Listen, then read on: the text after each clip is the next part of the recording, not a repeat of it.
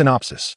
A decade ago, he lost everything creditors came to collect their dues, and he was beaten beyond recognition until she bravely intervened. Released this big brother. 10 years later, he returned from studying abroad as the epitome of excellence in City A, adorned with a flawless visage and an unattainable status. At that moment, she was accompanied by her boyfriend, while he assumed the role of her brother-in-law. Huo Yanlang forcefully pushed Mu Anran down. Who is your brother-in-law? We haven't reached that stage, yet calling it so seems rather premature. I have a boyfriend. Who acknowledged that you have a boyfriend? Can the kind of childish relationship you two share even be considered serious? Mu Anran gazed at him in terror, with no escape in sight. Time passed, and she had long forgotten him, yet he had loved her for a decade. Chapter 1. Sister's Engagement Banquet. In the sweltering summer of City A, the heat was oppressive, and the guests in the banquet hall were adorned in finery. The socialites wrapped their alluring figures in minimal fabric, competing for attention. Imported champagne towered in 13 tiers, its rich aroma mingling with the scent of expensive perfumes, creating an intoxicating atmosphere that easily ensnared one's senses. The entire engagement soiree was extravagantly opulent. Huo Yanlang stood at the edge of the banquet, a glass of wine in hand, his gaze fixed on a girl in the distance. She smiled charmingly, seemingly teased by someone, her head bowed in bashful humility. An involuntary smile tugged at his lips, and warmth flooded his heart. At that moment, Mu Anran, donned in a deep blue evening gown, gracefully approached, her eyes glistening with happiness and contentment. What catches your eye? Is it Anran? My sister can be quite thoughtless. Tonight is my engagement, yet she doesn't bother to greet her future brother-in-law, preferring instead to linger with others, laughing. Upon hearing Mu Anran refer to him as brother-in-law, Huo Yanlang's brow furrowed slightly. I'm not her brother-in-law, he replied, his gaze still lingering on Mu Anran. Mu Anran assumed Huo Yanlang was implying that their engagement ceremony had yet to commence, and it was premature for Mu Anran to address him as brother-in-law. With a smile, she replied, even if it is not now, it will be shortly. Little did she know, Huo Yanlang had returned from abroad just 3 months prior and had become the most sought-after bachelor in City A. Countless women yearned to elevate their status, yet she, fortunate in the long-standing camaraderie between the Mu and Huo families, declared her desire to marry Huo Yanlang without a second thought upon learning of their impending union. After all, Anran had her affections set on another boy and surely would not contest her. Huo Yanlang coldly curled his lips, choosing not to respond to Mu Anran's earlier statement. His eyes caught sight of Mu Anran slipping away from the crowd, heading toward the restroom, prompting him to stir. At that moment, on the engagement banquet stage, the MC was testing the sound equipment, preparing to commence the evening's festivities. Huo Yanlang, however, remained resolute, stating, "Excuse me, I must take my leave for a moment." Mu Anran watched Huo Yanlang's departing figure, her lips pressed together in displeasure. His temperament was always like this. He was about to become engaged to her, yet he couldn't spare even a second to accompany her. In the restroom, Mu Anran turned on the tap, cupping her hands to gather water, allowing the cool liquid to cascade over her face. Tonight marks the engagement banquet of my sister, Mu Anran. Her fiancé is a man she has only encountered once. In order to return for the evening festivities, she spent the previous night in B City working on her graduation project. The demands of her graduate studies often compel her to work through the night. Mu Anran felt a twinge of fatigue and was trying to shake it off when she suddenly noticed a pair of hands audaciously turning off the water for her. Startled, she looked up to see a man, tall and imposing, standing coldly beside her. He was clad in a meticulously tailored custom suit, and his dark, enigmatic eyes were fixed upon her, evoking an inscrutable sense of foreboding. "Sister, brother-in-law?"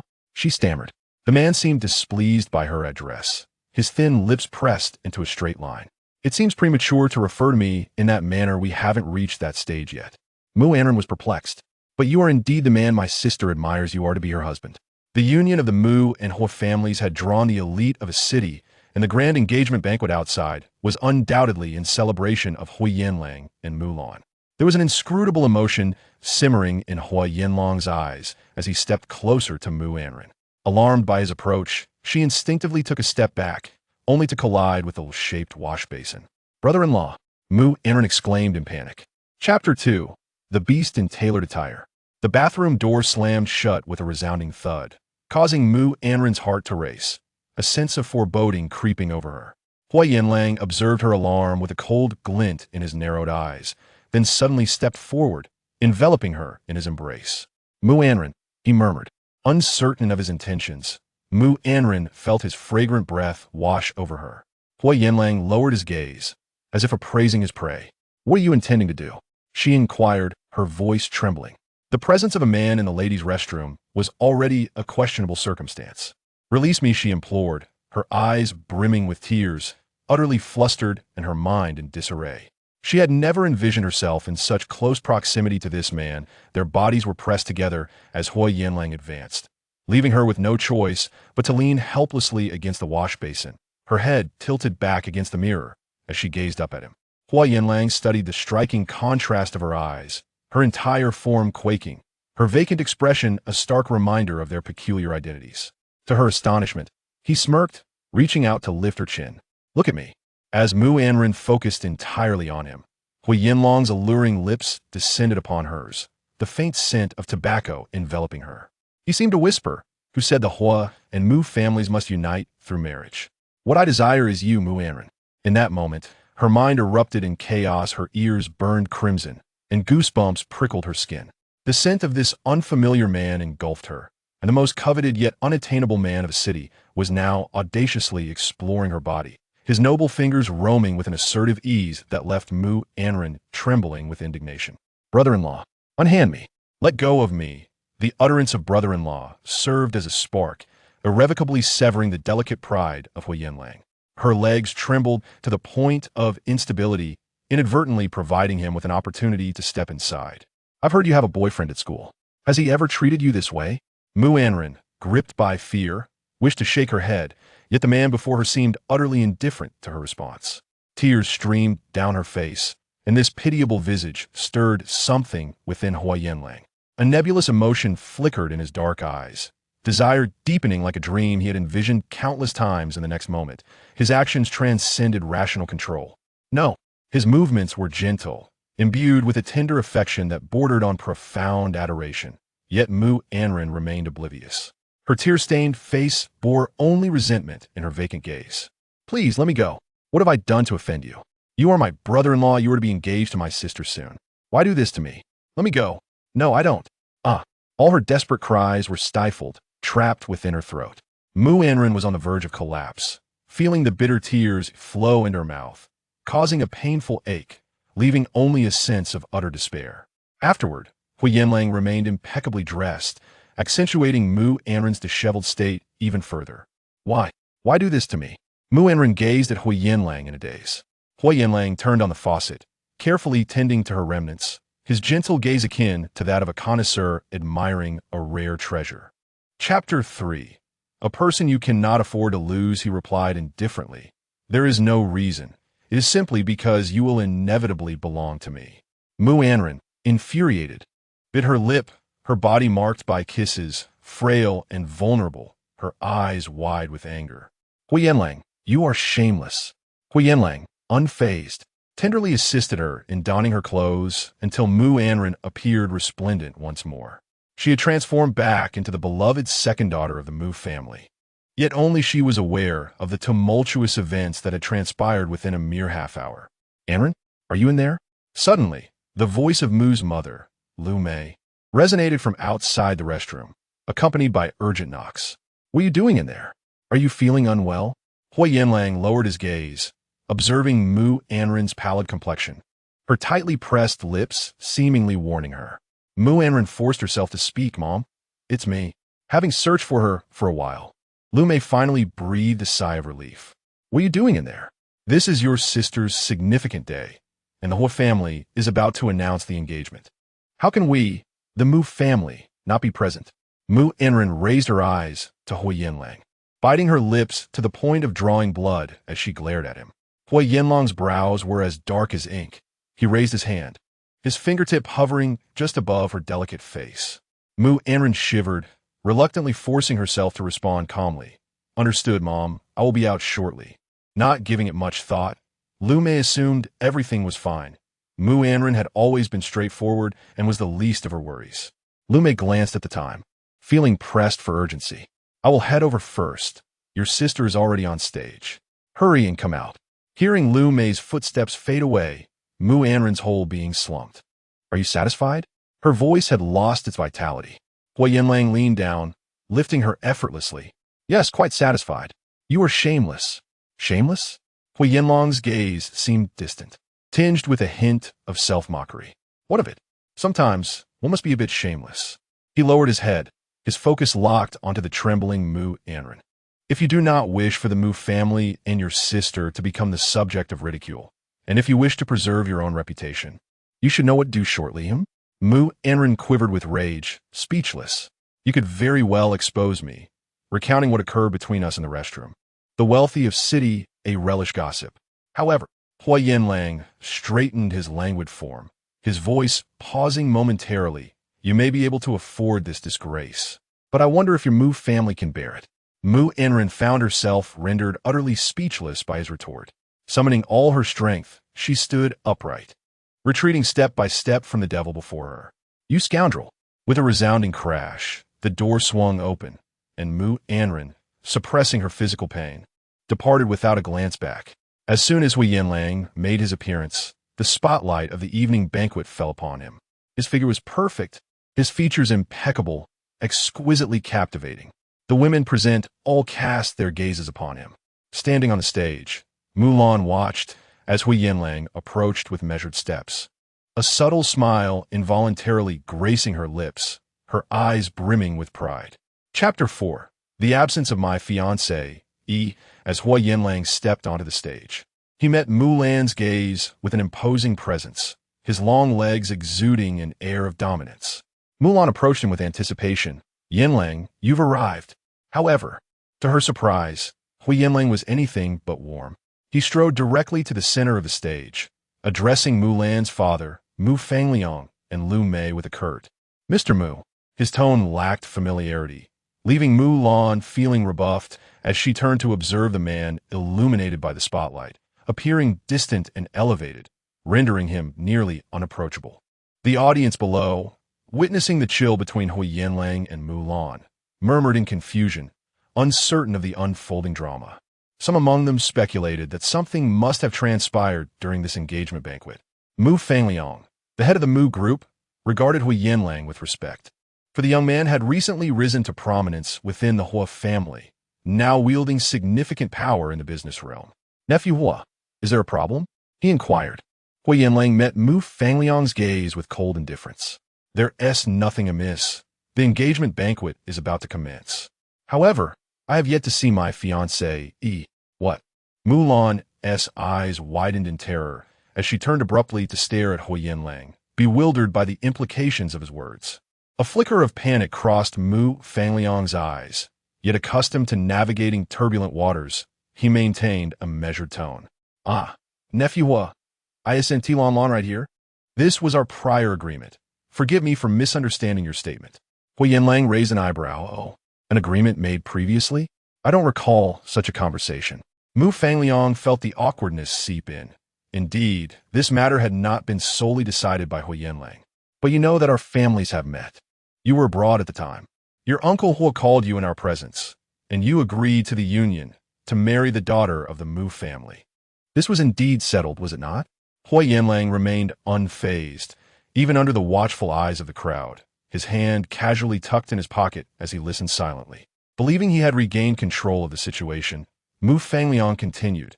At that moment, your uncle Huo asked you, and you indicated that you were abroad, delegating all matters regarding the marriage to him. That must be correct, is it not? Hence, he expressed his consent to marry, and Mulan also expressed her willingness. Could there be any misunderstanding? Mu Fangliang had heard from Mulan that the two had met after Huo Yanlang returned to the country, and she had even mentioned a private outing where they attended a concert together and shared a kiss. Was their engagement not a foregone conclusion, or did he intend to back out? Huo Yanlang, unfazed, replied in a calm tone, that is indeed correct. It was left to my uncle's discretion. However, I have since changed my mind. Mu Fangliang's urgency grew palpable. What do you mean? The guests below began to murmur, sensing the escalating tension. And Mu Fangliang felt the sting of embarrassment as he struggled to suppress his anger towards the Huo family. Huo Yanlang continued slowly, I shall not marry Mulan. If the Mu family wishes to ally with the Huo family, there is but one option, I will marry Mu Anran. A gasp rippled through the crowd. In the end, Huo Yanlang had no intention of lowering his voice, and his words resonated down to the audience. Mu Anran, trembling in a corner, concealed herself tightly. Yet she could not escape the man's playful gaze from the stage. Chapter 5. Father, I beg you, I don't want this. Mu Anran's mind was a blank, overwhelmed by her emotions as she rushed onto the stage, trembling all over, her large, expressive eyes radiating fury. Huo Yanlang, what on earth do you want? Before Mu Anran could collect her thoughts, a resounding slap echoed through the air. Mu Lan's strike was so forceful that it drew blood from the corner of Mu Anran's mouth, a testament to her rage. Mu Lan, equally infudatet, demandet, andang. What have you done to your brother-in-law? Mu Anran stared blankly at her sister, who had always showered her with affection. Sister, I. With a pale complexion, Mu Lan, unsatisfied with a single blow, lunged forward again, abandoning all decorum. Don't you have a boyfriend? Why are you trying to steal your own brother-in-law? Did you offer yourself to him? Are you hoping to persuade him to go along with this engagement in secret, fearing our parents' disapproval? Anran, how could you treat your sister this way? How could you be so shameless, so cruel? As Mu Anran recalled the incident in the restroom, the pain from his earlier assault surged through her body, leaving her feeling utterly wronged. His warning echoed in her mind, and instead of inquiring if she had faced any hardship, her sister chastised. Her silent tears streamed down Mu Anran's face, leaving her speechless. Mu Lan, growing even angrier, seized Mu Anran's sleeve, preparing to strike once more. I'll teach you a lesson, you little wretch. Enough. Mu Fangliang finally could no longer contain himself, exclaiming, Are you not embarrassed enough? Do you wish to make today's engagement ceremony even more chaotic? Lu Mei hurriedly stepped in to restrain Mu Lan, casting a bewildered glance at Mu Anran. Anran, everyone was blaming Mu Anran for bringing shame to both the Mu and Huo families. Yet no one questioned Huo Yanlang's intentions or the reasons behind his actions. Lu Mei noticed Mu Anran silently weeping and caught sight of faint red spots on her shoulder where Mu Lan had pulled her sleeve. Realization hit her with startling clarity. Fangliang. Lu Mei scolded Mu Fangliang, attempting to mediate. Since the young master of the Huo family wishes to marry Anran, let today's engagement be between Anran and him.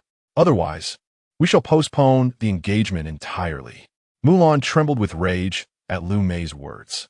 Mother, this little wretch has stolen my fiancée, and you choose to protect her? Lan Lan. Mu Fangliang was nearly beside himself with anger. What fiancé? Has Huo Yanlang even acknowledged that? The engagement ceremony has yet to officially commence, and you have no ties whatsoever. What kind of family is the Huo family? The Mu family has navigated countless negotiations to establish a connection with them. Now, hearing that the Huo family has a golden bachelor, they achieved mutual consent for this union. What a remarkable fortune for the Mu family.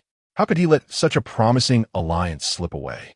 If a daughter of the Mu family marries Huo Yanlang, it would not only elevate her life, but also advance the entire Mu family. Lan Lan is my daughter, and Anran is also my daughter. I trust Huo's character. The Huo family is not one to engage in absurdity. This engagement must proceed as Huo wishes, with Anran betrothed to you. Mu Anran's lips and abdomen were bitten until they bled. Upon hearing Mu Fangliang's words, her face turned pale, nearly causing her to faint. Seeing her in such a state, Mu Lan became even angrier, exclaiming, this time, just as you wished. Yet, you still pretend to be pitiful. Mu Lan then forcefully pulled away her hand from Lu Mei and stormed off. Terrified, Mu Anran turned to her father, pleading, Dad, I beg you, I don't want this. I don't want this. Chapter 6. How can I remain calm? Huo Yanlang stood aloof, observing the unfolding drama with an air of detached amusement. Upon hearing Mu Anran utter the word no, his pitch-black eyes gleamed with a hawk-like sharpness, deepening in intensity. A cryptic smile played on his lips as he remarked, It appears that the union between the Mu and Huo families is not a matter of our family's reluctance, but rather your family's inability to ascend to such heights. This statement left Mu Fangli drenched in cold sweat, prompting him to admonish Mu Anran sharply. What nonsense is this? You must get engaged today, whether you like it or not. To uphold the image of a benevolent father and persuade Mu Anran, Mu Fangli lowered his voice, Anran, you are still young. The relationships you form in college are merely trifles. Your marriage is to be decided here today. Upon returning home, you must sever ties with that little boyfriend of yours. Go and change into something more formal. Come back for the engagement ceremony shortly. Father will not lead you astray. Fearing that Mu Anran might utter something to provoke Huo Yanlang further, Mu fondly signaled to his secretary, Tong Li, who then pulled Mu Anran away from the engagement stage. As the lively affair came to a close, the onlookers feigned ignorance of the events that transpired. Some, unable to tolerate the Mu family's audacious ambition, secretly reveled in their discomfort. Mu fondly forced a smile towards Huo Yanlang and his family, stating, "My daughter is rather naive. The situation was too abrupt, and she is simply overwhelmed with joy." Huo Yanlang, however, chose not to expose Mu fondly's insincerity, his gaze lingering on the direction in which Mu Anran had departed. It seemed she was embroiled in a dispute with Tong Li, refusing to cooperate, while Tong Li exerted his authority, leaving Mu Anran in pain and compliance. Huo Yanlang's eyes darkened with a perplexing emotion, perhaps sympathy. Ignoring Mu fondly's pleasantries, he declared, "Miss Mu seems unwell today. Therefore, it would be best if she did not make an appearance at the engagement ceremony." Mu fondly, relieved by this turn of events, thought to himself, "My nephew truly knows how to care for others. With Anran marrying you, I can finally rest easy. Among my two daughters, Anran is my most cherished." With Huo Yanlang's concession, the engagement ceremony was not overly extravagant. Although Mu fondly had lost face today, he ultimately preserved the marriage alliance, feeling both delighted and furious. Throughout the engagement, Mu fondly maintained a grim demeanor, while Huo Yanlang vanished entirely after announcing his engagement to Mu Anran. The Mu residence, adorned festively, resonated with celebratory spirit. Upon entering the villa, Mu Lan kicked over a basket of roses in frustration. Shortly after, Mu Anran was ushered into the living room by Tong Li. The moment Mu Lan saw Mu Anran, she lunged to strike her, exclaiming, "Mu Anran!" Her hand was intercepted mid-air by a man in his 30s. Possessing thick brows and bright eyes, strikingly handsome, yet resolute in character. Fuming, Mu Lan glared at Tong Li, her lips trembling with anger. "Tong Li, what are you doing?" "Miss, please remain calm." "Calm? How can you expect me to be calm? My own engagement has turned into my sister's. My fiancé has suddenly become my sister's fiancé, and I have been humiliated before everyone. Now you tell me to calm down?" Mu Lan's frustration boiled over. "Why is it that everything I cherish has always belonged to Mu Anran? Is it simply because I am the elder sister that I am expected to yield to her? Moreover, you, Tong Li, are merely a secretary. What do you presume yourself to be?" The outburst at the banquet was not enough, and Mu Lan, in a fit of rage, threatened to strike Mu Anran. At that moment, a stern voice rang out from the entrance. "Enough! Are you intent on harming your own sister?" Mu Lan shouted, "Mother! Even you stand by her side?" Lu Mei remained silent and walked directly towards Mu Anran, asking, "Anran, tell Mother, have you had an affair with Huo Yanlang?" Chapter 7. Returning to the Huo family, Mu Lan was utterly distraught. "You had an affair? Mu Anran, how could you betray me with my fiancé at my engagement party?" The previously silent Mu Anran, like a puppet, turned to Mu Lan and said, "Sister." Just as they returned from the engagement party, Mu Fangliang happened to overhear Mu Lan's shrill outburst and angrily interjected, "Enough! Are you really going to disgrace our family like this? What fiancé? He is now your sister's fiancé. If you desire that man so desperately, why don't you show your prowess?" Remembering Huo Yanlang's indifference, Mu Fangliang felt a surge of frustration. "Didn't you say he kissed you? Why would he refuse to marry you and instead choose your sister?" In a fit of rage, Mu Lan approached and, with a swift motion, tore Mu Anran's garment. "Father, this is precisely why Huo Yanlang refuses to marry me." Mu Lan enunciated each word with venom. "Mu Anran, I never imagined you could be so shameless." The marks of a kiss on Mu Anran's shoulder were laid bare, leaving her utterly mortified. "Sister, please don't call me that." Mu Fangliang and Lu Mei were at a loss for words. Just as the Mu family was engulfed in chaos, drowning in the shock of revelation, a silver-gray Porsche sports car came to a halt at their doorstep. Huo Yanlang sat in the driver's seat, his dark gaze quietly observing the turmoil unfolding at the Mu residence. of which he was the architect. After estimating that the commotion had reached its pinnacle, he opened the car door, alighting with a casual gait. The Mu household fell into a heavy silence. Mu Fangliang, still reeling from shock, opened his mouth to inquire about the situation, but at that moment, he caught sight of Huo Yanlang entering with measured steps. Huo Yanlang's commanding presence was impossible to ignore. This devilish man was nothing short of a nightmare for Mu Anran, who trembled in fear. Upon seeing Huo Yanlang, Mu Lan's animosity towards Mu Anran peaked. Though Mu Fangliang was internally agitated, he forced a smile and greeted, "Huo, my nephew, what brings you here?" Huo Yanlang's gaze lingered on Mu Anran, taking note of her torn clothing, a flicker of displeasure crossing his eyes. "Oh, nothing much. I merely came to check on my fiancée." He deliberately emphasized the word fiancée, sending a tremor through everyone present in the Mu family. Lu Mei shook her head, looking at her younger daughter with pity, bewildered by the misfortune that had befallen them. What sin had Mu Anran committed to find herself ensnared in such a predicament? What was once a union filled with promise had devolved into an affair that brought discomfort to all involved. Unable to bear Huo Yanlang's fiery gaze any longer, Mu Lan, her elegant hair disheveled, silently ascended the stairs, slamming her door as she entered her room. Huo Yanlang raised an eyebrow in displeasure and instructed Mu Anran, "Go upstairs and change your clothes." Despite her reluctance to face him, Mu Anran rose obediently and ascended the stairs. Huo Yanlang watched her retreating figure before turning to Mu Fangliang with a wry smile. "Has it only been a few hours since the engagement party ended? My fiancé, he has already been mistreated at home. Uncle Mu, it seems you're not pleased. Are you planning to vent your frustrations on Anran?" Mu Fangliang felt utterly humiliated today, his demeanor noticeably more haughty. How could we possibly dare to bully someone favored by the whole family? As he recalled the marks on Mu Anran, he became increasingly agitated. "Since Anran is already yours, what is it that you desire by coming here now? Have Anran prepare herself. I shall take her back to the Huo residence. From this day forth, she shall reside with me at the Huo household." Chapter 8. It was not I who seduced Huo Yanlang. Although Mu Anran entered the room, she halted at the threshold, her feet seemingly weighed down by lead, rendering her unable to step inside.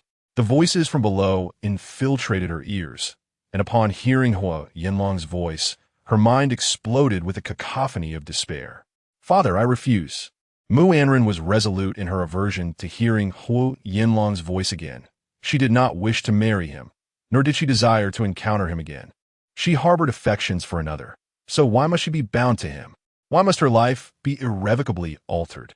As Mu Anran recalled the actions Huo Yanlang had forced upon her in the bathroom, she felt a stark contrast with Song Lianting, who had never treated her in such a manner.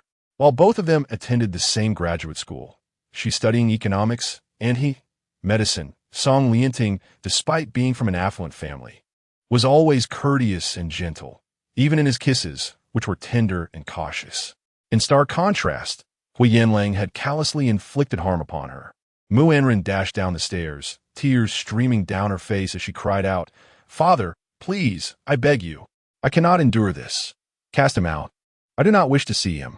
She had always been the quiet, compliant daughter, but after being threatened by Huo Yanlang, she had stifled the truth for too long. The mere thought of Huo Yanlang intending to take her back to the Huo residence filled her with terror, obliterating any remnants of rationality. She could no longer tolerate it. At that moment, Mulan could no longer contain her frustration. She emerged from her room, glaring at the weeping Mu Anran. Then casting her gaze upon the dashing figure of the man downstairs, she disdainfully exclaimed, "How melodramatic!" Mu Anran understood that Mulan would never again shower her with the same affection. She had completely misjudged her, and her sobs intensified. "I was wrong. It's all a misunderstanding." The sight of Mu Anran in such anguish tugged at the heartstrings of anyone who witnessed it. Her fair skin was reddened from crying, and her once vibrant eyes now reflected a haunting despair. Huo Yanlang stood below, ascending the staircase with his gaze fixed upon her, his heart tightening with an unfamiliar emotion. To others, he was an enigma, his temperament elusive, evoking fear in those who dared to confront him. It was not I who seduced Huo Yanlang. He forced himself upon me. He assaulted me in the bathroom. Mu Anran's sorrowful cries echoed, causing her to collapse onto the floor. Her sudden outburst startled everyone present. Huo Yanlang remained rooted in place, his tall figure standing rigid. Only he understood the fleeting stiffness within him, not from the truth, but from her heart-wrenching cries and suffering. In a moment of rage, Mu Fangliang felt an urge to avenge Mu Anran.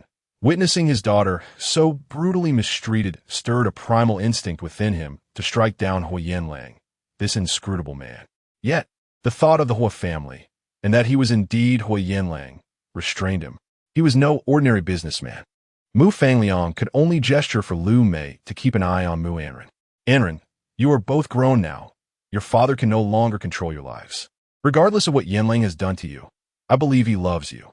If he did not harbor feelings for you, he would not have harmed your sister in public merely to give you a name. He wishes to marry you, and you have both publicly announced your engagement. So forgive Yanlang and resign yourself to fate. The Mu family finds itself utterly powerless against the Huo family. Mu Fangliang is acutely aware of the financial shortages plaguing several major projects that the Mu family is currently managing. Failure could lead to bankruptcy, and with it, the loss of the connection to the Huo family through this marriage. He dares not contemplate the depths of this situation further. Dad Mu Anran did not anticipate Mu Fangliang's demeanor and, with a roll of her eyes, fainted. Anran.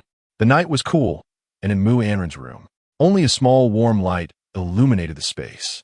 Huo Yanlang sat by the head of Mu Anran's bed. Chapter 9. Stop it.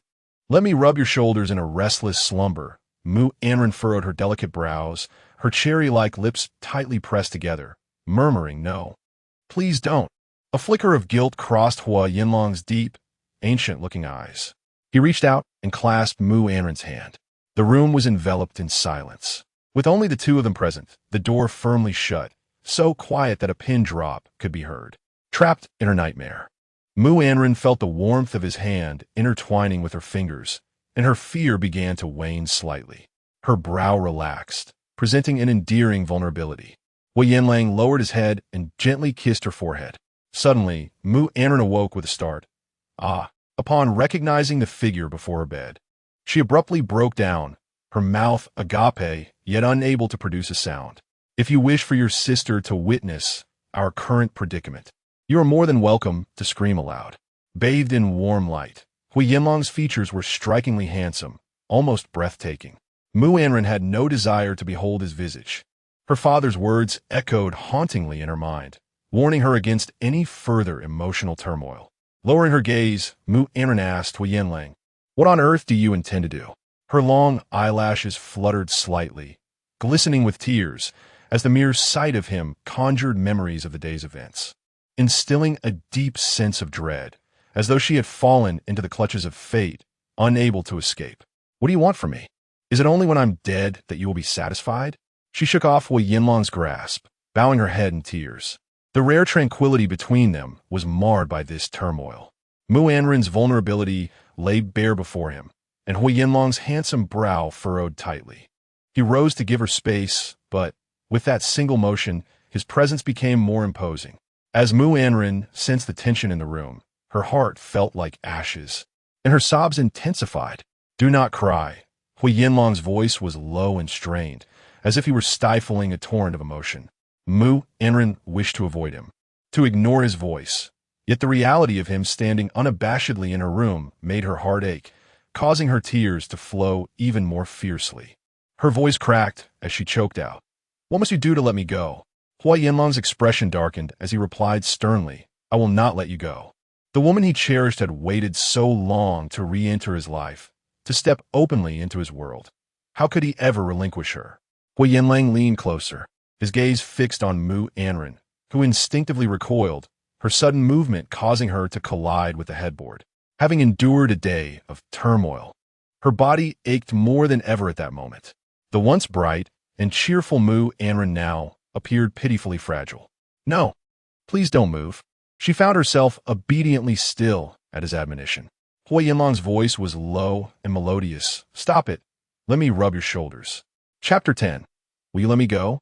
If it were anyone else, such a statement would surely evoke a sense of fondness in Mu Anran.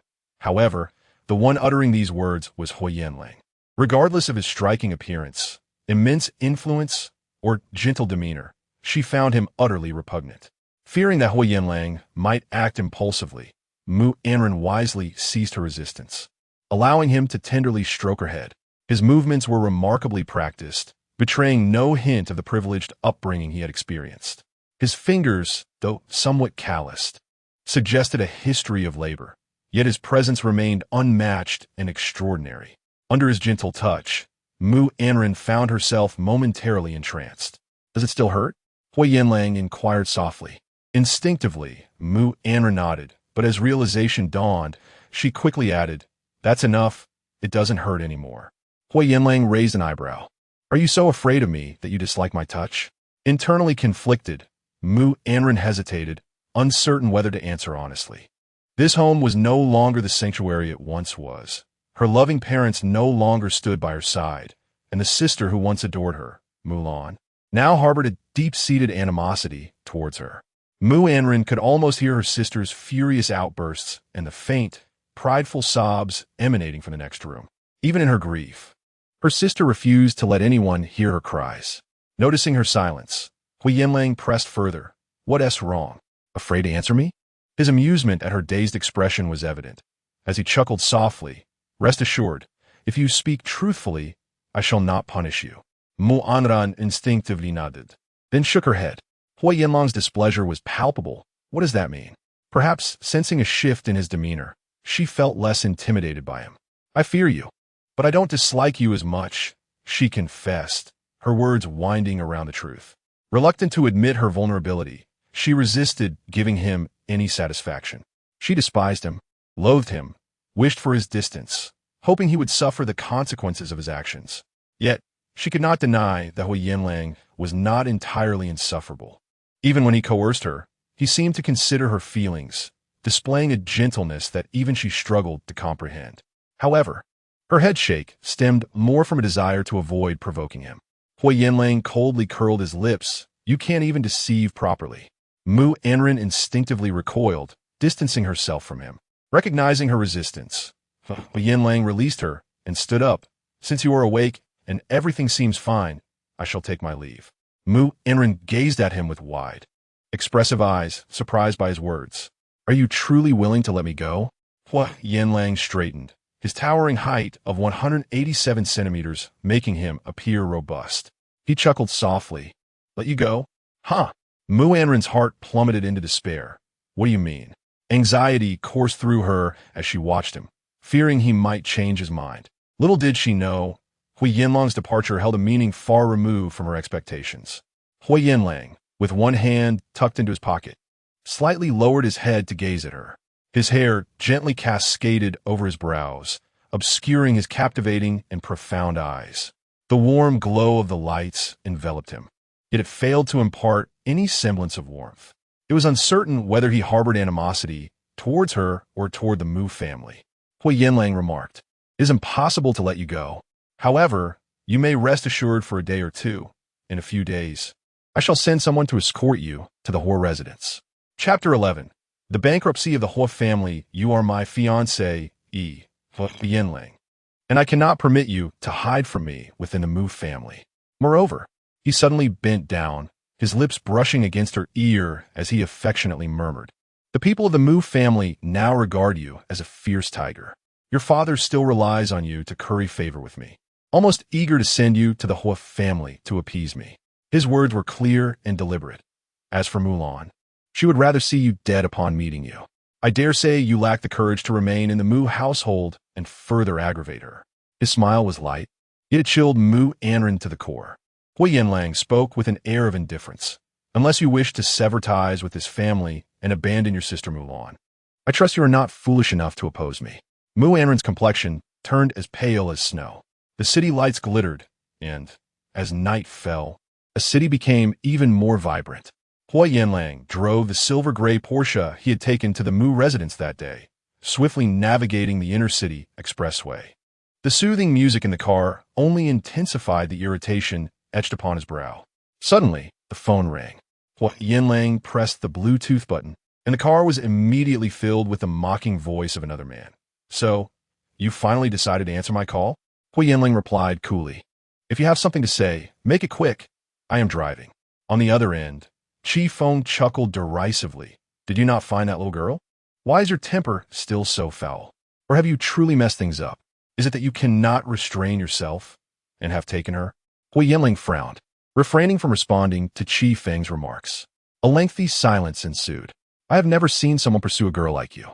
Are you not afraid of scaring away the little girl you have harbored feelings for over the years? I can hardly wait.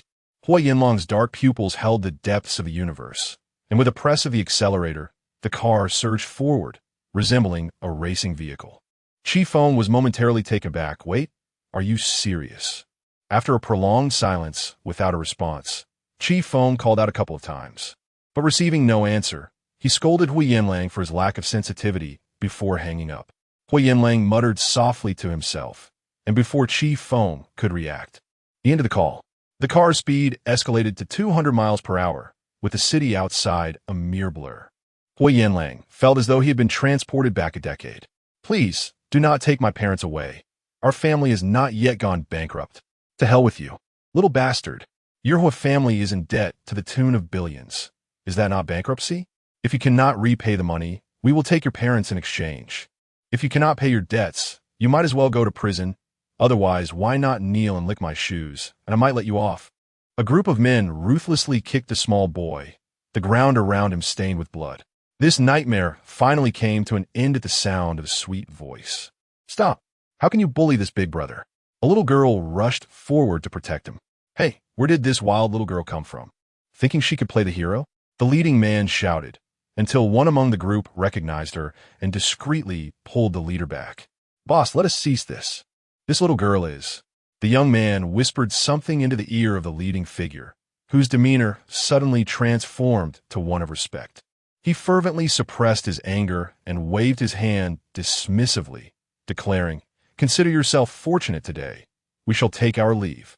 The Huo family's finances were ensnared, leading to their abrupt bankruptcy overnight. Several groups of ruffians invaded their home, causing chaos, prompting the police to initiate an investigation. Under the unbearable weight of debt, Huo's father and mother ultimately succumbed to despair. During that tumultuous period, Huo Yanlang endured a life of utmost poverty, with all relatives severing ties with him, save for one person. Chapter 12. Call me husband, big brother. Why not apply a mask? Your eyes are quite swollen.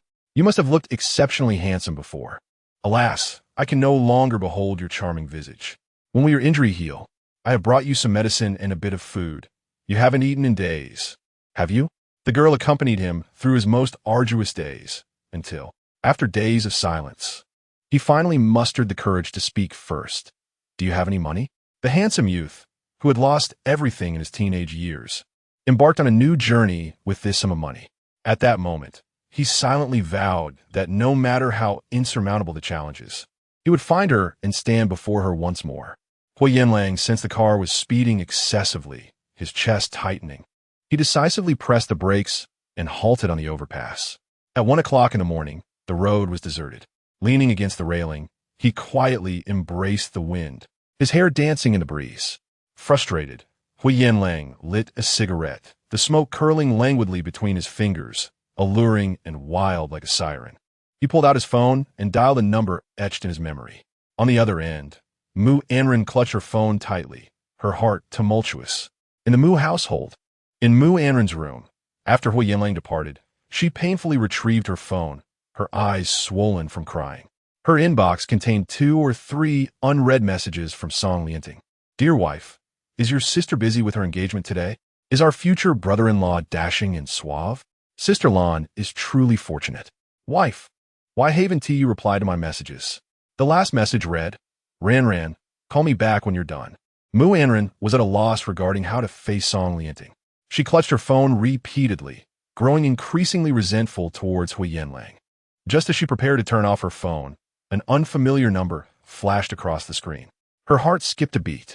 After a moment of internal struggle, she answered, Hello.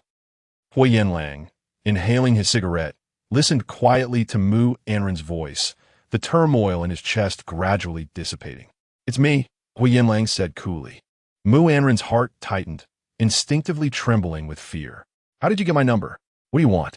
Before Huo Yanlang could respond, Mu Anran, overwhelmed with dread, began to cry. Haven't you gone back? Why can't you even leave me alone on the phone? Huo Yanlang's heart, which had just found a semblance of calm, surged anew with turmoil, yet he felt an absurd urge to laugh, his tone teasing. Leave you alone? Why would I do that? You are my fiancé, It is only natural for me to call you. Mu Anran's sobs echoed through the phone, but Huo Yanlang paid no heed. Have you slept? No, Mu Anran replied reluctantly. Huo Yanlang frowned. Has no one told you that speaking to me in that tone can easily provoke my anger? Mu Anran, weary of the exchange, asked, What do you want from me? Huo Yanlang chuckled.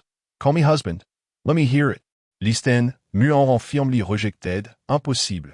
Huh. On the other end of the line, it seemed as though he had become addicted to teasing. If you don't call out, are you not afraid that I might drive back to the Mu residence and take you by force? Huo Yanlang's voice was magnetic and melodious, yet it carried an enchanting undertone. Even if I were to go to the Mu residence right now and claim you once more, it seems no one would stand in my way. Mu Anran finally reached her breaking point. Huo Yanlang, that's enough. Call me husband. Mu Anran bit her lip fiercely, managing to utter 3 words in her dreams. The line went dead with a series of beeps as Huo Yanlang hung up. On the overpass, the cold line of his lips finally curled into a faint smile. He then returned to his car and drove away from that place. Chapter 13. Who are you speaking with inside? Mu Anran switched off her phone, experiencing a sleepless night that lasted until 4 in the morning, when she finally drifted into a hazy slumber. At 6, with the dawn just breaking, a rustling sound echoed through her room. She had distinctly locked the door before going to bed the previous night. Anxiously tossing and turning, Mu Anran dared not open her eyes until a familiar fragrance wafted into her senses. Suddenly, she flung off the covers that shrouded her head, only to have a pair of pristine white hands cover her mouth. Shoo, Ran, don't make a fuss. It's me. Mu Anran gazed in bewilderment at the man before her, his handsome and clean features adorned in the simplest of shirts as he crouched at the foot of her bed. An overwhelming sense of grievance surged within her, threatening to collapse the fortitude she had built throughout the night. At that moment, she yearned to bury herself in Song Lianting's embrace and weep bitterly. Yet, all she could do was bite her lip, stifling any sound, terrified of revealing her inner turmoil, afraid he might detect the truth. She feared his anger, disappointment, and sadness. But most of all, she dreaded the thought of him abandoning her. Lianting, Mu Anran called softly, throwing herself into his arms. Song Lianting was taken aback by her weight, unable to suppress a light chuckle. What's wrong? Why are you so excited to see me this early in the morning? A pang of hurt shot through Mu Anran's chest, and she lowered her head like a child caught in wrongdoing. Why are you here? I texted you last night, but you didn't reply. I came because I missed you, Song Lianting said, gently brushing her nose with his fingers. I arrived too early and didn't want to disturb her parents, so I climbed in through the back wall. Mu Anran's home was an independent villa within a high-end residential community, known for its strict management. As the second son of the Song family in B City, Song Lianting drove an extraordinary car. Moreover, having previously accompanied her to the Mu family, the security guards naturally would not impede his entry. It was relatively easy for him to scale the wall into Mu Anran's garden, as her room was adjacent to the trees, allowing him to climb in effortlessly. How many times have I told you to remember to close the window? You see, I just climbed in without any issue, he said with a cheerful smile. While Mu Anran's heart was filled with complexity, Lianting, unaware of the turmoil that had unfolded, Song Lianting noticed the weight of concern etched on Mu Anran's face and leaned down to look at her. What's wrong? Just as Mu Anran contemplated whether to confess, footsteps suddenly echoed from outside. Anran, who are you talking to in there? Her heart raced, and her complexion turned pale as she instinctively shielded Song Lianting. Song Lianting furrowed his brow. Ran, what is going on? Mu Anran, like a frightened bird, bit down hard on her lip. Lume stood outside, gently tapping on the door. Anran, is there someone in your room? Did young Master Huo stay overnight? Who is young Master Huo? Song Lianting's brow tightened further. Mu Anran's eyes widened in terror, a reflection of her dread. Lianting, I stay overnight? Song Lianting's gaze was laced with disbelief, and the way he held Mu Anran stiffened. Mu Anran shook her head vigorously, struggling to articulate her thoughts. No, Linting, it's not. Suddenly, she pushed Song Linting away, gazing at him with a hint of fear. Her expression instantly tugged at Song Linting's heartstrings. Anran, the persistent knocking at the door, continued, and Lu Mei, seemingly sensing the commotion inside, called out anxiously, Anran, open the door and let Mom in. Chapter 14. The height of the green hat above her head. Song Linting gazed intently at Mu Anran, who was sorrowfully clutching her head in silence. Outside, Lu Mei grew increasingly anxious. Anran, is that scoundrel Huo Yanlang bullying you again? Lu Mei's words had been crystal clear, and even Song Linting, though a bookish type, could no longer feign ignorance. He stared blankly at Mu Anran, disbelief etched on his face. Ran. Mu Anran vas utterly shattered. Em sorry. Linting, I'm sorry. Finally, Lu Mei procured a spare key from the housekeeper and flung the door open, revealing Mu Anran cowering in the corner and a distraught Song Linting. Lu Mei was taken aback by the scene before her. Young Master Song? In the dining room, everyone was seated together. Mu Lan was dining at the table, while Mu Fangliang occupied the main seat, with Lu Mei to his left, and Mu Anran and Song Linting positioned before the elder couple. Mu Lan scoffed first. Our second miss of the Mu family indeed possesses remarkable talents. Anran, I misjudged you. Mu Anran bit her lip fiercely, tightening her grip on Song Linting's hand. After a moment's hesitation, he reciprocated her grip firmly. Fear not, whatever happens. We shall face it together. Mu Lan caught this exchange, and the derision in her eyes intensified. I wonder what kind of beguiling tricks my sister employed to have man after man willing to risk everything for her. She glared at Song Linting with increasing hostility. Young Master Song, how high is that green hat you're wearing? Yet you remain so oblivious? She is merely a worthless wretch, and you still defend her? That is enough. Mu Fangliang finally interjected, putting an end to Mu Lan's tirade. Lu Mei could no longer contain herself. She is, after all, your sister. I have no sister who would steal her sister's fiancé, Mu Lan retorted, bitterly hissing in response. Mu Anran's lips moved silently. Upon hearing Mu Lan's words, Song Linting began to piece together the situation, his complexion turning ashen. Mu Fangliang continued, I am aware that you and Anran have been in a relationship for quite some time. If all goes as expected, you two should be graduating and preparing for marriage this year, correct? I have always regarded you as a son, and I know you treat Anran well. She likes you too, but... Song Linting felt a wave of discomfort wash over him as he looked at Mu Fangliang. Uncle. Mu Fangliang was unyielding. At the engagement banquet between the Mu and Huo families yesterday, Anran has become engaged to Huo Yanlang. From this moment forth, Anran is to be wed. Once there is news from the Huo family, she shall marry. You and Anran are no longer suited for each other. It is time for you to part ways. Song Linting was unwilling to accept the implications of his uncle's words. Uncle, I do not understand why you would suddenly arrange for Anran to be engaged to Huo Yanlang. My feelings for her have always been strong, and I believe she would never betray me. If she is not doing this willingly, then I cannot agree. With newfound determination, Song Linting grasped Mu Anran's hand tightly. He had begun to sense the nature of the events that had unfolded, piecing together Lu Mei's earlier comments, knowing that Mu Anran must have endured some form of injustice. Undoubtedly having been wronged. If Ran is unwilling, then regardless of what transpires, I shall not release her hand. I am determined to face it all alongside her. You may attempt to force me to abandon her, but that is utterly impossible, unless she herself expresses the desire for me to let go. Chapter 15, I'm sorry.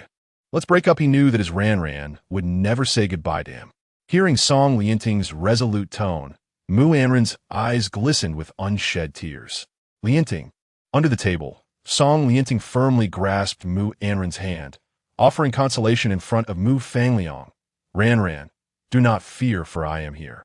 Although I may not be able to do much at present, our family is not an ordinary one. There is no reason I cannot protect the woman I cherish. If you do not wish to marry him, then we shall not. In this day and age, we are both unmarried, and an engagement is merely a formality. Moreover, who is still compelled by their parents to wed at this time? The latter part of Song Linting's words was deliberately directed at the Mu family. Mu Fangliang's expression shifted slightly.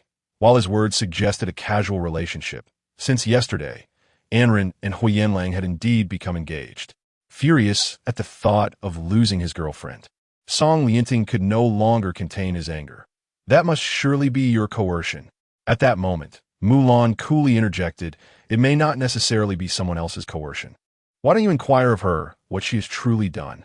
Recalling yesterday's events, Mu Anran felt an unbearable shame, rendering her unable to face Song Lianting. She lowered her head, and Mu Lan, witnessing this, felt a sense of satisfaction, having lost the man she desired. She wished for Mu Anran to never find love in her lifetime. "Anran, you've been with young Master Song for quite some time. You haven't yet been intimate, have you?" Mu Lan inquired with a mocking smile. Song Lianting's face flushed as he hastily replied, "That is because I do not wish to pressure Ranran. We both agreed to refrain from any intimacy until marriage." Mu Lan laughed again. "I recall that Anran has only had you as a boyfriend. So by your logic, she is still pure, correct?" Without hesitation, Song Lianting affirmed, "Of course." How could he publicly acknowledge that Mu Anran was not pure, especially when she had given him her first kiss?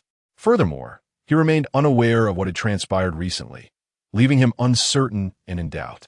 Mu Anran bit her lip, a wave of guilt washing over her. Mu Lan then turned to Mu Anran.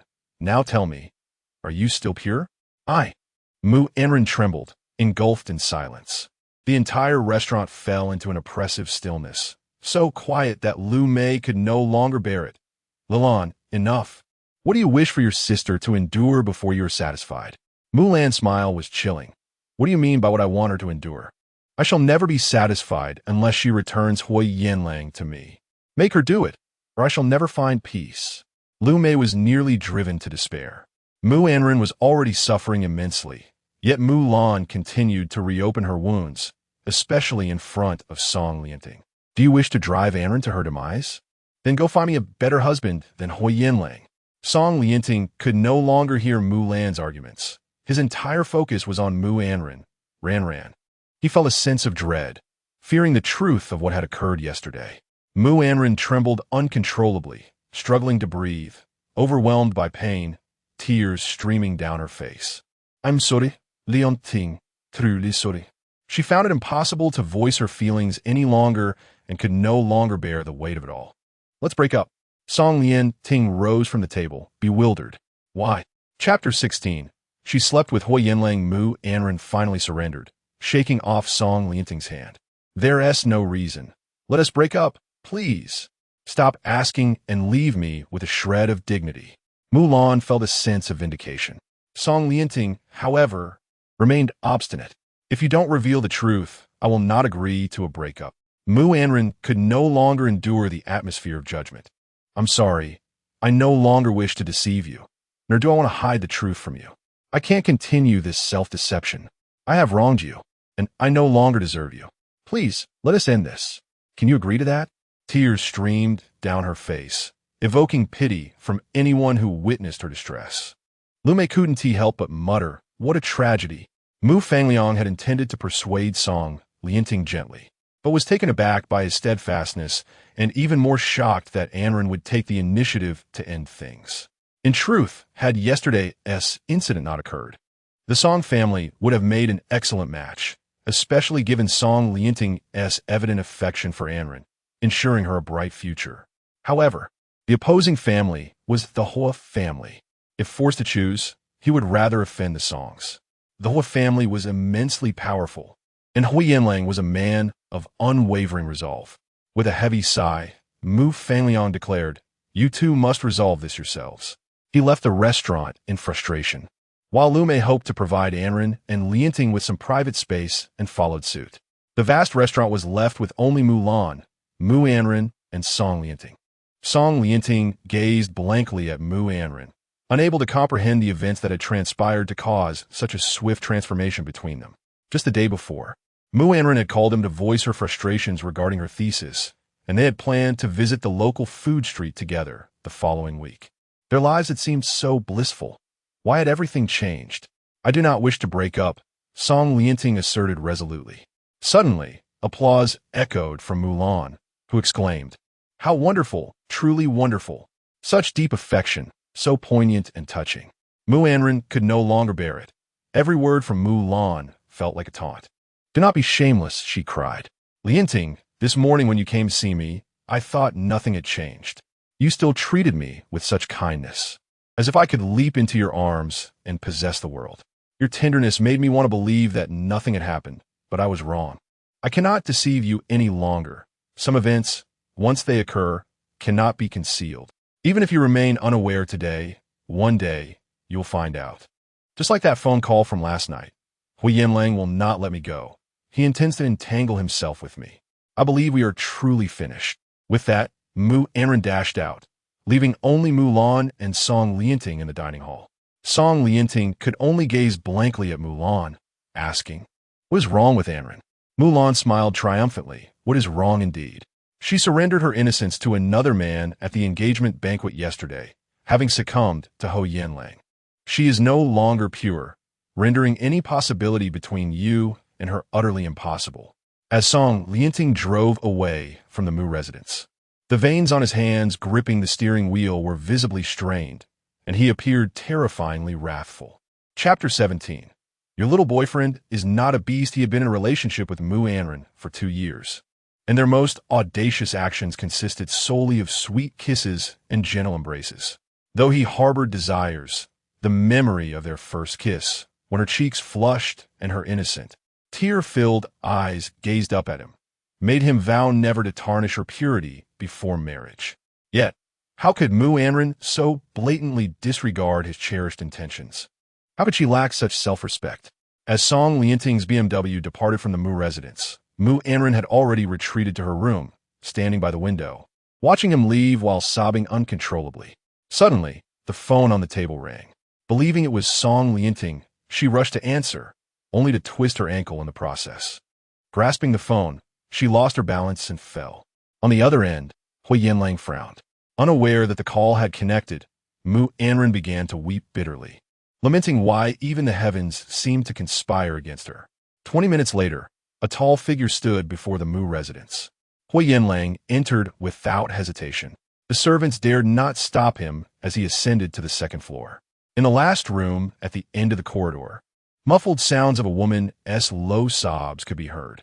It seemed she had cried herself weary, for the heart-wrenching wails had subsided into a tranquil silence, as if she had fallen asleep on the sofa.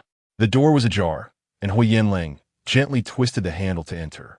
Through the crack, he caught sight of Mu Anran sitting on the floor, her head resting lightly against the sofa cushions, with her eyes closed and long eyelashes still bearing traces of tears.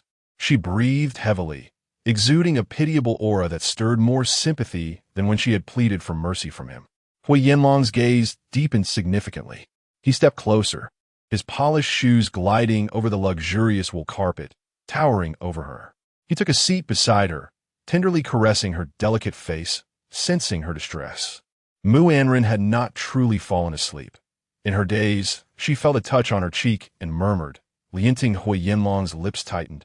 A wave of unbidden anger surged within him. Mu Anran, wake up. As my woman, how dare you dream of another man's name? He shifted positions abruptly and seized her, lifting her from the sofa, forcing her to look up at him. The suddenness of his actions jolted her awake, and upon recognizing him, her wide eyes filled with fear, as if the very breath had been drawn from her lungs. Surprised to see me? Disappointed, perhaps? Huo Yanlang's tone was deceptively calm, yet the sharpness of his jawline betrayed his displeasure. Mu Anran gaped in shock, her heart racing from his roughness. Lianting is the name of your little boyfriend? Huo Yanlang meticulously savored her whispered words.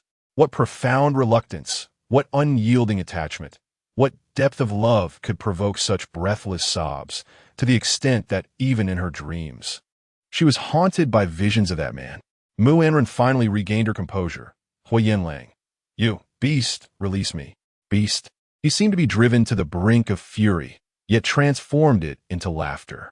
What of it, if you were a beast? As long as I can keep you captive by my side, it is a testament to my prowess. Your young boyfriend may not be a beast, yet he has caused you such sorrow?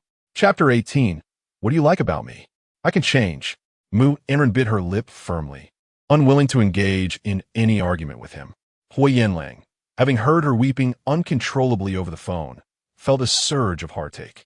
Despite being preoccupied with negotiations over a piece of land, he exerted every effort to resolve matters ahead of schedule and hurried to the Mu residence, only to find her in a state of utter distress. Huo Yanlang's tone was fierce, causing the tears that Mu Anran had just managed to suppress to flow freely once more. She despised him intensely. Seeing her in such a state filled Huo Yanlang with rage. Mu Anran, were you a deep well in your past life? Can't you stop crying? Mu Anran, with tear-filled eyes, shot him a glare and commanded, "Get out." "Oh, this is your room, and I am your fiancé. You want me to leave?" Huo Yanlang remarked, seemingly unfazed. "Is it not enough to vent your anger? You want me to go so you can continue to suffer over another man? You think I would simply vacate my place for you to betray me? What give you the right to ask me to leave?" Mu Anran bit her lip, her watery eyes fixed intensely on Huo Yanlang. The figure of Song Lianting overlapped with the image of Huo Yanlang, bullying her now, causing her to finally break down again. "Huo Yanlang, I truly do not understand why you seek to ruin me. I have my own life, and you have yours. Why do you insist on having me as your fiancé? What do you like about me? I can change." Tears streamed down Mu Anran's face as she pleaded. "Could you please just leave my world? You've destroyed my person, my love. What have I done to deserve this torment? Your sins are profound. What will you offer to make amends?" Huo Yanlang listened quietly as she unleashed her tirade. The impression of the little girl he once knew, who was not easily angered, nearly faded from his memory. But this was her true self. Mu Anran expected Huo Yanlang to be furious, yet to her surprise, he smiled, his lips curving beautifully. Her heart skipped a beat, leaving her utterly perplexed by his temperament. Huo Yanlang suddenly reached out, his fingertip resting on her lips, gently prying them apart to reveal her clenched teeth. "You look rather lovely when you're cursing. What about me do you want to change?" He leaned in closer, enveloping her in an intimate embrace. "I am somewhat of a masochist. I relish the sight of you hating me to the core. Will you change that? I adore it when you curse me for another man, when you loathe me. Will you change that?" His fingers caressed her skin slowly, moving from her lips to the tip of her nose and then to her smooth forehead. "I delight in witnessing you weep for another man. The more you cry, the more I yearn to act upon my desires." Mu Anran bit her lip tightly, curling into herself. Her gaze locked onto the charming smile at the corner of his lips, suddenly engulfed by a sense of dread. The sorrow she felt over Song Lianting gradually gave way to overwhelming fear. Every nuance of her expression was meticulously captured in his gaze. Huo Yanlang's gaze shimmered alluringly as he gradually approached her, until their lips nearly touched. Mu Anran's eyes widened in terror, and as she parted her cherry-red lips to cry for help, she was unexpectedly caught off guard by Huo Yanlang. He appeared increasingly captivated by her, ensnaring her like a prey in his firm grasp. Chapter 19. "I warn you, do not touch me." His hand felt like a searing iron, igniting flames wherever it made contact. Amidst their fervent kissing, his hoarse voice pierced through. "You love him, but what do you love about him?" In a fit of defiance, Mu Anran pushed him away with great effort, struggling to respond. "As long as it's him, I love him in every way." Upon hearing this, Fong felt the man's grip tighten, devoid of any tenderness. "Then, where has he touched you? Has he ever held you like this, entwined on this very sofa?" Mu Anran attempted to answer, but was silenced by his relentless kiss. Finally finding a moment of reprieve, she stubbornly declared, "We are in a relationship. We have been together for 2 years. What part of me do you think he hasn't touched?" Huo Yanlang raised an eyebrow. "So every part of you has been touched?" A tumult of emotions surged within Mu Anran, stifling her breath, as she shook her head in disbelief, desperately trying to escape his grasp. Yet, for every inch she managed to gain, he pulled her back closer. In her struggle, Mu Anran felt a sudden chill at her waist. She realized that, unbeknownst to her, Huo Yanlang had lifted her chiffon shirt, exposing a generous expanse of her porcelain skin to the air. Her lips turned pale, and in a moment of bewilderment, she retorted defiantly, "So what if Lianting has touched every part of me? We were just entangled here last night. What can you do about it?" Mu Anran lifted her gaze to meet Huo Yanlang's. "Do you know why I cried so bitterly? Because I just sent Lianting away, and I couldn't bear to part with him. That's why I cried." veins prominently visible. Huo Yanlang's large hand gripped Mu Anran tightly, his dark eyes radiating a fierce intensity that held her captive. Without mercy, he tore away the scant fabric covering her, and in her terror, she instinctively tried to shield herself, but he held her hand firmly, rendering her immobile, her lips pressed tightly together, only able to emit terrified whimpers for help. At that moment, the Mu household was empty. Even if someone were present, who would dare intervene against Huo Yanlang? He lowered his voice, harshly reprimanding her. This is what you have brought upon yourself. Mu Anran felt his hand linger on her, igniting a fire with every place it roamed. I warn you, do not touch me. Huo Yanlang seemed oblivious to her plea, leaning down to kiss her tender softness, her delicate flesh pressing against his face. Trembling with fear, Mu Anran's large, glistening eyes widened in horror, filled with dread. Huo Yanlang, I was wrong. Please do not touch me. You are not at fault. It seems I am the one in error. Huo Yanlang, I beg you. I should not have been so gentle with you. I once believed that pain could be mended and that feelings could be cultivated as long as I possessed enough patience. His voice, tinged with desire, resonated with a husky timbre, suggesting restraint yet also longing. But now, I realize I should not have had any patience with you. He did not question her words. You weep for another man to this extent. I could overlook that, but you should not allow him to touch you. As soon as the words left her lips, Mu Anran heard the sound of fabric being torn, and a wave of terror washed over her. No. Huo Yanlang's fervent kiss descended once more, pinning her hands firmly against the sofa. Forced to maintain her head tilted back, Mu Anran gazed at the ceiling with tears streaming down her face. I was wrong. Chapter 20. I was just lying to you. Huo Yanlang's actions seemed to possess a certain enchantment as he forcefully restrained her leg, kneeling before her. Mu Anran found herself unable to control her physical reactions. The realization of her feelings for him filled her with dread. She should not betray Song Lianting. Her mind was a blank slate. Huo Yanlang, I'm sorry. Sorry. I was just lying to you. Last night, apart from you, no one else entered this room. Lianting came in the morning. We did nothing, and have never done anything. Please let me go. I only said those things to provoke you. At last, Huo Yanlang ceased his movements. Mu Anran felt as though she had survived a catastrophe, tears glistening on her cheeks as she gasped for breath. She disregarded her disheveled appearance, stifling sobs, forcing herself not to cry out loud. Huo Yanlang released her, his deep gaze fixed upon her, an overwhelming fury simmering within him, leaving no room for release. Witnessing her lifeless demeanor filled him with a chilling sense of anguish, as though his heart were being pierced. She harbored such animosity towards him, speaking of other men, leaving him devoid of any ground to be angry. Huo Yanlang stood up, his demeanor once again regal as he adjusted his clothing. Towering over the panting Mu Anran, she nervously met his gaze, tugging at her garment in fear. Apart from that, she dare not move, remaining on high alert. Mu Anran feared what he might become, and Huo Yanlang felt a sense of futility creeping into his heart. Put your clothes on, he commanded, bending down to hand her the garments he had removed. She quickly accepted them, donning them in silence. Tomorrow, I will send someone to bring you back to the Huo residence. Do not stay at the Mu house any longer. Mu Anran stared at him in a daze. Without waiting for her response, Huo Yanlang turned and opened the door, leaving without a backward glance. As she heard the sound of the door opening and closing, she understood he had departed, but her tense body remained unable to relax. Clutching her head, she began to weep softly. When did their entanglement begin?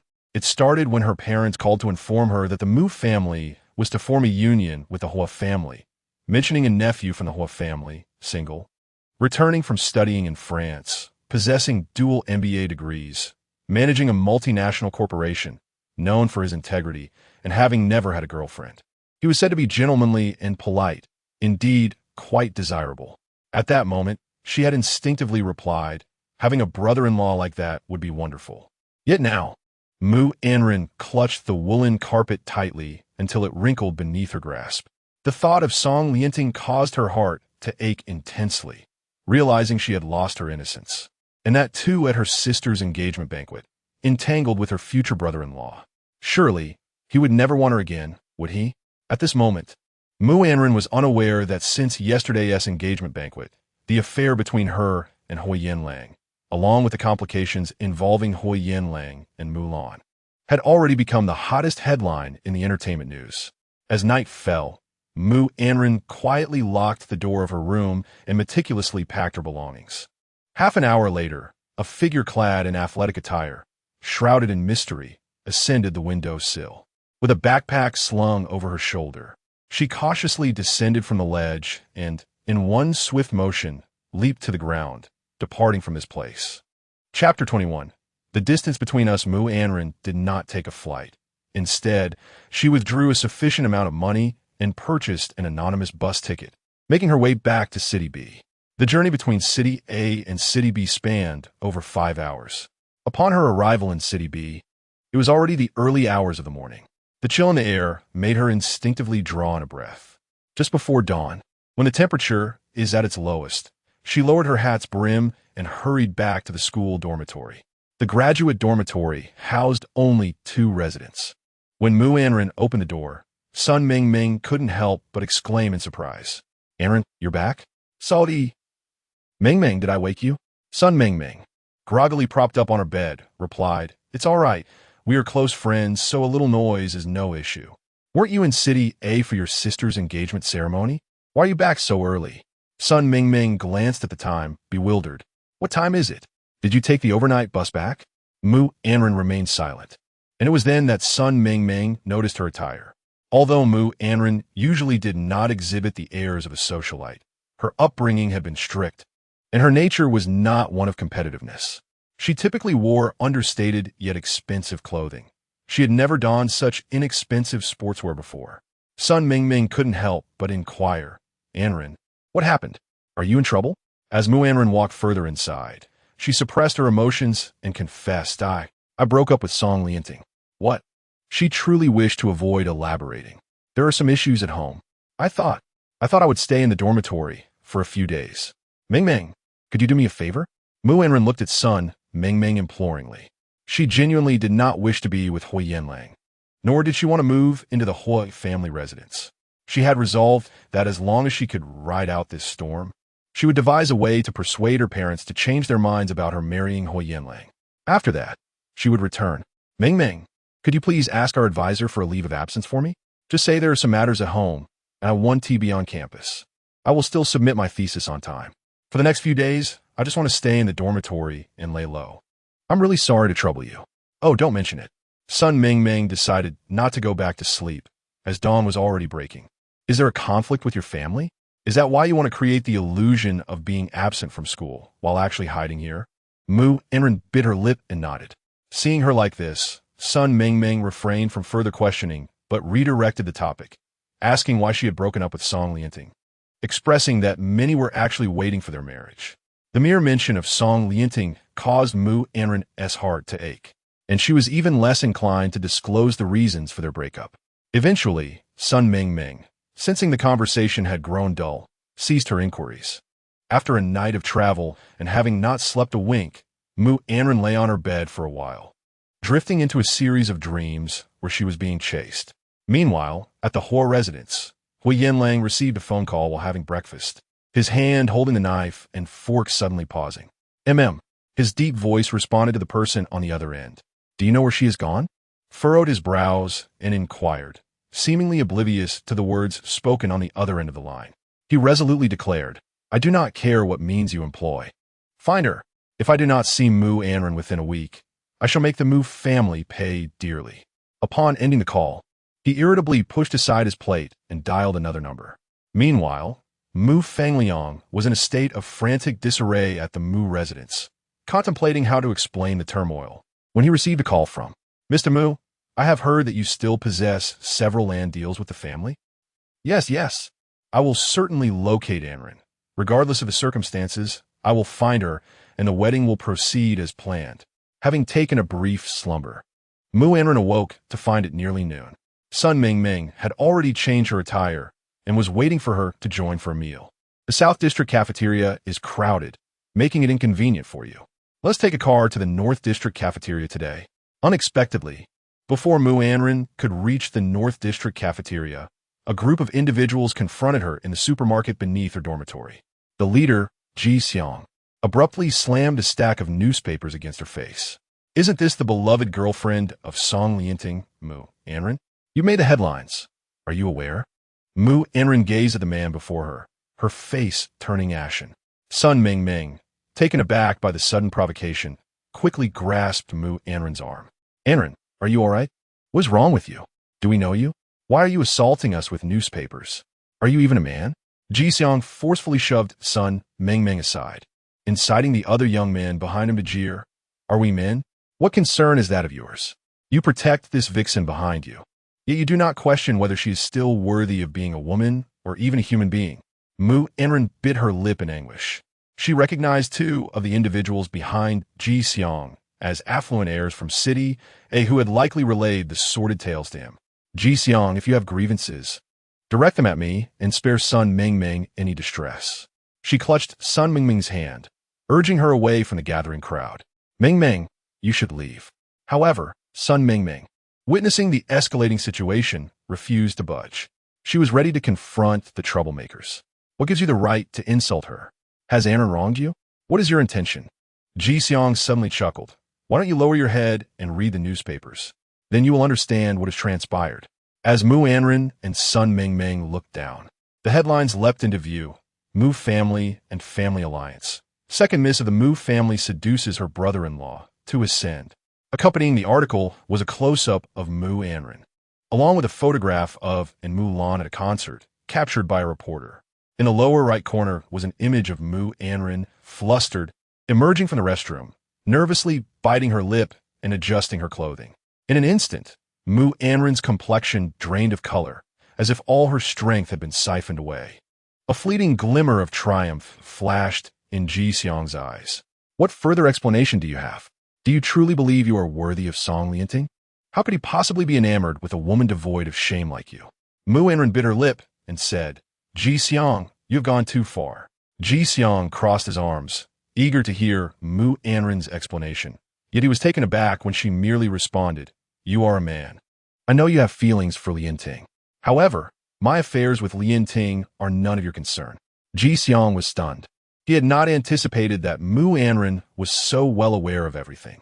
Indeed, he struggled with his own orientation, harboring affection for Song Lianting, who was undeniably straight and utterly devoted to Mu Anran. Ji Xiang had intended to seize this opportunity to embarrass her, hoping that it would lead Song Lianting to become disillusioned with women altogether. In a lowered voice, Mu Anran retorted, "Do you truly believe that by tarnishing my reputation, you will win Lianting's affection? If you hurt me, Lianting will only despise you more. I may have wronged him, but in my heart, I have never betrayed him. I will find my own way to make amends, while your actions will only serve to expose his humiliation further." She gazed intently at Ji Xiang and asked, "Are you certain you wish to pursue this course of action?" Ji Xiang's expression shifted, seemingly struck by the gravity of her words. He scrutinized her, caught between the urge to provoke her and an unwillingness to relent. His gaze fell upon the scattered newspapers on the ground, and he lamented, "But you are truly being excessive. How could you treat Song Lianting this way?" Mu Anran chose not to respond. Instead, she knelt down to collect the scattered papers. Many bystanders pointed and whispered, and despite her efforts, she was unable to gather them all. She even overheard discussions that mentioned her on Song Lianting's names. At that moment, Sun Mingming snapped back to reality, quickly joining Mu Anran on the ground to assist her in picking up the papers. As she saw Mu Anran gathering the papers, tears silently rolled down her cheeks. Mu Anran was crying. Frustration surged within Ji Xiang as he recognized that his well-intentioned interference had backfired. He yearned to help collect the papers but felt too ashamed to do so. Just as he grappled with his indecision, he suddenly spotted a familiar figure approaching. "You." Song Lianting approached with a composed demeanor, his striking appearance instantly capturing the attention of the crowd. "Songge," called out a boy who had followed Ji Xiang to join the commotion. Song Lianting's gaze swept over Ji Xiang, revealing a flicker of disdain. His eyes quickly settled on Mu Anran, who was crouched on the ground, focused on her task. Hearing the boy's call, Mu Anran lacked the courage to turn around. Sun Mingming froze momentarily, glancing between Song Lianting and Mu Anran, who had halted her efforts to collect the newspapers.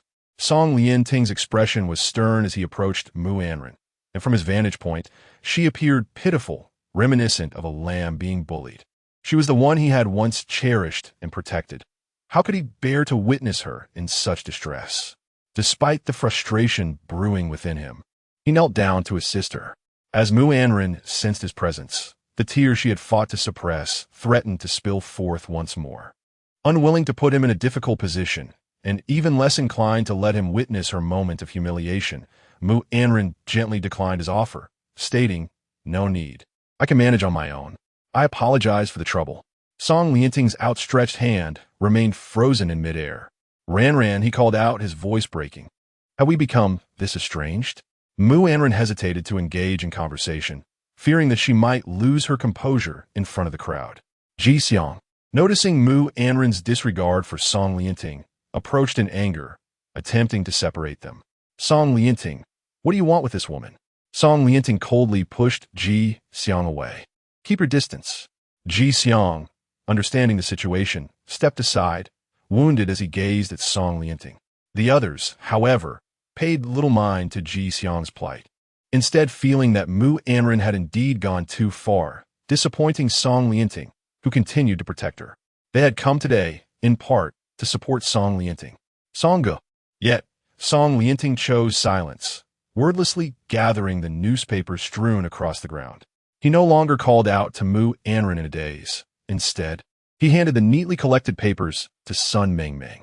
Sun Mingming looked at Song Lianting with gratitude, but he merely turned and walked away. Mu Anran stood frozen, listening to the sound of his footsteps fading into the distance, her lip clenched tightly between her teeth. Ji Xiang shouted, "Song Lianting." It seemed he intended to chase after Song Lianting to explain, and several of his close friends who had come with Ji Xiang also hurried to catch up, calling out, "Songge." Chapter 22. Have you truly broken up with Song Lianting? The lively atmosphere gradually dissipated as the crowd began to disperse. Only a few girls remained, whispering and pointing at Mu Anran. She took the newspaper from Sun Mingming's hands. Her appetite for the cafeteria meal entirely vanished. Instead, she purchased some instant noodles and ascended to her room. Once upstairs, Mu Anran read the article in the newspaper, her body trembling with trepidation. "Anran, is what they said true?" Sun Mingming hesitated for a long while before finally voicing her concern. Mu Anran's mind was a blank slate as she shook her head. Sun Mingming felt a wave of relief wash over her. "I knew it. You shouldn't be that kind of person. It seems impossible. You and Song Lianting had such a strong bond, hardly ever quarreling." Recalling the incident at the supermarket earlier, Sun Mingming abruptly halted her thoughts and instead inquired, "Have you and Song Lianting genuinely broken up?" The mere thought of Song Lianting sent a sharp pang through Mu Anran's chest. We may never return to how we once were. Days passed in solitude for Mu Anran in her dormitory, her phone switched off, leaving her unreachable. Concerned for her well-being, Sun Mingming lent her phone to Mu Anran, hoping to encourage her to reconnect with the world and appreciate its beauty. Mu Anran repeatedly typed in Song Lianting's number, only to delete it time and again, until she ultimately logged onto Weibo. Mu Anran's Weibo handle was Song Xiaoran, a name originally registered as Mu Xiaoran. But Song Lianting had snatched her phone and altered the Mu to Song. "You will inevitably marry into the Song family," he had said abroad. "Women take their husband's surname." At that moment, she had pouted, reluctant, "But I'm not married to you yet." Song Lianting had smiled at her, embracing her lovingly, and said, "Then consider this an early indulgence in the perks of being your husband. Just humor me, will you?" Now, as Mu Anran stared at the character Song on her phone screen, her finger lingered hesitantly over the button. Suddenly, the phone vibrated, and she glanced at the familiar number, her heart skipping a beat. Meng. She had intended to call out to Ming, yet for some inexplicable reason, she halted. Sun Ming was in the bathroom, the sound of running water likely drowning out her voice. The number that Mu Anran had inputted repeatedly danced before her, making her feel increasingly uneasy, unsure whether to answer or not. Ming hadn't saved his number, and Song Lianting was not particularly acquainted with Sun Ming, So why was he calling her now? After a prolonged ringing, Mu Anran could no longer resist and pressed the answer key. She remained silent. Hello, is this Sun Mengmeng? Mu Anran recognized the voice on the line instantly. It was undoubtedly Song Lianting. His deep, resonant tone carried a hint of huskiness that captivated her. She listened intently, cherishing the sound, fearing she might never have the opportunity to hear it again. After all, during the past few days of turmoil, he had not taken the initiative to reach out to her. The only encounter they shared was at the school supermarket, where he had bent down to pick up a newspaper for her. Yet ultimately, he had not uttered a single word to her upon leaving, not even a simple greeting. Perhaps he had already resolved to disregard her? Sun Mengmeng, I apologize for the intrusion, but you are Ranran's roommate, and I am unable to contact her. Could you kindly relay my message? I wish to see her. The last 4 words of Song Lianting's statement detonated within Mu Anran's heart like a bomb, causing considerable turmoil. Mu Anran opened her mouth, yet no sound escaped. A soft sob escaped Mu Anran's lips. She felt an overwhelming ache within her heart, unable to restrain her silent tears. Lianting. On the other end of the line, Song Lianting was taken aback, having never anticipated that it would be Mu Anran who answered the call. Ranran. His voice was hoarse, akin to someone who had not eaten or drunk for days, clearly indicating his distress. Are you ill? Yes, gravely so. Song Lianting's responses were halting. The voice on the other end fragmented, perhaps due to poor reception or his own discomfort, as he coughed several times. I have a fever and a cold. I feel dreadful. Ranran. I wish to see you. Shall we be together again? Mu Anran's mind erupted in chaos, rendered blank. Within 5 minutes, she dashed down the dormitory building and entered the garden pavilion. It was precisely noon in B City. The temperatures dipped in the early morning and evening, but soared uncomfortably high at midday. At this hour, most people were asleep. The graduate dormitory, already sparsely populated, was now entirely empty. Song Lianting was clad in an elegant khaki coat, the expensive attire accentuating his stature, exuding an air of refined elegance. Upon realizing Mu Anran's arrival, he turned, and she immediately noticed the pallor of his face, which clenched her heart with pain. Lianting, I am sorry. As Mu Anran spoke, she recognized how utterly inadequate their words had become between them. When had their conversations been reduced to these mere 3 words? Song Lianting remained silent, merely swallowing hard. Suddenly, he reached out and enveloped Mu Anran in his arms. She realized she had fallen into his warm embrace. He was burning with fever. His elevated body temperature nearly scorched her, while a faint, fresh scent emanated from him, irresistibly filling her senses. Ranran, he whispered, calling her name with such tenderness that it felt as though nothing had changed. Mu Anran's nose tingled, her heart suddenly heavy with unutterable feelings. The warmth of Song Lianting's breath enveloped her, carrying a hint of medicinal fragrance as he spoke. What should I do? I still cannot let you go. What should I do, Ranran? I am sorry, I love you. His voice was deep, tinged with frustration and a husky quality. I thought I could let you go. I believe that after what happened to you, and after you broke up with me, I could resign myself to it, but I have come to realize that I cannot. Tears streamed down Mu Anran's cheeks, soaking the fabric of his shirt. Song Lianting's chest radiated warmth and heat, an intense roar echoing within, longing to embrace Mu Anran tightly, unwilling to let her depart even for a moment. Tell me, was it that Huo Yanlang who coerced you? You truly did not wish for this, did you? You do not desire to marry him. The only person in your heart is still me, isn't it? His inquiries only intensified Mu Anran's tears. Song Lianting should have known. She had not been in a relationship for years, nor did she have any particularly close male friends. Only him, the sole man she cherished. She lifted her head, wiping her tears sorrowfully. But what does it matter? Lianting, some things have already transpired. Even if I could provide answers to your questions, all of which would be truthful, what would change? She sobbed, acknowledging that some events, once occurred, cannot be altered. I'm sorry, Ranran. Upon hearing her words, Song Lianting was even less inclined to release her. That day at the Mu residence, I should not have left without a word. When you spoke of breaking up, I should have pursued you, demanding the truth from you instead of listening to Mulan's version. He declared, I knew my Ranran would never willingly consent to such things. You, the one most wronged, suffered in silence, with no one to safeguard you, forced into marriage. Song Lianting asserted, even if he belongs to the Huo family. My Song family is unafraid. There is no justification for him to seize another's beloved simply because of his family's affluence. His large hand gripped Mu Anran tightly. That day, I left abruptly merely because I could not confront my own turmoil. Yet these past few days, I have come to understand that it was merely a first experience. How many wonderful girls have lost their first time due to misjudgments? Do they not deserve love? He professed, I love you not for your innocence, but simply because you are you, my Ranran. I trust in your character, and thus I choose to love you. Ranran, let's start anew. Please do not let go of me. By the end of his plea, his voice trembled with emotion. I love you. I cannot live without you. Hearing his earnest declaration, Mu Anran was overwhelmed with sorrow, never anticipating such heartfelt words from Song Lianting. No, Ranran, please do not reject me. Terrified of her refusal, he interrupted her. In his fervor, Song Lianting began to cough violently, turning his head away. In the embrace, Mu Anran could feel the agony of his cough.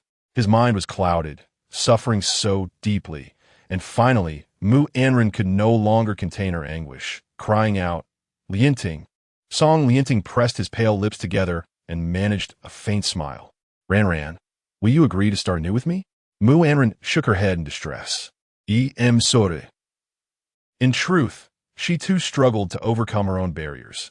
She loathed herself for allowing Huo Yanlang to prevail.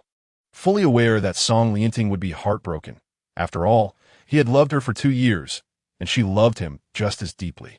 However, Huo Yanlang was merely a stranger who had unexpectedly entered her life. He harbored no genuine feelings for her. He was merely toying with her emotions. How could she allow Huo Yanlang to snatch away her most treasured possession? She despised her own helplessness. Mu Anran cried out, I do not wish for you to be subjected to others' judgment any longer. I will handle my own affairs. Lianting, please let me go. I am unworthy of you. Song Lianting appeared oblivious to her rejection and continued, Let us start anew, as though nothing has transpired. I remain unchanged, and so do you, Ranran. Shall we? Mu Anran yearned to decline once more, but was met with the sight of his tightly clenched hand, marred with dark crimson bruises. Lianting, your hand. What happened? Song Lianting lowered his gaze, offering a faint, powerless smile. It's nothing, just that brat Ji Xiang. Mu Anran wished to reject him, yet her heart could not bear to do so. Song Lianting spoke softly. At Mulan's engagement banquet, I failed to protect you.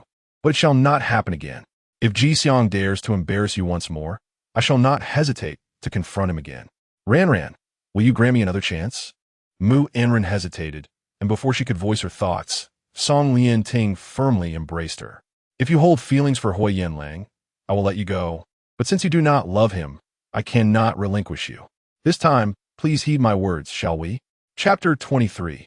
Some things you have forgotten.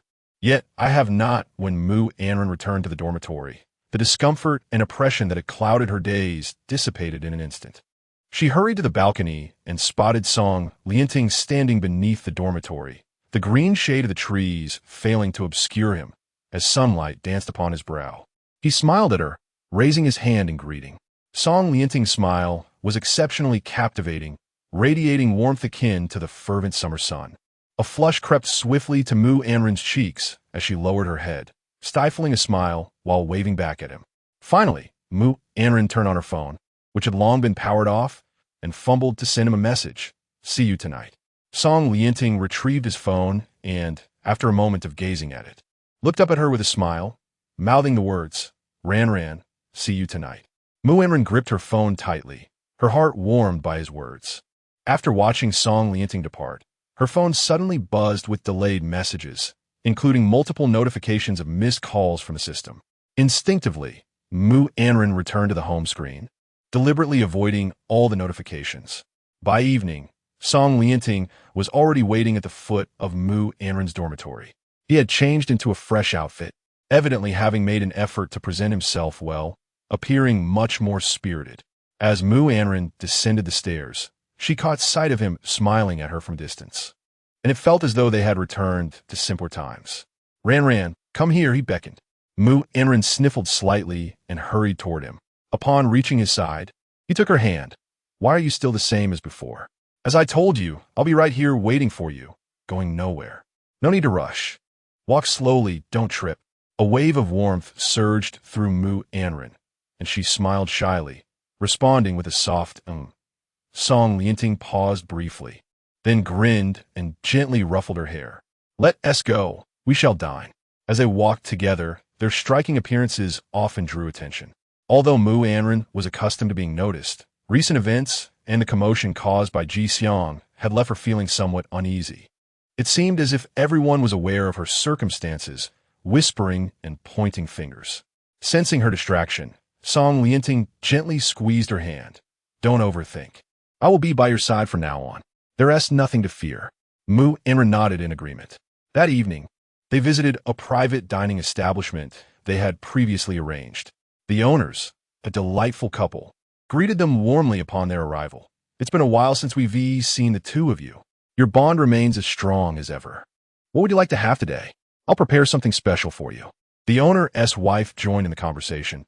We just received a fresh batch of matsutake mushrooms from Shangri-La today. Shall I prepare a matsutake chicken soup for you to try? Mu Anran remained silent, but Song Lianting responded with a smile. Ranran loves soup, so thank you.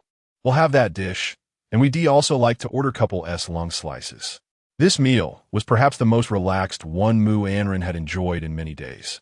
Song Lianting continually served her dishes, while she often found herself lost in thought, gazing at the couple's long slices he had specifically ordered. Song Lianting said nothing, simply watching her eat with a smile. What are you smiling about? She inquired. He replied, It's nothing. It just brings me immense joy to watch you eat. Mu Anran's cheeks flushed instantly. Observing her bashfulness only made Song Lianting chuckle more. Ranran, please refrain from mentioning breaking up again. Promise me? After a moment's hesitation, Mu Anran gently nodded. All right. With that, Song Lianting beamed. Once they finished their meal, they strolled back to school hand in hand. As they passed the library, Song Lianting couldn't resist embracing Mu Anran and planting a kiss on her lips. Initially, she resisted slightly, but recalling her promise to start anew with him, she eventually acquiesced. His kiss was as tender as ever. Perhaps because he had lost her once, he cherished this love even more. He lingered on her lips, lost in the moment. Yet, within that kiss, Mu Anran suddenly thought of Huo Yanlang. She wondered how he was faring now and what his feelings were upon learning of her escape. Would he be willing to let her go? Song Lianting's kiss was careful and gentle, a stark contrast to Huo Yanlang's forceful demeanor that often left her breathless. Etched deeply in her memory. Realizing she had drifted off, Mu Anran suddenly shivered. Song Lianting released her, asking what's wrong. Are you cold? The library was by the lakeside, and the evening breeze was indeed chilly. Mu Anran shook her head. It's nothing, Lianting. Let us head back. All right. As they walked back, the moonlight cast elongated shadows of the two. Mu Anran, having not eaten well for days, had lost considerable weight, making her shadow appear even longer. Song Lianting, feeling a pang of concern, tightened his grip on her hand. When they arrived at the base of her dormitory, he smiled and said goodbye. Mu Anran looked down, replying goodbye. He kissed her cheek gently. Make sure to get some rest. Good night. Good night. Reluctantly, Mu Anran released his hand, saying, Remember to take your medicine when you get back. I'll watch you leave. With affectionate eyes, Song Lianting did not refuse, all right. He stood under the moonlight, waving at her, turning back 3 times to ensure she was all right before finally heading towards the boys' dormitory without a backward glance. After Song Lianting departed, Mu Anran remained rooted in place for quite some time. It wasn't until his silhouette faded into the distance that she finally relaxed, the smile fading from her face, replaced by a tinge of disappointment. Just as she was about to turn back to her dorm, she suddenly noticed a figure standing amidst the grass not far away.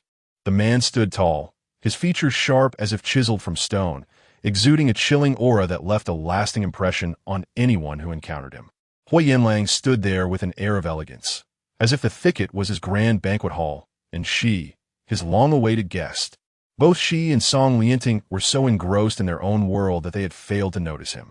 Huo Yanlang gazed intently as she and Song Lianting strolled back hand in hand, exchanging reluctant farewells.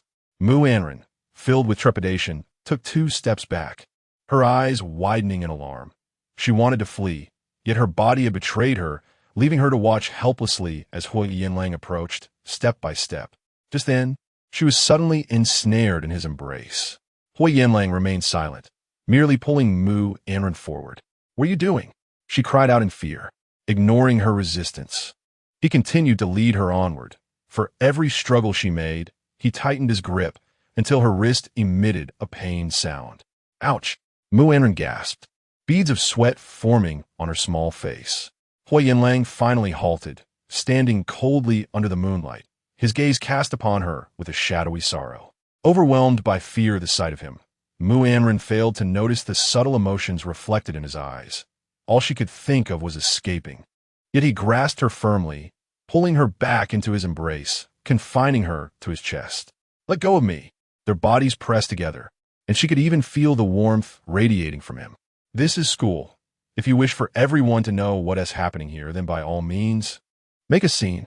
Huo Yanlang spoke heavily, a sinister undertone lacing his voice. Mu Anran shuddered involuntarily and immediately hushed herself.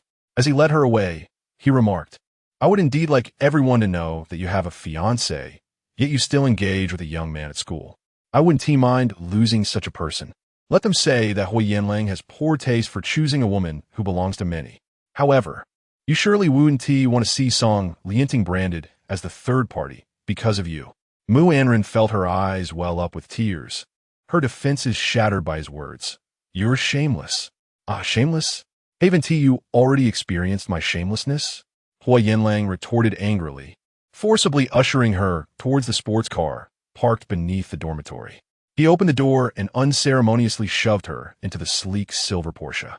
Mu Anran sat dazed in the back seat as Huo Yanlang slid in beside her. With a click, the door locked.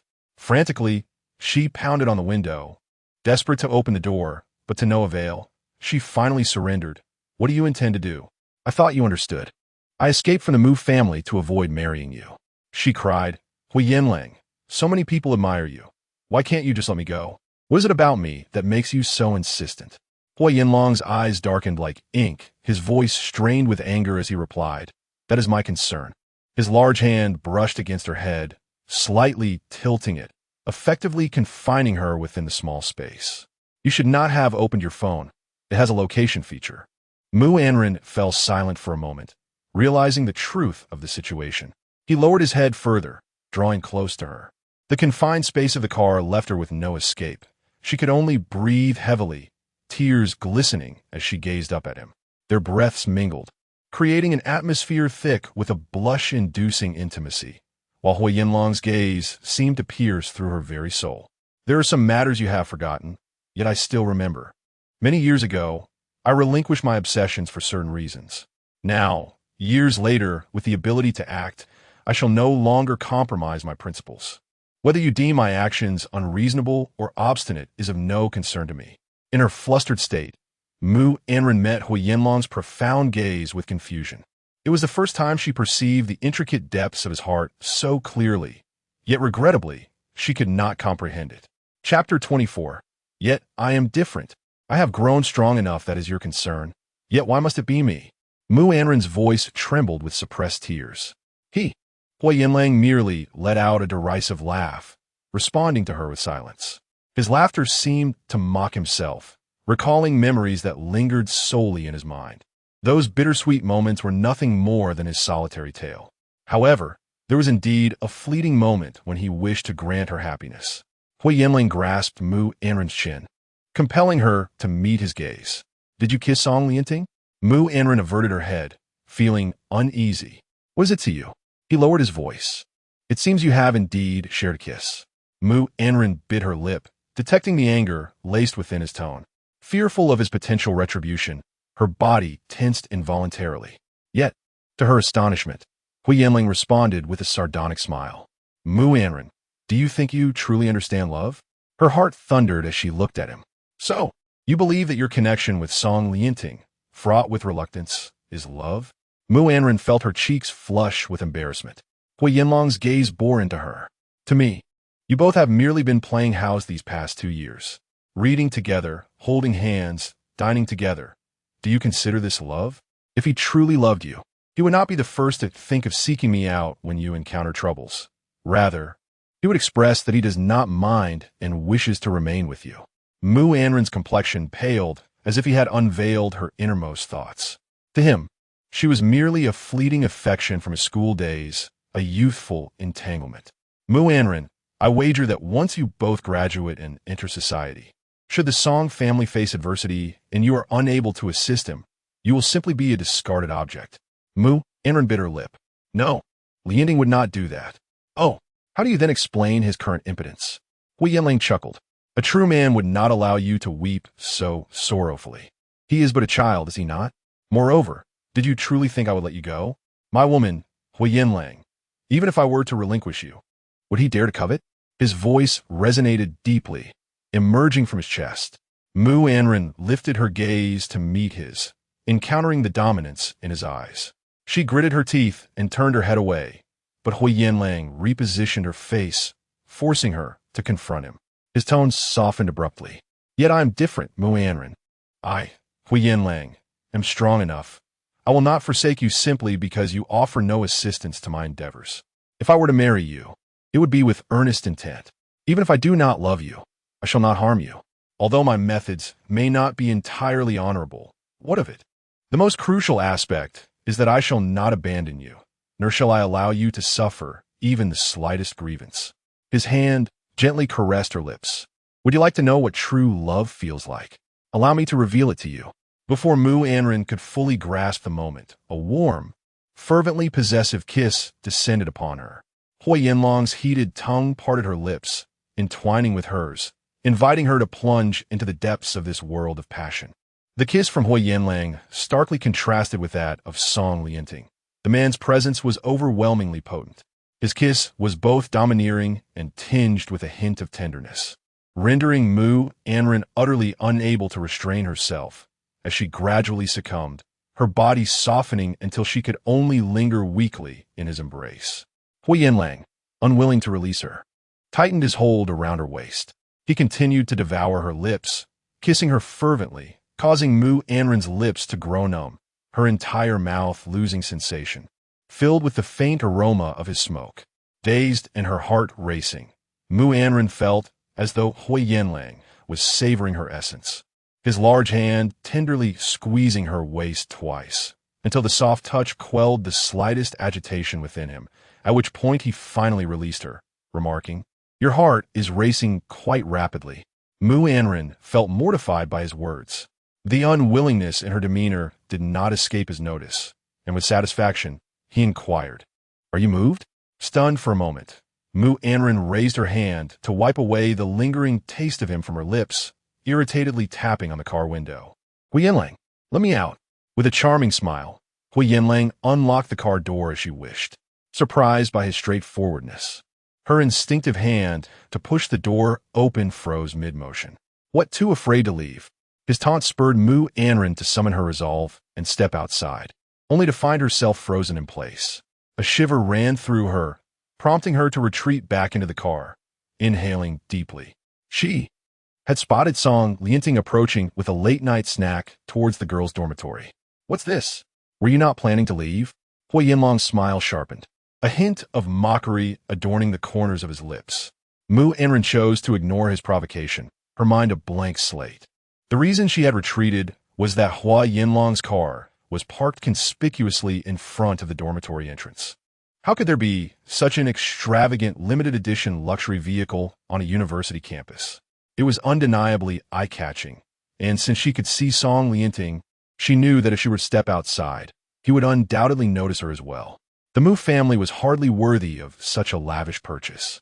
Biting her lip, Mu Anran gazed at Huo Yanlang, who was enjoying the spectacle with an amused glint in his eyes. "Mu Anran, since you cannot let go of him and are reluctant to be my fiancé, I propose a wager." "What kind of wager?" "I bet that Song Lianting's greatest love is not you, but himself. Did he not claim to be indifferent to everything, which is why you would reunite with him? I wager he does not genuinely feel indifferent. Rather, he has yet to truly confront his own feelings." Mu Anran grappled with Huo Yanlang's words. He was astute, seemingly in control of everything, as if he possessed all knowledge. This infuriated her and made her reluctant to believe. Fine, Mu Anran replied. How do you wish to wager? Let us agree that if you do not refute my statement, should Song Lianting succeed in this wager, I shall willingly let you go, allowing you to continue your relationship with him. The engagement between the Mu and Huo families will be annulled. Very well. If Song Lianting, as I assert, does not truly love you, or has never genuinely opened his heart to accept the present you, then you shall return with me to the Huo family, and we shall marry. Mu Anran pressed her lips together in contemplation, suddenly hesitating for a fleeting moment. Huo Yanlang, however, remained unperturbed, his gaze fixed ahead as he remarked, In my view, you should be grateful to me shortly. I have helped you sever this immature attachment, sparing you from further heartache in the future. He shifted his attention back to her, stating, Mu Anran, I do not wish to witness you shed tears over another man in my presence ever again. With that, Huo Yanlang opened the car door, stepping out with elegant strides. His tall stature and impeccable features appeared even more distinguished under the moonlight, commanding attention from passers-by on campus. It was the time for evening classes to conclude, and several pairs of female students paused to observe the scene. Song Lianting also halted in his tracks, instinctively glancing towards the sleek Porsche. A frown creased his brow as he tightened his grip on the late-night snack he held. For reasons unknown, he felt an unsettling aura emanating from the person across the way, as if the confrontation was directed at him. Huo Yanlang's lips formed a thin line, his gaze sharp and imposing. Inside the car, Mu Anran noticed Song Lianting had stopped and was now looking in their direction, causing her heart to clench. Their date had been so sweet tonight, yet it all seemed poised to dissolve in an instant. However, she was willing to take a gamble for Huo Yanlang's release. Why wouldn't she risk her feelings with Song Lianting for this uncertain future? Determined, Mu Anran gritted her teeth and resolutely opened the car door, stepping out. Upon seeing her emerge from the sports car, Song Lianting froze in place. Though the distance between them was less than 10 meters, it felt insurmountable. Huo Yanlang appeared oblivious to Song Lianting, striding directly to Mu Anran and possessively wrapping his arm around her waist. Instinctively, she attempted to break free, but Huo Yanlang's voice whispered in her ear, Dare move? He pulled her closer, positioning the back of her head directly in front of Song Lianting. Mu Anran could not see Song Lianting, yet Huo Yanlang loomed before her, lowering his face to hers. He deliberately refrained from kissing her, creating the illusion for Song Lianting that he was indeed kissing Mu Anran. The night was too quiet, and Mu Anran distinctly heard the sound of Song Lianting's snack tumbling to the ground. In a moment of impulsive fury, he charged forward, exclaiming, What are you doing?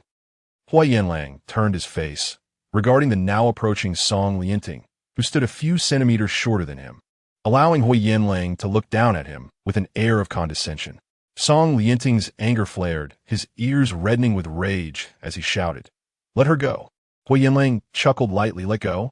I am merely embracing my fiancée. You expect me to release her? Mu Anran felt her entire body stiffen, as if her heart had stopped beating, overwhelmed by pain. Huo Yanlang tightened his grip around her waist, the pressure so intense that any thought of escape vanished. She could only turn her head stiffly to gaze at Song Lianting. Song Lianting gazed at Mu Anran, suddenly feeling a sense of absurdity. Anran, why are you with him again?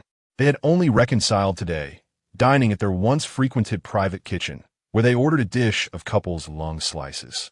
He expressed his fondness for watching her eat, and in his heart, he thought that he could disregard everything as long as they could remain together.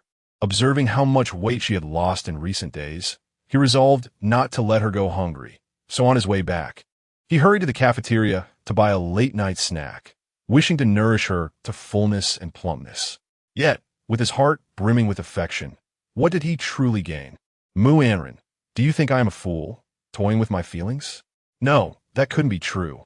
Mu Anran suddenly felt a surge of fear at the sight of Song Lianting's expression and could not help but speak. But Song Lianting did not believe her. He found it impossible to trust her any longer. Perhaps, he thought, I should never have returned to seek you out. She had not pushed away Huo Yanlang's embrace just moments ago. Had she? She had not rejected his kiss. Had she? Chapter 25. I thought we could start anew despite this. Song Lianting could not help but recall the words spoken by Mu Anran earlier. He turned to Huo Yanlang and declared, "If you are a man, then let her go." In response, Huo Yanlang, as if intent on opposing Song Lianting, embraced Mu Anran even more tightly, forcing her against his chest. "My woman, do you think you can just dictate her fate?" Huo Yanlang's wicked grin was infuriating. Song Lianting, overwhelmed by anger, found himself at a loss for words. Huo Yanlang continued, "I heard you are quite fond of Anran, which is why you returned to seek her out. Unfortunately, our Anran seems rather naive, perhaps due to her youth, which leads her to err." His gaze was piercing, fixated on a nearby late-night snack, before he turned his attention back to Mu Anran with a gentle look. "Have you caused misunderstandings again?" Mu Anran despised this inversion of truth. Yet Huo Yanlang's earlier words echoed in her mind, forbidding her from contradicting him. This was a game whose rules he would not allow her to undermine. With tears brimming in her eyes, she looked at Song Lianting, biting her lip in embarrassment, silently hoping he would meet her gaze and comprehend the reluctance hidden within her eyes. Blinded by rage, Song Lianting failed to perceive her unspoken message. His heart was consumed by a tempest of anger, the humiliation of being mocked in love, and a man's inherent sense of indignation. Rationality clung to him as he resolutely thought, "I do not believe you." Huo Yanlang smirked, "You don't believe me? Anran, why don't you clarify things?" He leaned closer. "I came here explicitly to inform you of our wedding plans." He then turned back to Song Lianting with a mocking smile. "Since you are so fond of Anran, I shall reserve a seat for you at the wedding. I will ensure the invitation reaches the Song residence, and you can attend with your brother. By the way, your elder brother Song Yisong and I are old acquaintances as well." Fists clenched, Song Lianting lunged at Huo Yanlang, only to have his blow effortlessly caught. Frustrated and embarrassed, he stood helplessly before Huo Yanlang, revealing his sheltered upbringing. Feeling a loss of dignity, Song Lianting's assertiveness diminished.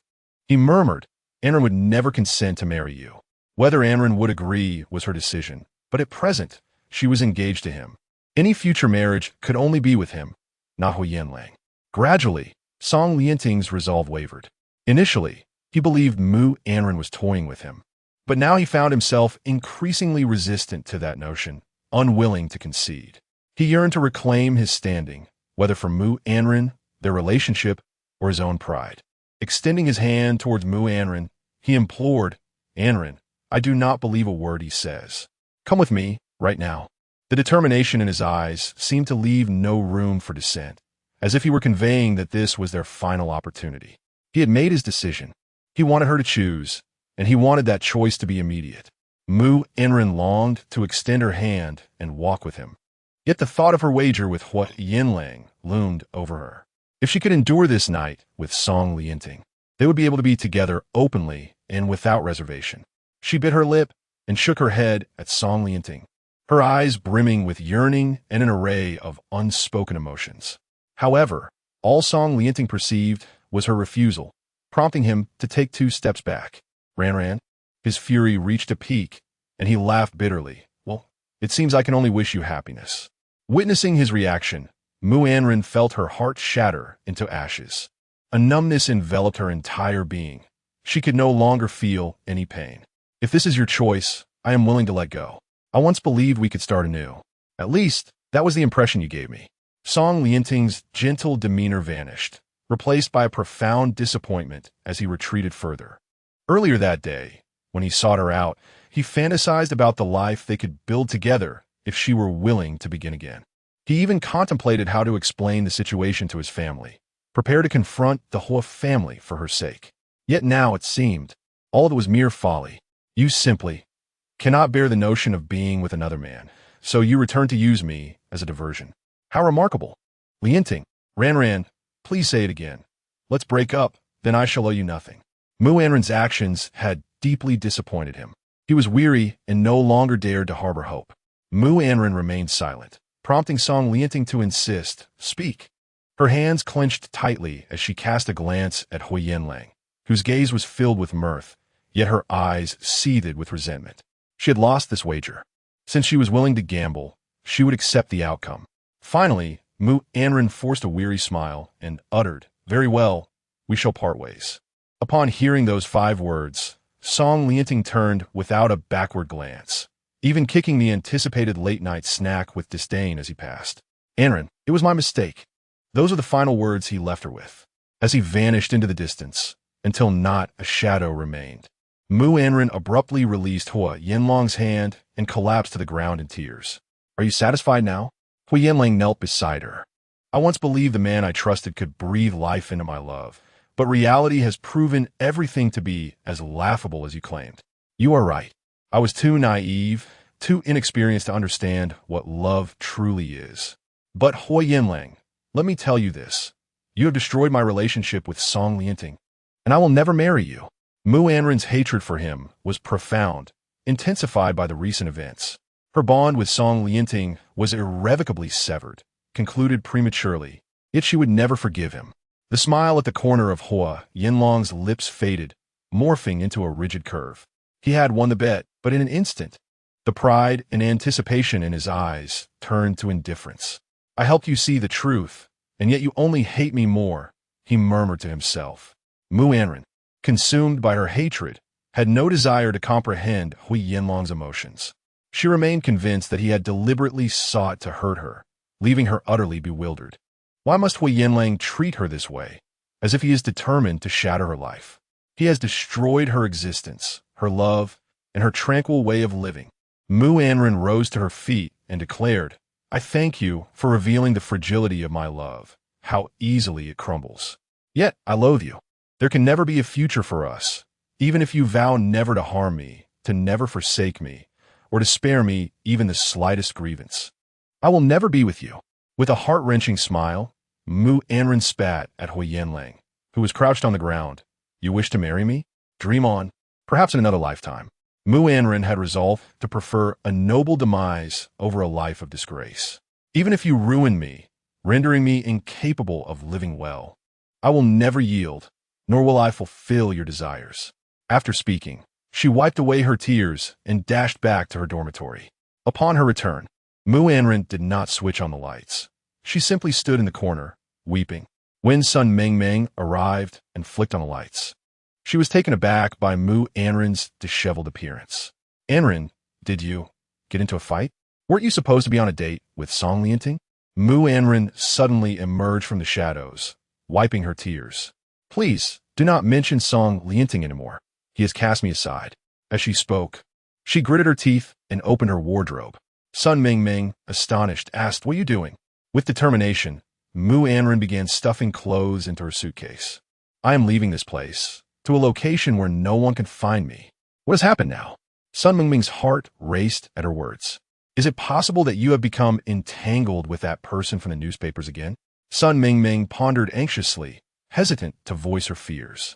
Mu Anran, no longer evasive, stated directly, he wants me to marry him, which is impossible. There shall never be a union between us. Are you planning to flee? Mu Anran continued to pack. Her head bowed. Flee? Even if it costs me my life, I will never marry him. I want to see if I will lose once more this time. Meanwhile, the gray Porsche remained parked below the building, where Huo Yanlang leaned against it, smoking, waiting until the lights in Mu Anran's dormitory extinguished before he slowly drove away. As he exited the campus, he noticed a figure beneath the boys' dormitory, seemingly drowning sorrows in drink, resembling Song Lianting. He smirked disdainfully. What could there possibly be to admire about such a juvenile?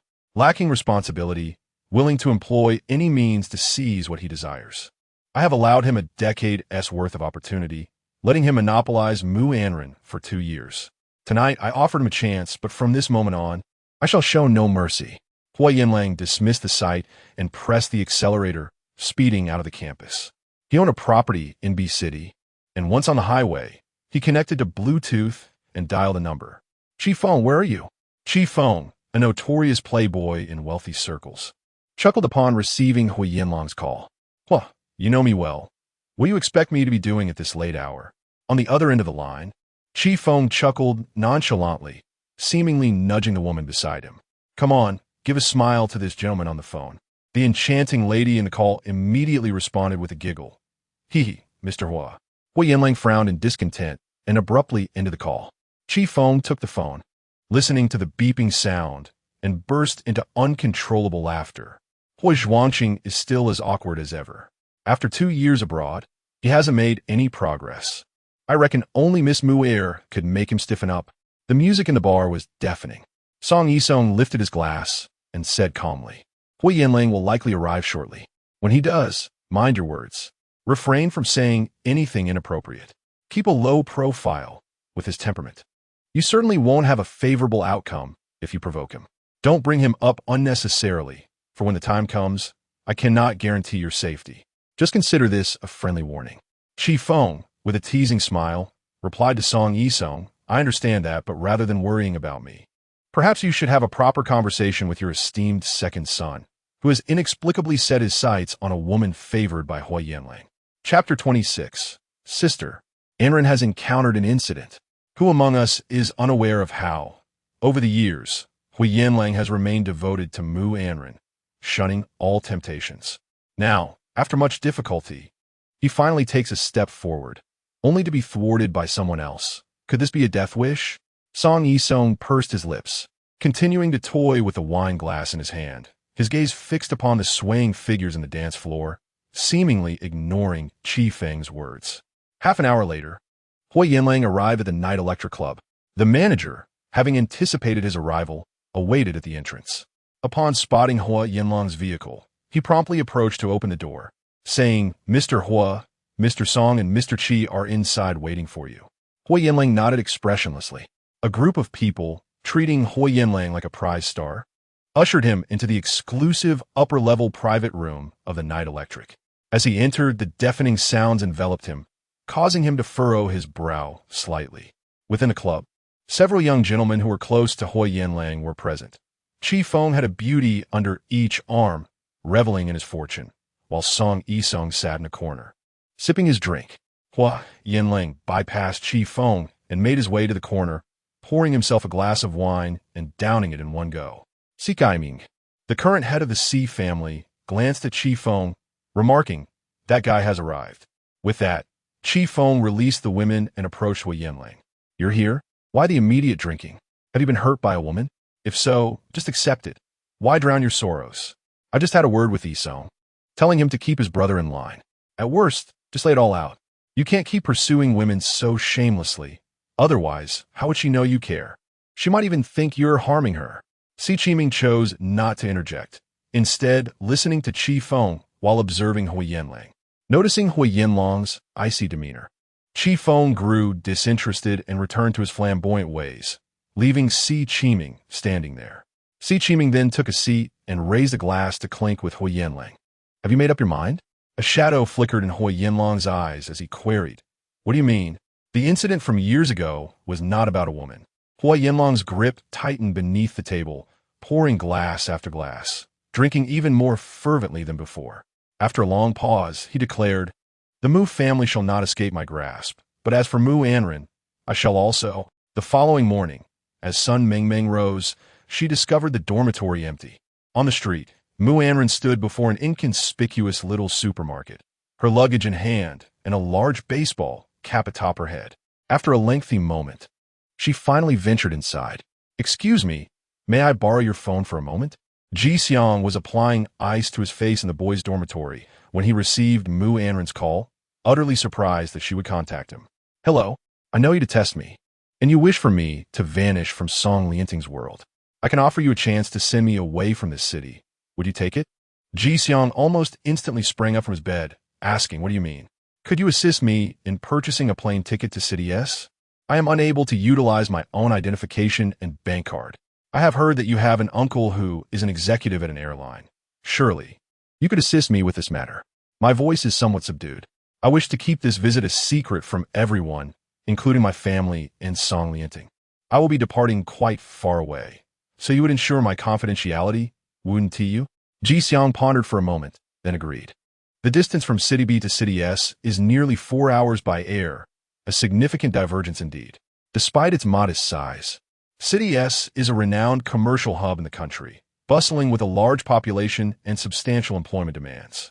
I have researched and discovered that certain companies there are eagerly seeking workers, often neglecting to verify identities. I can at least live under an alias for a while. Upon arriving at the pre-rented accommodation, Aunt Zhang, the landlord, was already waiting. As soon as she spotted me with my luggage, she warmly exclaimed, "Oh dear, this young lady has traveled such a great distance in search of work, and you are so beautiful. I must tell you, our area is nice, albeit a bit chaotic. You should be cautious when returning home from work." After a moment, she realized her words might have been inappropriate and cheerily added, "I was referring to other places. You can rest assured, the security here in our community is quite good. The two-bedroom apartment will be quite comfortable for you alone." I nodded in acknowledgement. "Thank you, Aunt Zhang." She beamed at me, clearly pleased. "Please, take your time to rest." After bidding Aunt Zhang farewell, I finally settled down to relax. I powered off my Apple phone and purchased a second-hand Android device, switching the SIM card, and sat alone on the couch, lost in thought. Huo Yanlang, nursing a hangover, stood by the floor-to-ceiling window, gazing down at the scenery of City B. Whether it was due to the excesses of the previous night or the irritation stirred by Mu Anran's resolute departure, he felt a dull ache in his head. As he sipped water from a cup, his phone lay nearby, silent and unmoving. He chuckled to himself, pondering how Mu Anran could possibly reach out to him. It seemed he was in a state of waiting. Eventually, he picked up his phone, hovering his finger over the dial pad before calling Mu Anran. "Hello. The number you dialed is powered off. Sorry, the subscriber you have dialed is powered off," a pleasant female voice announced. And Huo Yanlang lingered on the line until the message concluded, then hung up, his brows knitting together in frustration. He drained his glass of water, made no effort to change his attire, and drove directly to B University. Upon arriving at the dormitory, he strode straight into the female residence hall. The dormitory supervisor was momentarily taken aback, at a loss for how to intervene. "Hey, you," Huo Yanlang interrupted coldly. "Which dormitory is Mu Anran in?" The dormitory manager, having served in the school for quite some time, rarely encounters men of such distinguished stature as Huo Yanlang, who exudes an air of exceptional identity that one would not dare provoke lightly. Meanwhile, Mu Anran is a graduate student renowned for her striking beauty within this dormitory building. The manager had been aware of her whereabouts since last year, and, to her surprise, found herself inadvertently revealing such information. Huo Yanlang disregarded the manager and ascended directly to the 5th floor. At that moment, Sun Mingming paced within her dorm room, phone in hand, unsure of what to do. Could something have happened to Anran? For years, her focus had solely been on her studies. Where could she have gone this time? What if she encountered someone dangerous? Sun Mingming murmured to herself, hesitating on whether to contact Anran's family when suddenly, a knock echoed from the door. Assuming it was Anran returning, she swiftly opened the door, and Sun Mingming was taken aback by the man standing before her, whose sharp brows and starry eyes made her gasp. Huo Yanlang spoke. "May I ask if Mu Anran is present?" "Mumu not here. Do you know where she might be?" Recalling Anran's words from the previous night, Sun Mingming's gaze flickered momentarily. "Are you looking for her?" "I'm not sure where she went. Perhaps she will return soon?" Huo Yanlang lowered his gaze upon Sun Mingming, noticing her grip on the doorknob, her fingers slightly curled and restless. Without further explanation, he stepped inside, observing Anran's area, which was meticulously arranged, with even her frequently used books packed away and no clothes left on the balcony. Very well. Huo Yanlang exited the dormitory, scrutinizing Sun Mingming for a moment. "If she returns, please contact me." Sun Mingming stood frozen, gazing at Huo Yanlang as he handed her a business card. "I am her fiancé. Here is my number." After that, he paid her no further attention and descended from the dormitory building, his expression deepening as he retrieved his phone. Standing beneath the university dormitory, Huo Yanlang spoke in Al Hoshitona by Qian. At the other end, Shui Bei Qian suddenly tensed. Shui Bei Qian, Huo Yanlang's most capable secretary, had known him since their days studying in France, venerating him like a deity and having keen insights into his moods. "Mr. Huo, how may I assist you?" Huo Yanlang's voice was ominously heavy. "The person has escaped." Shui Bei Qian took a moment to process this. Huo Yanlang's voice emerged as if forced through clenched teeth. "There is a female student named Sun Mingming, a roommate of Mu Anran. Investigate her movements and ascertain Anran's whereabouts through her." "Understood. I will ensure Mu Anran is found." Huo Yanlang's dark, brooding eyes ignited with fierce determination. If he had been patient with her for 10 years, she should not repeatedly challenge his limits. His grip was so tight, it left white marks on his skin. Meanwhile, as Huo Yanlang departed, Sun Mingming was left in a state of anxious turmoil. The man from earlier was exceptionally astute. She feared she had already revealed too much. What to do? What to do? Sun Mingming recalled the look on Mu Anran's face yesterday. It seemed she had provoked that man. Now, although she had fled, if caught, the consequences would undoubtedly be dire. After much contemplation, Sun Mingming realized that only one person could save Mu Anran. With a sense of urgency, she dialed a number. "Hello, is this Sister Anran?" On the other end, Mu Lan, who had been resting by the swimming pool, straightened her posture upon receiving Sun Mingming's call. "You must be Sister Anran," Sun Mingming continued. "I am Anran's roommate, Sun Mingming. When Anran enrolled, she shared your number with me. Though I am unaware of the nature of your relationship with her, Anran has always regarded you as a dear sister. Anran is in trouble." Sun Mingming recounted the situation to Mu Lan, revealing that Mu Anran had run away. She recalled Anran's words from last night. "I want to leave this place to a spot where no one can find me. Sister, I am very worried about Anran. Could you assist in locating her?" Mu Lan reassured Sun Mingming over the phone, promising to find and protect Mu Anran. Once the call ended, she smiled to herself. "This little brat, I will protect her?"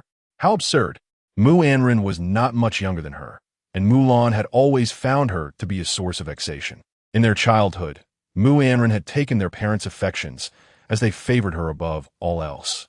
Now that Mu Anran had grown, she seemed intent on claiming her happiness as well. Taking a sip of her juice, Mu Lan thought, "I would be delighted if she never returned from out there. That way, the only candidate left for the Mu family to ally with the Huo family would be her." With a smirk, Mu Lan quickly pulled out her phone. "Hello? Longa, how is your business in the underworld these days?" "What do you mean by that? Why would I look down on you or hesitate to contact you? The thing is, my younger sister has recently gone missing. Could you help me find her?" After hearing the response from the other end, Mu Lan smiled slyly. "Of course. If it's for me, Mu Lan, there's no way money would be an issue." Chapter 27 confirmed that it was indeed Miss Mu. The night in S City arrived slowly. Even as the clock approached 1 in the morning, the streets below remained vibrant and lively, adorned with numerous food stalls. Mu Anran stood on the balcony, resting her chin on her hand as she gazed at the bustling crowd beneath her. This marked her 3rd day in S City, and she had just secured a job the previous day. A gentle knock echoed at the door. Mu Anran hesitated momentarily before unlocking it. Suddenly, a cheerful face appeared. Yin Junjie, the tenant from across the hall, who had encountered Mu Anran in the corridor the day before and was immediately captivated by her beauty, leading him to frequent her place throughout the day. "Miss Su, may I come in?" Yin Junjie inquired, holding a package and offering Mu Anran a broad smile. Upon hearing her alias, Mu Anran momentarily faltered, a hint of embarrassment creeping in as she eventually managed a shy smile. Unsure whether to let the man in, she felt an instinctive urge to refuse, yet the warmth of his smile made her reluctant to deny him entry. "Sir, Mu Anran began, but Yin Junjie seemed to sense her hesitation and chuckled. "It seems it's a bit late. My apologies, Miss Su. I merely wanted to bring you some late-night snacks." "I'm sorry, I don't usually eat at night," she replied. "You're not from S City, are you? This is the most renowned rice noodle dish in our city. Do give it a try. It won't contribute to weight gain." He encouraged, his smile disarming. 2 minutes later, Mu Anran found herself opening the door, though Yin Junjie did not step inside. Instead, he handed her the food and politely reminded her to lock the door before retreating back to his apartment, courteous and respectful. Holding the rice noodles in one hand and her phone in the other, Mu Anran fell into a reverie. The following morning, as she opened her door, Yin Junjie was once again waiting at her doorstep. "Good morning," he greeted cheerfully. Feeling a bit shy, Mu Anran returned the greeting. "Mr. Yin, good morning." Yin Junjie seemed pleasantly surprised. "Miss Su, you are quite polite. Very few here refer to me as Mr." He ruffled his hair, beaming at Mu Anran. "They usually call me Xiao, Yin, or Junjie. You may simply call me that." His playful demeanor elicited a laugh from Mu Anran.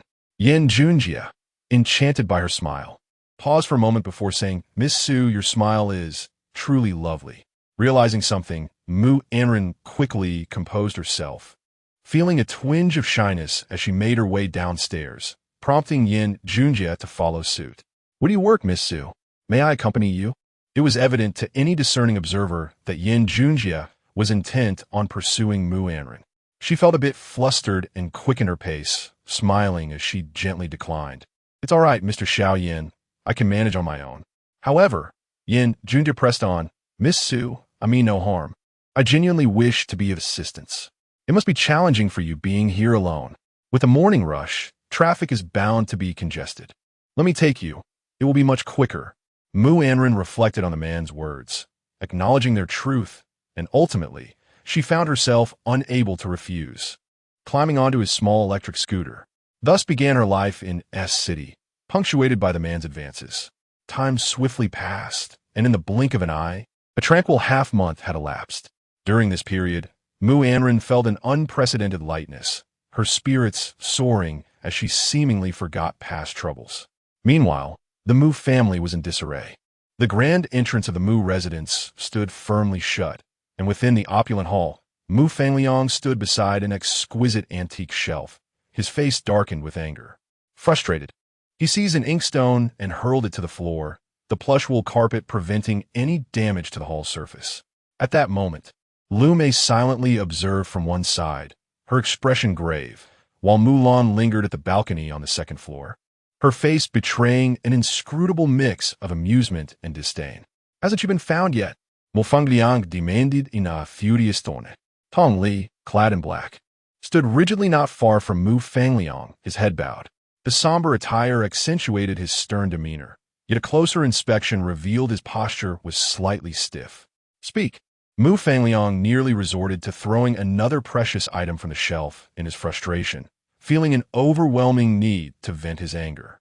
Driven to respond, Tong Li reluctantly uttered, "I apologize, Mr. Mu, but we simply cannot locate the second young lady."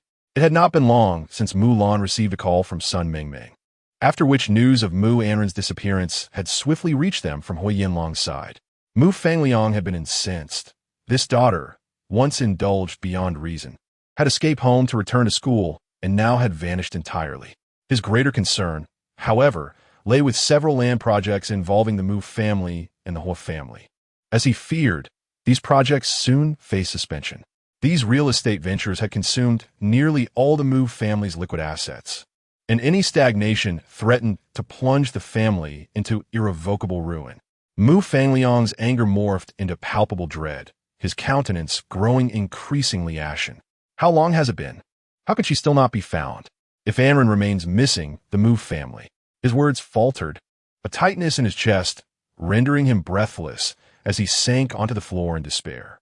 Lu Mei stepped forward to assist him, while Mulan observed from the second floor, a cold smile playing on her lips. "I believe Anran is not simply being irresponsible. She is utterly disregarding the Mu family's plight." Lu Mei remained silent, her expression somber as she glanced up at Mulan, who was openly mocking. "Enough." Mulan chuckled lightly, indifferent to Lu Mei and Mu Fangliang's disapproval. Her eyes shone with a fierce determination as she retorted, "Mother, why do you scold me? It is not I who sought to entangle myself with Huo Yanlang. It is not I who seduced him and then irresponsibly fled, leaving our family in this predicament. Why direct your ire at me?" Lu Mei replied, "Then perhaps you should speak less." To which Mulan countered, "Who is Huo Yanlang? Mu Anran has acted irresponsibly, inciting his wrath, and it is our family that bears the consequences.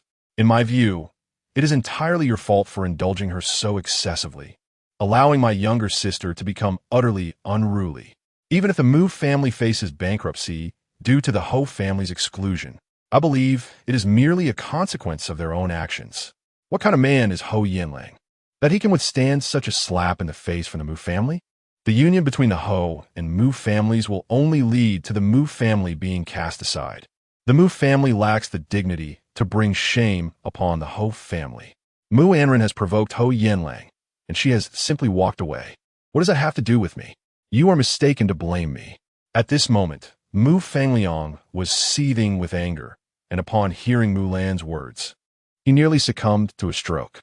Lu Mei was caught in a dilemma between Mu Lan and Mu Anran, unable to side with either, left without the strength to refute. Over the past fortnight, the Mu family has been in disarray due to Huo Yanlang's attitude, and she has lost the energy to manage the situation. Lu Mei ceased to chastise Mu Lan and turned to Tong Li, instructing him to send someone out to find Anran, if she could not be located. They must continue searching until she was safely returned. Lu Mei's eyes reflected not only her desire to find Mu Anran, but also her concern for her well-being. What if something were to happen to Mu Anran? What would become of the Mu family? Yet, upon her return, she would indeed have to marry into the Ho family. In response to Lu Mei's anxiety, Tong Li simply replied, "Yes, madam." Meanwhile, Mu Lan's phone suddenly received a text message. They had found her. In S City, Mu Anran had spent the past 2 weeks integrating in a local life, not only working in an advertising company, but also making a circle of friends. One evening, Mu Anran and her colleagues ventured to the night market and sang karaoke, the group of young women strolling carefree along the street. Yin Junjia, who had previously offered to pick Mu Anran up, was already waiting at the designated spot. Upon seeing her, he waved from across the road. Misu, colleague Xiao Qing, spotting Yin Junjia, nudged Mu Anran and teased, Su, your friend has come pick you up? Mu Anran felt a twinge of embarrassment. In truth, over these days, she had made it abundantly clear to Yin Junjia that there was no possibility for them. He is so handsome, so radiant. Su, you are so fortunate. Xiao Qing exclaimed. Mu Anran couldn't help but smile. Do you like him? If you do, I can call him over to introduce you. Xiao Qing immediately felt that Mu Anran was jesting. Oh, I was clearly talking about you. Why are you bringing me into this? Another colleague, Zhou Kun, chimed in, teasing Xiao Qing. Su is clearly a goddess. This man is not worthy of her. Suddenly tending to Mu Anran, she aided, Su. Let me introduce you to a wealthy man. That way, you won't have to work at all. Upon hearing the words, wealthy man, Mu Anran felt a pang in her heart, and her smile vanished. Ah, my friend is here to pick me up. I won't accompany you to shop anymore. I'll head back now. With that, Mu Anran slipped away towards Yin Junjia, disappearing from sight. Once across the street, Mu Anran's expression shifted to one of distraction. Her earlier facade of ease completely gone. Yin Junjia, clad in a striped t-shirt, called out to her, "Get in the car." Upon hearing Yin Junjia's bright and unpretentious voice, Mu Anran finally broke into a smile. At that moment, she stood on the sidewalk, her striking beauty making her smile all the more captivating, causing numerous passers-by to halt in their tracks, captivated by her charm. Yin Junjia, momentarily entranced, remained in a daze until Mu Anran took her seat in the back of his car. Unbeknownst to them, a black BMW lingered at the roadside, where Huo Yanlang sat inside, his once handsome face now weary, his eyes shrouded in a profound darkness. His sharply arched brows knitted tightly as he fixated on the radiant woman ahead, accompanied by the cheerful young man beside her. Anran. Huo Yanlang's grip on the steering wheel tightened, contorting into a distinctly displeased posture, oblivious to the tension. Mu Anran casually leaned against the side of Yin Junjia in the vehicle. Given the inherent lack of safety in the small electric scooter, she naturally placed her hand forward, which, from the back, appeared as if she were embracing Yin Junjia from behind. As they rode towards their rented apartment, Huo Yanlang, initially following Mu Lan to S City, unexpectedly encountered Mu Anran 3 hours later. A smirk crept across his lips within the confines of the car, his gaze deep and foreboding like an impending storm. In the evening twilight, Yin Junjia jested with Mu Anran as they rode, recounting a humorous incident from work. Today, the big guy in front of me let out a fart, and the whole office burst into laughter, haha. Mu Anran, somewhat lost in thought, chuckled occasionally, unaware of the black luxury car trailing behind them. Huo Yanlang drove at a leisurely pace. While not far away, 2 dilapidated SUVs followed closely in pursuit of Mu Anran. Inside the SUVs, several men sat smoking, the air thick with smoke. The leader, occupying the passenger seat, was engrossed in his phone until a text message suddenly arrived. After glancing at it, he remarked, "It's confirmed. It's Miss Mu Air." He cursed under his breath. Damn, this second Miss Mu truly possesses remarkable skills. Hiding so deeply, making it quite a challenge for us to find her. Chapter 28. I should have told you not to escape had it not been for their considerable expenditure. They might not have traced the individual named Ji Xiang to this location anytime soon. Longu, what do we intend to do once we follow them? What to do? The man merely chuckled. The men inside the vehicle were leering at the enchanting Mu Anran, who sat gracefully in the back seat, with her alluring figure. Mu Anran found herself seated on the small electric scooter, her long legs lacking space and thus slightly pressed together, rendering her irresistibly charming. The night breeze in S-City was brisk, tousling her long hair, which danced across her delicate, fair visage, tightening the hearts of onlookers.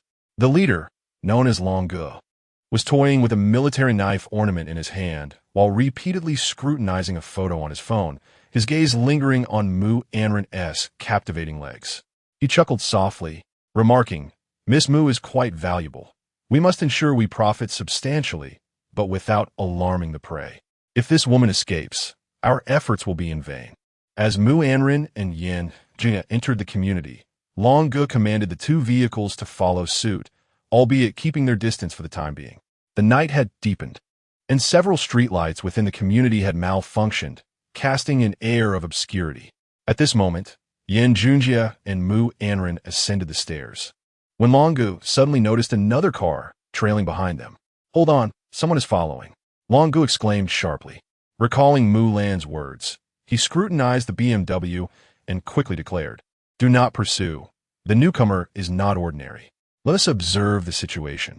As Mu Anran and Yan Junjia climbed the stairs, the once-lit corridor was inexplicably shrouded in darkness. Moonlight streamed through the corridor window, illuminating Mu Anran's delicate face. Naturally beautiful, she resembled a fine porcelain figure, her features exquisitely soft, and when she smiled, a hint of sweet dimples appeared. Under the moonlight, Mu Anran appeared even more stunning, causing Yan Junjia to halt abruptly. He truly cherished Mu Anran. The day they crossed paths when she was descending the stairs, he discovered she was his new neighbor across the hall, eliciting a joy that kept him awake that night.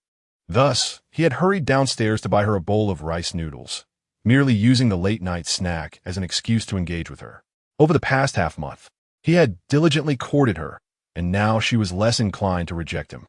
Although he sensed her desire for distance, he could not contain his emotions. "Sukyan." Yan Junjia called out to Mu Anran. Mu Anran, poised to ascend the stairs, paused and stared blankly at him. Yan Junjia's gaze was fervent. She was bathed in moonlight, while he remained cloaked in shadow, rendering his intense longing invisible to her. In that moment, he yearned to kiss her more than ever. Despite his slender, carefree stature, he towered over her. Suddenly, he leaned closer to Mu Anran, his breath brushing against her face. Startled, Mu Anran widened her eyes and gasped. "What are you doing?" At this moment, Yan Junjia found himself unable to stop, inches away from kissing Mu Anran. Under the moonlight, Mu Anran staggered back a step, and in that fleeting instant, she turned to gaze behind her, discovering someone lurking in the corridor.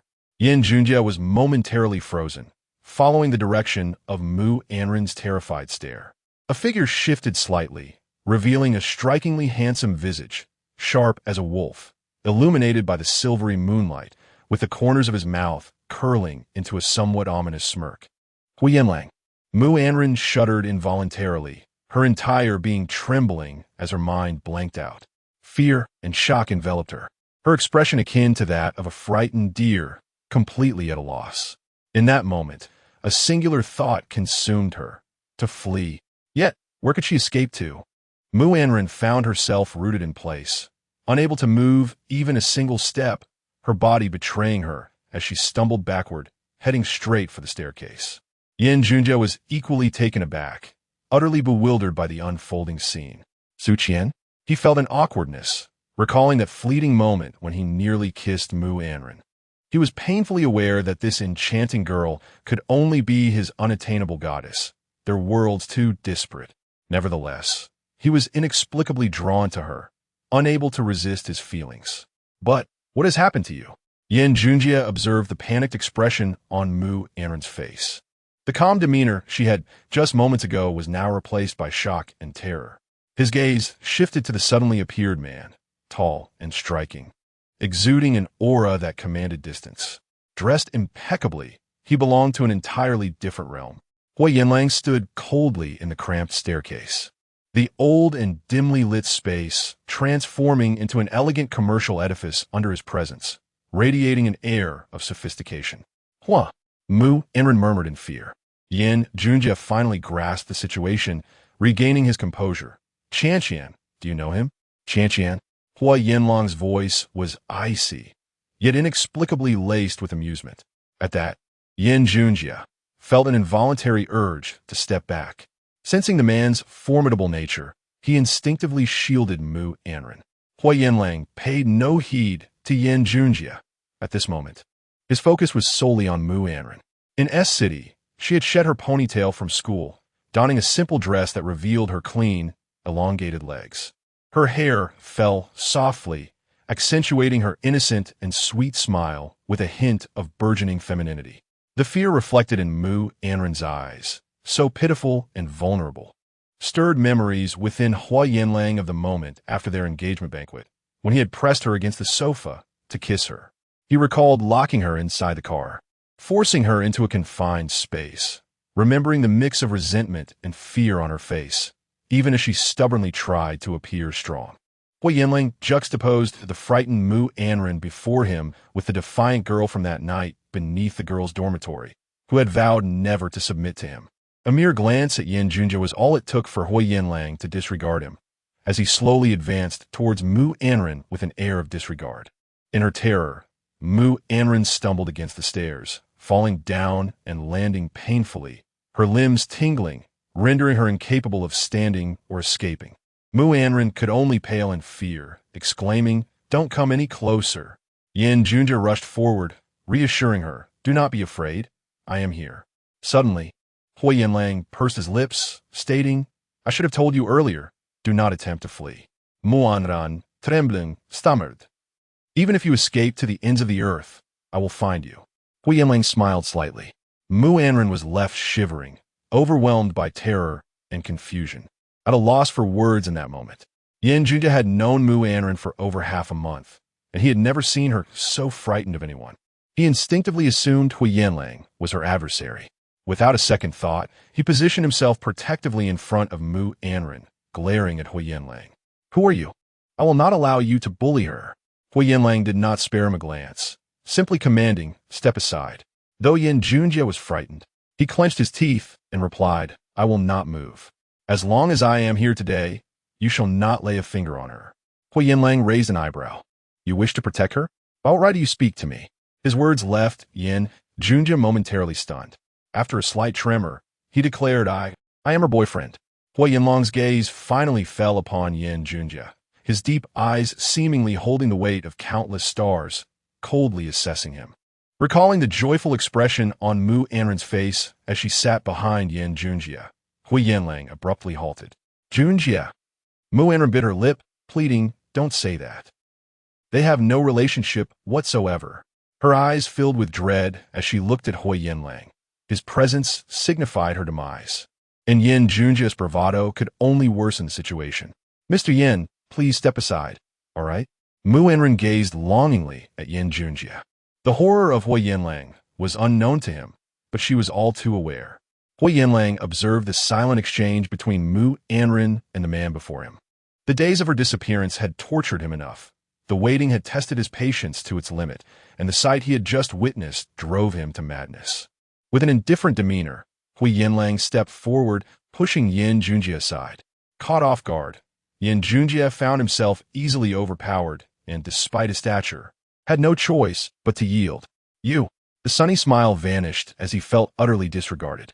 His pride wounded, he was even more unwilling to let Huo Yanlang near Mu Anran. He attempted to move forward once more, but Huo Yanlang was already standing before Mu Anran. He bent down, grasping her chin. "It seems I have underestimated you." Mu Anran bit her lip, forced to meet Huo Yanlang's gaze, unable to utter a word. Huo Yanlang continued, "Not only have you escaped for so many days, but you have also swiftly found a new companion. Mu Anran, what else are you capable of? You truly surprise me." Mu Anran hesitated, her lips trembling as she gazed at Huo Yanlang's suddenly looming face, his eyes ablaze with fury. A beauty akin to a beguiling demon when anger reached its zenith. Yin Junjie, filled with dread, shouted, "You must not touch her." He prepared a lunge forward to grapple with Huo Yanlang, but to his astonishment, his feeble punch was easily captured by Huo Yanlang, sending it crashing elsewhere. Huo Yanlang chuckled. "Mu Anran, your taste remains lamentably poor. The men you choose are all of this wretched ilk." Yin Junjie, further incensed, realized that a wound had somehow appeared on his hand, stinging fiercely. Listening to Huo Yanlang's words, repeatedly calling her Mu Anran, he suddenly recognized that he had overlooked something significant, staring blankly at her. "Qian, Mu Anran." Huo Yanlang smirked wickedly. "What? You don't even know her name, yet you profess to like her?" With a derisive laugh, he added, "Then your affection is rather cheap." "Enough." Mu Anran raised her gaze to Huo Yanlang, unaware that her eyes were brimming with unshed tears. "If you are angry and wish to confront me, then come, deal with me alone. What does it mean to bully others?" Chapter 29. "Yet I do not love you. I only wish to avoid you." Huo Yanlang gazed at Mu Anran, whose once smiling eyes were now quickly clouded with tears once more due to him. For reasons unknown, a weight settled in his heart. Yet, the more he felt this way, the more he was determined not to let her go. "What's the matter? Did you cry for your new man? It's merely been half a month, just half a month." It seemed she had escaped him and was thriving in City S, flourishing in both love and career, while he languished alone in City B. Huo Yanlang chuckled softly. "You appear to be quite happy, but I am not. What shall I do about that?" His menacing demeanor suggested a resurgence of anger. Mu Anran, seated on the staircase, sobbed in fear. "What do you want from me? Why can't you let me go? Even after I've come this far? Letting you go is a dream." Huo Yanlang was furiously enraged. Yet at that moment, laughter was all that remained. Yin Junjie had been listening intently to the exchange between Mu Anran and Huo Yanlang, and in that instant, he realized they were old acquaintances. Mu Anran had fled here to evade Huo Yanlang, adopting a false identity. Suddenly, he felt a surge of determination, wanting to push Huo Yanlang away. He crouched before Mu Anran, eager to wipe her tears. "You please, don't cry." Seeing her in tears broke his heart completely. Yin Junjie felt utterly helpless, uncertain of how to act in that moment. Huo Yanlang observed Yin Junjie cradling Mu Anran with utmost care. Her tears evoked a pang of sympathy reminiscent of his own past. Aside from that one moment of desperation, he had always treated her with kindness, and each of her tears had pierced his heart. How absurd! Mu Anran looked at Huo Yanlang with disdain. She was unyielding. Even if she fled to the ends of the earth, as long as she could distance herself from him and avoid marrying him, she would run. Yet, she still found herself ensnared by him. The pain of her tears stemmed not only from her desire to avoid him, but also from her unwillingness to return. She wept for her future self. To him, however, her cries seemed to be for another man. Huo Yanlang's back stiffened, his attractive thin lips curling into a cold, self-deprecating smile. Yin Junjie, seeing Huo Yanlang remain motionless, believed his earlier assertiveness had made an impact. Standing tall, he looked up at Huo Yanlang. "Step away. She does not wish to see you. Cease your pursuit." Huo Yanlang's eyes narrowed, causing Mu Anran to flinch in fear. She tugged at Yin Junjie. "Mr. Yin." Yin Junjie thought Mu Anran was afraid and quickly turned to comfort her. "Do not be afraid. I am here. He dares not do anything." Yin Junjie then directed his gaze at Huo Yanlang. "You think you can do whatever you please just because you have a little money? She does not like you. So cease your harassment. From this moment on, I will protect her." Huo Yanlang smirked, a mocking expression on his face. "Who do you think you are?" When Yin Junjie saw Huo Yanlang's tone grow aggressive, he feigned to strike him. "You." Mu Anran, finally desperate, grasped Yin Junjie's arm. "Please, just go. I beg you. Do not be afraid. He would not dare harm me. Does he believe that wealth allows him to disregard the law and kill me?" Mu Anran hesitated, her lips trembling with trepidation. She thought to herself, he might truly kill you. The Huo family was immensely powerful. Who would Huo family? The law was merely a weapon for the elite. "Please, do not provoke him." Huo Yanlang made no move to stop her. merely observing as Mu Anran desperately tried to shield Yin Junjie. Yin Junjie, feeling disgruntled, said to Mu Anran, "Do not fear him." Turning to Huo Yanlang, he challenged, "Come on, bring on." Before Yin Junjie could finish a sentence, he felt a rush of wind from a fist, and in the next moment, the left side of his face was ablaze with pain. The dimness of the stairwell enveloped him as he was forcefully slammed against the wall. A wave of agony coursing through his insides, causing him to slowly slide down the wall. A metallic sweetness filled his mouth. He sensed that a tooth had been knocked out. Realizing he was no match for Huo Yanlang, a flicker of fear finally crossed Yin Junjie's mind.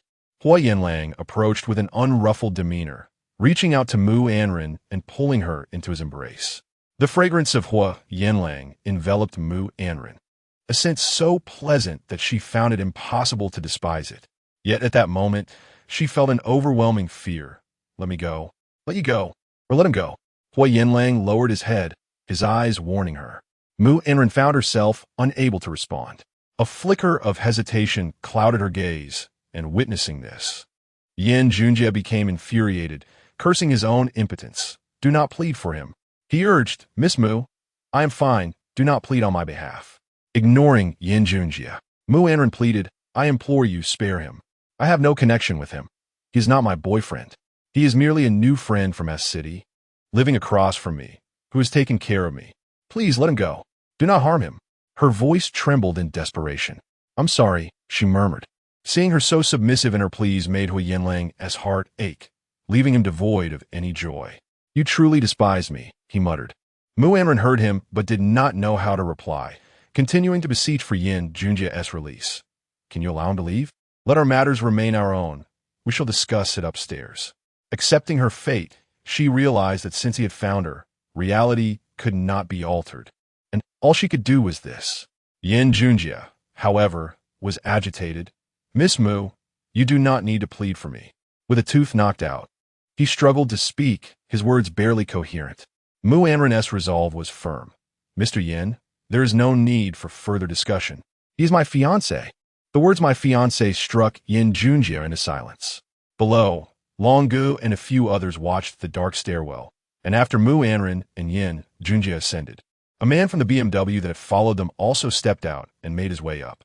The three of them were on the stairway, yet the lights on the floor above remained unlit, indicating that a conflict must have arisen in the corridor. "Boss, what do you think those three are doing in the hallway?" A minion finally could no longer contain his curiosity and asked, "Are they engaging in a three-way?" Longgu swiftly smacked him, commanding silence.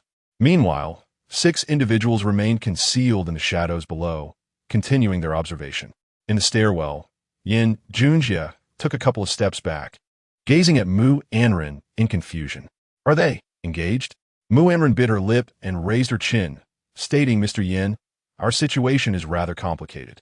I appreciate your willingness to assist, but I must apologize. Your help is not needed. We shall resolve our matters ourselves. Please return, if you would." Unconsciously clenching her fists, she added, "Your presence here makes me quite uncomfortable." Having heard her words, Yin Junjie felt it inappropriate to linger any longer and stepped back, covering his injured mouth, hesitantly saying, "Very well." He ascended the stairs, casting a worried glance back at Mu Anran. "If anything happens, just call for me. Should he trouble you, scream. I will certainly come to your aid." Mu Anran couldn't help but chuckle at Yin Junjie's innocent demeanor, responding with a simple, "All right." Knowing she had acquiesced, Yin Junjie gritted his teeth and headed upstairs, casting a fierce glare at Huo Yanlang before retreating. However, Huo Yanlang's gaze startled him, prompting him to quickly look away and hasten his ascent. With Yin Junjie gone, only Mu Anran and Huo Yanlang remained in the stairwell. She finally exhaled a sigh of relief, wearily regarding him. "What exactly do you want?" "Nothing in particular," Huo Yanlang replied solemnly. "Come back with me." After days of searching, he feared she might do something foolish to evade him. If his pressure led to her harm, he could never forgive himself. A profound weariness lingered in Huo Yanlang's indifferent expression, yet Mu Anran's eyes were clouded by hatred. She despised him for ruining her life. So much so that she could no longer comprehend his genuine feelings. She had never questioned why he insisted on her, nor did she wish to delve into it. "What difference does it make if I return with you?" Marriage, perhaps? Huo Yanlang's gaze darkened as Mu Anran smiled slightly. What marriage? Even if I consent to you, would that truly bring you joy? You may possess my body, yet can you claim my heart? Huo Yanlang remained silent as Mu Anran continued. Even if you wed me, the union of the Mu and Huo families would yield no benefit for you. The Mu family's wealth pales in comparison to the Huo family, and I find it utterly uninteresting. You know well that even as my husband, possessing my body does not equate to capturing my heart. You are fully aware of my disdain for you. You have tarnished my innocence and destroyed my life, leaving me homeless and feeling disgusted with my own body. How could you expect me to love you? To marry a woman who does not love you, to take as wife one devoid of affection, is merely to invite misery. Huo Yanlang, are you truly certain this is what you desire?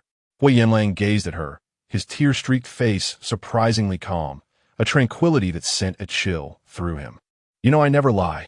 If I truly cherish someone, my love for them runs deep, and I am willing to do countless things for them. Yet in your case, my only thought is to evade you. After a prolonged silence, Huo Yanlang finally spoke. It's all right. Mu Anran stiffened, but I will never love you. It's all right. I can wait. Wait for me to love you, and then you will abandon me? Mu Anran chuckled in a daze. Just as she was about to say something further, Huo Yanlang calmly interjected. Let us make a wager. You lost. Mu Anran was taken aback. Recalling the wager from that night, she had lost and was therefore bound to fulfill her promise to return to the Huo family with him. Aware of her own shortcomings, she fell silent. After a considerable pause, Huo Yanlang appeared somewhat weary as he straightened his long legs. Mu Anran, I do not care what you think. Whether you claim to detest me or even wish to harm me, all I ask is that you honor the wager and return with me. Mu Anran, in a rush, retorted, even if what I offer is a heartless version of myself. Huo Yanlang replied, that is acceptable. Enraged, Mu Anran clenched her teeth before finally conceding. Fine, I will return with you.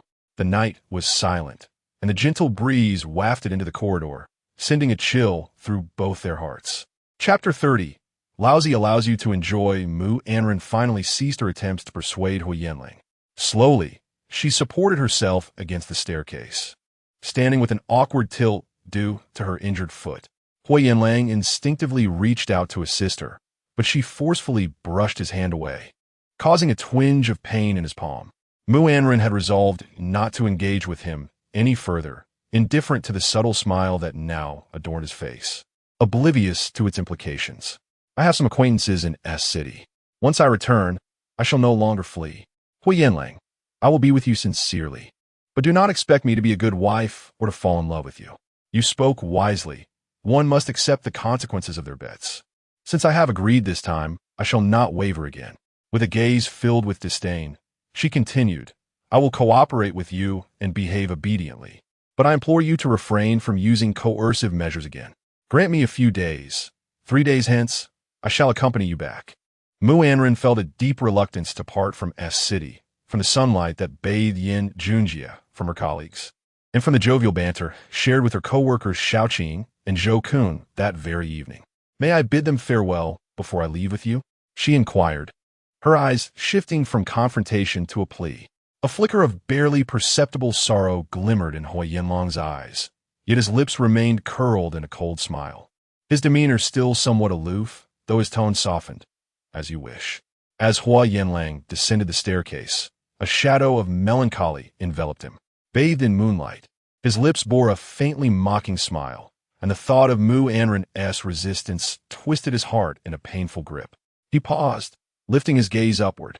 The lights in Mu Anran's rented accommodation had flickered on. She had asked him for 3 final days of solitude, free from his interruptions. Huo Yanlang leisurely approached his car, the moon's glow casting a solitary shadow. He retrieved his keys, pressed the unlock button, and took his seat within the vehicle. Hesitating to drive away, he lit a cigarette, letting the smoke envelop his weary features, his eyes lost in a distant void. In the shadows, Longu and his associates had observed for some time, confirming that Mu Anran had entered her abode and that the man next door had departed. After Huo Yanlang's vehicle had been stationary for half an hour, it finally stirred to life, prompting them to take action. Longu fixed his gaze on the illuminated window of Mu Anran's room and contemplated You two, stay below and guard the staircase. Report any movement immediately. The rest of you, follow me upstairs. 6 individuals, 4 ascended, while 2 remained below. Longu stealthily proceeded, aware that others had already caught wind of Mu Anran's presence. If they hesitated any longer, the opportunity might slip through their fingers like a flying duck. Inside the room, Mu Anran sat weakly on the floor, reassured that Huo Yanlang had temporarily released her. Just as she prepared to rise, a sudden knocking reverberated from the door. "Who is it?" she called out. The person outside remained silent, their knocking urgent and chaotic, certainly not the familiar rapping of Huo Yanlang. Mu Anran mistakenly believed it was Yin Junjie. Reflecting on the earlier incident, she felt compelled to apologize to him. Without further contemplation, she opened the door, only to be met by 4 men who suddenly rushed in. 2 of them quickly covered her mouth, and in a frenzy, she struggled against them, managing to kick the door shut with 1 foot. Bang! Longo was instantly filled with rage and signaled to his subordinates, who promptly dragged Mu Anran further inside. Terrified, tears welled in her eyes as she trembled uncontrollably. The men closed the door, and the sound of her kick drew the attention of others outside. Yin Junjie's voice soon resonated. "Miss Mu, are you all right?" He assumed she was being bullied and rushed over from across the hall. However, the door to her apartment was already shut. "Is that man bothering you again?" Inside the room, Mu Anran thrashed wildly, attempting to free herself from her captors, but with several hands restraining her, she was utterly immobilized. Initially, their intention was merely to contain her, preventing her escape, but their motives soon grew more sinister. Longus signaled another accomplice, who immediately went to turn on the water in the bathroom, as Yin Junjie grew suspicious due to Mu Anran's prolonged silence. He was about to devise a way to check on her when he heard the sound of running water from within. "Miss Mu, are you okay?" Yet, there was no response. He surmised that she had gone to take a shower. Dismissing his doubts, he convinced himself that since she had promised to call him if anything were amiss, she would not ignore him. Reluctantly, he called out, "Miss Mu, it seems you've accidentally encountered something. If you can hear me, please call out if you need anything." Hearing Yin Junjie's departing footsteps, Mu Anran shook her head in panic, pleading for him not to leave.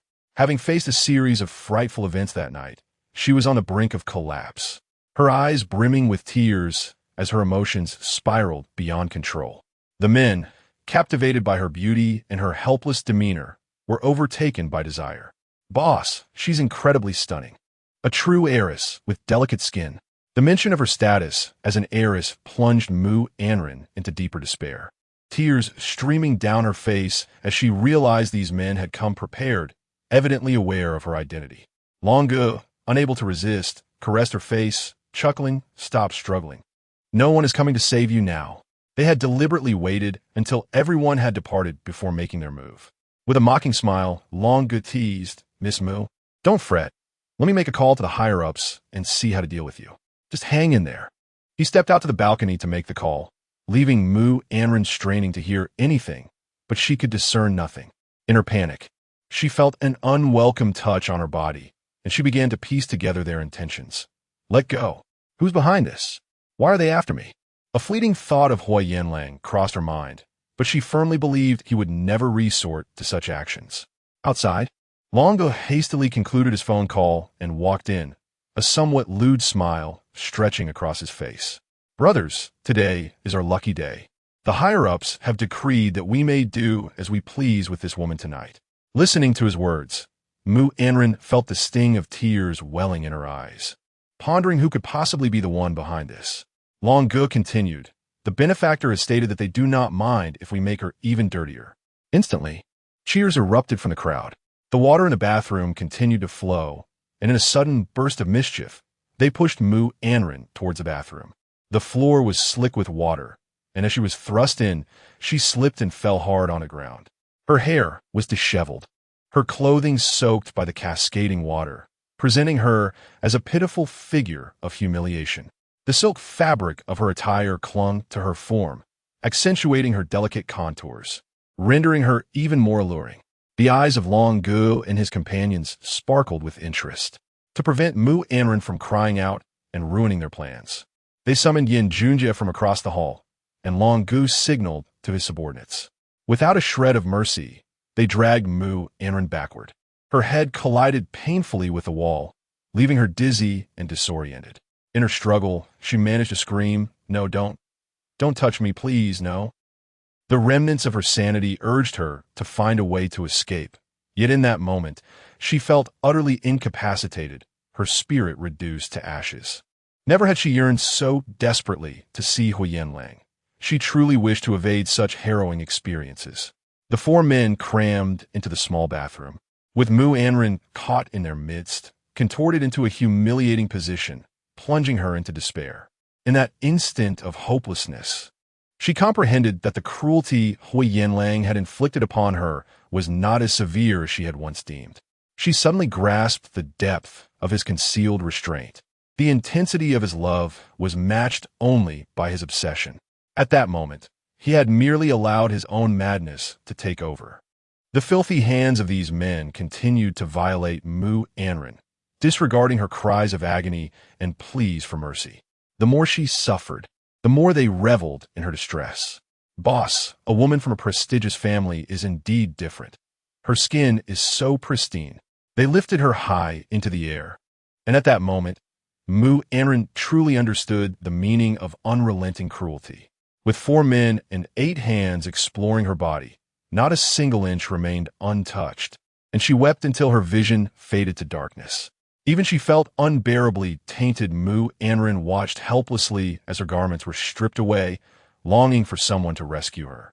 Longus sought to exploit the sound of rushing water to further violate her. Smirking, "Miss Mu, I'm here to let you enjoy yourself."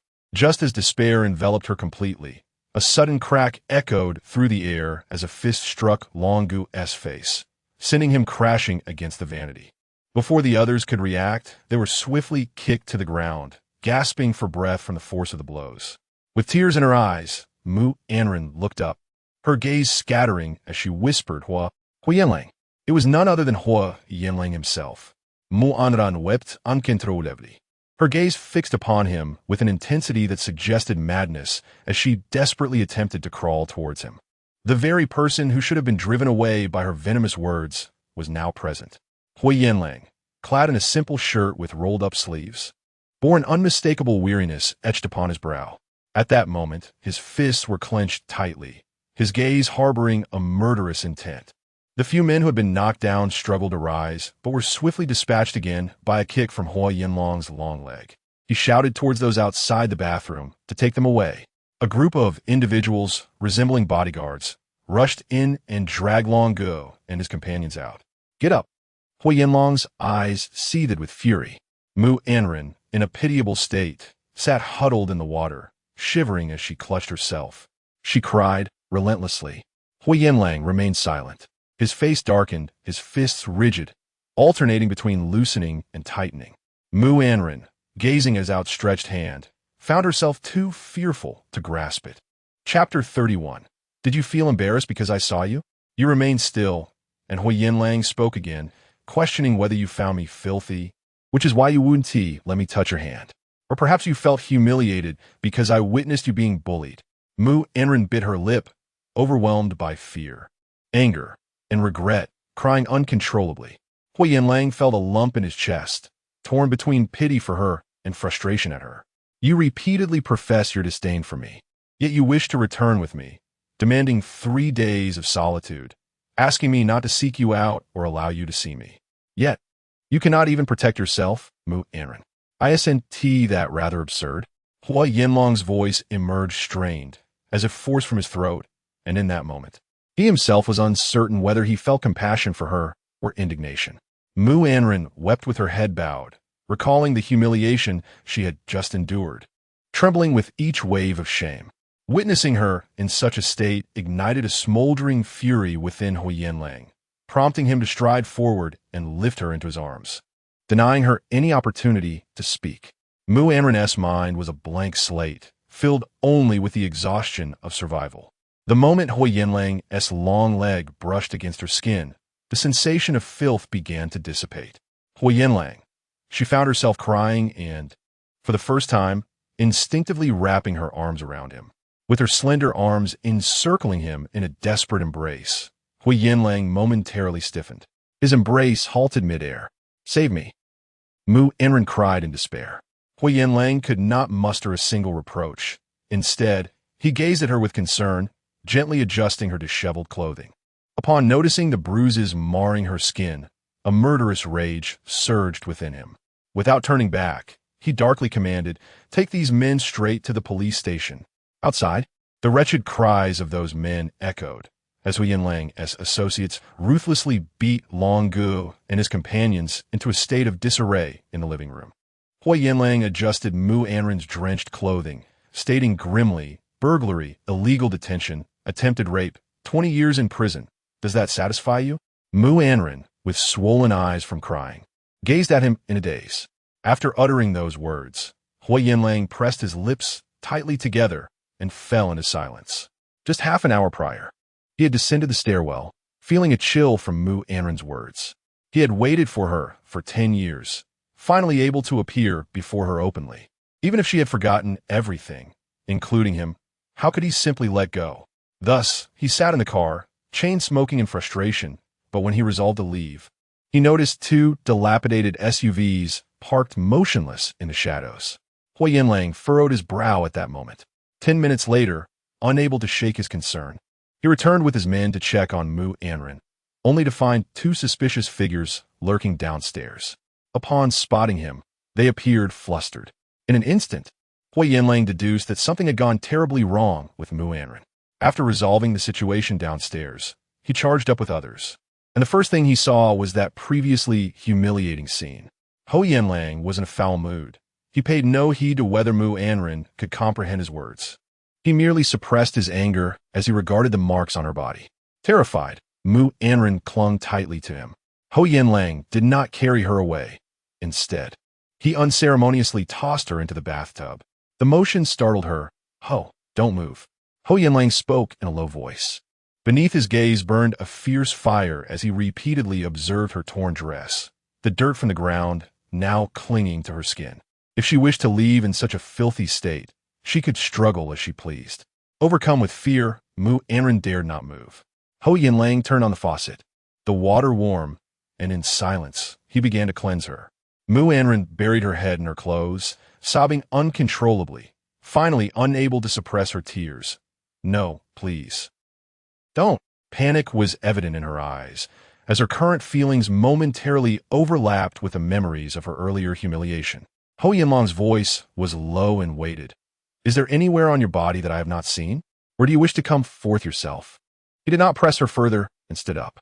At that moment, Mu Anran flinched again, more terrified, gripping the edge of the tub tightly, her damp little hands grasping at Huo Yanlang's pant leg.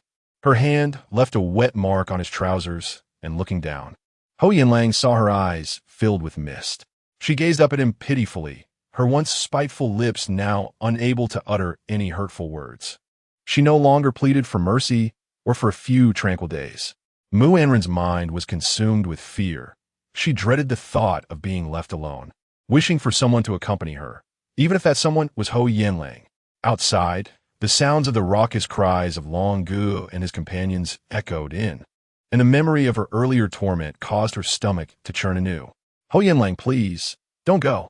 Finally, he halted, looking at the curled-up figure of Mu Anran in the water. Understanding the expression in her eyes, he froze for a moment, and after a while, he regained his usual impassive demeanor, forcing a neutral expression as he crouched down. Huo Yanlang said nothing, merely reopened the shower head and gently applied body wash to her skin. The fragrance of the body wash intertwined with Mu Anran's delicate scent, wafting into his nostrils. His gaze deepened, his back stiffened slightly, and his fingertips glided gently over her skin as he attempted to restrain his turbulent emotions. The chaotic sounds from outside persisted, and Huo Yanlang, unable to endure any longer, rose and closed the bathroom door, abruptly silencing the commotion and alleviating some of his own inner turmoil. Mu Anran continued to tremble, still curled in a ball. Feeling the warmth of his fingertips, wherever he touched, it felt as if it were ignited. She harbored a deep-seated aversion towards him, yet simultaneously found herself in need of his presence. Although she should have pushed him away, She could not help but implore him to care for her. Mu Anran recognized the contradiction within herself, yet tonight she had truly been shaken.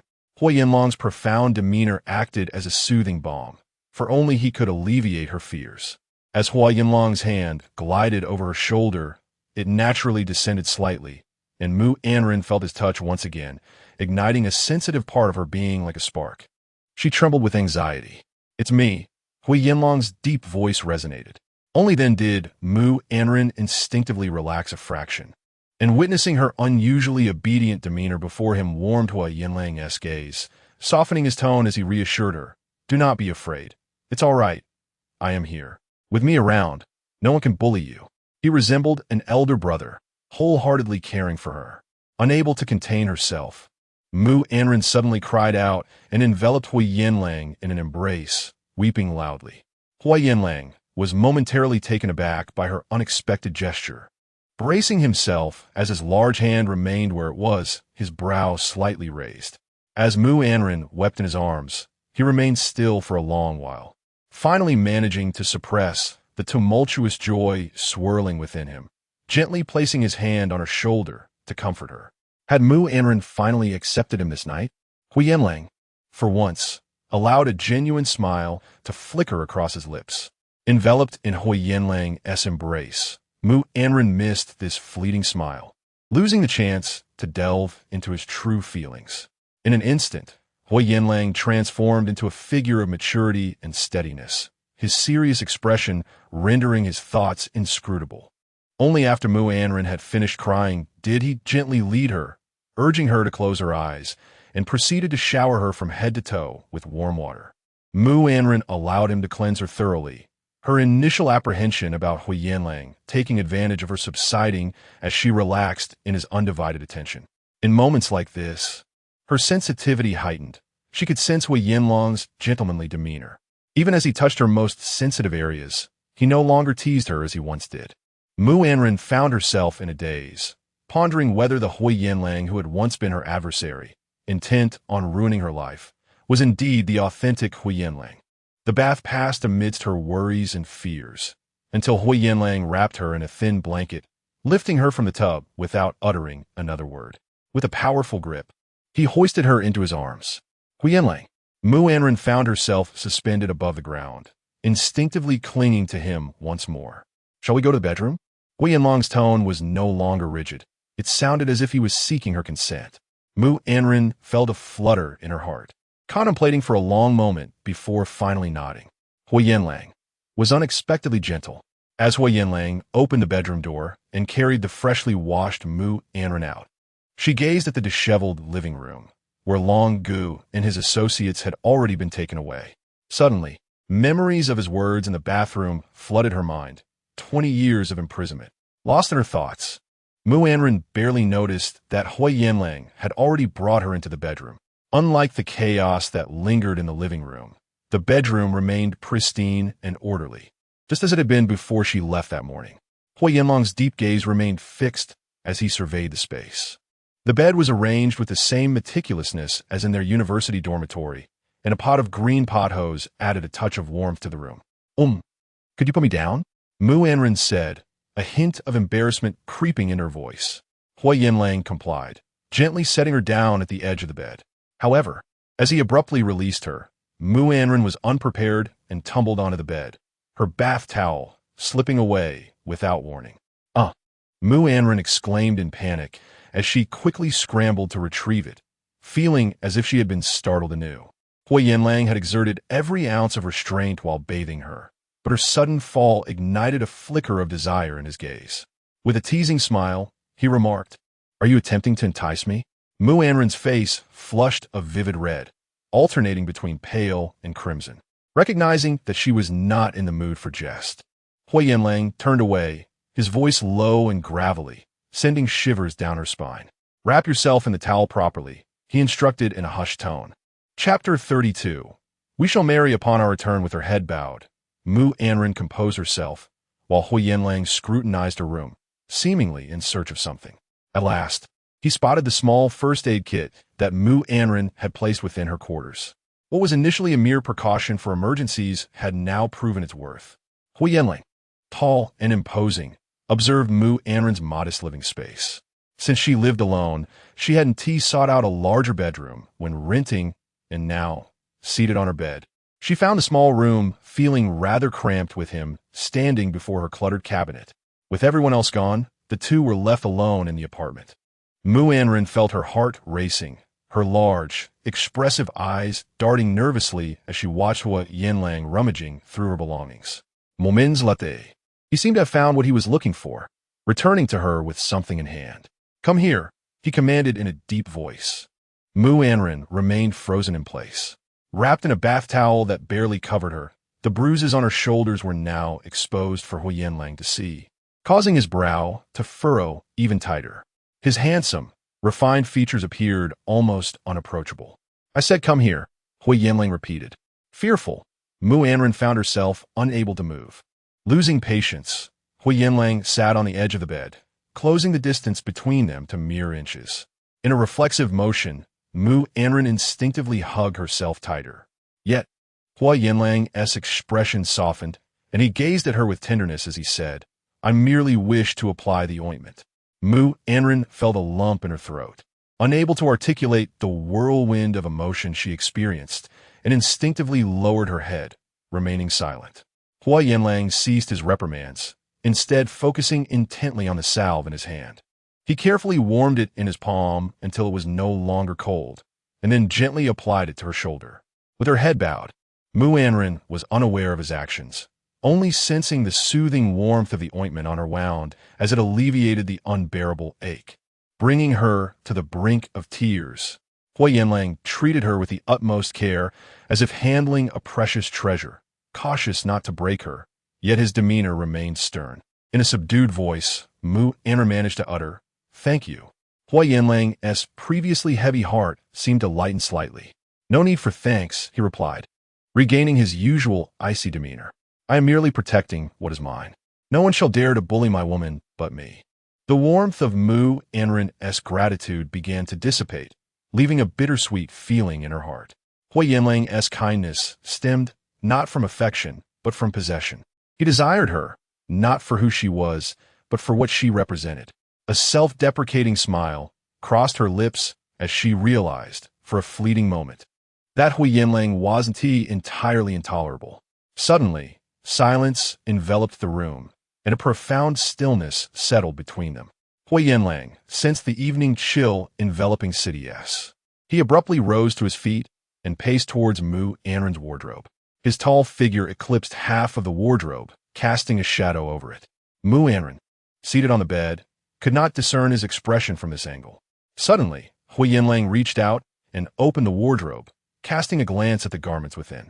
Alarm surged through Mu Anran as she saw him rummaging through her belongings. "Huo Yanlang, please, don't touch those things," she implored. But her warning came too late.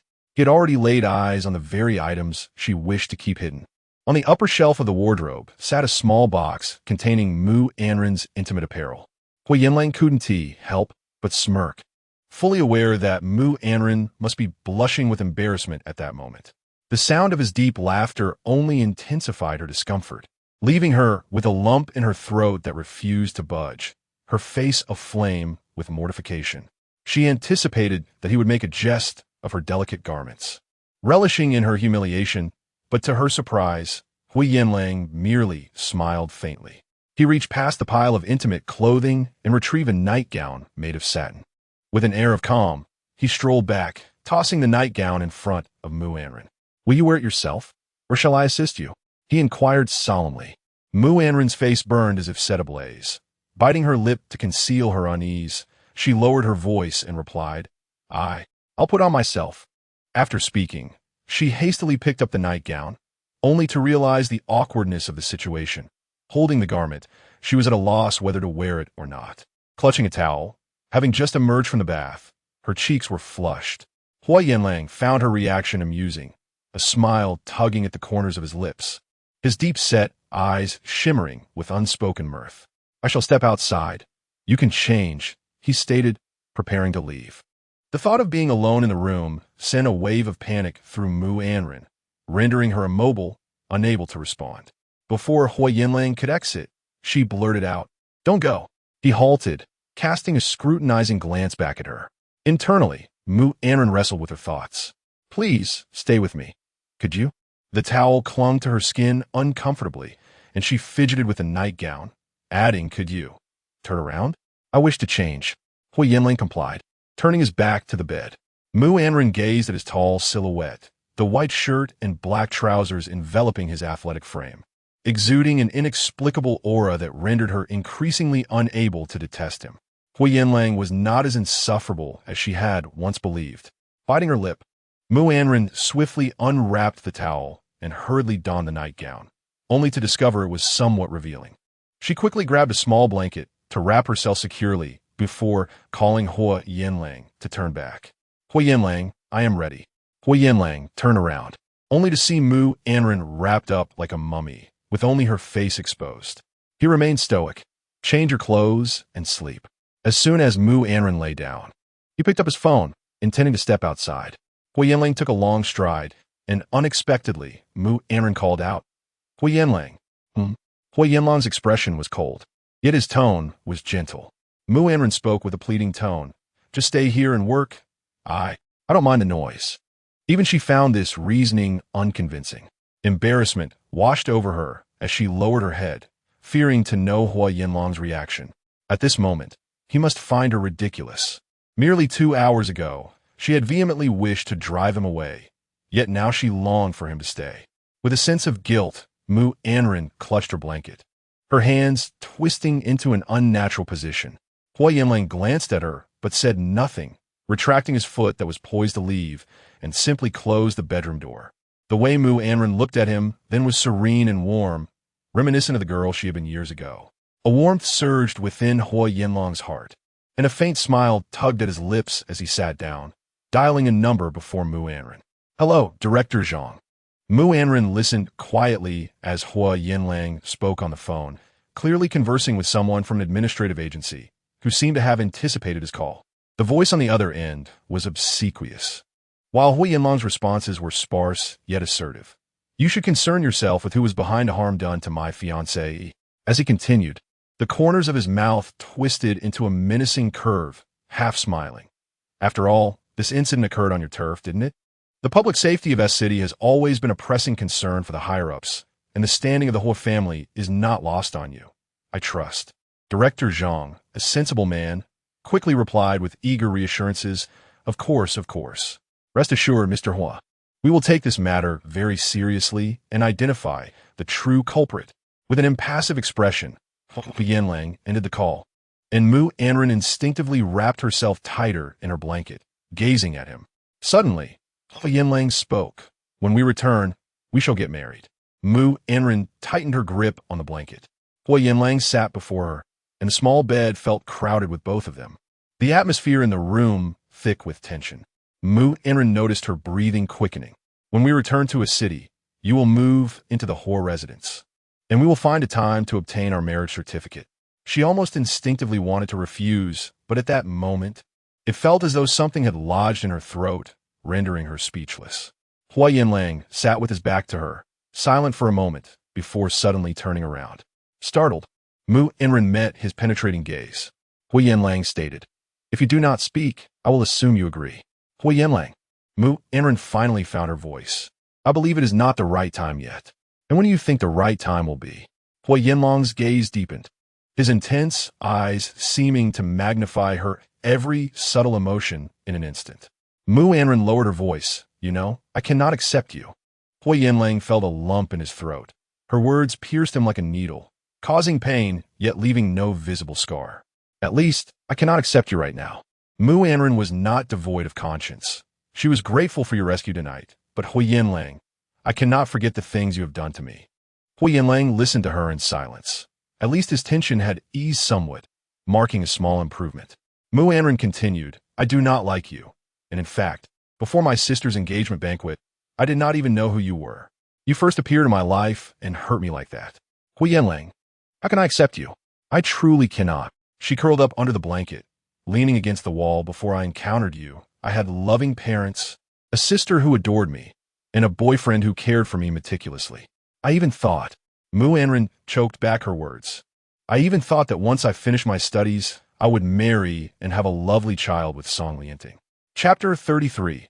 Everything changed after your arrival. However, after your arrival, everything transformed. Song Lianting was no longer the same. Her father had relinquished her, and her sister harbored a deep-seated hatred for him. Huo Yanlang seemed to be the nemesis of the Mu family. He indulged her while simultaneously leading the Mu family toward an abyss. The once blissful Mu family had vanished, leaving her feeling estranged and fearful of returning home. Huo Yanlang, you are like a tumor in my life, yet I remain uncertain about the nature of this affliction. Perhaps you may ultimately claim my life, but occasionally, like tonight, you become my sole source of solace. Mu Anran's voice carried a tinge of sorrow. She despised this aspect of herself, for despite her profound animosity, she could not bear the thought of his departure. Huo Yanlang maintained his silence, his breathing so faint it seemed to be non-existent. Yet tonight, even in silence, his mere presence offered her immense comfort. Mu Anran hesitated to continue, fearing that she might provoke him and incur a more dreadful punishment. To her surprise, Huo Yanlang did not react with anger. Instead, he smiled, the corners of his lips curving as if savoring her words.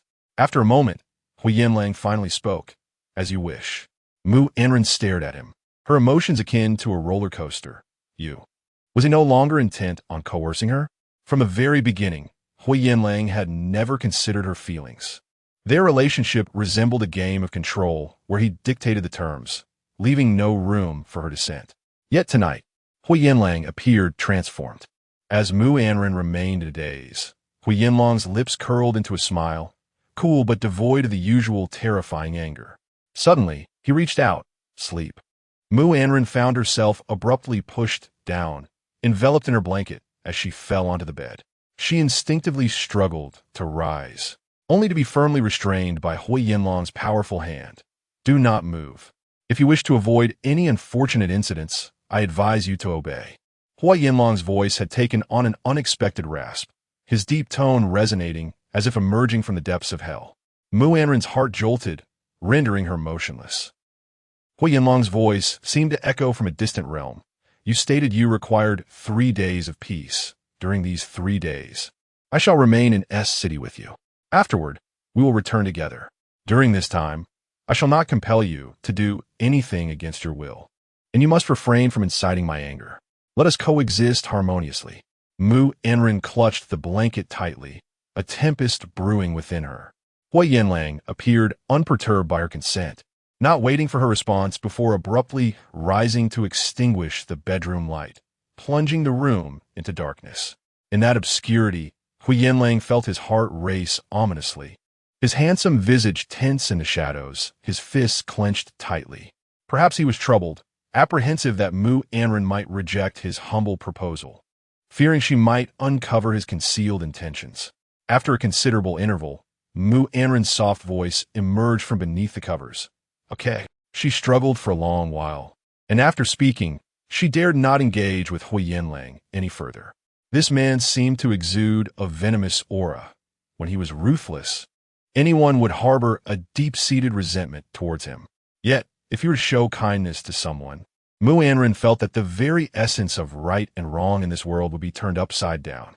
Determined not to be at his mercy, she resolved to ignore him, to disregard his presence.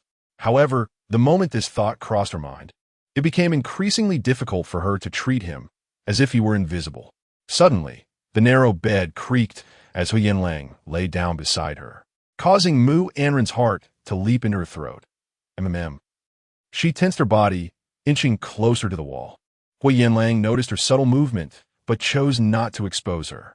As Mu Anran tossed and turned, it was her first time sharing a bed with Huo Yanlang. The room, cloaked in darkness, deprived of sight, her senses heightened. She could even hear the rapid beating of her own heart. Fearing his influence over her, she buried herself deeper into the covers. In the enveloping darkness, she suddenly heard Huo Yanlang's deep voice. Do not move. Startled by his low tone, she instinctively froze. Once Mu Anran ceased her fidgeting, Huo Yanlang closed his eyes, feigning sleep. His steady breathing soon calmed her, and at last, she emerged from the cocoon of her blankets. After a day filled with anxiety, her shoulders ached faintly, and fatigue overcame her, lulling her into a gentle slumber. As soon as Mu Anran drifted off, Huo Yanlang opened his eyes, his hawk-like gaze seemingly unfocused. He breathed steadily, as if traversing back through the shadows of the night to a distant past.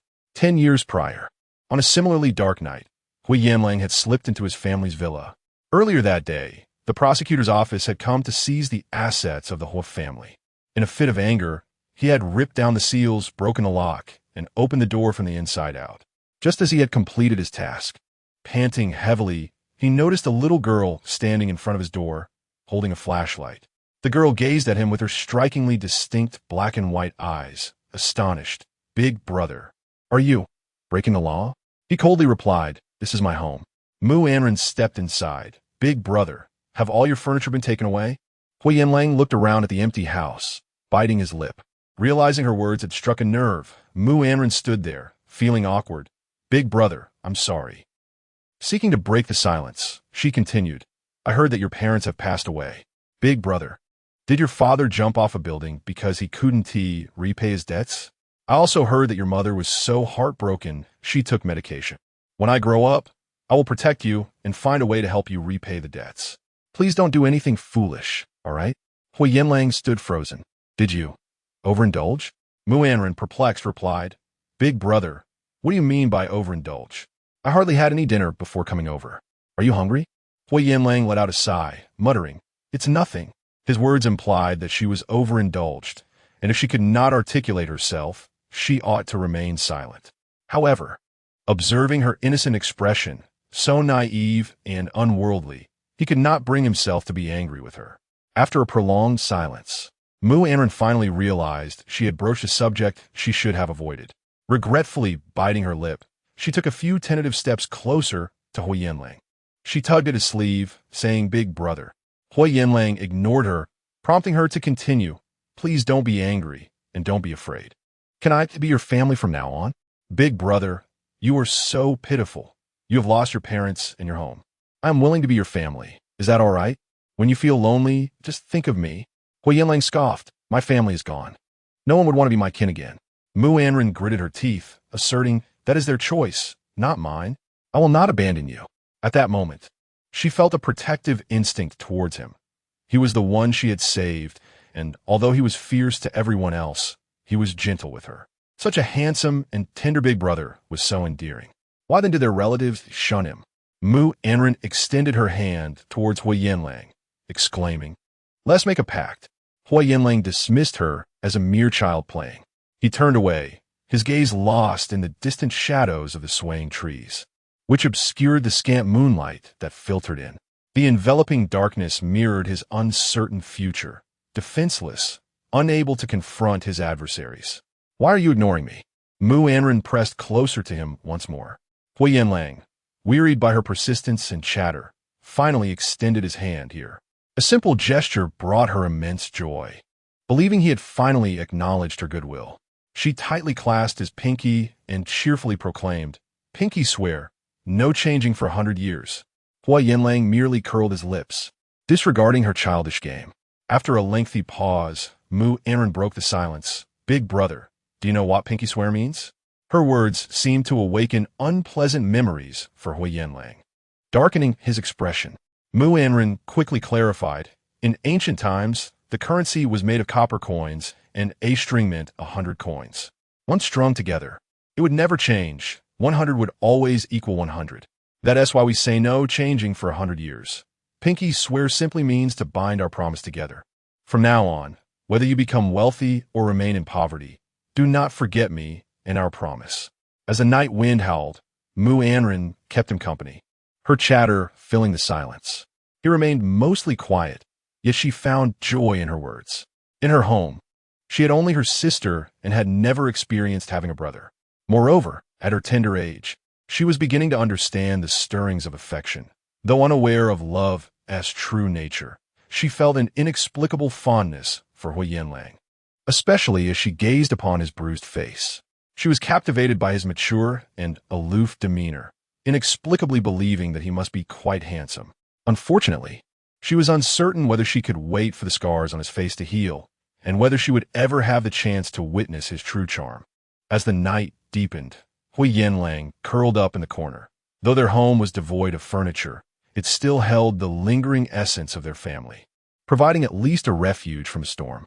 In the middle of the night, what had begun as a clear evening suddenly turned into a downpour. Mu Anran wished to sneak back home, but found herself unable to do so. Huo Yanlang's abode was bare, and he could not even find an umbrella, leaving him feeling somewhat helpless.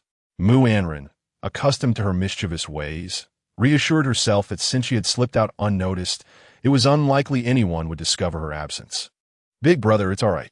I will stay here with you tonight, and once the rain ceases in the morning, I shall return. After all, it is not far," she silently affirmed. Huo Yanlang remained silent, and before long, Mu Anran had dozed off with her head resting on his arm. Chapter 34. The unrevealed secret of Huo Yanlang the night was slightly cool. Since the incident at home, Huo Yanlang had spent each arduous night in solitude. But tonight was different. He was accompanied by a kind-hearted and innocent little girl. She was merely 7 years his junior, yet Mu Anran's features had already matured, her delicate lashes curving upward, and her small, rosy lips were undeniably alluring. A stirring in Huo Yanlang's heart caused him to reminisce about her kindness. And in a moment of distraction, he found himself kissing her soft lips, unable to resist. Mu Anran, still young and unaware of the significance of this act, remained oblivious, while he understood all too well. At school, he was a figure of prominence, an unattainable presence. Many beautiful girls lingered at the gates just for a glimpse of him, and each week he received countless gifts and love letters, all of which he disregarded without exception. Yet this innocent girl before him somehow tugged at his heartstrings. But she was still so young. Huo Yanlang sat upright in shock. Mu Anran, missing the warmth of his kiss in her slumber, pouted and murmured, "Big brother." That night, Huo Yanlang remained rigid, lost in thought. As she slept peacefully, he gently brushed his fingers against her forehead, whispering, "Little girl, will you wait for me until I am strong?" Mu Anran continued to pout in her sleep, dreaming that someone was speaking to her, responding with a soft murmur. Huo Yanlang's youthful gaze seemed unfocused, as if he were peering far into the distance, and he squeezed her tender palm, promising, "But you must not forget me, and you must wait for me. We should make a pinky promise." His voice was low and resolute, as if he had made a profound decision, and he delicately intertwined his pinky with hers. Huo Yanlang smiled into the night breeze, his expression pure and radiant, as if she were the beacon of hope in his life. The following day, Huo Yanlang broke the silence, his first proactive gesture towards her. "Do you have any money?" Mu Anran, restless in her sleep, felt a warmth on her lips, a sensation that seemed a tad moist. She stirred, letting out a soft whimper, only to realize that she had opened her mouth, yet no sound escaped. Mu Anran blinked groggily into the darkness, her eyes widening with a mix of fear and vulnerability. The early hours, around 2 or 3 in the morning, were still enveloped in darkness and silence. Yet Huo Yanlang held her close, kissing her, rendering her immobile. His blanket lay draped over her, and she could feel the heat of his body. To her surprise, she found her arms tightly wrapped around his waist, her legs inadvertently resting on his. She had no idea where her own blanket had gone, perhaps kicked aside in the night due to the chill. She must have been too cold, which is why she snuggled closer to him. Mu Anran's thoughts were muddled, her mind still struggling to awaken as she softly nudged Huo Yanlang. "Anran." Huo Yanlang's voice was husky, laden with emotion, tinged with fatigue and sadness. It seemed less powerful and ruthless than usual, revealing a boy who felt lost and vulnerable, having traversed the long, arduous night to reach this moment. Worn and weary from his journey, Mu Anran found herself paralyzed, unable to move, gradually succumbing to the intoxicating kiss of Huo Yanlang. In a daze, she was led by him to the precipice of surrender, her mind blank as she numbed herself, convincing herself that this moment was merely a dream. Huo Yanlang's kiss was profoundly emotional, as if it concealed a little-known secret from the depths of his heart. She followed his lead, lost in the illusion of a dream. Suddenly, Huo Yanlang embraced her with a fervent intensity, causing her to wince in pain. Yet, in her hazy state, she felt him draw her even closer, his movements tender and cautious. Each inch of his hand's lingering touch sent shivers through her. Just before she could tighten her legs, he gently slipped inside, and in her foggy awareness, she seemed to hear him whisper, "Don't be afraid.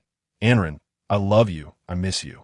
Confused and dazed, she could hardly grasp what he was saying, yet under his gentle caress, she blossomed like a flower.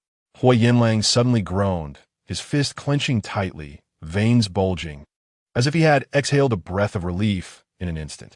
Mu Anran had never realized that everything could be so beautiful. In the deep of night, within the confines of the small room, something uncontrollable seemed to spread. When morning arrived, Mu Anran awoke to find his presence no longer beside her. Slipping on her shoes, she awkwardly stepped outside, her mind still foggy as she beheld Huo Yanlang's tall figure. What had transpired last night? She vaguely remembered, but was reluctant to acknowledge it. Clutching her clothes tightly, biting her lip, she gazed at Huo Yanlang with a pale complexion. Upon hearing her exit, he turned to glance at her, his striking brow furrowing slightly. "Why are you still standing there? Go wash up and join me for breakfast." It was then that Mu Anran noticed Huo Yanlang clad in a simple white shirt, adorned with a pink apron. The formidable Huo Yanlang, under the charm of her pink apron, appeared unexpectedly amiable. Gritting her teeth, her mind still swirling from the tempest of last night, she turned in frustration and retreated to the bathroom to wash up. Once inside, fear gripped her as she recalled the harrowing events from the previous night. Yet at that moment, the thought of Huo Yanlang outside filled her with trepidation. She dawdled until she could no longer delay, finally emerging from the bathroom to sit at the dining table for breakfast. "Eat more," Huo Yanlang said, filling her small bowl with a generous helping of porridge. Mu Anran stared at the porridge, feeling uneasy as she averted her gaze, unwilling to meet his eyes. Instead, she fixated on his long, fair fingers as he scooped the porridge. His hands bore the elegance of a wealthy heir, untouched by the mundane labors of life. She took a reluctant bite, pleasantly surprised by its deliciousness. "I studied in France for a while, all alone, without much money. I found it hard to adapt to the food there and had no means to dine out, so I began to learn how to cook for myself," Huo Yanlang remarked, sipping his porridge. "At the outset, I was unfamiliar with the art of washing rice and cutting meat. The meat abroad is all electrocuted, resulting in a vivid crimson hue. Filled with blood, if not handled properly, it exudes a strong metallic odor. Initially, my culinary attempts were so dismal that I nearly believed I would perish from hunger. However, driven by the necessity to survive, I gradually learned the craft of cooking. During those times, he would often stretch a single meal's worth of rice to serve as sustenance for 3 meals, reflecting the hardships he endured, a topic he seldom broached thereafter." Mu Anran gazed at him in astonishment, having assumed that a man as astute as Huo Yanlang must surely hail from affluence and would never have faced such adversity. She murmured softly, questioning why he didn't have his family send money, or where the nanny arranged by his parents was. With the Huo family's vast resources, she found it hard to believe that Huo Yanlang was managing alone abroad, likely residing in a grand apartment with assistants for housekeeping. Huo Yanlang merely tugged at the corners of his lips, offering a detached smile, and chose not to respond. Mu Anran, not wishing to engage in futile conversation, welcomed the silence. As she sipped her porridge, she noticed the chicken within had been meticulously deboned by Huo Yanlang, stirring a subtle unease within her. The events of the previous night lingered in her mind. Though she resisted acknowledging it, she could not deny that something had indeed transpired. "Huo Yanlang." Mu Anran hesitated, struggling to articulate her desire to distance herself. Huo Yanlang looked up at her. The words she intended to express caught in her throat, and, ultimately, she set down her spoon, coldly declaring, "I'm full." Pushing back her chair, she stood up, bowl in hand, ready to head to the kitchen. Huo Yanlang, with a swift motion, took the bowl from her grasp. Embarrassment washed over her, and she bit her lip, her cheeks flushing an unnatural shade of red. She loathed her current demeanor. Though she detested Huo Yanlang, she found herself unable to muster the anger she felt she should harbor, repeatedly making missteps. Mu Anran decided not to argue and distanced herself from him. "I need to go to the company to resign. I'll head out first." Huo Yanlang's voice was low and firm. I'll accompany you. On the street, Mu Anran and Huo Yanlang walked in an oddly mismatched manner, with her striding ahead while he strolled leisurely behind. Passers-by, regardless of their stature, instinctively turned to glance back. Huo Yanlang was undeniably striking. As yet another person slowed their pace to cast a lingering look at Huo Yanlang, Mu Anran could no longer restrain herself and turned to glance at him. Huo Yanlang moved through the streets of S-City as if he were wandering the champs, Lis Es in Paris, clad in simple black trousers and shirt. His sharp features bore an air of quiet intensity, with long fingers casually resting in his pockets, reminiscent of a male model stepping off the cover of an elite magazine. Mu Anran bit her lip and quickened her pace, turning her back to him. Mu Anran is employed at a modest advertising firm, which occupies a single floor of an office building.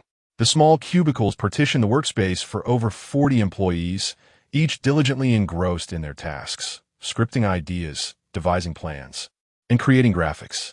Upon seeing Mu Anran arrive, the staff burst with excitement. Susu, you're here for work. However, the atmosphere shifts dramatically when they notice the striking figure of Huo Yanlang following closely behind her. The presence of such a man, who stands at an impressive height of 187 meters with an impeccable appearance, is a rarity they typically only witness on television. The women are instantly captivated. Susu, who is he? Chapter 35. How could one contemplate resignation? Xiao Qing and Zhou Kun could no longer contain their eagerness and rushed forward, casting a glance at Mu Anran that urged her to make a swift decision. The focus of everyone's attention was on Huo Yanlang, and no one noticed the look of frustration and reluctance on Mu Anran's face. Xiao Qing, Kun. Huo Yanlang's deep voice broke the silence. I am here to accompany her in resigning. Resigning? Xiao Qing and Zhou Kun finally snapped back to reality, gazing at Mu Anran in astonishment. Susu, what? You're doing so well here. Why would you resign? Xiao Qing exclaimed. In their minds, Mu Anran was amiable, adept in interpersonal relationships, and possessed strong professional capabilities. Although this establishment was modest, she could surely climb the ranks if she continued. Moreover, she had only been employed for half a month. How could she even consider resigning? Would she truly forfeit her salary? Mu Anran was at a loss for words. Just then, the office erupted in commotion, catching the attention of the general manager deep within. Upon hearing that Mu Anran intended to resign, Yang Yihai, the head of the advertising firm, hurried out. Su Qian, what is going on? But upon spotting Huo Yanlang next to Mu Anran, he abruptly halted his speech. Hua. His astonishment rendered him speechless. Huo Yanlang. Mr. Hua. His incredulity quickly transformed into certainty. Huo Yanlang narrowed his eyes slightly. Yang Yihai, as if possessed, rushed forward. Mr. Hua, your presence here is unexpected. What brings you to S-City? Although Yixing Advertising Company was a small entity, Yang Yihai was an astute manager who kept abreast of economic news. Huo Yanlang was a familiar face on domestic economic channels, and S-City, as a strategic development hub in the south, had close ties with the Qingheng Group, which Huo Yanlang helmed. He had previously visited S-City for an inspection 2 years prior, during which his strikingly youthful visage had graced the headlines of local publications. Yang Yihai had recognized him then. The Qingheng Group, established by Huo Yanlang, was almost legendary in the business realm, and with the subsequent emergence of the Huo family, it had risen to become one of the foremost conglomerates in the country, garnering Yang Yihai's deep admiration for this young mogul. I was unaware that Mr. Huo would be here. I apologize for any oversight. Please, allow me to invite you to my office for tea. Huo Yanlang waved his hand dismissively, stating coldly, no need. Yang Yihai gazed at Huo Yanlang with respect and curiosity. Then, Mr. Huo, I'm accompanying my fiancée, to resign here. Fiancé? Yang Yihai nearly dropped his glasses. Mu Anran bit her lip, unsure of what to say at that moment. She stood awkwardly, while the others were even more bewildered. Xiao Qing and Zhou Kun watched the scene unfold, astonished that their usually revered manager was so obsequious toward the man who had just entered with Susu, suggesting that his status was indeed extraordinary. General Manager Yang mentioned President Huo. They're all engaged in the advertising industry, and even if they are not particularly attentive, They naturally know how many multinational corporations exist in the country, and they're somewhat familiar with the founders of these prominent companies. To their knowledge, the only individual currently lauded as the Golden Bachelor CEO is Huo Yanlang of Qingheng Group. Could it be that the often interviewed yet elusive figure is the one standing before them? Xiaoqing and Zhou Kun gasped in astonishment, covering their mouths. Huo Yanlang, unfazed by their reaction, spoke in a deep tone. Not long ago, I inadvertently upset my fiancée, E, and she went to S City to seek employment. Just yesterday, I managed to reconcile with her, and in the coming days, I will assist her with her resignation procedures before she returns to a city. A city is the nation's economic and political hub, at least a 4-hour flight away. They looked at Mu Anran, unable to fathom that she was actually Huo Yanlang's fiancée, a person of such stature. Xiaoqing suddenly felt compelled to touch Mu Anran. Susu. But halfway through, she withdrew her hand, exclaiming, "You are truly Huo Yanlang, my goodness." They had been working alongside the future wife of the affluent President Huo for so long, even going to karaoke together. Mu Anran felt a pang of frustration and shot Huo Yanlang a fierce glance, thinking she should never have agreed to follow him. With a resigned smile, Mu Anran said, "Xiaoqing, I'm sorry." Zhou Kun quickly interjected to ease the tension. "Why apologize? We should be celebrating. I always knew Su was exceptional and deserved a capable man." Zhou Kun felt a twinge of bitterness, not expecting this revelation. Upon learning of Mu Anran's identity, Yang Yihai couldn't help but wish to elevate her to a pedestal. "Oh dear ladies." Yang Yihai quickly donned a beaming smile. "President Huo, whatever you say goes." There was no need for any farewells or resignation letters. He was eager to pay Mu Anran 2 months' salary, as if to serve her dutifully. Huo Yanlang found this amusing and smirked. "Didn't you say you wanted to bid farewell to your colleagues properly? I'll be waiting for you outside." Once Huo Yanlang stepped out, the atmosphere inside erupted. "Oh, Su, how did you keep this hidden? Huo Yanlang is truly handsome and cares for you so deeply. You are so fortunate. A man who is busy with countless affairs came all the way here. Su, you are so lucky." Mu Anran instinctively glanced outside, where Huo Yanlang stood by the entrance, casually smoking a cigarette, exuding an elegant charm. A subtle wave of emotion stirred within her. She smiled wearily. "Stop it." Amid the lively chatter, Mu Anran expressed her gratitude, thanking them for their care. She privately apologized to her closer colleagues, Xiaoqing and Zhou Kun, revealing her true name before bidding them farewell. Although Mu Anran felt a sense of reluctance, she understood that some fleeting connections in life must come to an end here. Mu Anran gazed outside, where Huo Yanlang stood silently at the door after finishing a cigarette. His expression focused, not in the least bit intrusive to her. Mu Anran bit her lip, bid farewell to her colleagues, and then turned to jog outside. The journey back with Huo Yanlang was enveloped in silence. However, as they passed by a supermarket, Huo Yanlang led her inside to purchase some ingredients. Confused by his intentions and uncertain of his motives, Mu Anran chose to follow suit without uttering a word. Upon returning home, Mu Anran settled onto the sofa while Huo Yanlang proceeded directly into the kitchen with the groceries. The sound of running water emanating from the kitchen was a rhythmic symphony, and she could almost envision Huo Yanlang's deft hands, usually wielding a pen with precision, now skillfully preparing the vegetables and beef. Mu Anran bit her lip, at a loss for words to articulate the tumult of emotions within her. After half an hour, unable to contain herself any longer, she ventured into the kitchen and called out, "Huo Yanlang." Chapter 36. Feeling somewhat unsatisfied, Huo Yanlang paused his actions, casting a sidelong glance with his obsidian eyes at her. What exactly do you want?" Mu Anran's heart was in turmoil, and mustering her courage, she questioned, "Are you deliberately staying here to watch me?" Reflecting on the events of last night, she realized she hoped for his presence. Yet the unexpected occurrence that transpired in the depths of the night left her flustered. The second encounter between them had unfolded in such an unforeseen manner. She had even half-heartedly acquiesced to it. The thought of this was distressing, and she longed to distance herself from him. However, gazing at Huo Yanlang, who was adjusting her pink apron, she found it impossible to harden her heart and confront him. Huo Yanlang's sharp features unexpectedly softened, and he gave a faint, almost imperceptible hum in response. Mu Anran's desire to interrogate him dissipated, and she pouted her lips, fixating on his deft hands as they sliced the tomatoes. After a lengthy silence, Mu Anran finally spoke. "Is there anything I can help with?" Huo Yanlang paused, revealing a glimpse of his thoughts.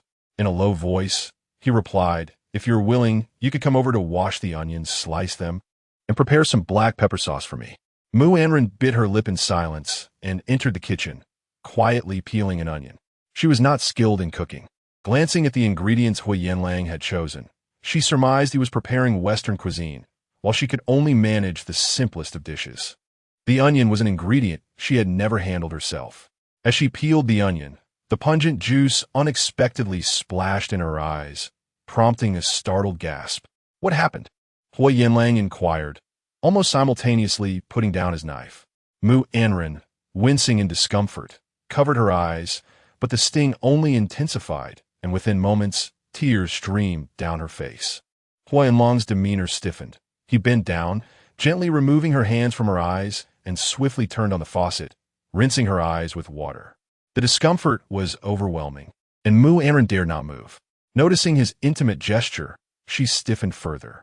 "Huo Yanlang, please don't speak." Suddenly, sensing his breath draw near, she felt him lean down, gently blowing on her eyes. His warm breath gradually alleviated the sting, and Mu Anran, feeling slightly more at ease, awkwardly murmured, "It's better now. It's not so painful. Could you please step back a bit?" She shifted uncomfortably, retreating a couple of steps to distance herself from Huo Yanlang. He lowered his gaze, observing her flushed face, feeling a dryness in his throat. He chose not to confront her awkwardness and allowed her to maintain some distance. Mu Anran watched as Huo Yanlang resumed slicing tomatoes, as if nothing had transpired, continuing with a calm demeanor. Biting her lip until it bore marks, she then turned her attention back to the onion. "Give it to me," Huo Yanlang abruptly commanded, his expression icy as he reached out his hand. Without inquiring about Mu Anran's opinion, he directly took the onion from her hand and pressed a carrot into it. "Wash this." Mu Anran's heart raced. She loathed Huo Yanlang, yet found herself irresistibly drawn to his virtues.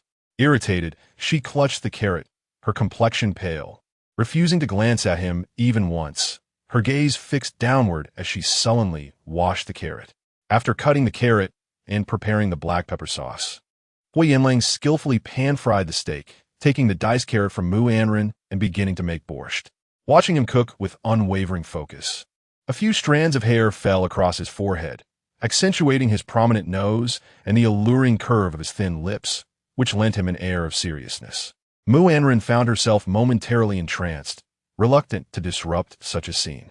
Suddenly, Huo Yanlang spoke, "Anran, don't just stand there, go outside." The way he uttered her name sent a jolt through her, her hands instinctively clenching tightly around her skirt, her heart racing tumultuously. Huo Yanlang ceased calling her, merely shifting positions to obstruct her view entirely. Once again, she heard the sound of the knife against the cutting board, accompanied by the crisp sound of the onion being sliced. Mu Anran shifted slightly, realizing he was handling the onion, prompting her to retreat. She nearly fled past his form, escaping the kitchen. After sitting quietly in the living room for a while, Huo Yanlang emerged from the kitchen, apron removed, shirt sleeves rolled up, carrying 2 plates. Unsure of what to do, Mu Anran remained still. Huo Yanlang spoke again, "Come and eat." The exquisite Western meal, steaming and paired with classic borscht, tempted her. She cut a piece of beef and dipped it in black pepper sauce. Delicious, yet her heart was heavy. How long must we continue this way? Unable to contain herself, she finally voiced her thoughts. 3 days. Huo Yanlang replied, "I beg you, please stop this. Don't torment her any longer," she thought, knowing she despised him and wished to avoid his presence. Yet, Huo Yanlang persisted in lingering before her. "I don't want to see you." Mu Anran did not wish to understand him better. The more she did, the more she felt her resolve waver under his influence. "You were the one who asked me to stay yesterday," Huo Yanlang said calmly. Mu Anran bit her lip, gazing at him. Huo Yanlang sat at the dining table, leisurely savoring the pan-seared beef, his simple actions of dining exuding an unparalleled elegance.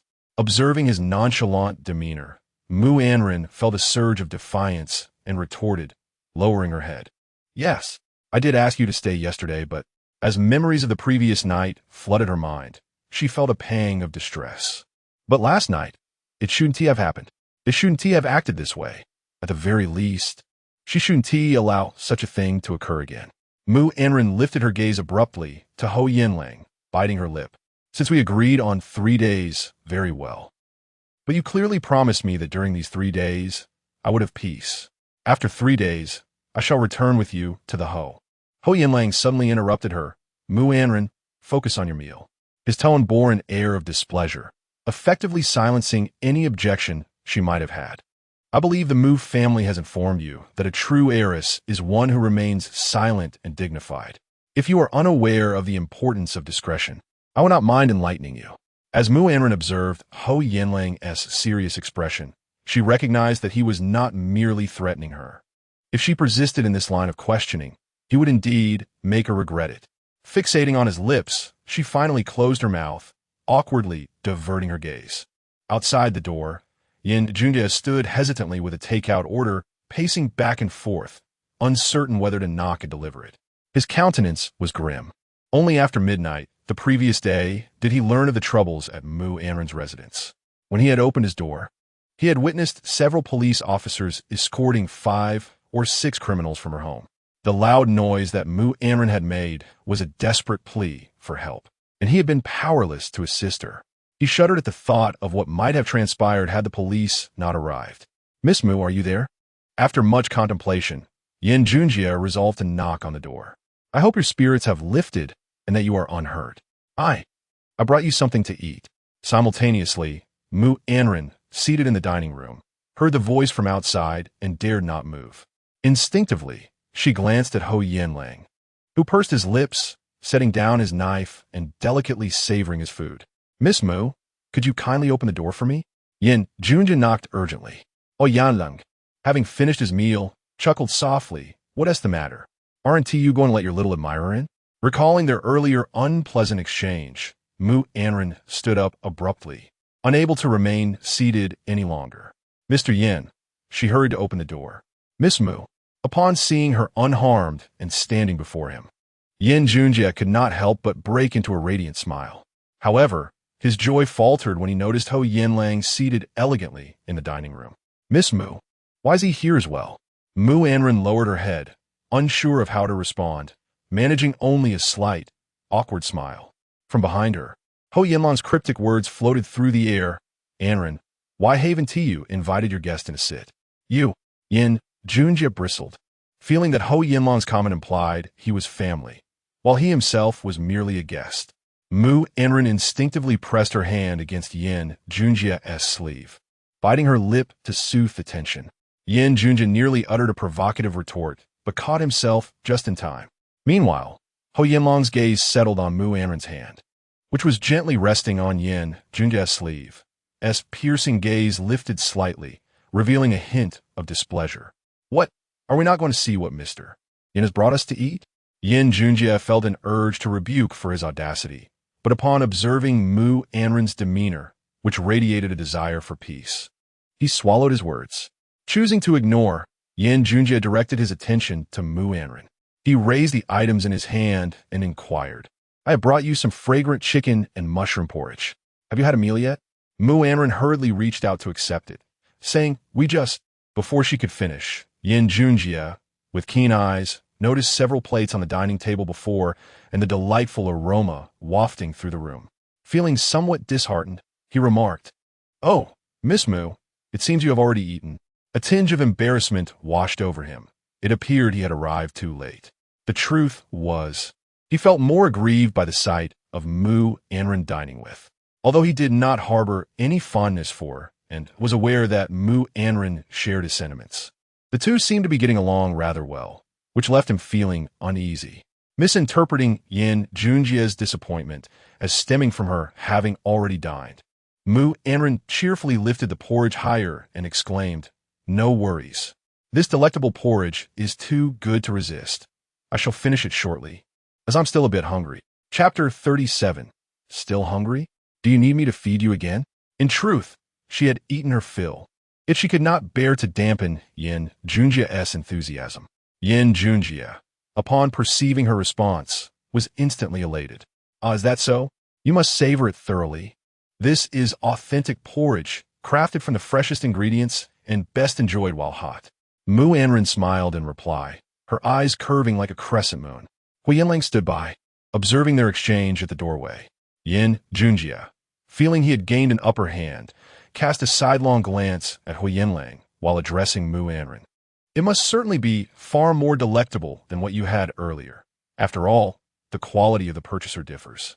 Mu Anran, oblivious to the underlying implications of his words, nodded appreciatively. Thank you, Mr. Yin. Yin Junjia, please took a step back. Enjoy your meal. I shall come by later for a stroll. With one hand clutching the porridge and the other grasping the doorknob, Mu Anran nodded eagerly, wishing to hasten his departure. Once Yin Junjia had completely exited, she closed the door with a sigh of relief, only to turn and find Huo Yanlang's somber expression awaiting her. Delicious? Huo Yanlang inquired, his tone laced with an unsettling calm. Mu Anran faltered, taken aback. Holding the porridge, she stood motionless at the threshold as Huo Yanlang rose from his seat and approached her with deliberate steps. Anxiety gripped her heart, fearing he might act unexpectedly. Yet he simply halted before her. Hand it over. Confusion clouded her gaze, mingled with trepidation. Huo Yanlang's eyes held a profound intensity. He had devoted considerable time to nurturing her, wishing to eliminate her fear of him. Surprisingly, he did not erupt in anger, despite a flicker of displeasure in his eyes, and took the bowl from her hands. Not satisfied? Do you require me to feed you again? Mu Anran pondered his words.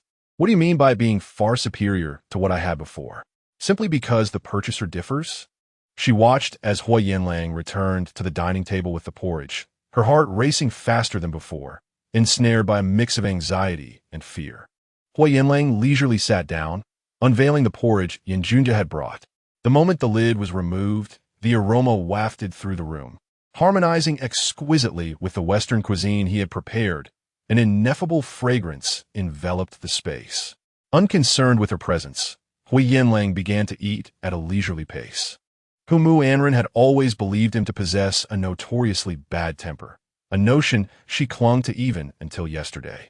Yet this man, Huo Yanlang, remained an enigma, acting solely according to his whims. Come here. His voice was deep and commanding. Mu Anran's mind momentarily blanked, and she found herself obeying, walking towards the dining table. Upon reaching it, Huo Yanlang's large hand extended, pulling her down forcefully into his lap. Mu Anran found herself seated squarely on his thigh as he smirked wickedly. Didn't you say you weren't full? Now, will you eat on your own, or shall I feed you? A glimmer of mischief danced in Huo Yanlang's dark eyes as he scooped a spoonful of porridge and brought it to her lips. Mu Anran's earlier words were merely intended to placate Yin Junjia. Yet to him, they seemed to be a deliberate attempt to irk him. Although Yin Junjia was charmed by her soothing words, he found himself in a state of discontent. The inscrutable gaze of Huo Yanlang startled Mu Anran, causing her to feel as though she were seated on pins and needles atop his lap. She fixated on the porridge that was extended toward her, struggling to convince herself to part her lips. Huo Yanlang raised an eyebrow. Oh, not hungry? With each utterance from him, her heart raced anew. Mu Anran pressed her lips together. Aren't you hungry? Why don't you eat? He paused momentarily before teasingly retorting. Or perhaps, you're not hungry here? Huo Yanlang's gaze roamed over her form before settling intently upon her. Could it be here? Mu Anran trembled, her body rigid as she stared at him, eventually stammering. Huo Yanlang, you are shameless. Huo Yanlang's expression was inscrutable, his lips pressed tightly, revealing neither joy nor sorrow. Well, you may as well consider me shameless. In the next instant, he had taken the porridge she had refused and consumed it leisurely. His manner of eating was so alluring that it left Mu Anran blushing furiously, her gaze fixated on his lips as they parted and closed. The flavor is quite delightful, Huo Yanlang remarked nonchalantly, just when Mu Anran thought he would finally relent. He unexpectedly shifted positions, pressing her down onto the chair, asserting his dominance over her. By the time Mu Anran regained her senses, she found herself seated, with Huo Yanlang's hands firmly gripping the backrest of the chair, effectively confining her within that small space. Her chest rose and fell rapidly, breaths quickening as she gazed at him with wide, shimmering eyes, her lashes fluttering. Suddenly, Huo Yanlang released one hand to lift her chin. Before she could register his actions, he leaned in, capturing the sweetness of her lips, a heated breath igniting an undeniable spark between them. Mu Anran froze, acutely aware of what Huo Yanlang was doing. Unlike the previous night, Huo Yanlang, she thought to push him away but realized her body felt weak and powerless. Since you're full and uninterested in porridge, perhaps I shall let you savor something else. Mu Anran was uncertain of the implications behind his words, yet reason urged her that the situation was dire.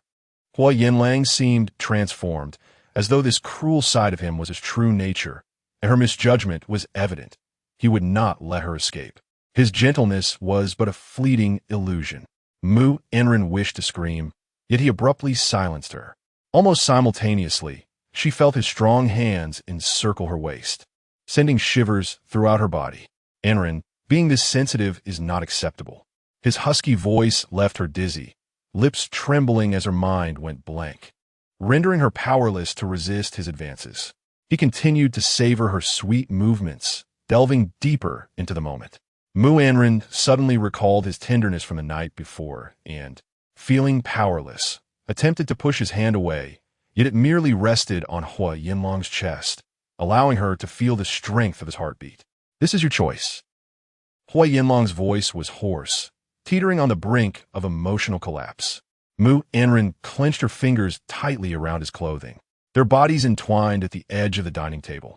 The increasingly confined space heightened their tumultuous emotions. Beads of sweat formed on Huo Yanlang's forehead, further enveloping Mu Anran in his warmth. She felt an escalating sense of shame, yet found herself unable to resist, surrendering to his every whim.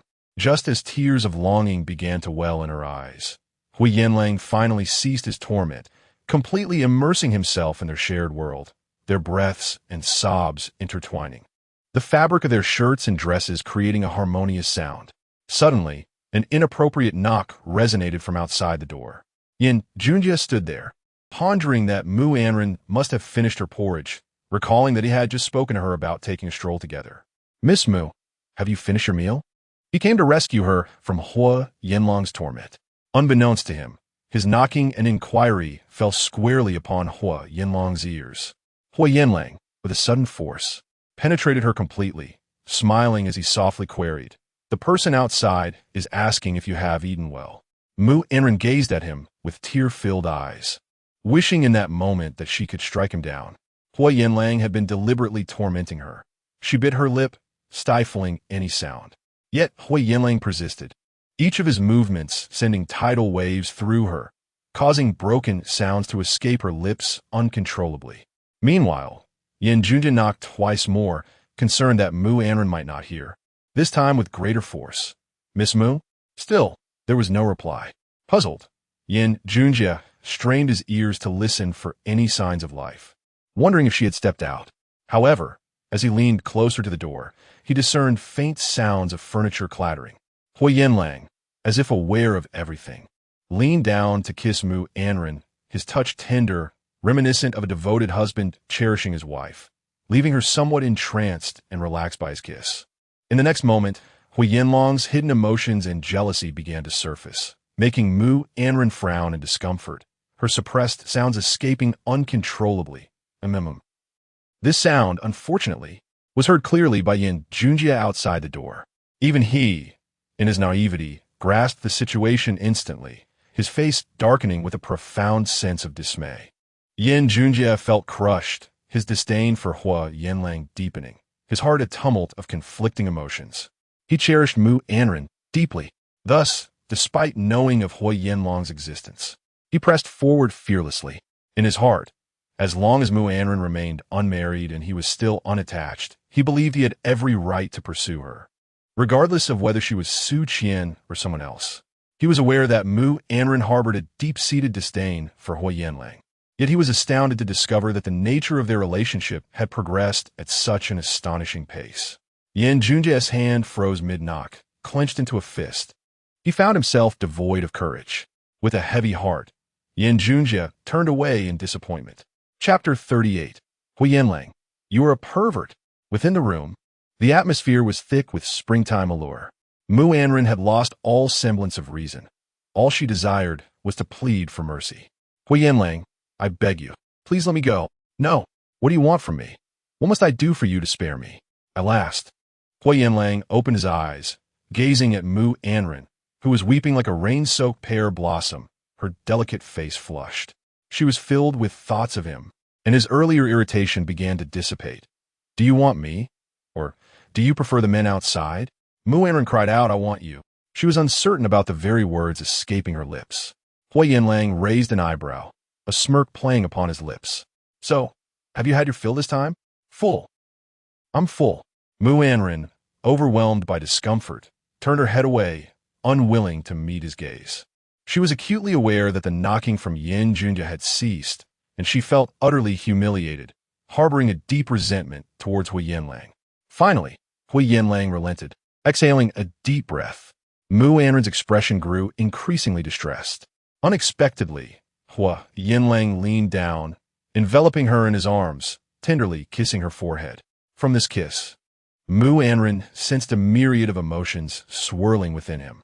Meeting his gaze, she was struck by the dark mist clouding his eyes, his expression composed yet intense. Mu Anran froze, captivated by his gaze. It was as though she were traversing the long-forgotten night of years past, encountering a shadow from bygone days. In an instant, Huo Yanlang concealed his emotions, replacing them with a teasing smile. Mu Anran, if I see you smile at another man again, I fear I may lose control. Mu Anran's lips trembled with indignation. It was clear he had the upper hand, yet she shivered in defiance. Huo Yanlang, you are a pervert. Huo Yanlang chuckled. Indeed, I'm a pervert.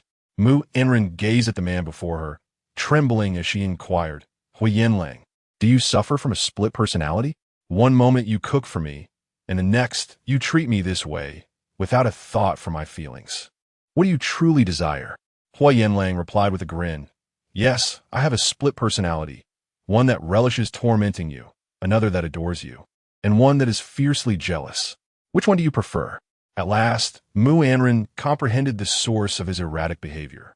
Recalling Yin Junja's recent disparaging remarks, she bit her lip in distress. Yet, Huo Yanlang's displeasure had found resolution, and he no longer sought to trouble her.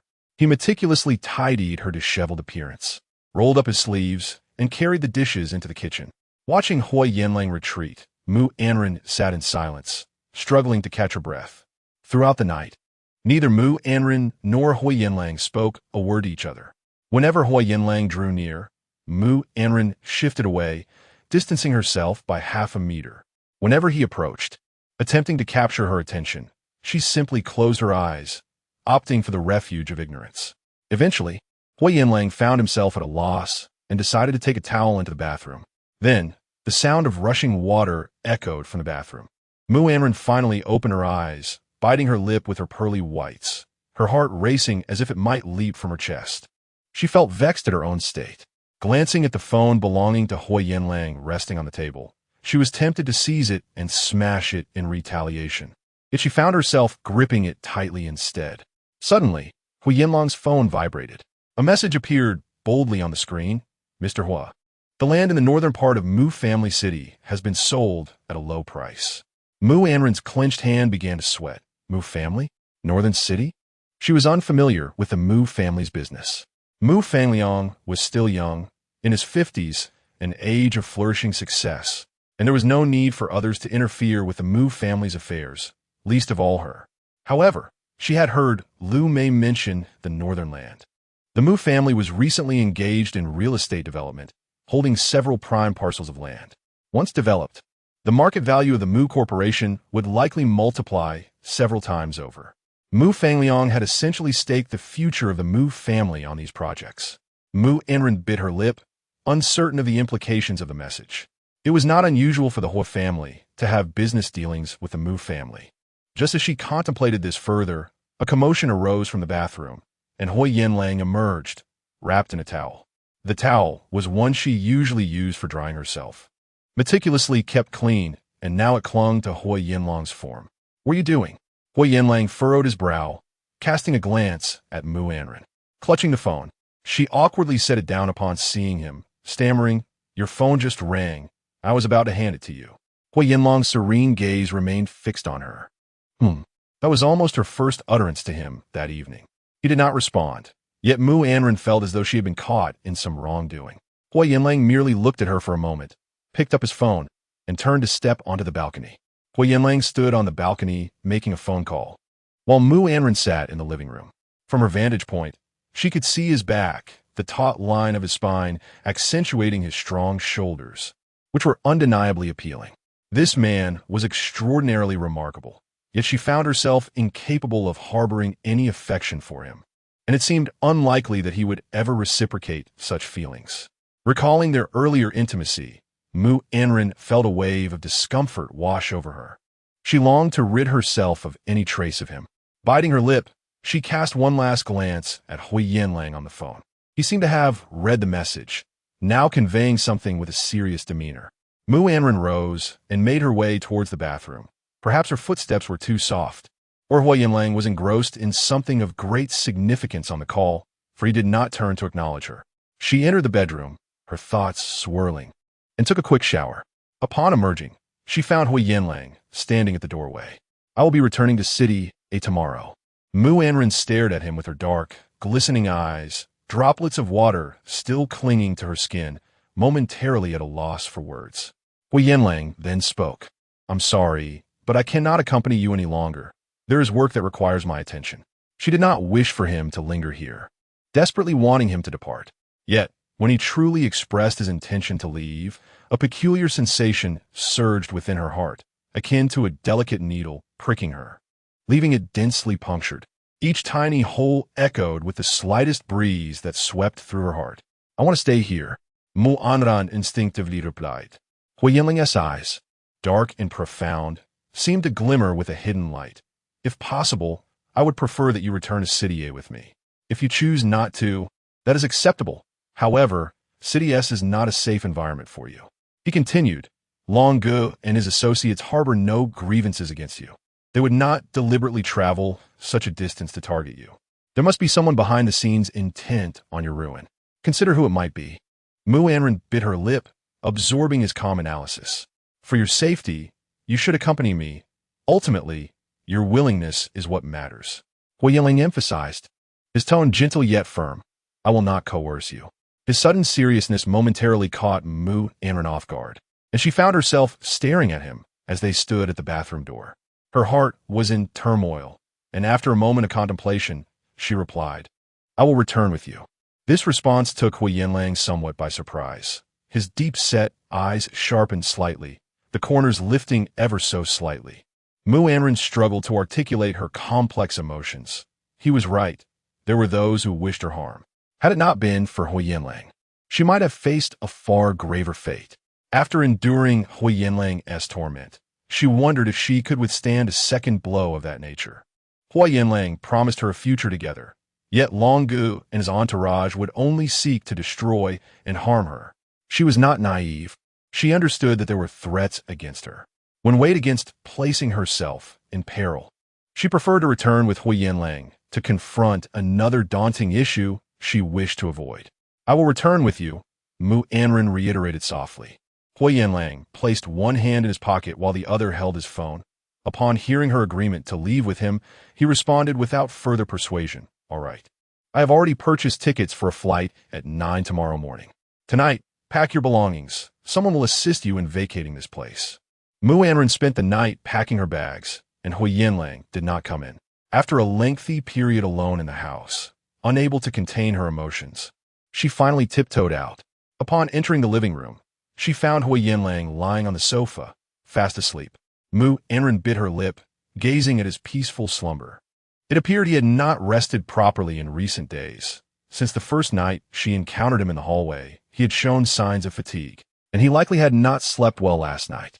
Initially curious about his activities, Mu Anran suddenly fell silent. She returned to her room to retrieve a blanket, contemplating for a moment before gently covering Huo Yanlang with it. That night, Mu Anran slept alone in her room, but her slumber was not as sweet as she had imagined. As morning dawned, Mu Anran heard voices outside the door, and upon opening it, found several tall men standing beside Huo Yanlang, methodically carrying out the luggage she had packed the previous night. Awake? Huo Yanlang inquired. Before Mu Anran could respond, he raised his hand to check the time. You've risen quite early. There are still 2.5 hours left. Mu Anran remained silent, casting a glance at the bustling scene in the living room before quietly closing the door to change into a dress. She then entered the bathroom to freshen up, and when she emerged, her makeup was subtly applied. On the way to the airport, Mu Anran maintained a stony silence. She refrained from speaking, and Huo Yanlang was in no hurry. The intimacy of the past few days had pressed Mu Anran, whose temperament resembled that of reeds, bending to the utmost before inevitably springing back. Huo Yanlang felt he had ample time and could afford to wait patiently. As the car hit the highway and took a sharp turn, Mu Anran unconsciously leaned toward him. Her head barely grazed Huo Yanlang's firm shoulder, and she immediately bit her lip, pressing her lips tightly together. Huo Yanlang retrieved a magazine from the front seat, appearing absorbed in its contents. To stretch his legs comfortably, he leaned slightly toward Mu Anran, providing her with a supportive shoulder to prevent her from swaying awkwardly in the vehicle. Mu Anran stole a glance at Huo Yanlang. He showed no signs of discomfort. Thus, she endured the uncomfortable ride to the airport, their interactions growing increasingly familiar amidst the awkwardness. Only when boarding the plane, and as it departed from S-City, did Mu Anran feel as if she had awakened from a dream. Chapter 39. What have I done wrong? In City A, as Huo Yanlang and Mu Anran arrived, their designated escort awaited them at the exit. This was Mu Anran's first encounter with Shui Beiqian, reputed to be Huo Yanlang's most capable assistant. Shui Beiqian, though modest in stature at around 178 centimeters, possessed a refined appearance, complete with glasses, reminiscent of an exemplary senior student, approachable and composed. However, upon closer inspection, one could discern that his suit was tailored tightly, with particularly robust arms, suggesting a strength that belied his delicate appearance. As Huo Yanlang and Mu Anran emerged from the arrivals hall, Shui Beiqian approached them, stating, "Mr. Hua, the vehicle is ready." Huo Yanlang led Mu Anran out, where several cars were already stationed. Shui Beiqian inquired, "Shall we head to the company first or to the Mu residence?"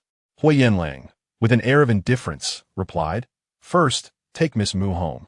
With those words, the car departed from the airport, making its way towards the Mu residence. Mu Anran gazed out the window, captivated by the fleeting scenery of City A place she was finally returning to. As Shui Beiqian drove, he couldn't help but steal glances at Mu Anran's contemplative expression in the rearview mirror. This Miss Mu had managed to evoke such fervor in his usually composed senior, igniting a passion that seemed almost reckless. In recent days, the dynamics in City A had shifted significantly due to Mu Anran's presence, yet she remained blissfully unaware of the world's complexities, lost in her thoughts. At least she was back. It was a relief to have her found. Shui Beiqian eventually redirected his focus to the road. The Mu Villa, located in the heart of the city's old, affluent district, was home to families that had prospered over the years. As the afternoon rush hour approached, traffic slowed considerably, prolonging their journey to the Mu residence to nearly an hour. Upon arrival, Shui Beiqian instinctively parked the car. It was evident that Huo Yanlang had no intention of entering the villa. He halted outside and turned to Shui Beiqian, asking, "Shall I assist Miss Mu with her luggage?" Huo Yanlang, preoccupied with his phone, remained aloof and simply nodded. Mu Anran allowed Shui Beiqian to handle her bags, having accumulated quite a few belongings during her extended stay in S-City. Alongside Shui Beiqian, 2 other men assisted in carrying her luggage. Although Mu Anran felt a pang of embarrassment and wished to lend a hand, Shui Beiqian subtly maneuvered to prevent her from doing so. A peculiar sensation stirred within her. It seemed Shui Beiqian harbored some reservations about her, choosing not to interfere further with the luggage. Mu Anran walked inside as the butler opened the grand entrance of the Mu home. To her surprise, everyone was present. They had received news of her return half an hour earlier. Lu Mei was already waiting in the living room, while Mu Fangliang descended the staircase, his expression dark and brooding. Mu Lan, having opted not to go to the office that day, sat in the dining room, enjoying breakfast. Upon seeing Shui Beiqian ushering in a pile of luggage, Lu Mei sprang to her feet, her gaze locking onto Mu Anran, who felt a wave of emotion wash over her as their eyes met. Mother. This utterance coincidentally reached Mu Lan's ears. It seemed that Mu Lan was the only one in the family unaware of Mu Anran's return to his city today. Upon hearing Mu Anran's voice, Mu Lan instinctively turned to her, her expression far from pleasant. Lu Mei looked at Mu Anran with concern, opening her mouth as if to say something, yet hesitating to articulate her thoughts. Mu Anran lowered her head and murmured, "Mother, I'm home." Shui Beiqian suddenly interjected, "Miss Mu, where shall we place these luggage?" His interruption disrupted the undercurrents between Mu Anran and Lu Mei. Mu Anran instinctively glanced towards her room on the second floor, only to discover that Mu Fangliang had already halted, standing at the staircase and observing her. A man of immense responsibilities, Mu Fangliang's business was thriving. It was uncharacteristic for him to linger at home. His complexion appeared less than robust, suggesting a degree of fatigue. Raising her gaze, Mu Anran silently opened her mouth. "Father." At that moment, Mu Lan's voice drifted over from the dining room. "Oh, our little heiress has returned. Finally decided to come back?" Her words dripped with a sense of triumph. Yet the source of this pride eluded Mu Anran's comprehension. Mu Lan's remark struck Mu Fangliang's ears like a discordant note. "Liu mai instinquito vito lan lang." Silence. Mu Lan persisted. "What is wrong? Am I not allowed to speak? One ought to consider who is truly responsible for our family's current predicament. What harm is there in my saying a few words? Mother, do you intend to scold me like last time?" With a self-satisfied grin, Mu Lan stepped from the dining room, locking eyes with Mu Anran. Upon observing Mu Anran's seemingly unscathed demeanor, her expression shifted, though she swiftly concealed it. Internally, Mu Lan screamed in dismay. Realizing the reason, she had been unable to contact Long Gu these past few days, while Mu Anran had returned from S City unscathed. Something must have gone awry. "You seem to be just fine." Mu Lan couldn't help but mutter in frustration. Whether she was chastising Mu Anran for her irresponsibility in abandoning her family to bear the consequences, or harboring resentment, wishing ill upon her return, was unclear. The thought of Mu Anran marrying Huo Yanlang ignited a blaze of fury within her. Under the watchful eyes of those present, Mu Lan swiftly advanced a couple of steps, abruptly standing before Mu Anran. With a swift motion, her slender fingers aimed directly at Mu Anran's smooth face, delivering a resounding slap. Mu Anran's eyes widened in shock. She scarcely had time to react before the blow landed, causing her head to turn to the side and blood to seep from the corner of her mouth. "Sister." "Do not call me sister. Why didn't you just perish outside?" "Lan Lan, that is enough." Lu Mei, seeing the tumult, rushed over to shield Mu Anran, exclaiming, "Anran has just returned. What are you attempting to do? How can a sister strike her own sibling? What sins had the Mu family committed?" Though Mu Lan and Mu Anran were biological sisters, a man had turned them into adversaries. "She is your sister. Why unleash your wrath upon her?" Mu Anran tasted the metallic tang of blood in her mouth, remaining silent. Mu Lan rushed towards her, exclaiming, "What are you back for? Since you chose to leave, do not return. You are clearly intent on coming back to compete with me for Huo Yanlang." Standing on the staircase, Mu Fangliang's eyes blazed with fury upon hearing Huo Yanlang's name. "Enough! Do not utter those 3 words," he commanded. Mu Lan was instantly chastened, biting her lip in frustration. Mu Anran looked up at Mu Fangliang, feeling a pang of discomfort that Lu Mei tightly embraced her, shielding her from the confrontation. Despite her innocence, Mu Anran was acutely aware of the turmoil that had unfolded in the Mu family during her absence. A sudden thought crossed her mind. Was it possible that Huo Yanlang's message on his phone had something to do with the family's current predicament? Finally, Mu Fangliang began to descend stairs. Mu Anran longed for her parents. Throughout her life, she cherished the moments spent in their company. Even while attending university, she would rush home at any opportunity.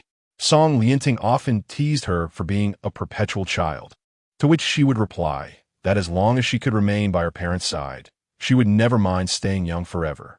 Back then, she was blissfully unaware of sorrow. But now, Huo Yanlang felt like a quagmire, dragging her deeper into despair. She despised him, yet found herself inexplicably moved. Mulan watched Mu Anran, who was acting like a spoiled child in front of Mu Fangliang. Unable to contain her anger, she pushed Mu Anran aside, and despite Lu Mei's attempts to intervene, she could not stop her. Lost in thought, Mu Anran was caught off guard and fell to the ground. Shui Beiqian had previously failed to prevent Mulan from attacking Mu Anran, but he could not stand idly by while she was repeatedly bullied. Huo Yanlang would never allow it either. Mu Anran was dear to Huo Yanlang, a fact known to no one else, but after years of admiration, Shui Beiqian had gleaned some insights into their relationship. At that moment, wishing to protect Mu Anran, he hastily set down his luggage, but it was too late. Mu Anran never expected Mulan to act so aggressively. Sister, her tears instantly welled up, yet she fought to keep them from falling. Lu Mei's heart felt as if it had shattered. There was no greater sorrow than a heart that had died. The sight of Mu Anran's tear-streaked face brought Mulan an inexplicable sense of satisfaction. Even Long Ge could not handle this little wretch. Finally, she had turned the tables. Mu Anran, conceal your duplicitous demeanor. It holds no power over me. In that moment, Mu Anran felt a sense of despair towards Mulan. She had truly lost the sister who once cherished her. Dad, Mom's sister, I am sorry. Mu Anran murmured, having believed that her return would bring some relief. At the very least, her family would care for her more than Huo Yanlang did. Her mother would at least inquire if she had suffered during her time away. But now, Lu Mei did not approach, and Mulan continued to press her attack. In that moment, Mulan wished for Mu Anran to vanish from her sight, so she could stop fretting over Huo Yanlang being taken away. In that fleeting moment, Mu Anran placed all her hopes upon Mu Fangliang, yearning for her father to rescue her. As Mu Fangliang descended the stairs and stood before her, Mu Anran struggled to rise, longing for him to provide her with a sanctuary from her troubles. However, Mu Fangliang raised his hand as if to strike her, only to halt mid-air, seemingly unable to bring himself to do so. With a face clouded in rage and despair, he sighed in frustration. Anran, I should never have brought you into this world. Leave now, and do not return home. If you wish to depart and refuse to marry Huo Yanlang, then go, as if I, Mu Fangliang, have no daughter. Tears brimming in her eyes, Mu Anran pleaded, Dad, Mom, what has happened? What wrong have I committed? With reddened eyes, she continued, Sister, I am sorry. Dad, Mom, I am truly sorry. What on earth has transpired? Chapter 40. Concern for Miss Mu. After a prolonged silence, Lu Mei finally spoke, casting a glance at Shui Beiqian, disregarding any semblance of reservation. Ran, your sudden departure has caused considerable distress to the Huo family. Both the Huo and Mu families have been frantic searching for you. How could you be so oblivious to a parent's heart? The business negotiations between the Huo and Mu families have also fallen through.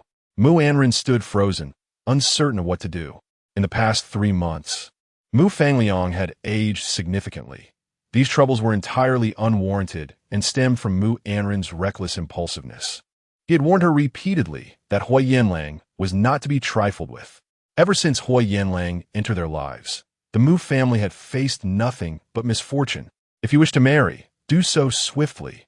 Huo Yanlang desires you. If he is willing to marry you, he will not treat you poorly. The more Mu Fangliang pondered, the angrier he became, his heart aching as he looked at Mu Anran. Father has said he would not let you suffer.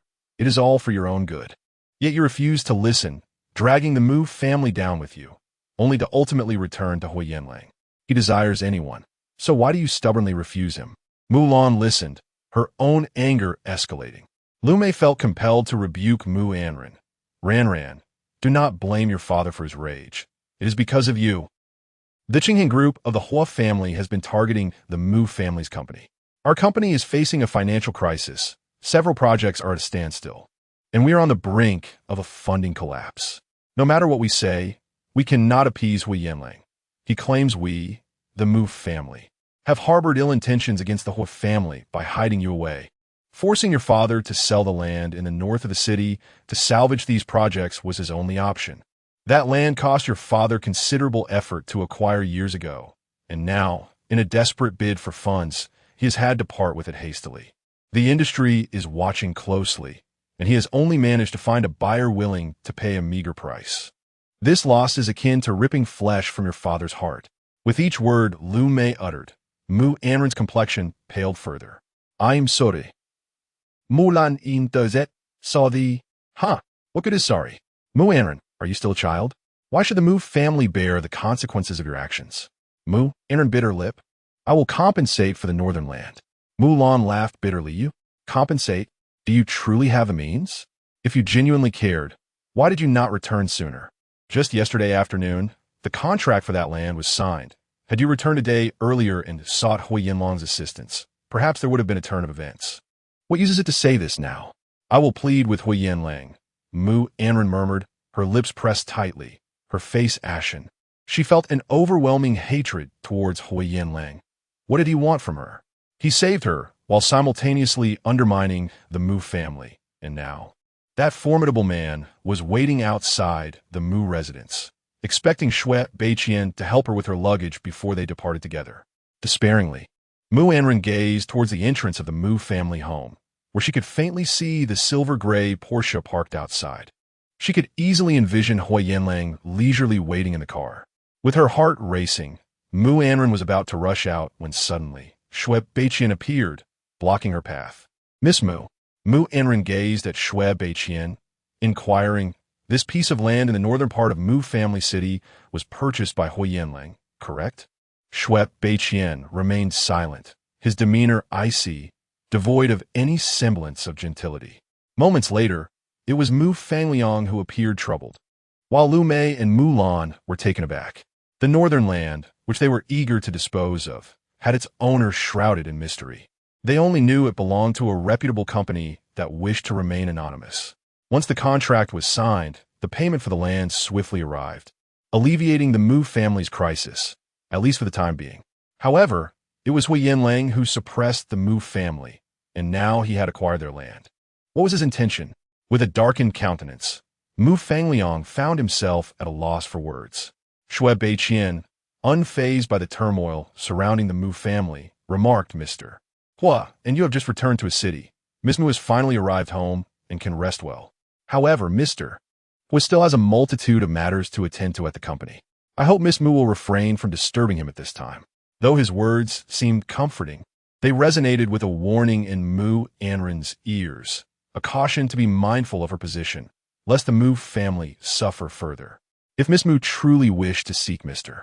Hua, it would be prudent to find an appropriate moment to engage in a meaningful conversation. Since Mr. Hua genuinely desires to marry her, he would undoubtedly grant her some consideration, but it is hoped that Miss Mu will refrain from impulsive actions for the time being. Shui Beiqian's tone was neither soft nor harsh, striking a balance that conveyed the message clearly, starkly reminding her of her current status. Huo Yanlang cherished her. Yet she must not overstep her bounds, or else the Mu family would continue to face adversity. Mu Fangliang could barely suppress a grunt of frustration. Mulan, on the other hand, grew increasingly incensed, for Huo Yanlang's wrath was directed at Mu Anran, who seemed oblivious to the gravity of her situation. With a cold laugh, Mulan remarked, Ah, the truth is finally revealed.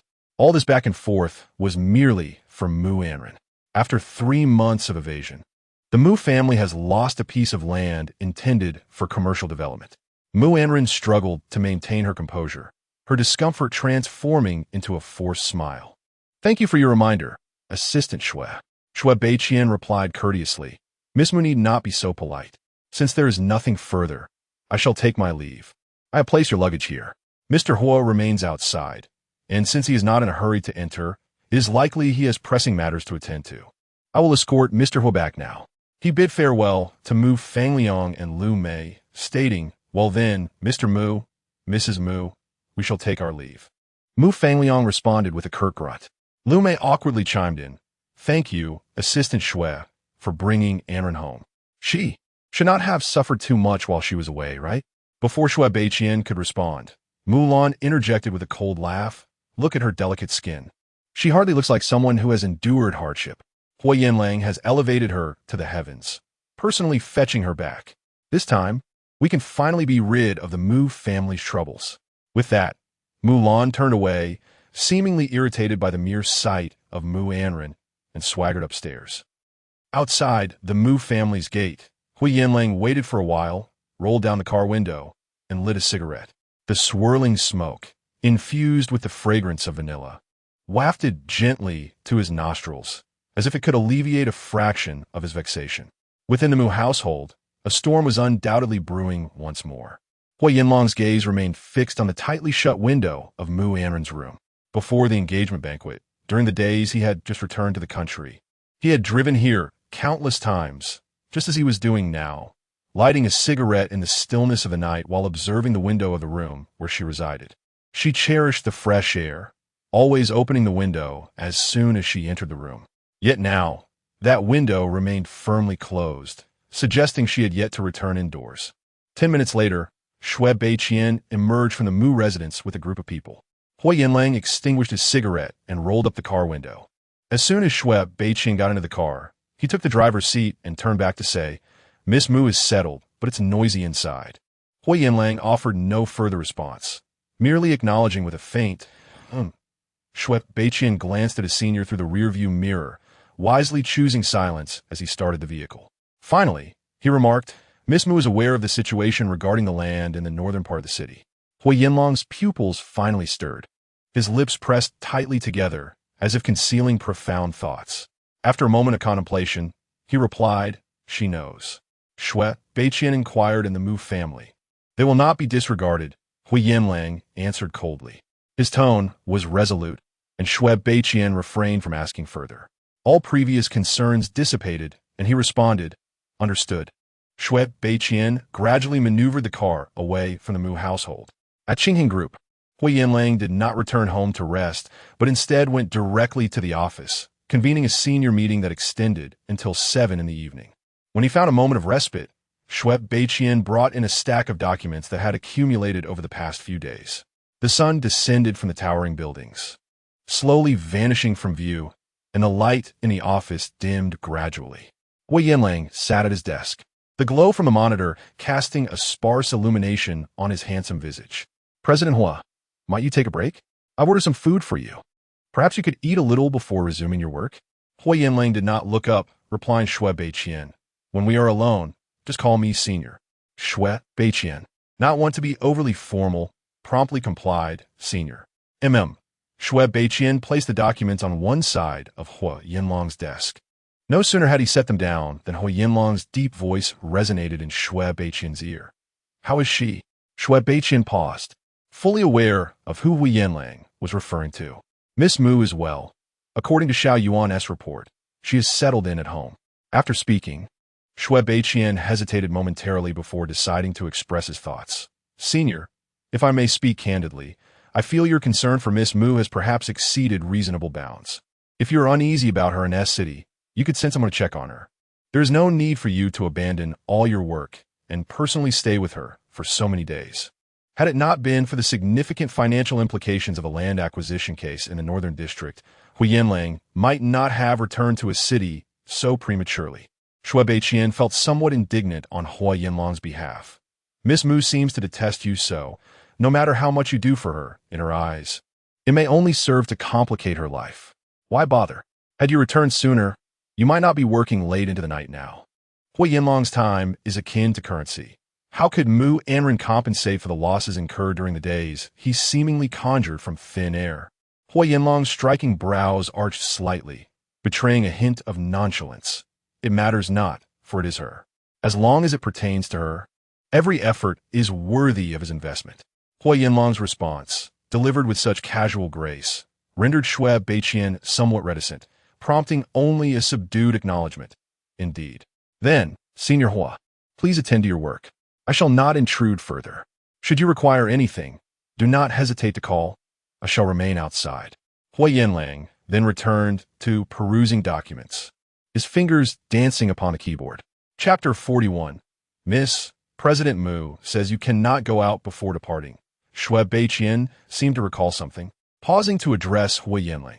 "By the way, Senior, Gu Pan just called me looking for you." I politely declined her request, but she asked me to convey a message. When will you be willing to meet her?" Huo Yanlang, who had maintained a stoic demeanor, finally exhibited a flicker of emotion, as if softened slightly. He replied in a subdued tone, "Is she returning to the country?" Shui Beiqian chuckled softly. "Yes, she is. I heard her return is scheduled for the 5th of next month, which is merely 20 days away. A hint of a smile tugged at Huo Yanlang's lips. That's good. Please assist me in welcoming her. Shui Beiqian nodded in agreement, glancing at his watch. Noting the late hour, he decided not to disturb Huo Yanlang any further, taking the initiative to exit the office and close the door behind him. With the president working late, the employees below dared not leave, and the Qingtian group was ablaze with light. At the Mu residence, Mu Anran sat on the windowsill with her phone in hand. The night breeze was cool, and the light outside gradually dimmed until it vanished. The villa area illuminated with lights, and her palms grew clammy around the phone. Huo Yanlang Mu Anran had never felt such vexation and disdain for anyone before. If Huo Yanlang's past actions had left her unable to forgive him, her time spent with him in S-City had softened her feelings. Yet now, the image of Huo Yanlang, standing under the moonlight, gazing at her with a sense of desolation, lingered in her mind. The tender moments replayed, Huo Yanlang attentively applying medicine to her wounds at night, kissing her in the dead of night, waking early to prepare breakfast, accompanying her to resign from her job, and walking closely behind her. In the kitchen, skillfully cooking steak, meticulously washing her eyes, and offering her carrots. Mu Anran pondered that this man, at times, did not embody the cold and unfeeling exterior he presented. Beneath his formidable armor, he surely concealed secrets unknown to others. Huo Yanlang's feelings towards her were far from straightforward. Yet, how could one be so kind to her while being so merciless to her family? He teased her, cared for her, even shared intimate moments. Yet how could someone possess such profound depth? For her, Huo Yanlang was too enigmatic and complex. She yearned to distance herself from him, yet found herself unable to do so. Mu Anran loathed the wavering resolve within herself. She compelled herself to despise Huo Yanlang even more in light of the turmoil within the Mu family. Gripping her phone tightly, she finally bit her lip and dialed the number. Beep, the sound of the ringing echoed in her ears. On the top floor of the Qingtian group, after 2 hours of relentless work, Huo Yanlang finally found a moment to rest. Just as he prepared to call Shui Beiqian for food, his phone unexpectedly rang. He glanced at the caller ID and furrowed his brow. Meanwhile, Mu Anran bit her lip, her eyes burning with stubborn anger. On the other end, Huo Yanlang's deep gaze momentarily darkened, then shifted to astonishment and finally delight. His previously taut lips curved into a faint smile, almost fearing that the caller might hang up before he could respond. His long fingers swiftly pressed the answer button. Hello, a deep, enchanting voice wrapped in a veil of indifference. Mu Anran listened to Huo Yanlang's husky tone on the other end of the line, remaining silent for an extended period. What is the matter? Huo Yanlang's voice was heavy with gravity. After much inner conflict, Mu Anran finally spoke. Huo Yanlang. Yes? I never knew you could be so despicable. Huo Yanlang was taken aback. He had anticipated that this would be her first call, and she might be somewhat polite. It appeared he had misjudged the situation. A self-deprecating smile crossed his lips as he remarked, Miss Mu, did you call specifically to berate me? Mu Anran's heart sank. The warmth and courtesy they once shared in S-City had vanished. He no longer addressed her as Anran, but rather as Miss Mu. Biting her lip, her voice emerged as if squeezed through clenched teeth. Huo Yanlang, what do you truly wish to accomplish? I cannot fathom how one can be this hypocritical. Have I been too naive, too underestimating of this man? After being chastised, Huo Yanlang fell into a prolonged silence, only to respond with laughter. Oh, you find me hypocritical. Could you enlighten me on where my hypocrisy lies? He stood there leisurely, adopting a graceful posture with his hands in his pockets, his indifferent voice traveling through the phone. Sometimes, I too wish to comprehend what I genuinely desire. Shui Beiqian was right. No matter how well he treated her, it ultimately culminated in scorn. Huo Yanlang you. Mu Anran found herself rendered speechless by his deep timbre. In distress, she continued, you suppressed the Mu family while maintaining such intimacy with me in S-City. Don't you find that revolting? Certain words remained unspoken, her upbringing forbidding her from unleashing a torrent of accusations like a shrew.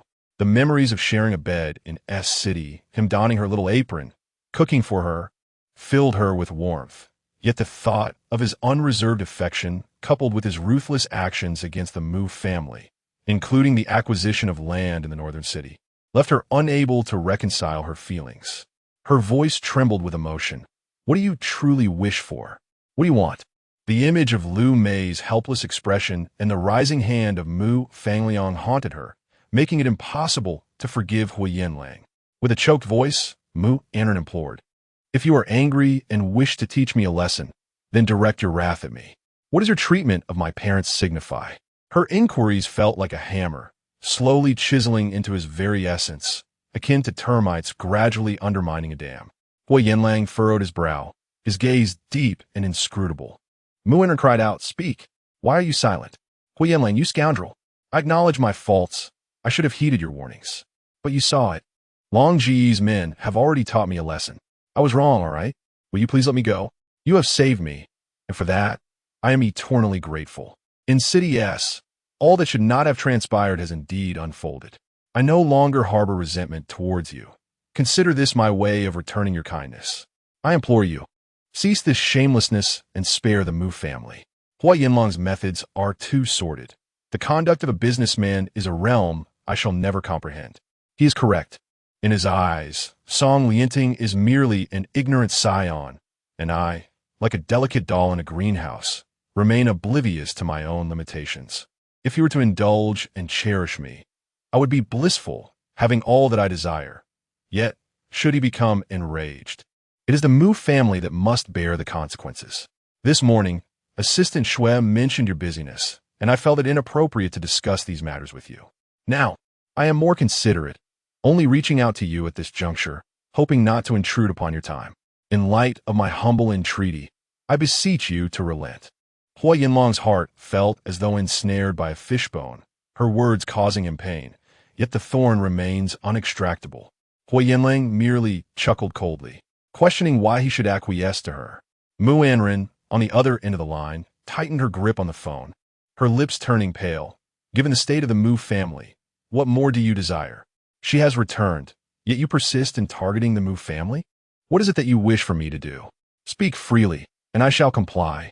But could you return the land in the northern part of the city to the Mu family?" Mu Anran, Huo Yanlang felt a weariness descend upon him. "Huo Yanlang, should you show consideration towards the Mu family, I would be immensely grateful. Conversely, I would deem you shameless and pitiable. The mere thought of you being intimate with me, while simultaneously tormenting the Mu family, renders you hypocritical. Despite such a state of affairs, you still wish to wed me?" Huo Yanlang's hand, previously resting in his pocket, stiffened, and his lips curled into a thin, cold smile. "If you intend to marry me, yet treat the Mu family this way, do you not fear that I will increasingly find you repugnant? Huo Yanlang, what significance does such aversion to me hold for you?" Mu Anran sat by the window, biting her lip. "Huo Yanlang, should you persist in this manner, my disdain for you shall only deepen." This marked the first occasion she had taken the initiative to call him, and it was also her first instance of terminating the call, leaving Huo Yanlang with nothing but the emotionless beeping of the line.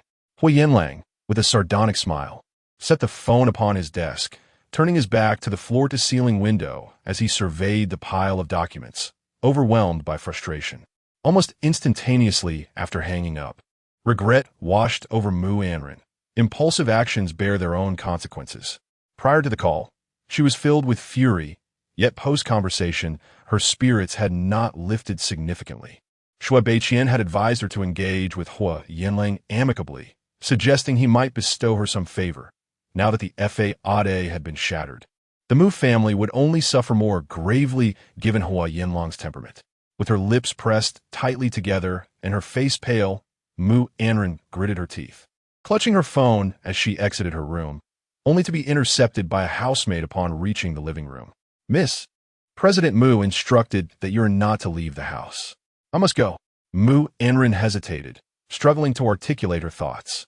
Before the words could escape her lips, she found herself silenced by the other party. Mr. Mu insisted that no matter where she went, she was forbidden to set foot outside the door.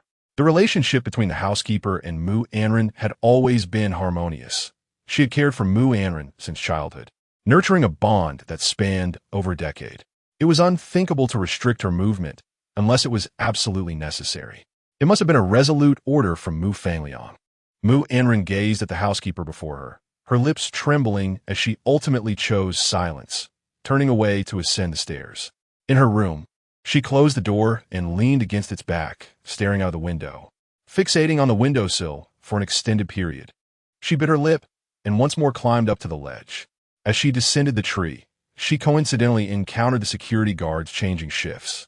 The household staff of the Mu family were preoccupied with tidying up the rooms, leaving her unnoticed. Mu Anran nearly sprinted out of the villa complex and hailed a taxi. "Driver, take me to Banshan Banshao." Banshan Banshao is a renowned residential area in City A. Its villas shrouded in even greater mystery than the Mu family's current old estate. The Huo family, a prestigious lineage in City A and even across the nation, resided there. Retired General Huo made his home in Banshan Banshao. The Huo family that Huo Yanlang often spoke of must indeed be located here. Chapter 42 is unnecessary. Thank you for your kindness, Mr. Huo. Upon hearing Mu Anran mention the name of Half Moon Bay, the taxi driver's demeanor shifted to one of respect, and he cheerfully drove her in that direction. Along the way, he engaged her in friendly conversation. "Miss, what brings you to that place this evening? It's rather exclusive. Do you have acquaintances there?" Perhaps Mu Anran's refined demeanor led him to perceive her as a socialite, her smile revealing faint dimples, exuding an approachable charm. The driver, however, did not entertain thoughts of her being a wealthy man's mistress or concubine. Mu Anran, disinterested in the conversation, could only manage a faint smile. Though she was neither a mistress nor a concubine, she felt as though she was selling herself. At least for this night, she intended to lower her stature and please Huo Yanlang. The Huo family was a prestigious household in City A, one that was unattainable. Setting aside the family's influence, Qingheng Group was a multinational corporation far larger than the Mu Company, encompassing real estate, culture, and retail, among other ventures. Established merely a decade ago, it had amassed assets exceeding hundreds of billions due to its astute management. In the taxi, Mu Anran was engrossed in searching for information about Huo Yanlang. She finally understood why Mu Lan had been so furious. For women, Huo Yanlang was indeed a rare golden bachelor. However, Mu Anran shook her head, refusing to dwell on it further. "Driver, how much longer until we arrive?" She interrupted the driver's friendly chatter. Noticing her lack of enthusiasm, the driver refrained from pressing her, simply responding, "We're almost there, about 10 minutes. However, this place is quite difficult to enter. My car can only stop at the entrance, and I won't even be able to drive up the bridge. If you're here to meet someone, it's best to call ahead and have them send someone to escort you, or you won't be able to get in." "Thank you, driver." Upon reaching the destination, the taxi driver dutifully dropped her off at the entrance, just before the security cordon. Observing her troubled expression, the chatty driver couldn't help but say, "Cheer up, miss, otherwise you might not be very likable later." Mu Anran managed a forced smile and waved goodbye as she clutched her phone, preparing to proceed. However, before she could cross the security line, she was halted. "I'm here to see Huo Yanlang." The security personnel remained impassive. "Please present your identification." After a few moments of tension, Mu Anran had to concede that the Huo residence was not a place one could enter freely. Yet, she was resolute in her decision to win over Huo Yanlang and would not retreat. She opened her phone and dialed a number, a series of unfamiliar, unsaved digits dancing across the screen.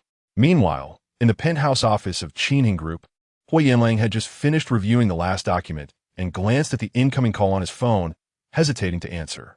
He let the ringing persist, his dark, profound eyes reflecting a cold glimmer. "Miss, if you're unable to present your identification, please leave this area." Mu Anran stood before the entrance of the Banshan Peninsula community, listening to the repeated voice on her phone. "Sorry, the number you dialed is currently unavailable." Her resolve unwavering, she gazed at the lights within the community, silently pleading, "Please, let me in. The person I seek is inside." The security personnel remained steadfast, but Huo Yanlang continued to ignore her calls. Just as Mu Anran found herself in an impasse, her tenacity shining through, a voice suddenly interjected, "Excuse me, miss, are you looking for Huo Yanlang?" She looked up to see a mixed-race man standing before her. Upon recognizing him and the Bentley parked nearby, The attitude of the security personnel shifted to one of deference. They greeted him respectfully. "Good evening, Mr. Huo." Mu Anran gazed at the man in astonishment, finally managing to articulate, "Hello, you are." The man, seemingly unsure how to respond, blinked his strikingly exotic eyes and smiled. "I'm one of the Huo family members you seek. To be precise, I am Huo Yanlang's cousin." He emphasized the word cousin slightly, his voice imbued with a cheerful foreign accent, suggesting he had spent considerable time abroad and had only recently returned. "May I ask, do you have a good relationship with Huo Yanlang? Would you be able to help me meet him?" The plea in her eyes was compelling, making it difficult to refuse. Huo Yanlang's lack of response only fueled her determination to find him, ensuring he could not evade her. Throughout her life, she had been headstrong. If something was forbidden, she would undoubtedly pursue it. Later, her love for Song Lianting had inspired her to embrace academia, leading her to pursue graduate studies. In her youth, she often climbed walls to sneak out to play, quite unlike the tempered spirit she had cultivated now. This night, she was resolute in her mission. The man chuckled.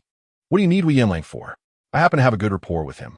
His eyes gleamed with the shrewdness characteristic of a businessman as he added, "Many admire Yanlang, but you're the first I've seen who has pursued him all the way here."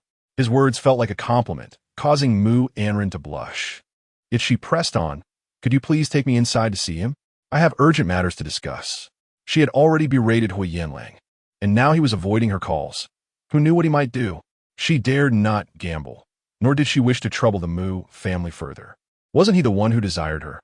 She was presenting herself to him on a silver platter. Biting her lip, she felt a twinge of self-contempt. The man scrutinized her for a moment before smiling. "Very well, I shall take you inside." As she settled into the man's vehicle, he leisurely introduced himself. "You have the audacity to seek out Huo Yanlang at the Huo family. Are you perhaps his fiancé? My name is Huo Qingfeng. Shall we get acquainted?" Huo Qingfeng? Could he possibly be connected to the Qingheng group? Mu Anran reluctantly stated, "My name is Mu Anran."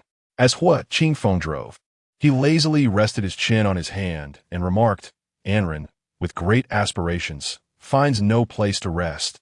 It is indeed an intriguing name." His tone was teasing, contrasting sharply with Huo Yanlang's indifference, reminiscent of a dashing playboy. After circling the half-mountain peninsula for what felt like an eternity, Mu Anran could no longer contain her curiosity. "Mr. Huo, may I boldly inquire where Huo Yanlang is?" If Huo Qingfeng intended to take her to find him, half an hour's drive should have led them to the fabled Huo residence. Huo Qingfeng narrowed his exotic eyes and remarked, "Miss Mu, you've caught on rather quickly. How dull." Abruptly, he halted the car, parking the Bentley beside the inner lake, and smiled at Mu Anran. "Didn't T-Lang mention that he is not currently residing at the Huo family home?" Mu Anran turned sharply to Huo Qingfeng. "Mr. Huo, what do you mean?" His grin was unsettling. "Miss Mu, your naivety is quite endearing. Why would Lang be fond of you?" As implied, Huo Yanlang has yet to move into the Huo residence. If you wish to find him, I suggest you head to the Eranu elite community. The Eranu elite community, a luxurious enclave that had only recently opened in a city, boasted properties of considerable value.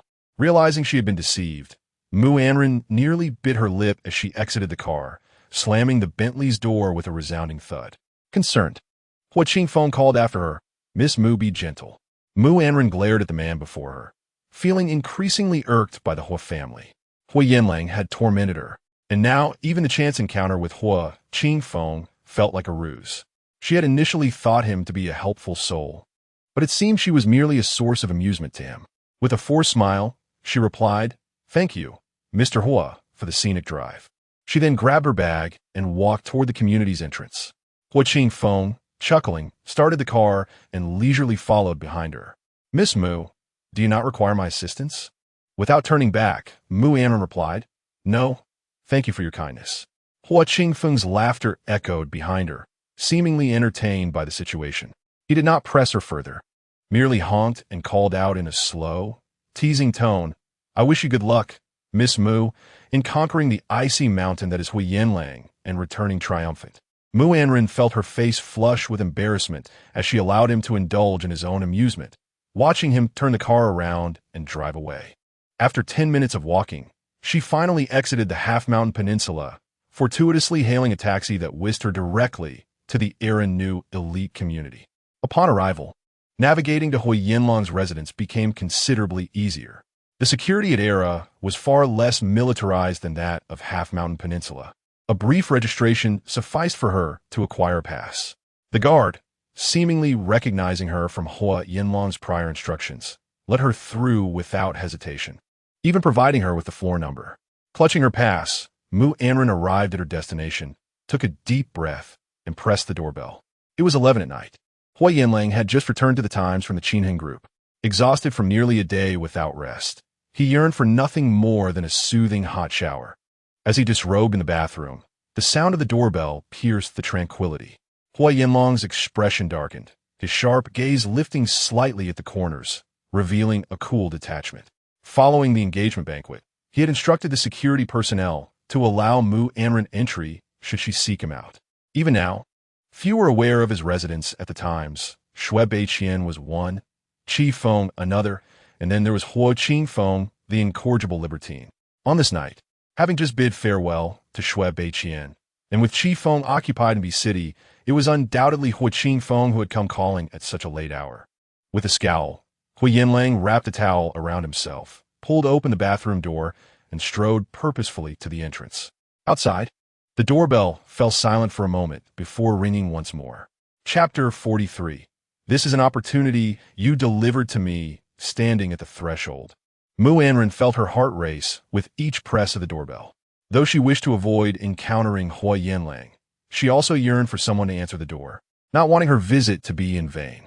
Just as Mu Anran pressed the doorbell for the final time, believing Huo Yanlang had yet to return, the heavy door swung open abruptly.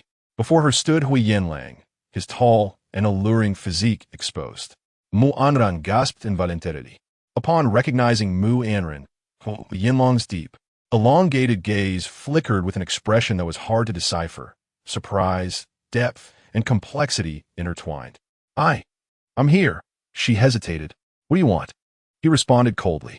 Their voices collided in the air, mingling with a subtle undertone of pheromones. Mu Anran pressed her lips together, recalling how he had ignored her earlier call and how, during their conversation that evening, she had scolded him. Huo Yanlang, I never knew you could be so despicable. A wave of guilt washed over her. Remembering the purpose of her visit, she suppressed her indignation and feelings of betrayal. Negotiating, may I come in first? Huo Yanlang regarded her with a gaze that was difficult to interpret, a mixture of emotions evident in his eyes. After a brief moment, he finally shifted his stance. Seizing the opportunity, Mu Anran hurriedly slipped past him as he moved aside. To her surprise, Huo Yanlang's abode was remarkably minimalist, adorned in shades of white and gray with a touch of modernity. A massive screen embedded in the wall, sharply lined sofas, and an expansive sky-high swimming pool outside, framed by sleek tempered glass, provided a view of the cozy lights of distant homes. The resplendent lights in the distance only served to accentuate the starkness of her surroundings. Wrapped in a towel, Huo Yanlang followed Mu Anran into the living room, his deep voice resonating. What brings you here? Are you looking for me? Mu Anran lifted her gaze to meet his, her eyes misty. She did not respond, but remained silent. Huo Yanlang observed her from above, his bare torso on full display, and as she hesitated, he patiently awaited her words. Feeling flustered under his scrutiny, Mu Anran finally spoke. I've brought someone for you. Huo Yanlang lowered his eyelids, a faint smile gracing his lips. What do you mean? Have you brought yourself? Mu Anran bit her lip, feeling a pang of embarrassment at his unspoken derision, and gazed into his striking black eyes. Huo Yanlang, is it not the case? He smirked, his lips curling. Standing there, bare-chested, his muscular frame was undeniable, despite her anger. She could not ignore his allure. Taking a deep breath, she reminded herself of the purpose of her visit that night. With a gentle smile, she said, Huo Yanlang, didn't you desire me? The lengths you went to against the Mu family in my absence were all for my sake, weren't they? Now that I've come to you, you must be satisfied, right? Huo Yanlang, who had been lazily standing, stiffened at her words. Mu Anran bit her lip again. If that's the case, then I shall grant you your wish. I now present myself to you, Huo Yanlang. Could you, for my sake, cease to make things difficult for the Mu family? Would you not spare them? Huo Yanlang raised an eyebrow and gazed at her intently. In the past, Mu Anran had resisted him for her own sake, even being compelled to break up with Song Lianting. She had bet and lost, preferring to breach her promise than to approach him. Now, however, she had willingly come forth, driven by his persecution of the Mu family. It was akin to a grand mockery, and Huo Yanlang felt a tightness in his chest as he slowly approached Mu Anran, ultimately halting before her. He loomed over her like a mountain. "So, have you chosen to submit voluntarily?" Mu Anran pursed her lips, staring at him intently. Perhaps she should be grateful that he did not make her feel utterly humiliated with his words, whether it was submission or sacrifice. Even she looked down upon her current self. Yet, as he had stated, she had never possessed any true agency in this game. "Oh!" Huo Yanlang's eyes glinted dangerously. In that instant, his powerful hand suddenly exerted force, and his dark, smoldering gaze seemed to ignite as he pushed Mu Anran onto the sofa. "Since you seek my favor, should there not be some sincerity?" In his heart, she held no standing. She could run far for him, just as she could willingly sacrifice herself for another. Yet he, fully aware of the nature of his benevolence, still found it delectable. Mu Anran, suddenly pinned beneath Huo Yanlang, felt the heat radiating from his body envelop her, his potent pheromones overwhelming her senses. Her breath quickened, caught between nervousness and fear. She looked up at him with eyes as wounded as a deeress. "If I obediently comply, will you spare the Mu family?" Huo Yanlang's deep voice carried an undertone of desire, yet remained chillingly lucid, responding with a non-committal hum. It was a reply that bore the weight of a cold grunt. Mu Anran's heart sank into despair. She understood she had no room for negotiation, yet could not suppress a flicker of hope. She could not control what Huo Yanlang intended to do, but if she could change his mind, she would willingly submit. With her eyes wide open, she helplessly gazed at the ceiling. "If this is what you desire." Before she could finish her thought, Huo Yanlang's overwhelming kiss silenced her. Her words felt like a dagger. Huo Yanlang loathed this version of Mu Anran, yet found himself repeatedly tolerating her. When emotions intertwine with interests, everything loses its purity. Mu Anran pressed her hands firmly against his solid shoulders, while Huo Yanlang's kiss grew more fervent, his chest like a scorching iron, searing her with pain. "Is this how you will spare the Mu family?" Even on the brink of despair, she clung to the hope of extracting a promise from him. Huo Yanlang's lips were taut as he embraced her, rolling over on the sofa. He did not offer her any promises. Instead, countless kisses fell upon her shoulder like gentle raindrops. Mu Anran, clad in a simple t-shirt, appeared youthful, her hair gathered into a ponytail, resembling a vibrant university student. Huo Yanlang's imposing presence made their age difference stark, and their contrasting temperaments suggested more of a relationship akin to a sugar daddy and his ward than that of an engaged couple. Finally, his deep voice broke the silence. "It depends on whether you can serve me well." If she sought to demean her worth, he would oblige her wishes. Mu Anran, nervously gripping his arm, felt his wild movements. "Huo Yanlang." He leaned down, gazing in her eyes. "What is the matter? Are you afraid?" Mu Anran bit her lip, steeling herself. "You must keep your word." He chuckled softly, just as Huo Yanlang seemed to play with her, confident she would not dare retaliate. Mu Anran unexpectedly flipped the script, becoming the aggressor as she pinned him beneath her. Her warm lips brushed against his neck, a soft murmur that seemed to bolster her courage. "Since I'm here, there's nothing to fear." She felt no longer pure. Song Lianting had cast her aside. Now that she was his fiancée, having crossed this threshold before, what was there to fear? If her submission could grant him satisfaction and ease the burdens on the Mu family, what harm was there in her sacrifice? Mu Anran pressed against him, causing Huo Yanlang's tall frame to stiffen as he felt her delicate form stir against him, like a leaf teasing his heartstrings. Unable to restrain himself any longer, all control vanished in an instant. He arched his back, rebounding to scoop Mu Anran into his arms, striding toward the bathroom. In the bathroom, he had already prepared a steaming bath, and without hesitation, he tossed her into the large tub. Mu Anran gasped as her clothes became instantly drenched. Struggling to climb out, Huo Yanlang, having discarded his towel, joined her in the bath.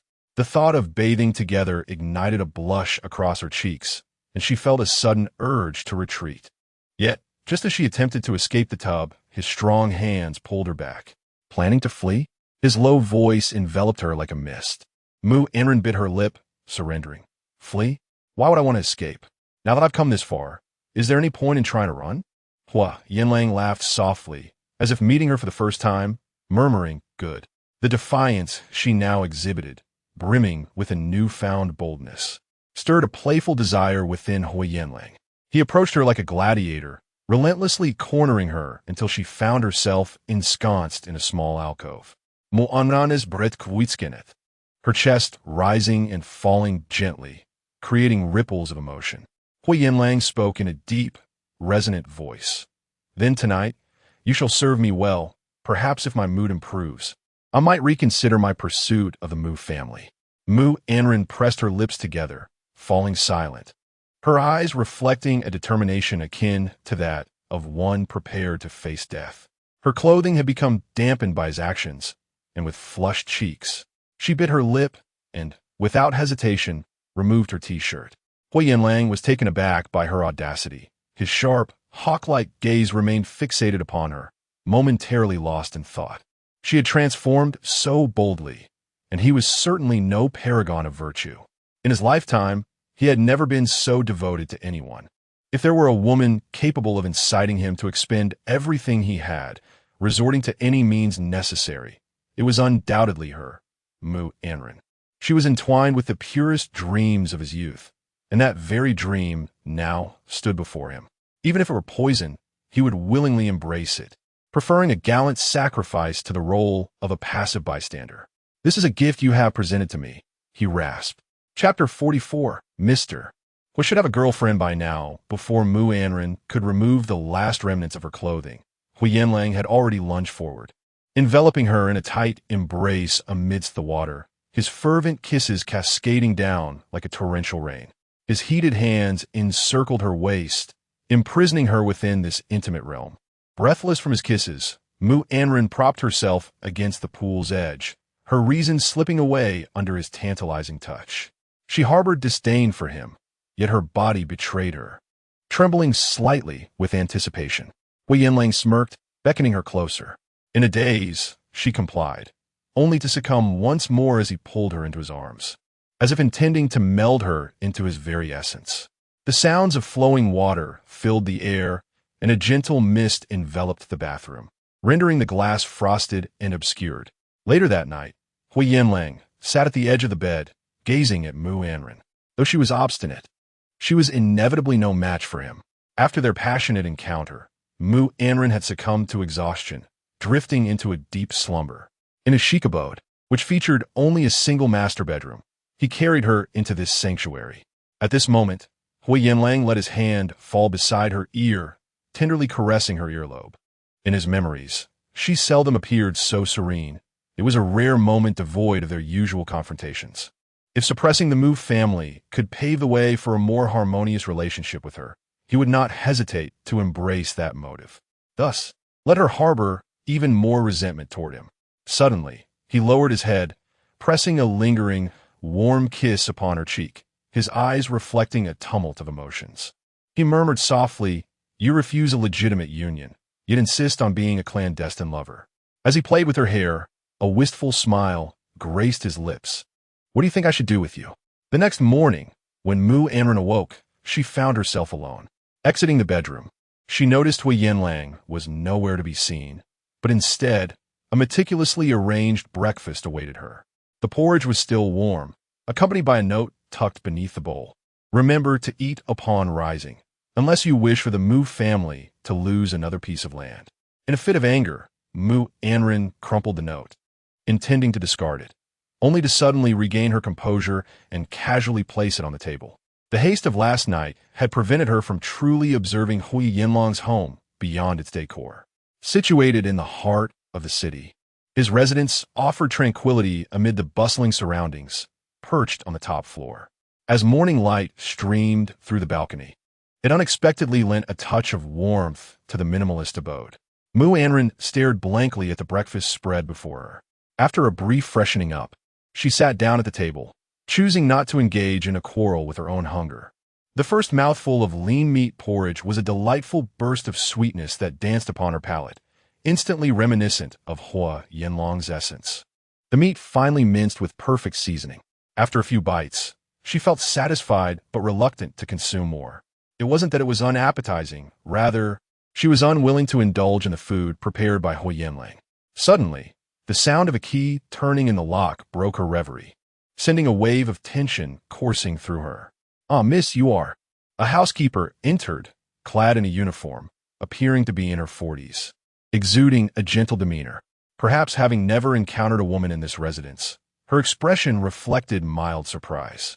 Initially, she had suspected a burglary, but upon seeing Mu Anran donning Huo Yanlang's shirt, the housekeeper quickly comprehended the situation, and her attitude towards Mu Anran became notably cordial. "Are you Mr. Huo's girlfriend?" she inquired, her gaze drawn to the food on the dining table. "Did you prepare this for Mr. Huo?" With a tone of affection, she remarked, "Mr. Huo has long deserved a girlfriend. With your attentiveness, he is truly fortunate. I have worked here for 2 years, and Mr. Huo treats everyone with kindness and composure. He was aware of my family's difficulties and even made an exception to raise my salary the last time, allowing me to use the advance to pay for my son's medical treatment. A person like Mr. Huo is indeed rare in this society."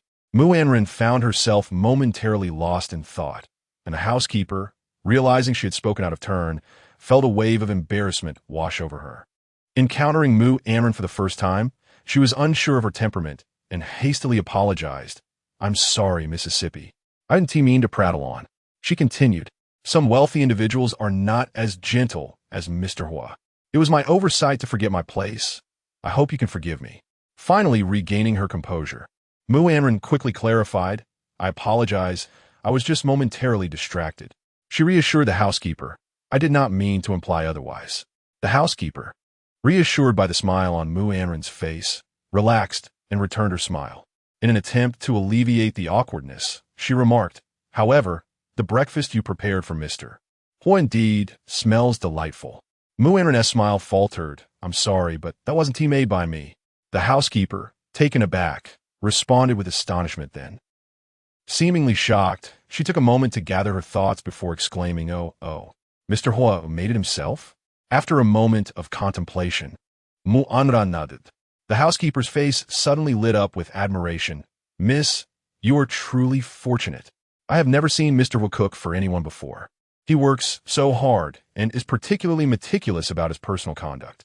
If Mr. Huo treats you so well, he must hold you in high regard. Does he like her that much?" Mu Anran pondered, feeling momentarily frozen. "In fact, you are the only person I have seen who receives such thoughtful care from Mr. Huo." The housekeeper continued while tidying up. "A person like Mr. Huo never openly expresses affection. He performs good deeds anonymously, leaving others to harbor grudges. The last incident involved an employee who, facing family hardships, resorted to stealing company secrets. Although Mr. Huo handled the matter with integrity, he discreetly sent someone to assist that employee's family. Yet, because he kept it under wraps, that employee returned to disrupt things here upon his release." The housekeeper recounted the events as though they were commonplace. Initially, Mr. Huo had invested 200,000 to treat his parents' ailments, yet upon his release from prison, he remained deeply troubled by the fact that Mr. Huo had been the one to send him there. In a fit of rage, he had taken gasoline intending to douse Mr. Huo, which had terrified me at that time. Mu Anran listened with an aching heart, turmoil roiling within her. Though she did not genuinely harbor such thoughts, she could not restrain her tongue and stubbornly retorted, "Why didn't he burn him alive?" The housekeeper gasped in shock. "Oh dear, miss, please do not jest in such a manner. In my opinion, there are few as kind as Mr. Huo. He is quite lonely, having resided here for nearly 2 years. Although he frequently travels between France and city, it seems he has not encountered anyone who cares for him. It appears he lost his parents long ago." Mu Anran felt as though a chasm had opened within her, a cold wind rushing in. The housekeeper's words left her feeling perturbed, and she offered a few casual replies before excusing herself and heading towards the bedroom. Suddenly, the housekeeper called out to her from behind, "Miss, you haven't touched any of these dishes. Mr. Huo worked hard to prepare them. Aren't you going to eat?" "I won't," Mu Anran replied. The housekeeper gazed sadly at the exquisite breakfast spread, feeling reluctant to say much more. In a hushed tone, she lamented, "Mr. Huo's good intentions have all gone to waste." Upon entering the bedroom, Mu Anran discovered that her clothes had already been laid out at the bedside. The outfit she had worn the previous night was wet and unwearable, but there was a new, pure white, minimalist short dress waiting for her, perfectly suited to her taste and size. Biting her lip, she changed out of Huo Yanlang's shirt, tidied her belongings, and exited. The housekeeper called after her twice, inquiring if she would not wait for Mr. Huo's return, but Mu Anran hurried out as if fleeing from a dire situation. As she strolled down the street, her mind was in disarray. Suddenly, her phone rang. It was a call from Lu Mei. Hesitating, she answered, and immediately Lu Mei's voice came through. Ran. Where have you been? Mom, I heard about your kidnapping ordeal in City S. Please don't run away again. It's unsafe outside. If it weren't for Huo Yanlang, Mom, I'm fine. I just stepped out to find one. Mu Anran interrupted Lu Mei's anxious words, warmth flooding her heart. At present, only Lu Mei and the Mu family seemed genuinely concerned for her. However, before Mu Anran could finish her sentence, the phone was abruptly seized, and she heard her father Mu Fangliang's deep, furious voice. Anran. Mu Anran felt lost as she stood on the street, watching the cars rush by and listening to her father's voice. Are you with Mr. Huo? He inquired. She stood there, contemplating the traffic, as he continued. Since you are with Huo Yanlang, I can rest easy. Next time you go to see him, you may simply inform the staff. There is no need to sneak out. If you encounter any trouble again, how are we, the Mu family, to explain it to the Huo family? Mu Anran's heart felt as though it had been pricked by 1,000 needles, and with her head bowed, she replied, I understand. On the other end of the line, Mu Fangliang seemed to finally exhale with relief. Given the circumstances, there is no need for you to return to the Mu family these next few days. Focus on spending time with Huo Yanlang. The Mu family stock has risen by 3 points today, and those land projects have been on hold for half a month. The Mu family has much to attend to, so do accompany Huo Yanlang well. Before Mu Anran could offer an explanation, Mu Fangliang abruptly ended the call, leaving her with the cold sound of a disconnected line. Had her sacrifice last night made an impact? Caution! Just as Mu Anran was lost in thought, a sudden scream and the screeching of brakes pierced her ears. Chapter 45. I will not abandon you. I love you. Mu Anran abruptly fell into a broad embrace, the person holding her tightly exuding a strong scent of tobacco, the stubble on his chin prickling her forehead painfully. A car rushed past, nearly grazing her clothing, crushing everything in its path. Still in shock, Mu Anran whispered her gratitude. Thank you. However, the moment she recognized the person beside her, all words became meaningless. Song Lianting's eyes were rimmed with fatigue as he lowered his head, anxiously reproaching her. Ran, what on earth happened to you? Have you forgotten how to cross the street? Do you realize how dangerous that was? Noticing the overly familiar tone in his reprimand, Song Lianting abruptly fell silent, his reddened eyes fixed on Mu Anran with a look akin to a caged beast. Mu Anran was lost in the moment, gazing at him in astonishment. Lianting, after a month apart, the man before her felt like a stranger. Gone was his previous elegance. His eyes were swollen and red, his stubble unkempt, the heavy scent of tobacco enveloping him. Regaining his composure, Song Lianting gradually released Mu Anran. She hesitated, her lips trembling. He stepped back, staring at her in bewilderment. Having known of her disappearance for half a month since their true separation, he was unwilling to accept it. Thus, he had ventured out, hoping for a stroke of luck to encounter her, never expecting to find her in such a perilous moment. With his eyes glistening, Song Lianting observed her, his dry lips licking nervously as he guided her back to the sidewalk, a frown etched on his face. His gaze held both tenderness and pain, tinged with guilt. Ran. Suddenly, he grasped Mu Anran's hand. The warmth he once provided enveloped her, causing her heart to race uncontrollably, a sense of betrayal towards Huo Yanlang washing over her. Lianting, she murmured, instinctively attempting to shake off his grasp. Song Lianting keenly noticed her movements, staring at her in a daze before offering a bittersweet smile. When did we become so distant? Embarrassed, Mu Anran lowered her gaze. Lianting, I'm sorry. He scrutinized her closely. After 2 years together, he had never wished to see her suffer even the slightest grievance. He was always the one to apologize, whether for making her angry or for being late to a date. Each time, his apologies would coax a smile from her. Now, she was the one saying sorry. Song Lianting felt a pang in his heart, a dull ache swelling within him. I know about your situation, Ranran. Sorry. It's my fault. I misunderstood you. I was foolish. Please, hit me if you must, but don't leave me like this. It's too unfamiliar for me to bear. Mu Anran gazed blankly at Song Lianting. Instead of harboring hatred towards her, was now offering an apology. After returning home that fateful night, she went back to the Song family residence, and upon returning to the school dormitory, she discovered that Ji Xiang had been assaulted. Song Lianting's face bore a look of discomfort as the assailants pressured Ji Xiang to divulge her whereabouts. It was then that he learned she had sought Ji Xiang as assistance. Ranran, I'm truly sorry. When you needed help the most, I misunderstood you. I even uttered those callous words to you. He had contemplated retrieving her, yet Ji Xiang steadfastly refused to disclose where Mu Anran had been taken. Ranran, forgive me. I didn't mean it. Can you find it in your heart to pardon me? Song Lianting stared despondently at the asphalt beneath his feet. I should have realized it. You despise Huo Yanlang so intensely. He coerced you into doing things against your will. How could you possibly be with him? He held Mu Anran tightly, swaying her gently. Tell me, what I saw that night beneath the dormitory was merely an illusion, correct? You are not willingly with him. You would not marry him, would you? You still care for me, don't you? Mu Anran felt dizzy from the swaying, her mouth, agape, rendered speechless in that moment. The fervent hope in Song Lianting's gaze seared her like a branding iron. She believed their fate was sealed, that he had grown disillusioned with her, even choosing to part ways with her with grave caution. Lianting, I am sorry. Just last night, I stayed over at Huo Yanlang's place. It is truly impossible for us now. You and I cannot be together. Song Lianting tightened his grip, his resolve intensifying. Impossible. Ranran, did he force you again?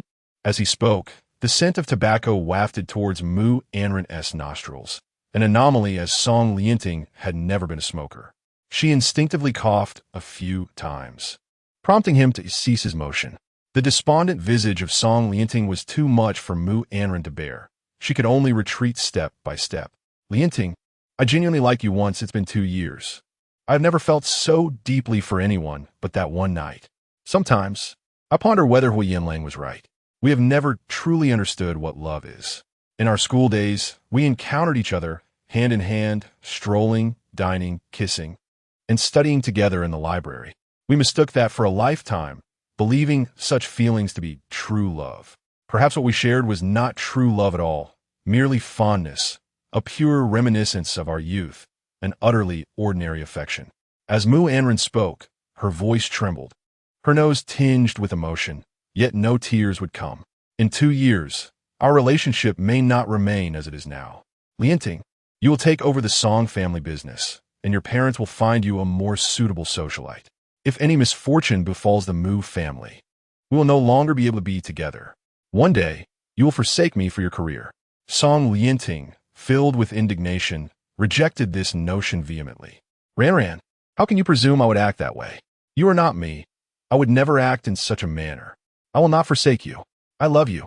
Mu Anran shook her head in distress, saying, No, Lianting, you do not love me. If you truly loved me, you would not have left that night. You even believed in Huo Yanlang's words, preferring to trust the deceptive appearance rather than believe in me. Tears streamed down Mu Anran's face as she lamented. We have been together for 2 years, Lianting. How can you? How can you not trust me? You would rather believe she is a promiscuous person, would rather think her reconciliation is a ploy against you? You even severed our last chance. To avoid being with Huo Yanlang, she broke her promise, fleeing to City S, where Huo Yanlang rescued her. Now, she had chosen to appease Huo Yanlang for the sake of the Mu family. Mu Anran's shoulders trembled slightly as she said, It is already too late. We cannot return. As if trying to convince herself, she continued, Although Huo Yanlang is cold and unfeeling, he has never betrayed me. That night, he was right. My love was merely a self-deceiving illusion. We were both too immature to understand what love truly is. Lian Ting, if you loved me, you would not doubt me. You claimed you would not abandon me, yet you have already done so once. That night, Song Lian Ting had stormed away in anger. Had it not been for Ji Xiang's subsequent beating, he would likely have continued to misunderstand her. How could they have encountered each other again?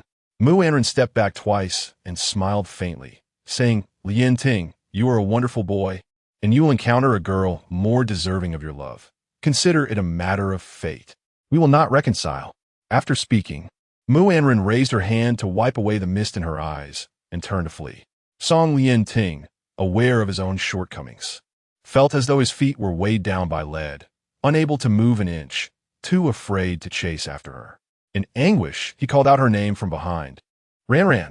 Mu Anran felt the urge to cry, yet she had wept too many times already. She did not wish to cry for anyone again. Within her heart, she repeatedly chanted, do not cry, and do not look back. She did not want to undergo the experience of losing and regaining only to be brutally awakened by reality. The reluctance on her face that night was unmistakable. Her eyes were filled with hope, yearning for him to notice her distress. Yet Song Lian Ting, consumed by anger, felt deceived. Huo Yanlang was right. She was too naive, which led her to repeat the same mistakes in the same relationship. Song Lian Ting loved her, but he loved himself even more. Thus, he said, Ran Ran, please say goodbye to me once more. That way, I will owe you nothing. At that moment, she was particularly furious, angered at Huo Yanlang for forcing her to break up with Song Lian Ting, not realizing that his words had helped her see the truth ahead of time. She loathed Huo Yanlang for making her lose everything. Yet at this moment, she also felt gratitude towards him for clarifying her situation, ensuring she would not suffer a second time. Wandering aimlessly through the streets, Mu Anran found that Song Lian Ting had not followed her. She gazed up at the sky. Today, the skies of City A were clear and cloudless, just like her heart, devoid of any remnants.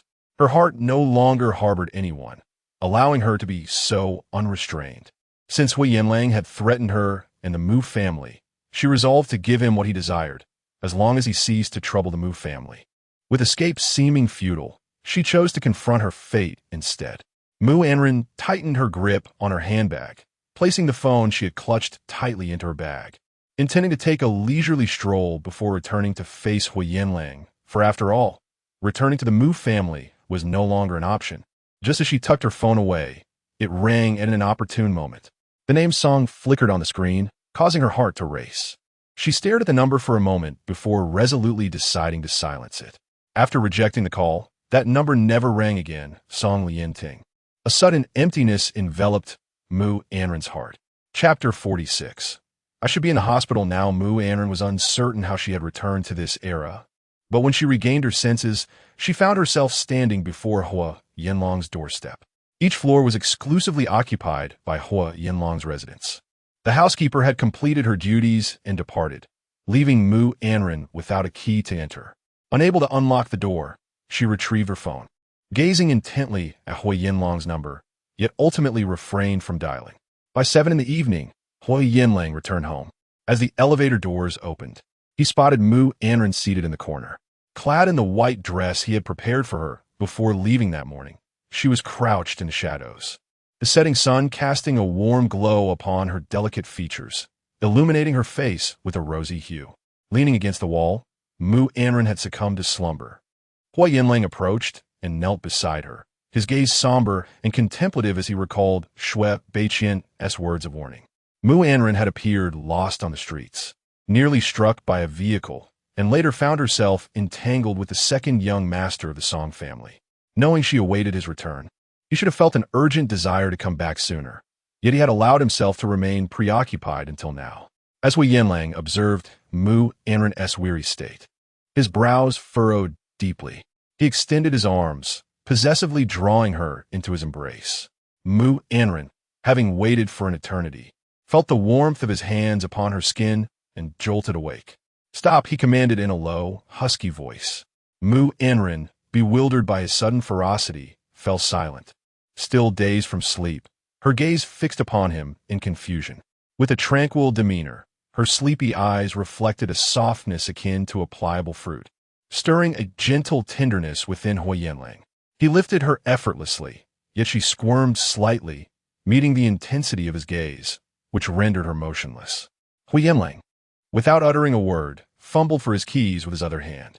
After a brief search, he remained unsuccessful, his mood darkening as he muttered, "Help me find the keys in my pocket."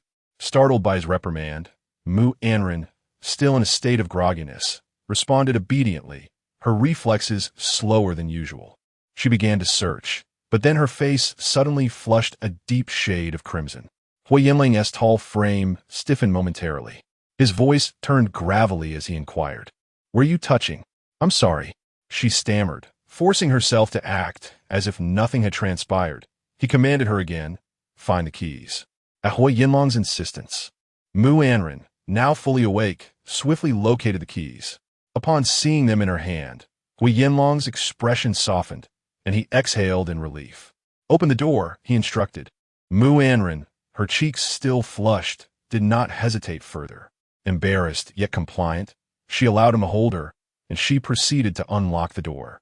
The door swung open and closed as Huo Yanlang carried Mu Anran into the room.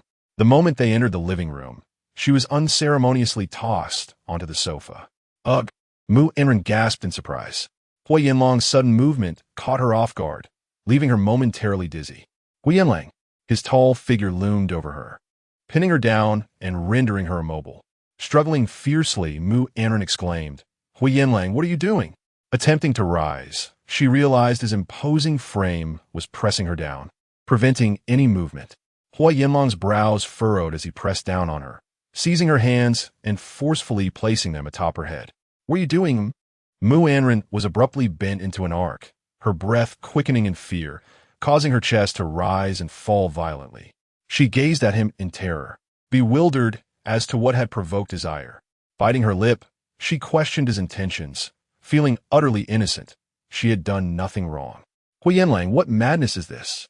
His deep-set eyes resembled an unfathomable ancient well, seemingly drawing her into its depths.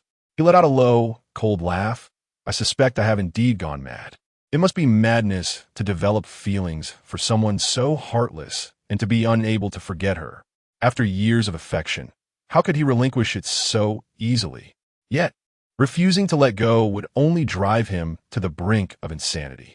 Disregarding Mu Anran's resistance, Huo Yanlang's large hand roamed her waist, swiftly locating her phone. His eyes narrowed as he effortlessly accessed her call log, revealing a recent contact with Song Lianting. A cold smirk graced his lips. "You contacted him today, did you?" Mu Anran's mind exploded with realization, finally comprehending the source of Huo Yanlang's thunderous fury. In a frenzy, she struggled against him.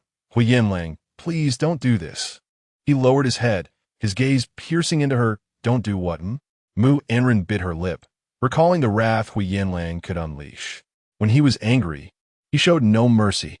A wave of past terror washed over her as memories surfaced of how she had once provoked him by involving Song Lianting. However, the circumstances had changed. There was no longer any possibility with Song Lianting. She had no intention of inciting Huo Yanlang's wrath again, knowing it would only lead to dire consequences. Moreover, the Mu family's major project faced financial jeopardy, their fate hanging precariously in Huo Yanlang's hands. She could not afford to provoke him, nor did she wish to gamble the Mu family's future. Taking a deep breath, she explained, "Huo Yanlang, I have not sought out Song Lianting. I have no ties to him anymore, whether you believe it or not. Today was merely an accidental encounter on the street, and I have not initiated any contact with him, nor will I in the future. Are you satisfied now?" Curling her body defensively, she was accustomed to Huo Yanlang's indifference, yet his genuine anger evoked an inexplicable sense of guilt and fear within her. Mu Anran bit her lip and said, "Huo Yanlang, I have nowhere else to go but to stay here with you. Are you willing to accept that?" Her words pierced Huo Yanlang's heart like a needle once more. In truth, there was no need for him to be angry. After all, she felt trapped. Lowering her voice, as if reluctantly explaining, she continued, "Since I took the initiative to come here last night, I had already made up my mind. We have crossed the boundaries that should not be crossed, and now that I have recognized my position, I will no longer waver." Mu Anran spoke earnestly. "Huo Yanlang, You need not worry about my entanglement with Song Lianting. I will not bring disgrace to you or the Huo family. I dare to act, and I shall take responsibility, never to be indecisive. As if to reassure herself, Mu Anran forced herself to meet his gaze. Huo Yanlang pressed his lips together, observing her declaration of intent. After a long pause, he finally relented, as if her words had found a place in his heart, and shifted the topic, asking, "Did you get hurt?" Mu Anran was momentarily taken aback, unable to process his question. After a while, she realized he was inquiring about her injuries. Grasping her arm, she looked at him with her large, expressive eyes, glistening with unshed tears, and licked her lips, shaking her head. "No, because Lianting pulled me away in time." The affectionate mention of Lianting struck Huo Yanlang's ears like a jarring note. No one wishes for their beloved to harbor feelings for another man. Originally, Huo Yanlang had planned to take Mu Anran somewhere special today, but hearing about her connection with Song Lianting derailed all his intentions. At this moment, Huo Yanlang held Mu Anran firmly, his sharp black eyes fixed on her. She then obediently apologized. Huo Yanlang's heart burned with unexpressed fury, yet seeing her pitiful demeanor, dulled and no longer confrontational as before, left him with an indescribable feeling. "It's nothing," he finally replied in a low voice. "Where did he touch you?" he asked. Mu Anran pressed her lips together, pointing to the arm Song Lianting had grasped to avoid inciting Huo Yanlang's anger. Just as she thought he might erupt again, he furrowed his brow and cautiously rolled up her sleeve, revealing a patch of bruising before his eyes. Mu Anran gasped, surprised that her arm had come to such a state. Huo Yanlang stared at the bruises with concern, trying his best not to touch her, expecting him to scold her. Mu Anran was instead taken aback when Huo Yanlang silently stood up from the sofa and distanced himself from her. The sudden sense of freedom quickened her heartbeat as she watched him leave. Huo Yanlang walked into the closet and soon emerged with a bottle of ointment. "Sit up," he instructed in a deep voice. Fearing he might be angry again, Mu Anran, now thoroughly subdued, immediately sat up from the sofa. Observing her demeanor, Huo Yanlang felt a mix of amusement and exasperation. The tension in his jaw finally relaxed a little, although the curve of his lips remained serious. It was no longer as intimidating. He admonished gently, stating that if one cannot navigate the roads when venturing out, it would be wise to minimize such excursions. "Huo Yanlang, if you truly wish to go out, I shall dispatch Yuan Jie to accompany you. He is my assistant." How is this any different from being monitored? A surge of unacknowledged anger welled up within Mu Anran.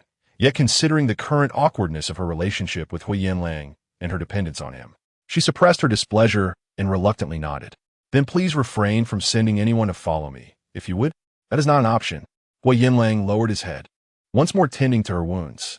The injuries inflicted by Long Ji's men had yet to fully heal, and now another bruise had marred her skin. Mu Anran, feeling guilty, remarked, "Song Lianting acted to save me. Otherwise, I would likely be in a hospital or more by now." Chapter 47. I never anticipated that Miss Mu would take it seriously. Even Mu Anran was unaware that her tone had unconsciously acquired a hint of coquetry, her soft words wafting into Huo Yanlang's ears like a gentle spring breeze. Time seemed to revert to a decade ago as Mu Anran tilted her head and asked him, "Big brother, have you eaten?" Huo Yanlang suddenly felt a stirring in his heart and unexpectedly reached out to pat her head. Mu Anran's words halted abruptly, and her entire being froze in place. Huo Yanlang withdrew his hand, a faint smirk of mockery playing on his lips, instantly concealing any unusual emotions. Mu Anran remained rigid, acutely aware of his gesture. After a moment of affectionate ruffling, he retracted his hand. The depths of this man's emotions were buried too deeply for Mu Anran to fathom, leaving her with only the sensation of his fingers gently applying ointment to her bruise. Huo Yanlang's meticulous care sent a tremor through Mu Anran's heart, as if some uncontainable feeling began to swell within her. Her gaze drifted to the dining table where breakfast had been laid out earlier, the housekeeper's words still echoing in her ears. Flustered and distracted, Mu Anran instinctively shifted to evade Huo Yanlang's actions. Just then, her stomach audibly protested, breaking the silence. Mu Anran bit her lip in embarrassment. Huo Yanlang's starry eyes sparkled with curiosity. "Are you hungry?" Mu Anran nearly buried her head into the sofa. How awkward. Huo Yanlang rose. I am not in the mood to cook tonight. Mu Anran pouted, uncertain how to respond to Huo Yanlang's remark. Get up, he stated calmly. Standing beside the sofa, he towered over her, and Mu Anran, unable to gauge his mood, complied and stood up beside him. Huo Yanlang cast a sidelong glance at Mu Anran, observing her hurriedly adjust her disheveled attire, his expression ambiguous between amusement and annoyance. As her embarrassment subsided, another rumble from her stomach broke the tension, prompting Huo Yanlang to finally move. Let us go, he declared. Mu Anran followed him, uncertain of their destination. Where are we going? To eat. As they descended the elevator, the security guard greeted Huo Yanlang with utmost respect, casting a polite glance at Mu Anran. She trailed after him and entered a sleek silver Porsche. At the French restaurant, Huo Yanlang ordered several dishes, and sensing his disinclination for conversation, Mu Anran refrained from speaking. Having barely eaten yesterday, and feeling even less inclined today, she was already quite hungry. Huo Yanlang glanced at her eating manner. You may take your time. Mu Anran's cheeks flushed at his remark, her face turning crimson. Just as they were enjoying their meal, a sharp voice pierced through the air. Mu Anran, are you doing this on purpose? Before she could fully register the source of the voice, a glass of water was splashed over her, drenching her completely. She was still clad in her little white dress from the day, a fabric of unique delicacy that upon contact with water became slightly translucent, revealing the hue of her light-colored undergarments. In an almost instantaneous reaction, Huo Yanlang removed his suit jacket and deftly draped it over Mu Anran's chest, shielding her from view. Mu Anran gazed at him in surprise, her eyes reflecting fear, resentment, and a sense of injustice. Mulan glared at Mu Anran, her anger palpable. You did this on purpose, didn't you? You've been haunting me. No wonder I haven't seen you from last night until now. You were with Huo Yanlang. Now that you know I'm dining here, you deliberately brought him along to vex me, didn't you? Initially, Mulan had calmed down, for Mu Fangliang had issued a house arrest to prevent Mu Anran from causing any trouble. The moment she learned this, she felt elated, with Mu Anran confined, and Huo Yanlang engrossed in his myriad responsibilities. Their opportunities to meet would surely dwindle, presenting her with a chance to seize the moment. In a splendid mood, she had invited her equally affluent friend, Sun Yunyun, to indulge in French cuisine. Yet, halfway through their meal, upon seeing Mu Anran arrive with Huo Yanlang, her blood boiled with rage. The scandal surrounding Huo Yanlang's abrupt cancellation of their engagement had already left Mulan humiliated. Subsequently, the suitors who once pursued her had vanished to avoid any association, leaving her in a state of isolation. As she faced this embarrassment, witnessing Mu Anran reveling in happiness was nearly unbearable. Sister, Mu Anran had always relied on Mulan, and the animosity now directed at her was the most intolerable aspect of the situation. Even as Mulan publicly humiliated her, she found it impossible to harbor hatred. Instead, she felt a profound sense of grievance and helplessness. With a quivering breath, Mu Anran yearned to express her turmoil. Hearing Mu Anran call her sister, Mulan's fury ignited further. I have no sister like you, you wretched girl. Sun Yunyun, aware of the tension between the two sisters and harboring a certain joy at Mulan's predicament, attempted to maintain the facade of friendship, urging Mulan to temper her anger. As Mulan moved to strike her sister, Sun Yunyun, glancing at Huo Yanlang, felt a surge of impulse to assert herself. Realizing the situation was spiraling out of control, with more onlookers drawn to the scene, she stepped forward to restrain Mulan. All right, Lan, don't be angry with your sister. I believe she didn't mean it. Didn't mean it? Mulan seethed at the phrase. With so many French restaurants to choose from, why had they come to this one? Freshly returned from S-City, with family matters still unresolved, she had no inclination to enjoy French cuisine. It was merely a ploy to provoke her. Huo Yanlang remained stoic, his deep, dark eyes brewing a tempest, though he refrained from intervening, recognizing that both women shared the same bloodline. His icy demeanor exuded an aura of intimidation as he regarded Mulan with disdain. Mulan felt a profound reluctance to part with Huo Yanlang, yet the sight of Mu Anran ignited her fury, compelling her to disregard her image before him. At that moment, all she desired was to vent her frustrations.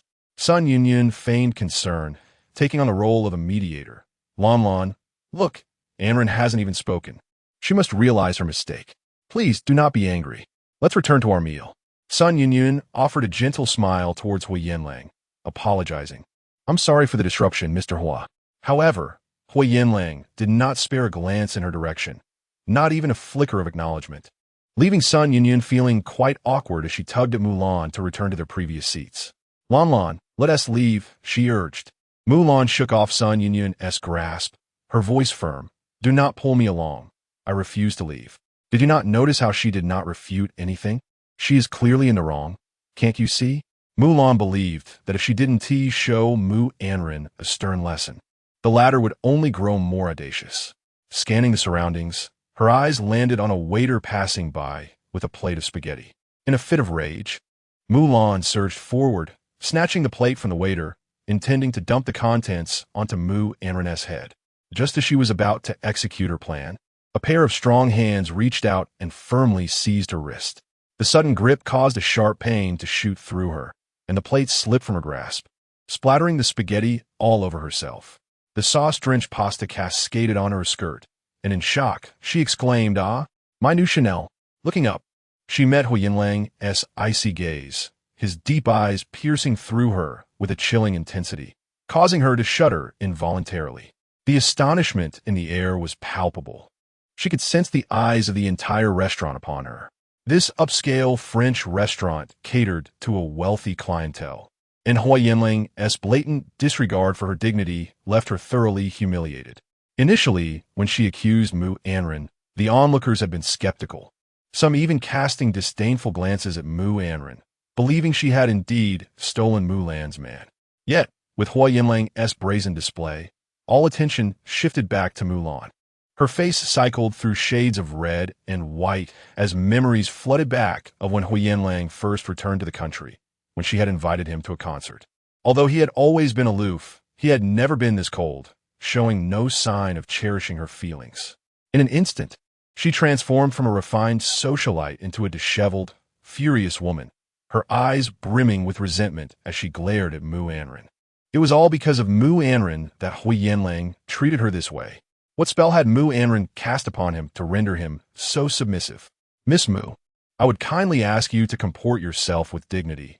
It is essential for a woman to understand the importance of moderation, Huo Yanlang stated, his grip still firm around her wrist, causing her bones to ache.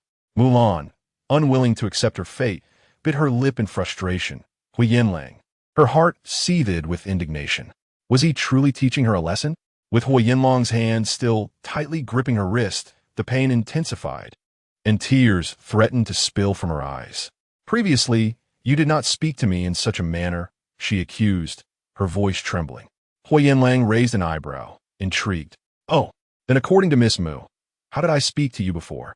Perhaps it is due to previous comparisons that Mulan harbors an even deeper resentment towards Mu Anran's presence. She reiterated, you once told me, as expected of a lady from the Mu family, your words and actions are exceedingly endearing.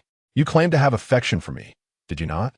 It was precisely this sentiment that had emboldened her to kiss him back then, and he had not rejected her. This particular rendezvous had filled her heart with dreams, aspirations of marrying Huo Yanlang and living as Mrs. Hua. However, now her beloved is another's, and even the person Huo Yanlang protects have become Mu Anran, while she has been relegated to the role of the malicious sister, the one whom Huo Yanlang deems incapable of knowing when to hold back. Oh, is that so? Huo Yanlang replied coolly. Did I ever say such a thing? I do not recall. His demeanor was indifferent, as if he were commenting on a most mundane of matters. I had thought Miss Mu understood that in the upper echelons of society, flattery and pretense abound. It seems I underestimated the situation. I did not anticipate that Miss Mu would take it to heart. Chapter 48 in this dimly lit place. Is it truly a path to success for you? The words of Huo Yanlang left Mulan's face flushed with a tumult of emotions. His handsome visage, when uttering such earnest remarks, rendered the listener's heart desolate. Huo Yanlang, how could you? A woman of great pride like Mulan, with a fiercely protective self-esteem, found herself on the verge of tears, deeply humiliated by his words. His insinuations, though delicately phrased, were unambiguously clear in their true intent. Huo Yanlang accused her of lacking self-awareness, deeming her merely a player in a farce, offering her family a semblance of respect rather than genuine praise, which only served to highlight her folly. Mu Anran bit her lip, her teeth trembling in indignation as she looked at Huo Yanlang with a mix of fury and despair. Very well. She took a couple of steps back, and in her haste, Sun Yunyun could not evade her, leading to an awkward collision. Sun Yunyun, clutching her hand in pain, shot an annoyed glance at the disheartened Mu Anran. Yet inwardly she could not help but feel a sense of satisfaction. The once imperious Mu Anran had toppled before Huo Yanlang, her desperate plight proving quite the spectacle. I had assumed that after several courteous encounters, Miss Mu would grasp the situation.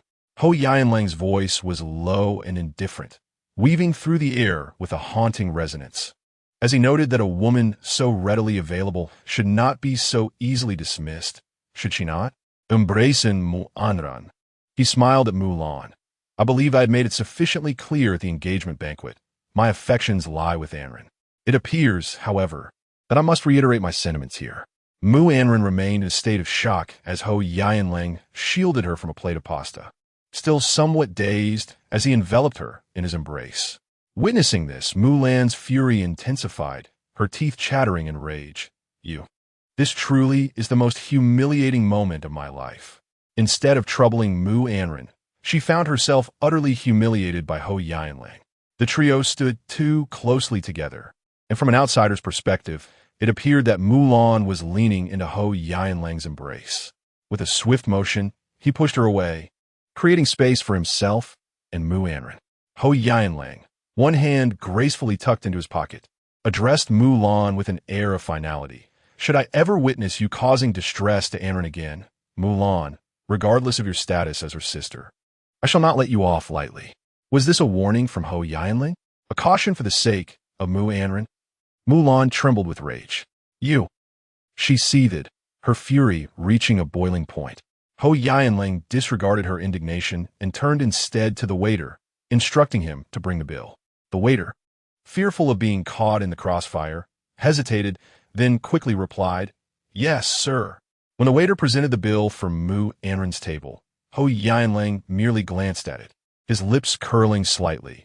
In addition to this young lady's table, I shall cover the entire venue's expenses. Consider it my treat for everyone. The waiter, momentarily bewildered, quickly regained his composure and complied. He hurried off to settle the accounts, leaving Mu Anran in stupefied disbelief, glaring at Huo Yanlang and Mu Anran in silent fury. Seeing the discomfort etched on Mu Anran's face, she was convinced it was merely an act of feigned vulnerability. Huo Yanlang's extravagant gesture left her heart racing with trepidation. Sun Yunyun fixed her gaze on the figure of Ing Shisheng as he dashed back and forth. At the moment she retrieved the order, Huo Yanlang barely glanced at it before signing his name. Sun Yunyun felt as though her eyes had deceived her. Huo Yanlang disregarded the surrounding clamor and lowered his head to glance at Mu Anran, inquiring, "Have you had enough to eat?" Mu Anran pressed her lips together and nodded in affirmation. Water continued to drip from her, and grasping tightly onto Huo Yanlang's coat, she endeavored to maintain her composure, striving to keep herself steady. Huo Yanlang took her small hand, leading her outside, saying, "Then let us depart." Mu Anran, still in a daze, responded, "All right." Mu Anran watched with embarrassment as Huo Yanlang escorted Mu Anran out of the restaurant. Their figures, handsome and beautiful, exuded an aura of gentleness and wealth. A surge of resentment bubbled within her, akin to having mistakenly consumed wasabi, causing her insides to ache. Noticing the stares of others in the restaurant, many whispering amongst themselves, Mu Anran felt her anger rise. She glanced at Sun Yunyun, who was intently observing Huo Yanlang's departing figure, and could not help but frown with displeasure. Irritated, Mu Anran declared, "We should leave as well." Sun Yunyun, jolted back to reality, prepared to exit, just as they reached for their bags. Ing Shisheng unexpectedly stepped forward to block their path. "Excuse me, I'm sorry, but your table's bill has not been settled. Could you please take care of that?" Sun Yunyun glanced around, noting that all other tables had their bills covered by Huo Yanlang, and they were the only ones being stopped. She tugged at Mu Anran and was about to retrieve her card to settle the bill, feeling that even if they left, they would suffer another humiliation. Mulan abruptly pushed Sun Yunyun aside. What is there to settle? Do you think I, Mulan, am a nobody? From her bag, she pulled out a bundle of cash and tossed it onto the table with forceful disdain, exclaiming, "No change necessary for those who look down on others." With that, she strutted out, her expensive handbag swinging, finally feeling a measure of relief. Outside in the parking lot, Huo Yanlang and Mu Anran had just entered the car. The ostentatious silver-gray Porsche stood out, its presence commanding attention above all others in the lot. Sun Yunyun's gaze immediately fell upon the striking vehicle, while Mulan, swaying her hips, approached, noticing Sun Yunyun had halted. Displeased, she followed Sun Yunyun's line of sight and spotted Huo Yanlang's car. As Huo Yanlang drove away, the silver sports car quickly vanished from sight, leaving only the lingering glow of its taillights, dazzling to behold.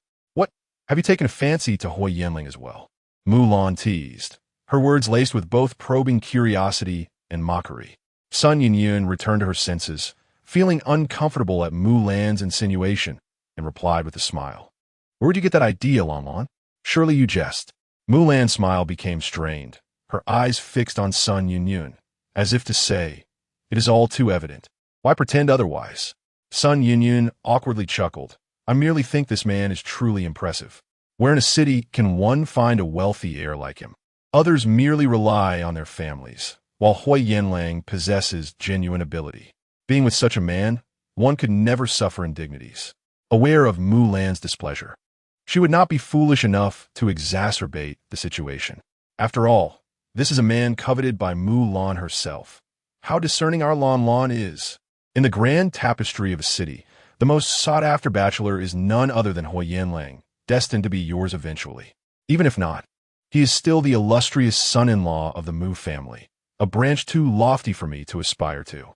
The implications of these words are a tribute to Mulan, and even if not directly so, they reflect the esteem of the Mu family. Mulan, momentarily stifled by her anger, suddenly broke into laughter. "Yunyun, do you know why I cherish our friendship?" Sun Yunyun chuckled. "Why?" "Because you possess self-awareness." With a playful grin, Mulan twirled her slender waist, grasped her bag, and sauntered toward her car. "You drove here today, didn't you? I won't be seeing you off. Please make your own way back. I have an appointment with my beautician for a manicure." With that, she entered her vehicle and drove away with a flourish. As soon as Mulan departed, the smile on Sun Yunyun's face faltered. "Ah, Mulan, so proud. One day, you shall weep," she muttered. Outside, the scenery whizzed by, and Mulan glanced at the stains on her attire, growing increasingly irked. With a swift turn of the steering wheel, she headed back to the Mu residence. Upon arriving, she changed her clothes and set off for another destination. SQ Night Soho is the liveliest bar in a city, frequented by many privileged young gentlemen. It has an unwritten rule that only luxury cars may park at the entrance, and indeed, a row of opulent vehicles lined the front. Mulan parked her car, handed the keys to the valet, and strode confidently inside. "I hear the second son of the Song family has been frequenting this place lately?" Mulan inquired as she entered, seizing a bartender by the arm.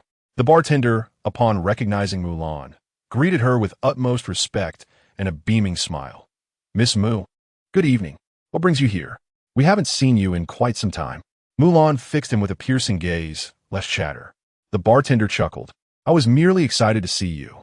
He has been here for several nights now." "Where is he?" Mulan pressed. "He's in a VIP room upstairs." "Shall I escort you?"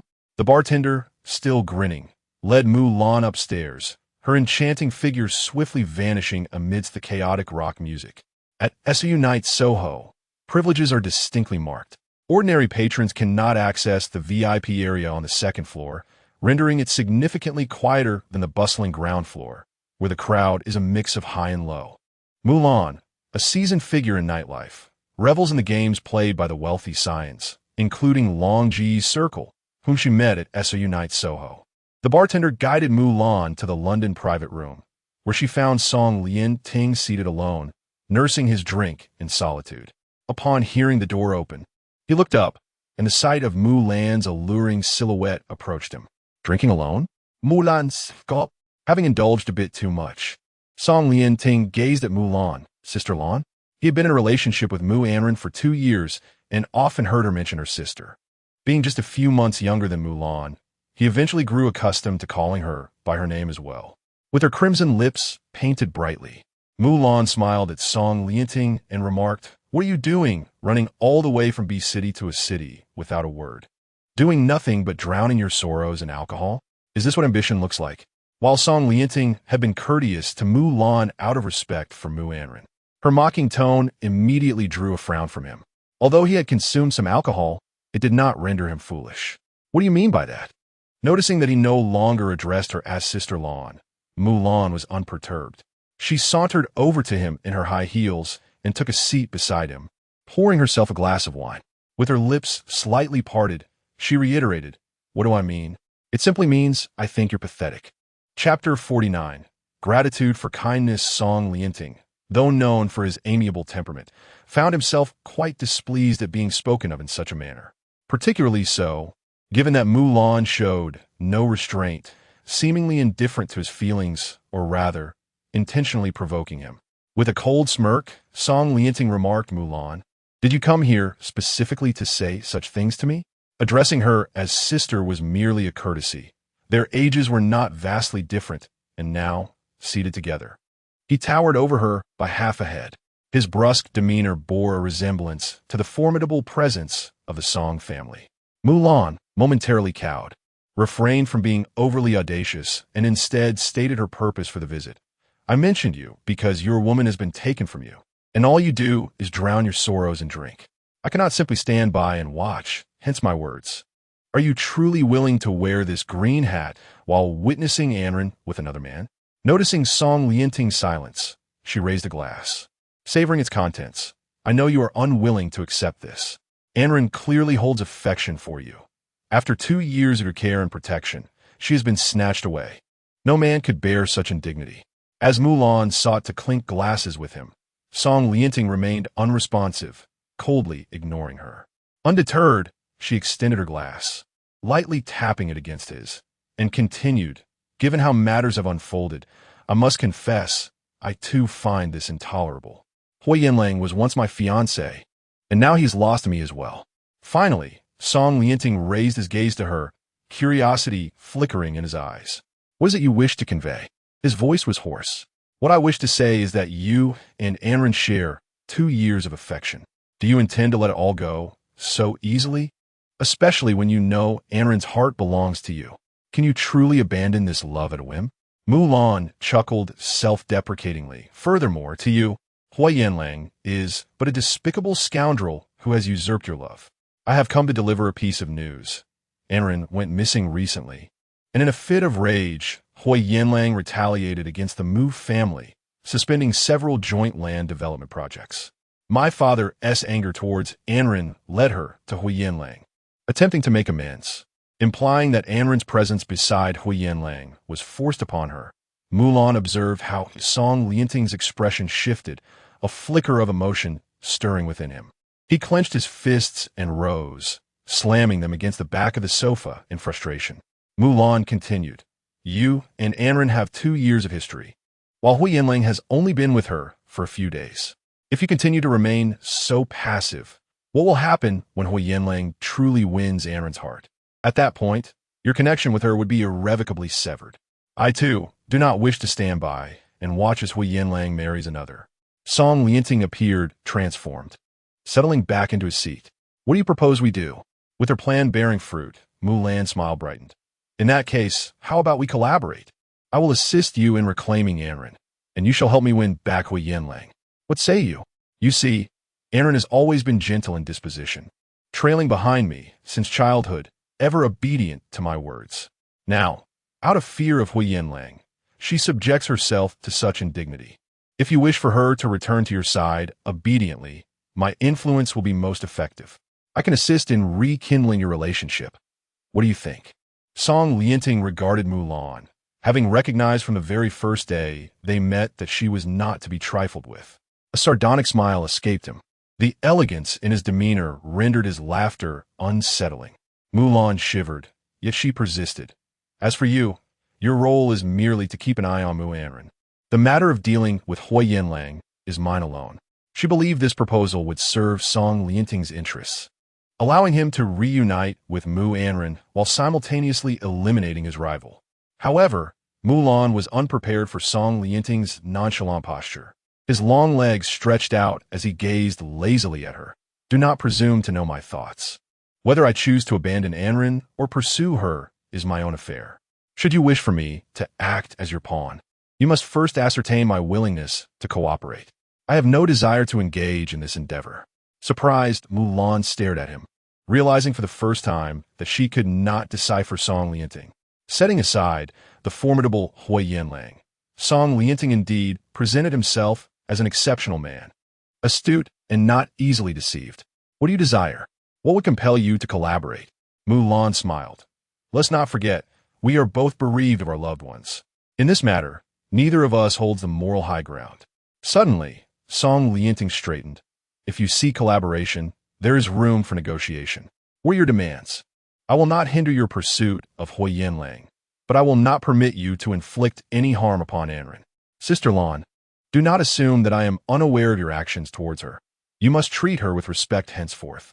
The news of Huo Yanlang foregoing his engagement with Mulan to publicly announce his betrothal to Mu Anran reached even Song Lianting in B City.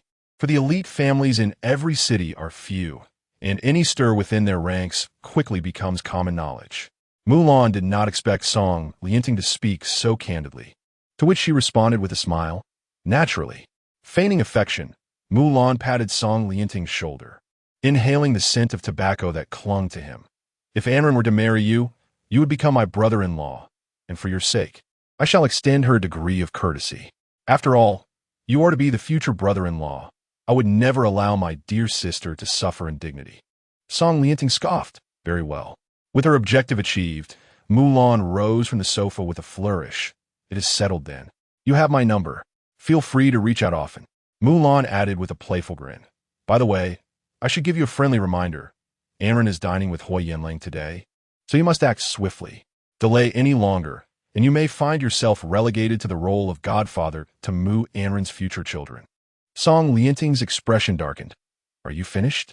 The exuberant laughter of Mulan echoed within the private room, to which Song Lianting coldly responded, If you're done, then leave. Ah, what a temper he has. Having achieved her desired outcome, Mulan deemed it unnecessary to linger any longer. Ruthlessness is one of her defining traits, as is her ability to endure. Why should she let Song Lianting's insolence ruin the newly forged revolutionary rapport? Mulan smiled lightly. Then I shall take my leave. Do drink less. I recall that Anran does not appreciate this side of you. Before exiting the room, she turned back thrice to advise. If you wish to win back your girlfriend, first consider what she cherishes most about you. It will be best to tidy yourself up. The stench of alcohol is one thing, but you also reek of smoke. The once refined and elegant Song Lianting seemed a shadow of his former self, now reduced to a pitiful state. As soon as Mulan finished speaking, Song Lianting hurled a goblet in her direction, seemingly striking a nerve. She narrowly dodged it, realizing she had overstepped and dared not linger any longer. Meanwhile, Mulan sauntered out of the Soho night with undeniable allure. In contrast, Huo Yanlang did not return to the era of their previous engagement, but instead drove directly to the bustling commercial street of City A, parking his vehicle in front of an upscale tailor shop, where Mu Anran gazed at the dazzling sign. She bit her lip, uncertain of his intentions. Huo Yanlang's deep voice enveloped her. Go inside and change your clothes. Mu Anran felt embarrassed as she glanced at her attire. It had already become quite disheveled during the drive. Wrapped in his coat, a subtle fragrance enveloped her, leaving her a bit lightheaded. Instinctively, she wanted to refuse his suggestion, but found herself compelled to speak tonight. Thank you. Her mind was in disarray. Huo Yanlang's protective stance and his threat to Mulan echoed in her ears. She added, My clothes are fine. There is no need to go in. The events of the evening had left her feeling mortified. She had never encountered such a situation before, unlike the previous humiliation at school orchestrated by Ji Xiang. This time the antagonist was her own sister. Mu Anran bit her lip, her slender frame trembling slightly, with the hidden anxieties she had harbored since getting into the car becoming increasingly apparent. Huo Yanlang observed her, his indifferent yet emotionally tinged voice resonating in her ear. "No need to thank me." Given Mu Anran's palpable hostility towards him, she ought to be crying out in anger, berating him. "Why thank me? Don't you despise me? Shouldn't you be cursing me for causing your rift with Mulan?" Huo Yanlang chuckled self-deprecatingly, yet a hint of surprise flickered in his gaze, as if he were unconsciously yearning for a different outcome. "Even if I helped you, what of it, Mu Anran? I recall you once declared your hatred for me. Does this mean you no longer harbor it?" A sigh of relief caught in her throat as Mu Anran faced his probing question, which simultaneously interrogated her own feelings. She glanced out the window, feeling unsettled, utterly unwilling to respond to any of his inquiries. Mu Anran, feeling uneasy, remarked, "My hatred for you is one matter, while your assistance is an entirely different one. I shall not conflate the two." She took a deep breath, adding, "In my 20-plus years of existence, I have always believed that one must express gratitude for any kindness received, regardless of the benefactor. This evening, had it not been for you, I would have found it impossible to exit the restaurant gracefully." Reflecting on the attention of the crowd and his generous expenditure, she continued, "I apologize for causing you embarrassment." As Mu Anran spoke, she removed the suit draped over her shoulders and returned it to him, creating a distance between them. Huo Yanlang's dark, profound gaze seemed to cool momentarily, and even the smile upon his lips transformed into a sardonic expression, laden with inscrutable irony. As the flicker of hope he had felt was abruptly extinguished, he gripped the steering wheel tightly, chiding himself for having overthought the situation. Chapter 50. What do you want to take me home for?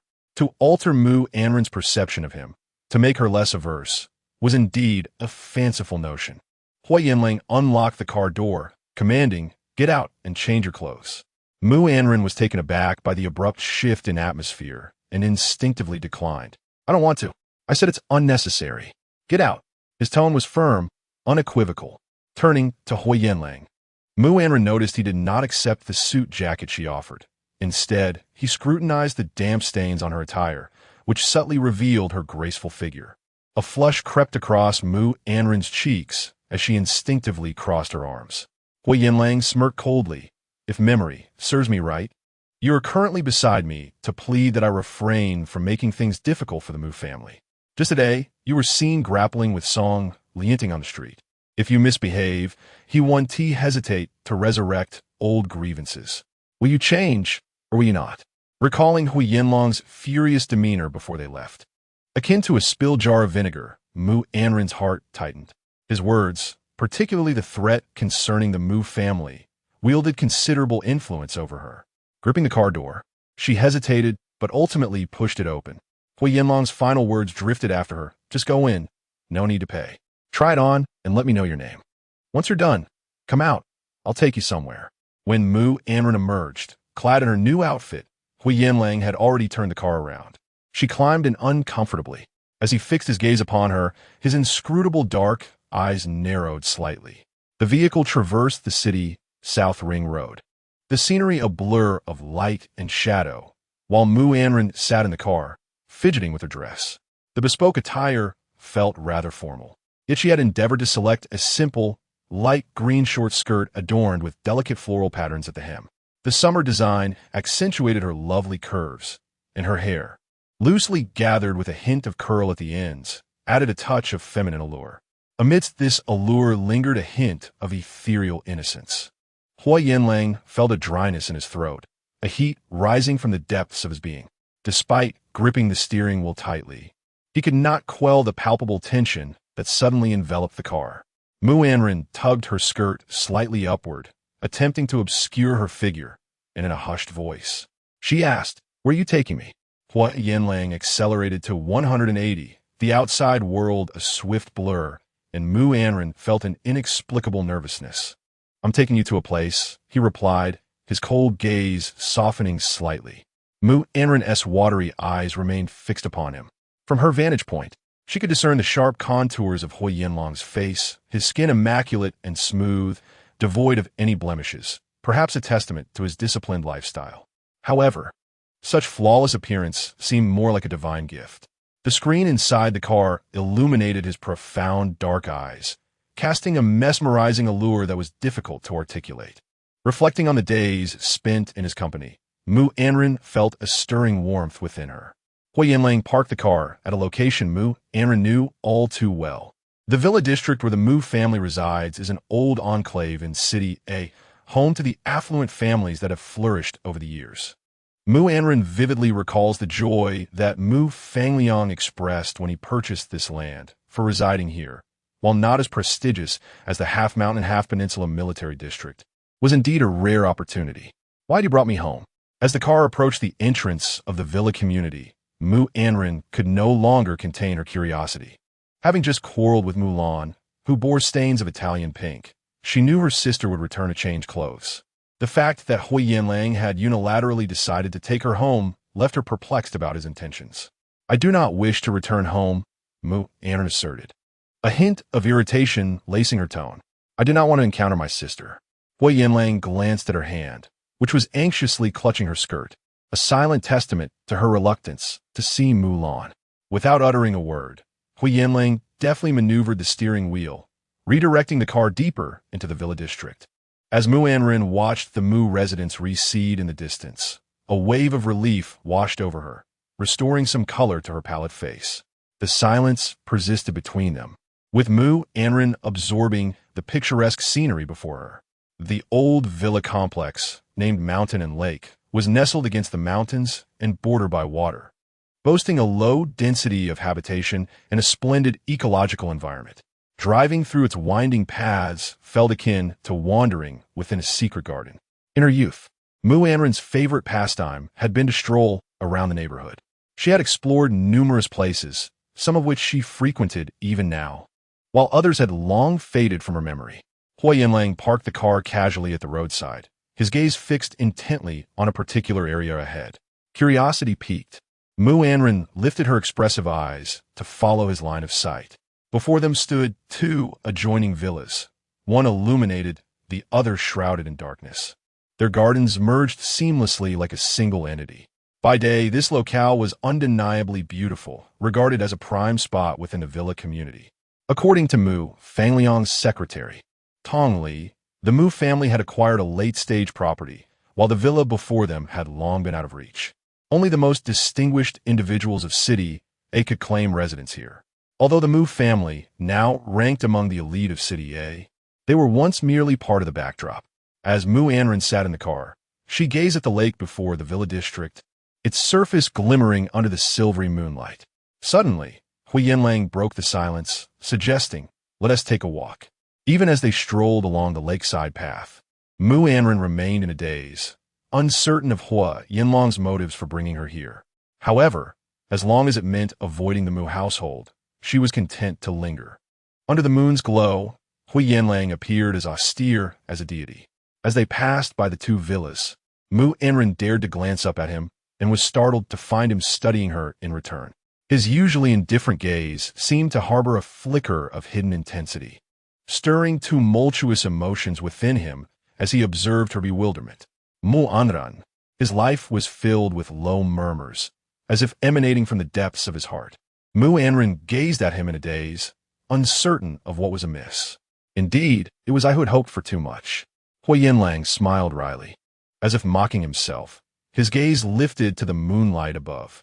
A decade had passed, and this place had long since transformed. The once grand standalone villa was auctioned by the bank, and the developers erected a wall down the center, converting the spacious living area into two separate units. The former Huo residence had been divided into two villas, each sold to new owners. This villa district, where every inch was precious, had lost its original charm with the change of ownership. Mu Anran had no recollection of this place, which was only natural. The secrets he harbored in his heart were indeed his alone. She was the one who had shown him kindness, and his promises had nothing to do with her. Huo Yanlang parted his thin lips, declaring, "I have ultimately returned." "Ah," came Mu Anran's dissonant response. She had been lost in thought, attuned only to the sounds of falling leaves and rippling waters, neglecting to truly listen to Huo Yanlang's words. She noticed the normally calm depths of his eyes ripple with emotion. In her daze, she was completely unaware of how her indifference had struck him. causing Huo Yanlang to halt abruptly, his steps drawing closer with intensity. "Huo Yanlang, what are you doing?" Mu Anran exclaimed, startled. In the next moment, he had pressed her against the trunk of a tree. It was clear that tonight, he was not taking her back to the Mu family home, but to his own.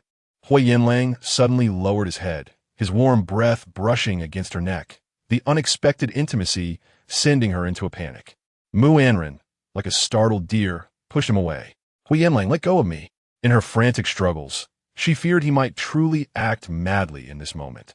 Yet, Huo Yanlang did nothing but bury his head in her shoulder. Mu Anran was taken aback, frozen in place. The moonlight cascaded down. The shadows of the trees danced behind them, and the twinkling stars scattered across her skirt. Huo Yanlang, clad in a tailored suit, towered over her, now bent low with his head resting on her shoulder, causing her to tremble. An unusual emotion surged from the depths of her heart. Just as Mu Anran was lost in her thoughts, Huo Yanlang suddenly straightened slightly, his hand moving to her chin. He lifted her face gently, and his warm lips met hers. Mu Anran froze, instinctively reaching to push him away, but he tightened his grip, his hand sliding to her waist. She felt as though her entire waist might snap. The more she struggled, the more forceful his actions became. It was as if he had nothing left but her. Yet even she was something he had seized by any means necessary. In her heart, Mu Anran bore 1,000 unwilling thoughts about remaining by his side. Huo Yanlang was acutely aware that her current compliance was merely a concession. Even if she were not with Song Lianting, she would not wish to be with him. Huo Yanlang kissed her without a hint of restraint, nibbling at her delicate lips as if he intended to consume her entirely. This evening, she appeared so charming, reminiscent of a grand banquet. His girl had blossomed, and he felt a sense of gratitude for his own unscrupulousness in claiming her sweetness. Chi Feng inquired whether he was not afraid of scaring away the little girl he had secretly adored for years. He replied that he could no longer wait. The flowers had bloomed. By the time he returned, another man might have taken his place beside her. If he did not act swiftly, fate would render them forever apart. Huo Yanlang tightened his embrace around Mu Anran's hand, as if wishing to merge her into his very being, ensuring she would never escape. Mu Anran felt the pressure around her waist intensify, making it difficult to breathe. Her lips parted slightly in an attempt to draw in more air, but he seized her warmth with his tongue. Though she wished to push him away, her strength faltered, and her hands merely rested weakly against his chest. Chapter 51. You put the Mu family in a dilemma, yet claim to like me. Time stood still. It was uncertain how long had passed when Mu Anran's anxious heartbeat echoed in her ears, and only then did Huo Yanlang finally release her. "You've grown up. It's time to return." Mu Anran gazed at him with terrified eyes, her mind a chaotic whirlpool. She could not comprehend Huo Yanlang's words. This man was like a secret, emerging from a conundrum, appearing out of thin air, and turning her life into disarray, only to now utter phrases that eluded her understanding. For Mu Anran, his whimsical decision to bring her to the Mu family left her utterly confounded regarding his intentions. It was only through his indulgence that she found herself there. At that moment, he had accompanied her to ease her mind, kissed her forcefully, and now sought to return her. "Huo Yanlang," Mu Anran called softly. Huo Yanlang suddenly lifted his gaze to her, his penetrating stare seeming to want to dissect her very heart. The most terrifying aspect of this world was the realization that the precious memories he cherished might merely be his solitary reminiscence. "Return," Huo Yanlang stated coldly. Having spoken, he took a long stride and began to depart. Standing under the moonlight, Mu Anran appeared like an innocent, ethereal spirit, adorned in her finery and left behind in the enchanting glow of the moon. She was utterly unaware of what had transpired. Huo Yanlang's deep voice echoed from ahead. "Tomorrow, we shall go to the Civil Affairs Bureau to obtain our marriage certificate." This statement sent Mu Anran into a state of terror, leading her to a sleepless night until dawn. The night was as dark as a curtain, with stars scattered across the sky. It should have been a beautiful evening. Yet Huo Yanlang's words stirred up a tempest within her. From the old villa district back to the new city, until she stepped into Huo Yanlang's home in the era, her heart remained adrift. The first time Huo Yanlang mentioned getting a marriage certificate was in S City, and now he had brought it up again. There was no escaping this fate. Was she truly destined to marry him? Mu Anran was lost in thought as Huo Yanlang led her back to the era. Upon entering, she remained absent-minded. Do not think of escaping. Huo Yanlang suddenly locked the door behind them, bracing himself against the wall and trapping Mu Anran firmly within his embrace. She looked up at him, Huo Yanlang. His gaze was like a fire, fixed upon her, with an irresistible intensity suggesting that he desired her, and she would never escape this grasp. Huo Yanlang, why do you insist on marrying me? Because I like you. Mu Anran trembled all over, unable to fathom what it was about her that could possibly merit his affection. You, like me? Waves of emotion surged in her eyes, gradually reaching the shore of her heart. At that moment, Huo Yanlang's expression was a blend of languor and an inscrutable aloofness, making it impossible to discern whether he was entirely serious or merely casual. Yes. A faint fragrance wafted from him, igniting a flutter in Mu Anran's heart. Yet, she found herself engulfed in confusion. From the moment he appeared, the two were adversaries. He forced her, delivering the most humiliating blow of her life, leading her to feel the sting of betrayal from those she once held dear. To put it bluntly, she was merely a gift bestowed upon him by the Mu family. He desired her, and thus, the Mu family compelled her to marry him. Even her own sister treated her with unrelenting disdain. Yet he, who should have looked down upon her and regarded her as a mere plaything, showered her with affection. He stood up for her during her moments of distress. Although his intentions were ultimately self-serving, he nonetheless illuminated certain truths for her, sparing her from further heartache. Even at breakfast, he personally attended to her needs. She felt utterly insignificant, yet he assured her, Mu Anran, I, Huo Yanlang, am sufficiently powerful. I will not forsake you simply because you offer no assistance to my career. If I choose to marry you, it is because I wish to treat you with the utmost seriousness. Even if I do not love you, I will not harm you. While my methods may not be entirely honorable, what of it? The most important thing is that I will not abandon you, nor will I permit you to suffer even the slightest grievance in the future. He was indeed earnest in his intentions, maintaining a respectable demeanor with little scandal, ensuring that she would endure no further suffering. Huo Yanlang, Mu Anran murmured, her lips trembling. Something felt amiss, yet she could not pinpoint the exact reason. For instance, why did he like her? When did this affection begin? Mu Anran firmly believed that there is no love or hatred without cause. However, she could not recall any past interactions with him. For the first time, curiosity glimmered in her gaze as she regarded Huo Yanlang. He remained indifferent, resembling a deity with an icy demeanor, his eyes harboring determination and emotions she could not comprehend. Yet, he concealed the very thing she sought. After a long silence, Mu Anran surrendered her inquiry. You claim to like me, but it feels akin to the affection one has for a pet, as if you stumbled upon a beautiful flower and wish to take it home to cultivate. Yet, you have never asked those flowers if they consent to such a fate. Even if they would agree, being forced by the Mu family leaves me unwilling. Marriage is a matter for two. Why should we be bound together simply because you desire it? I could acquiesce, belittling myself to please you, accepting your status as my fiancé. Yet I still refuse to marry you. To remain by Huo Yanlang's side for a lifetime?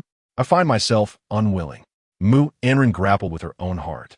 Convinced of her disdain for Huo Yanlang, she tilted her head, attempting to reason with him. Moreover, marriage concerns you as well. Huo Yanlang, on what grounds do you ascertain that I am the one you truly like? How long have we even known each other?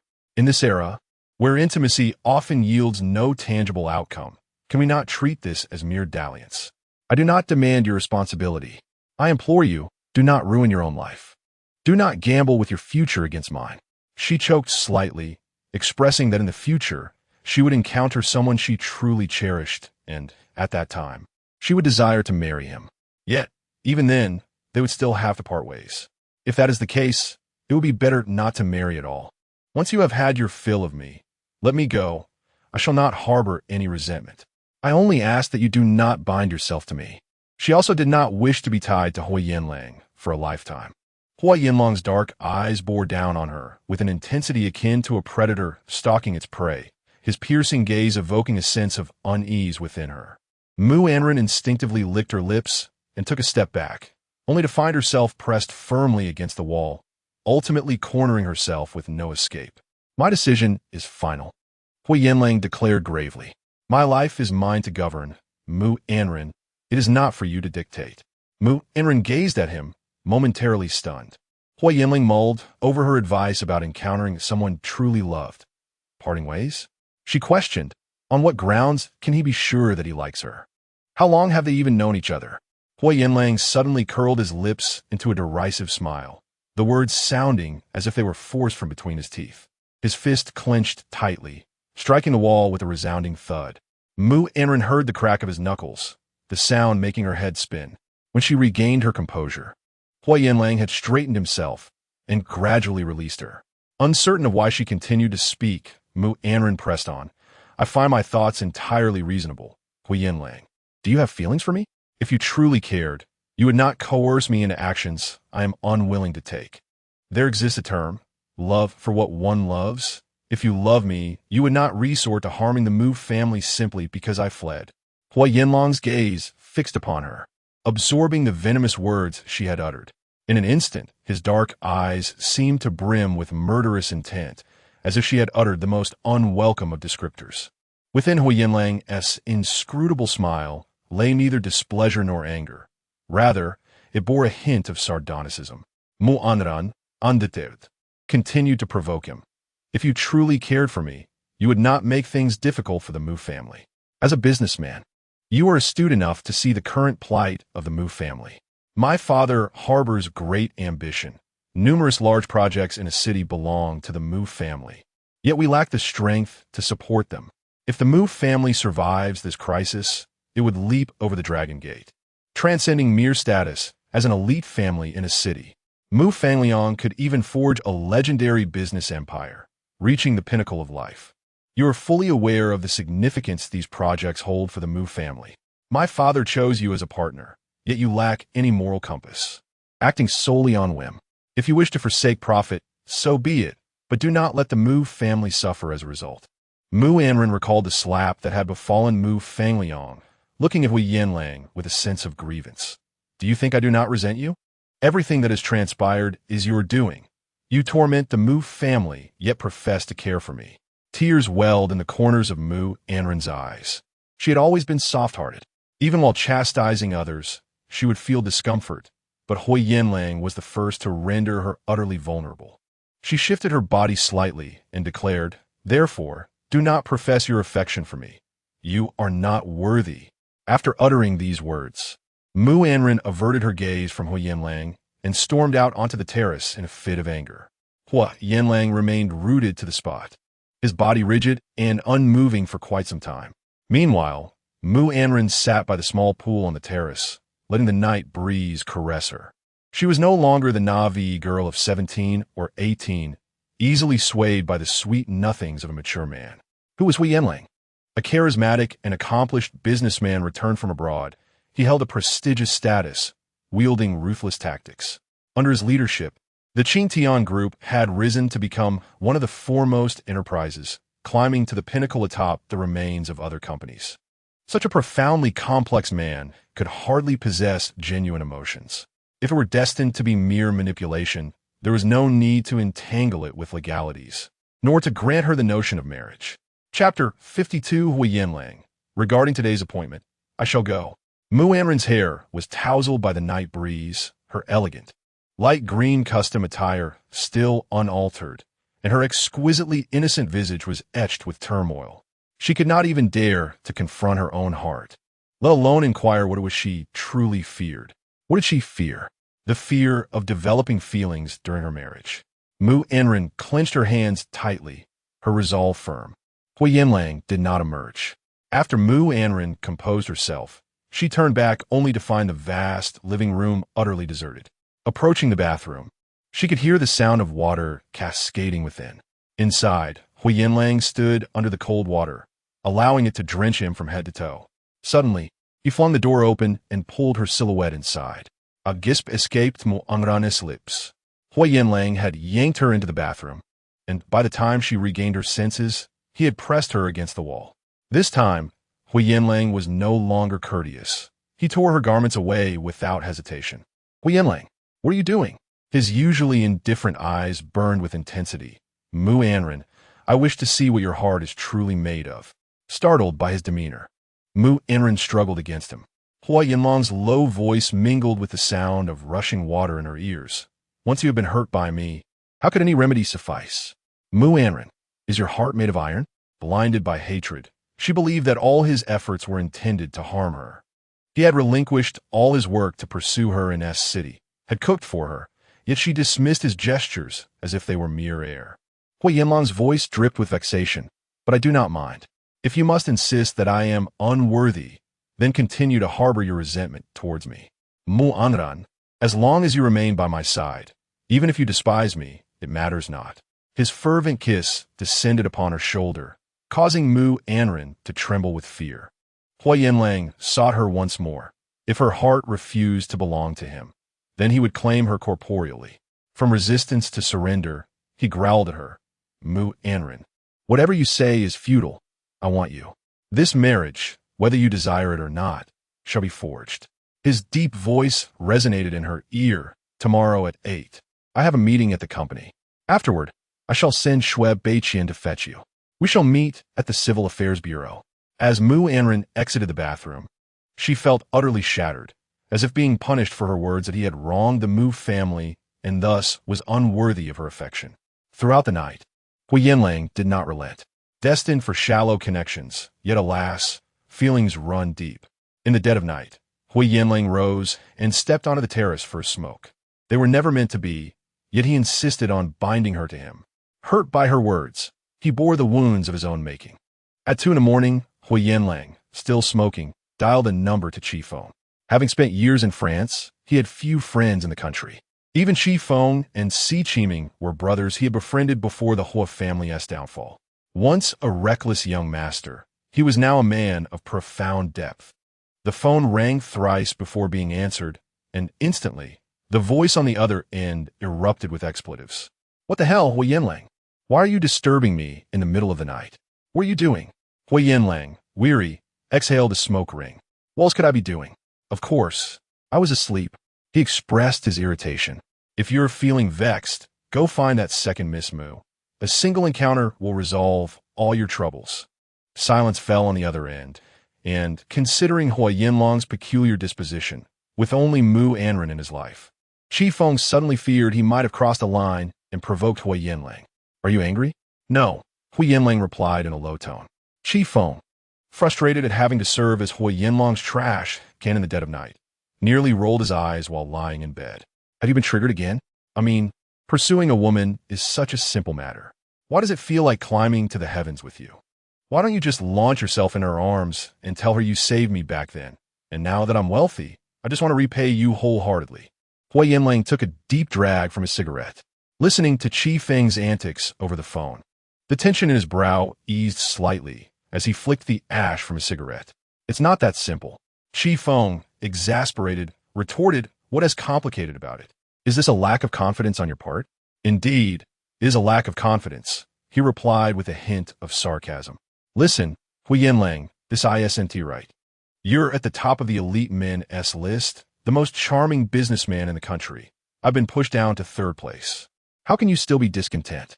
For Mu Anran, you're more than enough. You've waited for her for so many years, showered her with love and affection, treating her as if she were fragile. Does she resent you for being so forward? If it were me, I would have married her already. Huo Yanlang, facing the night breeze, raised an eyebrow, his voice low and unhurried. What preparations are needed for obtaining a marriage certificate? Chi Feng suddenly ceased his banter, asking earnestly, so you're finally going to get married? In the next moment, the tone shifted. I've been saying you should have done this ages ago. It would be best to have a child too. Time reveals a person's true heart, and she will gradually fall for you. No one can compare to your depth of feeling. In my opinion, this will surely succeed.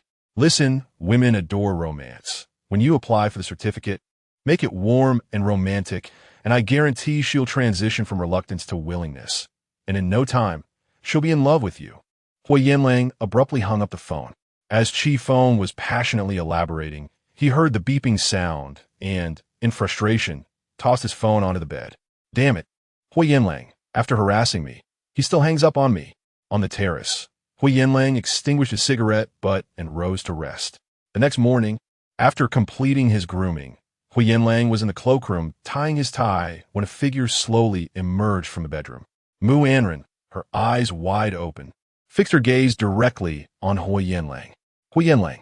Huo Yanlang paused in his task, turning to look at her.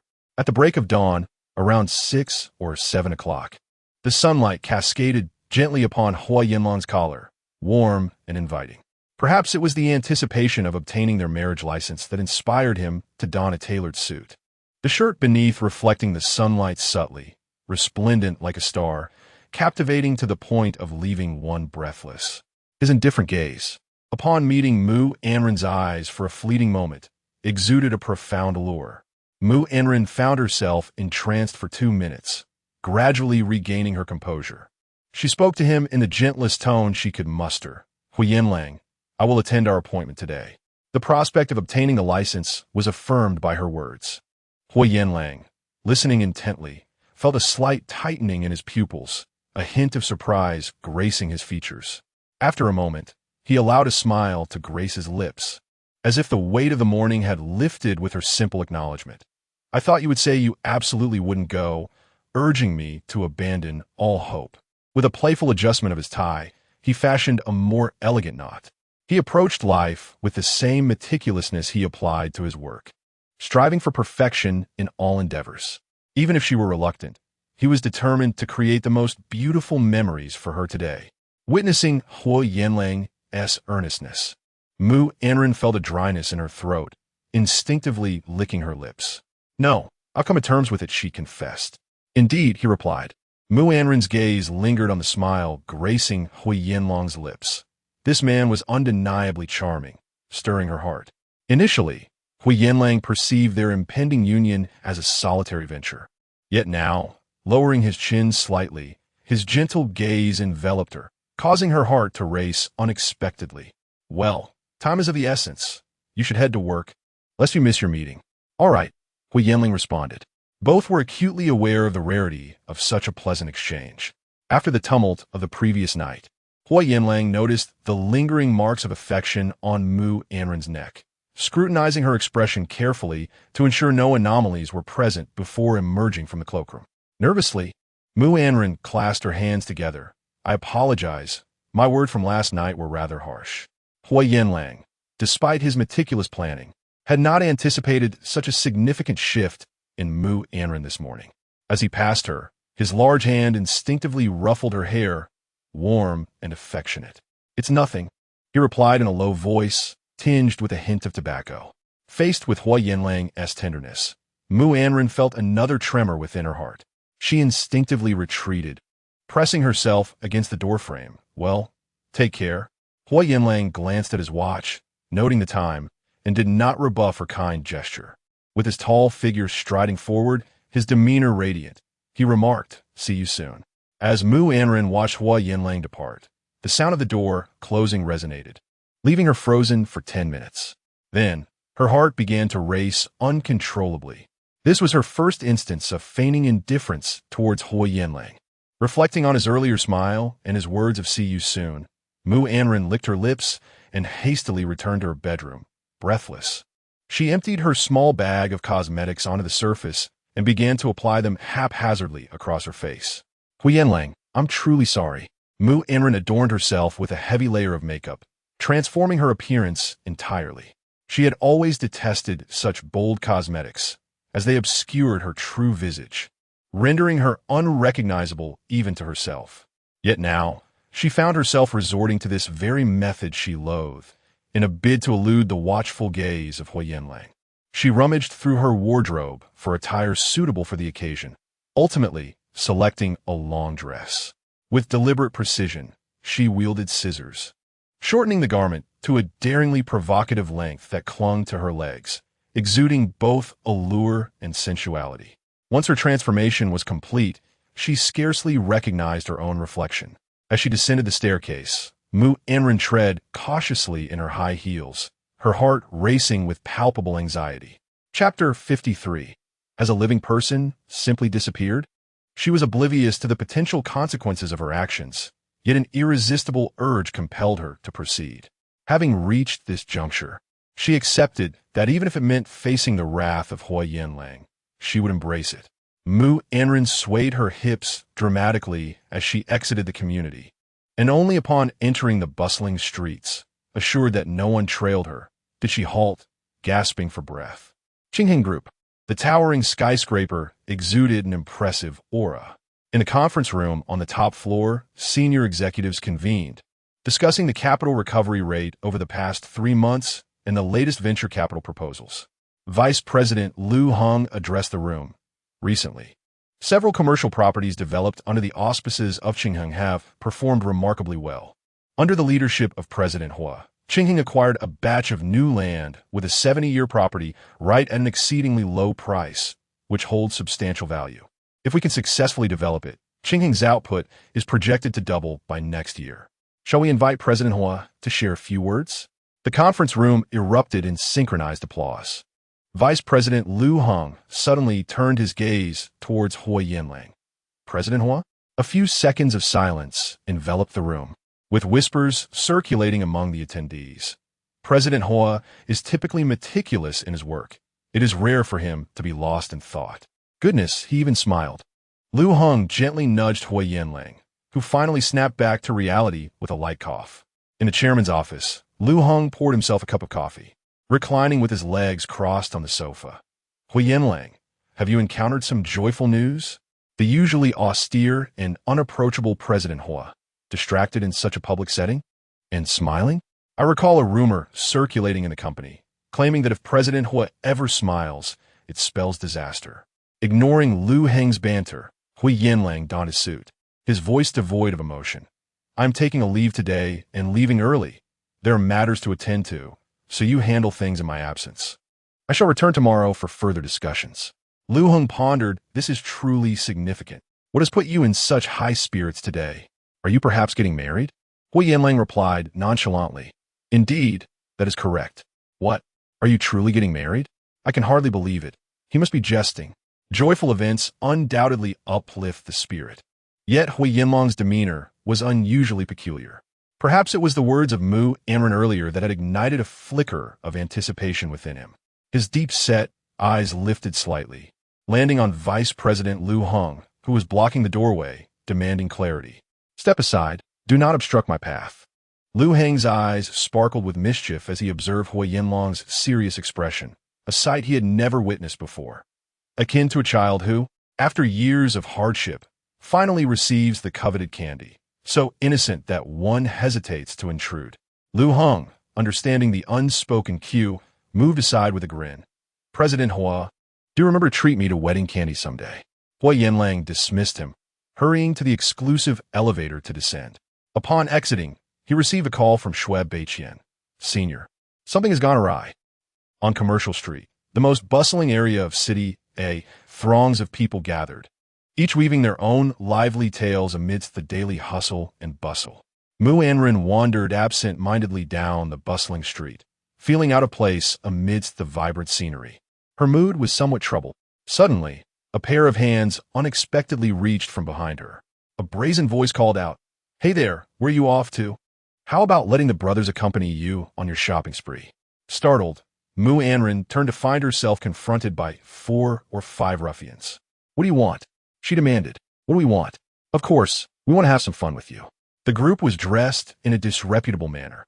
The leader had a nose ring and dyed blonde hair, while another was a hefty man with dark skin and a mouthful of filthy teeth, repulsive to behold. Instinctively, Mu Anran attempted to push them away, but was abruptly shoved hard. "What are you doing? Let me go. Help me. I don't know them." "Ah." The blonde man, angered, dragged her toward a narrow alley, while the fat man approached, covering her mouth with a cloth. Mu Anran felt a choking sensation in her throat. Her vision blurred, and she succumbed to unconsciousness. Everything went dark. When she regained consciousness, Mu Anran found herself imprisoned in an unknown location. Her skirt was too short and carelessly discarded on the ground, nearly revealing too much. A few men sat before her, all eyes fixated on her. The blonde man leaned forward, lifting her chin with an intrusive hand. "Pretty girl, what do you think I should start with you?" "Let me go, MMM." Their intentions were far from benign. The moment Mu Anran attempted to speak, they swiftly covered her mouth. The fat man, displaying his unsightly teeth, smirked. "Don't be afraid. Little beauty, we'll treat you really well, ensuring you enjoy every moment." Mu Anran felt nauseated. These despicable individuals showed no regard for her dignity. It seemed they were determined not to let her escape, as four hands roamed over her helpless form. The trauma from a previous encounter still haunted her, and now, finding herself in this harrowing predicament again, she shook her head frantically. No, no. Heart-wrenching cries mingled with the sound of tearing fabric. Her head rested against the ground, her hair covered in dust, her voice hoarse from weeping. No. Not far away, in a factory, Mu Lan observed the scene from a superior vantage point, a sense of vindictive pleasure blooming within her. Finally, she was witnessing the moment she had long anticipated. Having had her fill of the spectacle, she dialed Song Lianting, saying, "Hello, Song Lianting? I have a gift for you today. You'll surely be grateful. No need for too much chatter. I'm at the Mitsubishi frozen meat factory on Jianghuai Road. Hurry over or else." Mu Lan smiled. "Don't ask too many questions. Didn't I say before? Cooperation. I'll assist you, but if you don't come, you'll have regrets. I promise to be courteous to her. If you don't show up, I won't hold back." An angry voice erupted from the other end of the line, and Mu Lan hung up, standing proudly with her phone, watching the unfolding scene with a sense of superiority. She had always believed that matters solvable by force were not worthy of verbal resolution. What truly defined a means to an end? She remained oblivious. All she understood was that the most effective way to render someone's life a living hell was to destroy her, to tarnish her essence. Within the factory, Mu Anran's heart-wrenching pleas for mercy grew increasingly louder, her sobs igniting a pang of empathy in anyone who heard them. Yet, Mu Lan found a sliver of joy in those cries, relishing the opportunity to avenge the humiliation she had once endured. At the entrance of the Civil Affairs Bureau, Shuet Beiqian hurried toward Huo Yanlang, who had just parked. "Senior, I've searched everywhere. She's not here." They initially planned to meet at times, but by the time they arrived, Miss Mu had vanished. Huo Yanlang removed his suit jacket, furrowing his brows, his expression difficult to decipher as he fixated on the three prominent characters spelling out Civil Affairs Bureau. He had hoped to stumble upon Miss Mu here, yet the staff informed him that she had never set foot in the establishment. "In Yuanjie?" Huo Yanlang inquired coldly. "Yuanjie has been in the vicinity of times. According to him, no one resembling Miss Mu has appeared." Huo Yanlang suddenly advanced, his voice sharp. "Are you implying that a living person has simply disappeared?" Shui Beiqian felt a pang of distress at having lost her. "It certainly appears that way." Huo Yanlang scrutinized Shui Beiqian, though their relationship was that of superior and subordinate. He had never regarded this junior as merely an employee. He could always rely on him to handle both professional and personal matters adeptly. Observing Shui Beiqian's self-reproachful demeanor, Huo Yanlang felt a tightness in his chest. After a few moments of silence, he commanded, "Have Yuanjie come over immediately. She must have gone somewhere. We need to locate her as swiftly as possible." Regardless of whether Mu Anran had fled once more or something untoward had transpired, they needed to find her without delay. Shui Beiqian dashed away to make phone calls, while Huo Yanlang stood by the car, his throat parched, his heart feeling as if it had been rent asunder. Having been stood up, he felt like a fool during the meeting that day. Damn it, Huo Yanlang, who had never uttered a curse word in his life, found himself on the brink of expletives. Recalling Mu Anran's soft-spoken assurances from that morning, how she promised to come, urged him not to be late for the meeting, and even apologized. He had been filled with anticipation, taking leave from work for the first time, only for it all to devolve into a farce. Shui Beiqian returned after making the call, jogging back and nodding at Huo Yanlang. Not only had he dispatched Yuanjie, but he had also alerted both his legal and illicit contacts. Huo Yanlang's dark eyes fixed intently on Shui Beiqian. "Are you certain she is not at home?" Shui Beiqian shook his head. "I checked. She isn't there. Any signs of disturbance?" Shui Beiqian again shook his head. No signs of a struggle. The last flicker of hope extinguished. Huo Yanlang's indifferent gaze resembled a block of ice, his chest feeling as though a gaping wound had been carved out by Mu Anran, a chilling breeze rushing in. In Shui Beiqian's car lay a bounty of roses, 520 in total. Huo Yanlang rummaged through his pocket, retrieving the velvet box containing the diamond ring. He had once believed that presenting her with the finest offerings would eventually win her understanding. Shui Beiqian observed Huo Yanlang's grim visage, at a loss for words to provide comfort. "Senior, this car is adorned with flowers."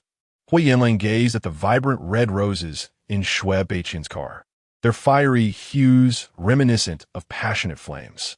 He entered the vehicle in silence, offering no guidance on how to proceed. Within the dilapidated factory, Huang Mao and the plump man had already drooled over Mu Anran. Yet due to prior instructions from their superior, they refrained from taking any real action until commanded. They struggled to contain themselves as they witnessed the beauty on the ground, her cries rendering her voice hoarse and her makeup disheveled. Huang Mao had already lifted Mu Anran's skirt, revealing her nearly flawless figure.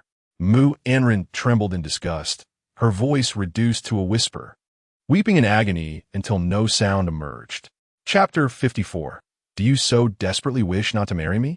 Mu Anran stood there, mouth agape, instinctively calling out, Huo Yanlang.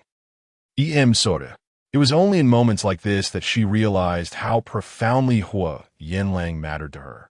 It was not thoughts of Song Lianting or her family that occupied her mind, but Huo Yanlang alone. In times of peril, the only one who would risk everything to save her was Huo Yanlang. But now where was he? Today was supposed to be their wedding day. Yet she found herself ensnared in a trap, fleeing from him. Tears streamed down Mu Anran's face as she cried, feeling the loathsome men around her take liberties with her. Clutching the dirt with trembling hands, as they approached her, her gaze dulled, becoming unfocused, as if she had become a soulless marionette. In her daze, she seemed to catch a glimpse of the warm sunlight from that morning, illuminating Huo Yanlang's pristine collar. The typically stoic Huo Yanlang parted his lips, his deep, steady gaze shimmering with an enchanting allure, flecked with stars of expectation directed at her. She had deceived him so cruelly. Mu Anran's voice faltered as tears flowed. Huo Yanlang, you must despise me now, right? You will never come to rescue me again, will you? Mu Lan stood concealed in the factory, observing the unfolding drama with a cold smirk. She had deliberately chosen such a remote location to delay Song Lianting, ensuring that he would not arrive too swiftly. At the very least, she intended to torment Mu Anran before calling in a favor from Song Lianting. Mu Lan dialed a number, feigning concern, young Master Song. If you don't come soon, I may lose control of the situation. I've tried to intervene, but they pay no heed to women. Hurry! Mu Lan could almost hear the sound of Song Lianting, driving furiously, nearly crushing the phone in his grip. In the Mu family residence, Huo Yanlang stood in the living room, casting a cold glare at Mu Fangliang and Lu Mei. Mu Anran had yet to appear, and with the news that she was supposed to obtain their marriage certificate today, her absence left Mu Fangliang so enraged that he could barely stand. Leaning heavily on his cane, flames of fury emanating from him. Before departing the Mu household, Huo Yanlang received a phone call. On the other end, Shui Beiqian's voice was urgent. Senior, there's news. The Black Third called, claiming someone in the black market has put a price on Miss Mu's head. She has been kidnapped at the Mitsubishi frozen meat factory on Jianghuai Road. Huo Yanlang's eyes darkened, an overwhelming tide of dread surging within him. Shui Beiqian continued. They've already taken action. Miss Mu is likely in their clutches. Without hesitation, Huo Yanlang jumped into his car, speeding down the road. In the dimly lit factory, a man with yellow hair found mere play insufficiently satisfying. So he began to undress while pulling out his phone, snapping photos of Mu Anran in her humiliation. Her eyes shut tight in agony, her clothes in disarray. With a mocking grin, he chuckled. Suddenly, a deafening crash echoed through the space. A vehicle barreled in at an extraordinary speed, slamming to a halt in the center of the factory. The force of the impact violently swung open the two heavy doors, leaving them swaying precariously. Anran, a voice rasped, akin to a caged beast. Mu Anran opened her pale eyes, staring blankly as she curled up on the ground, weeping. In that fleeting moment, it felt as though she had been pulled from the depths of darkness into a sliver of light, within which she perceived a tall figure slowly approaching. Huo Yanlang, Mu Anran cried out in a frenzy. Song Lianting, his eyes ablaze with fury, hesitated mid-stride. At that instant, the chubby man and the yellow-haired thugs, having snapped back to reality from what seemed like a scene from an action film, saw only a man in a white shirt advancing, and their confidence surged considerably. "Little beauty, someone has come to rescue you," the chubby man drooled, grinning at Mu Anran. Such brazen words provoked Song Lianting, who immediately engaged them in a fierce scuffle. Mu Anran's gaze gradually regained clarity as she clutched her clothing, observing Song Lianting's divine figure, feeling a twinge of discomfort. "Lianting, you are not Huo Yanlang." Song Lianting fought valiantly for her. In her panic, she seemed to witness him take a punch. Rising from the ground, he retaliated with a vicious blow to the yellow-haired thug. "You dare lay a hand on her? For 2 years, I haven't even touched her. And you have the audacity to harm her?" Watching Song Lianting's furious demeanor made Mu Anran tremble. She had never witnessed his wrath before, and it felt terrifying. Yet she was even more afraid of the peril he faced for her sake. She saw the chubby man charge towards Song Lianting, knocking him down and causing blood to seep from his mouth. He appeared oblivious to the pain, wiping his lips before rising once more to grapple with the yellow-haired thug and the chubby man. Song Lianting, consumed by rage, shouted, "Who permitted you to touch her? How many of you dare to bully her?" Mu Anran's heart ached. "Lianting, no. Be careful." Song Lianting looked at her, and in that moment, her eyes were filled solely with him. It felt as though they had returned to the past, as if nothing had ever transpired between them. A flicker of joy appeared in his eyes as he cautioned from afar, "It's dangerous here. Stay back to avoid injury." With reddened eyes, Mu Anran nodded apologetically. "MHM." It seemed as though Song Lianting intended to unleash all the pent-up frustration of the past few months upon the yellow-haired thug and the chubby man. Unfortunately, his fists were no match for their sheer numbers, and being merely a university student, he was no match for the street thugs. As the tide of the fight turned against him, Mu Anran's heart raced, threatening to leap from her throat. Mulan observed from behind, finally managing a smile as she murmured softly, "This time, you must thank me properly." Mu Anran had fallen in love with Song Lianting anew, believing that Huo Yanlang would now belong to her. Pride radiated from Mulan's face as she contentedly exited the scene. Just as Mulan left, the sound of numerous motorcycles echoed outside, as though they had been cornered. The yellow-haired thug, engaged in a brawl with Song Lianting, suddenly perked up, glancing at the chubby man, his expression shifting to one of alarm. Just then, Song Lianting landed a punch that sent the yellow-haired thug crashing to the ground. The blonde-haired youth, in a state of panic, glared at Song Lianting, exclaiming, "Quick, go outside and see if the police have arrived." Mu Anran trembled in fear beside him. The chaos escalated as the stout man barely reached the doorway before he could only shout, "Not good." The entire factory was swiftly surrounded. A convoy of motorcycles escorted a silver sports car into the premises. Amidst this commotion, Mu Anran caught sight of the long legs descending from the vehicle. Huo Yanlang's polished shoes clashed starkly with the dilapidated surroundings. As he stepped out of the car, the blond youth and the stout man sensed his presence. And upon beholding Huo Yanlang, they were paralyzed by his imposing aura, too frightened to act recklessly. Huo Yanlang cast a cold glance at them, his gaze shifting to the disheveled Song Lianting, and finally resting on the tear-streaked face of Mu Anran. Her name, Mu Anran, seemed to be forced from his throat. She had not anticipated his arrival. He was truly here. At that moment, she stood frozen in place. Huo Yanlang's indifferent eyes flicked toward her, noticing the bruises on her shoulders and her overall disarray, yet he remained silent. Bai Qian, Shui Beiqian immediately signaled to his men, and several individuals from the gang's motorcycles dismounted. Meanwhile, several police cars approached slowly from outside the factory. In an instant, everyone surged forward, apprehending the blonde youth and the stout man. Song Lianting, arms crossed, was left isolated, and in that moment, he and Huo Yanlang seemed worlds apart. Huo Yanlang did not even need to take action himself. Shui Beiqian ordered the capture of the blonde youth and the stout man, who finally realized the gravity of their misdeeds, urgently pleading, "We're sorry. We had no idea she was your girl." As the blonde youth was dragged away, Huo Yanlang raised a hand, halting the assailants. The men seizing the blonde youth abruptly stopped, and believing they had been spared, they were met with a brutal beating, his cries echoing in despair. Huo Yanlang approached with an expressionless demeanor and suddenly delivered a forceful kick. The blonde youth clutched his groin, wailing in agony, feeling as though his lineage would be severed. Some individuals are simply untouchable. As the blonde youth writhed in pain, the stout man, trembling, fell to his knees, pleading for mercy. Please, spare my life. We realize our mistakes. It was wrong of us. He struck himself vigorously. We shouldn't have been so greedy. It wasn't our intention to kidnap her. It was merely a high offer from someone. Who? I don't know. I don't understand. But I can help identify her. She is a woman, a wealthy woman. Suddenly, the stout man pointed at the disheveled Mu Anran, asserting she bears a resemblance. Yes. Debts must be settled with a rightful party. You can confront her.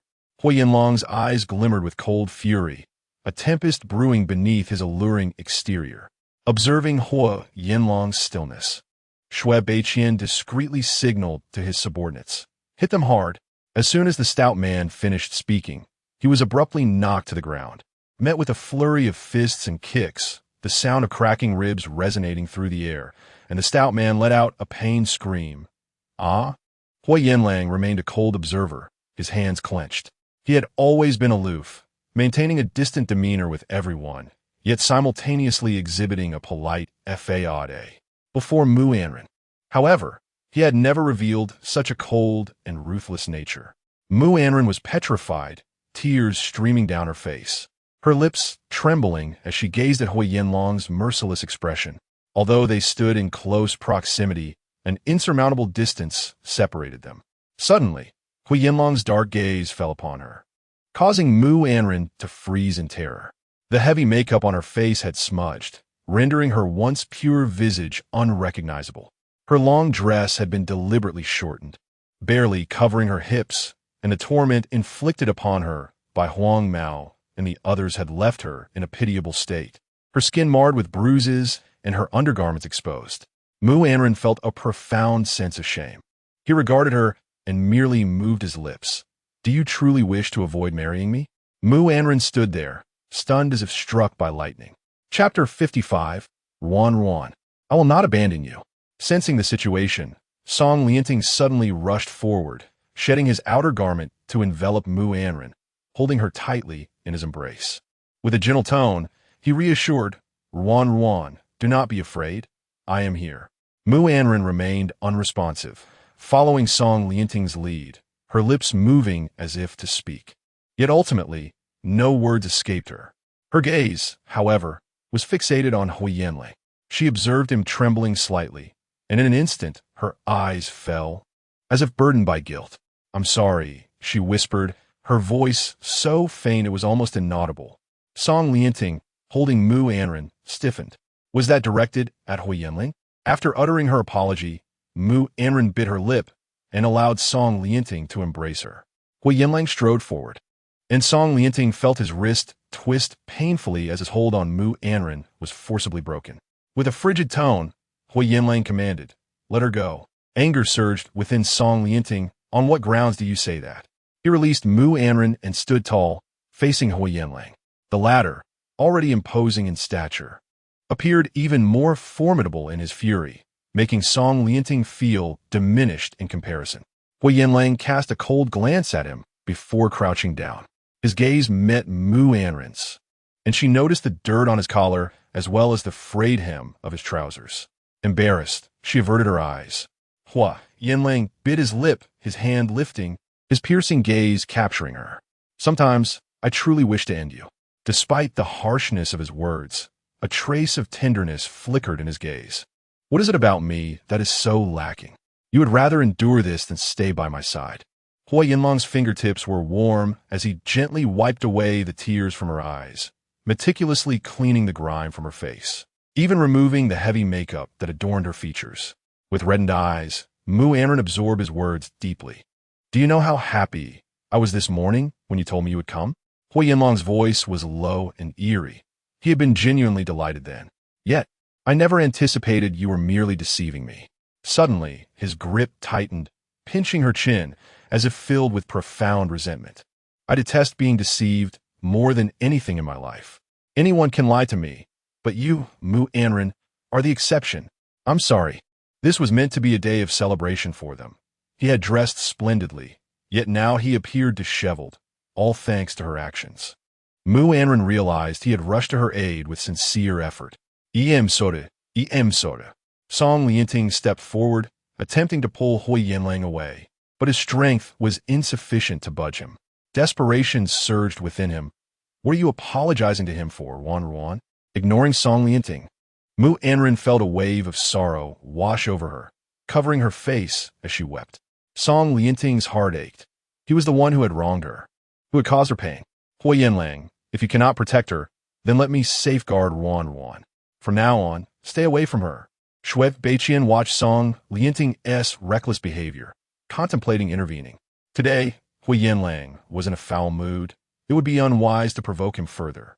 At that moment, even if he were the second son of the Song family, Huo Yanlang would not easily let him go, considering Song Yisong's influence.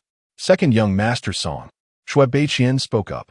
Song Lianting shot a glare at Shui Beiqian, yet he still perceived the warning in Shui's eyes. Indifferent to this, and feeling a sense of frustration, Song Lianting pulled Mu Anran up. Ran, let us return home, shall we?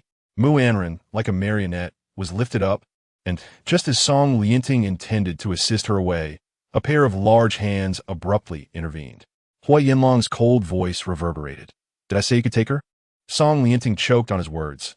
What do you intend to do? Ran is not yours. Do you still wish to confine her?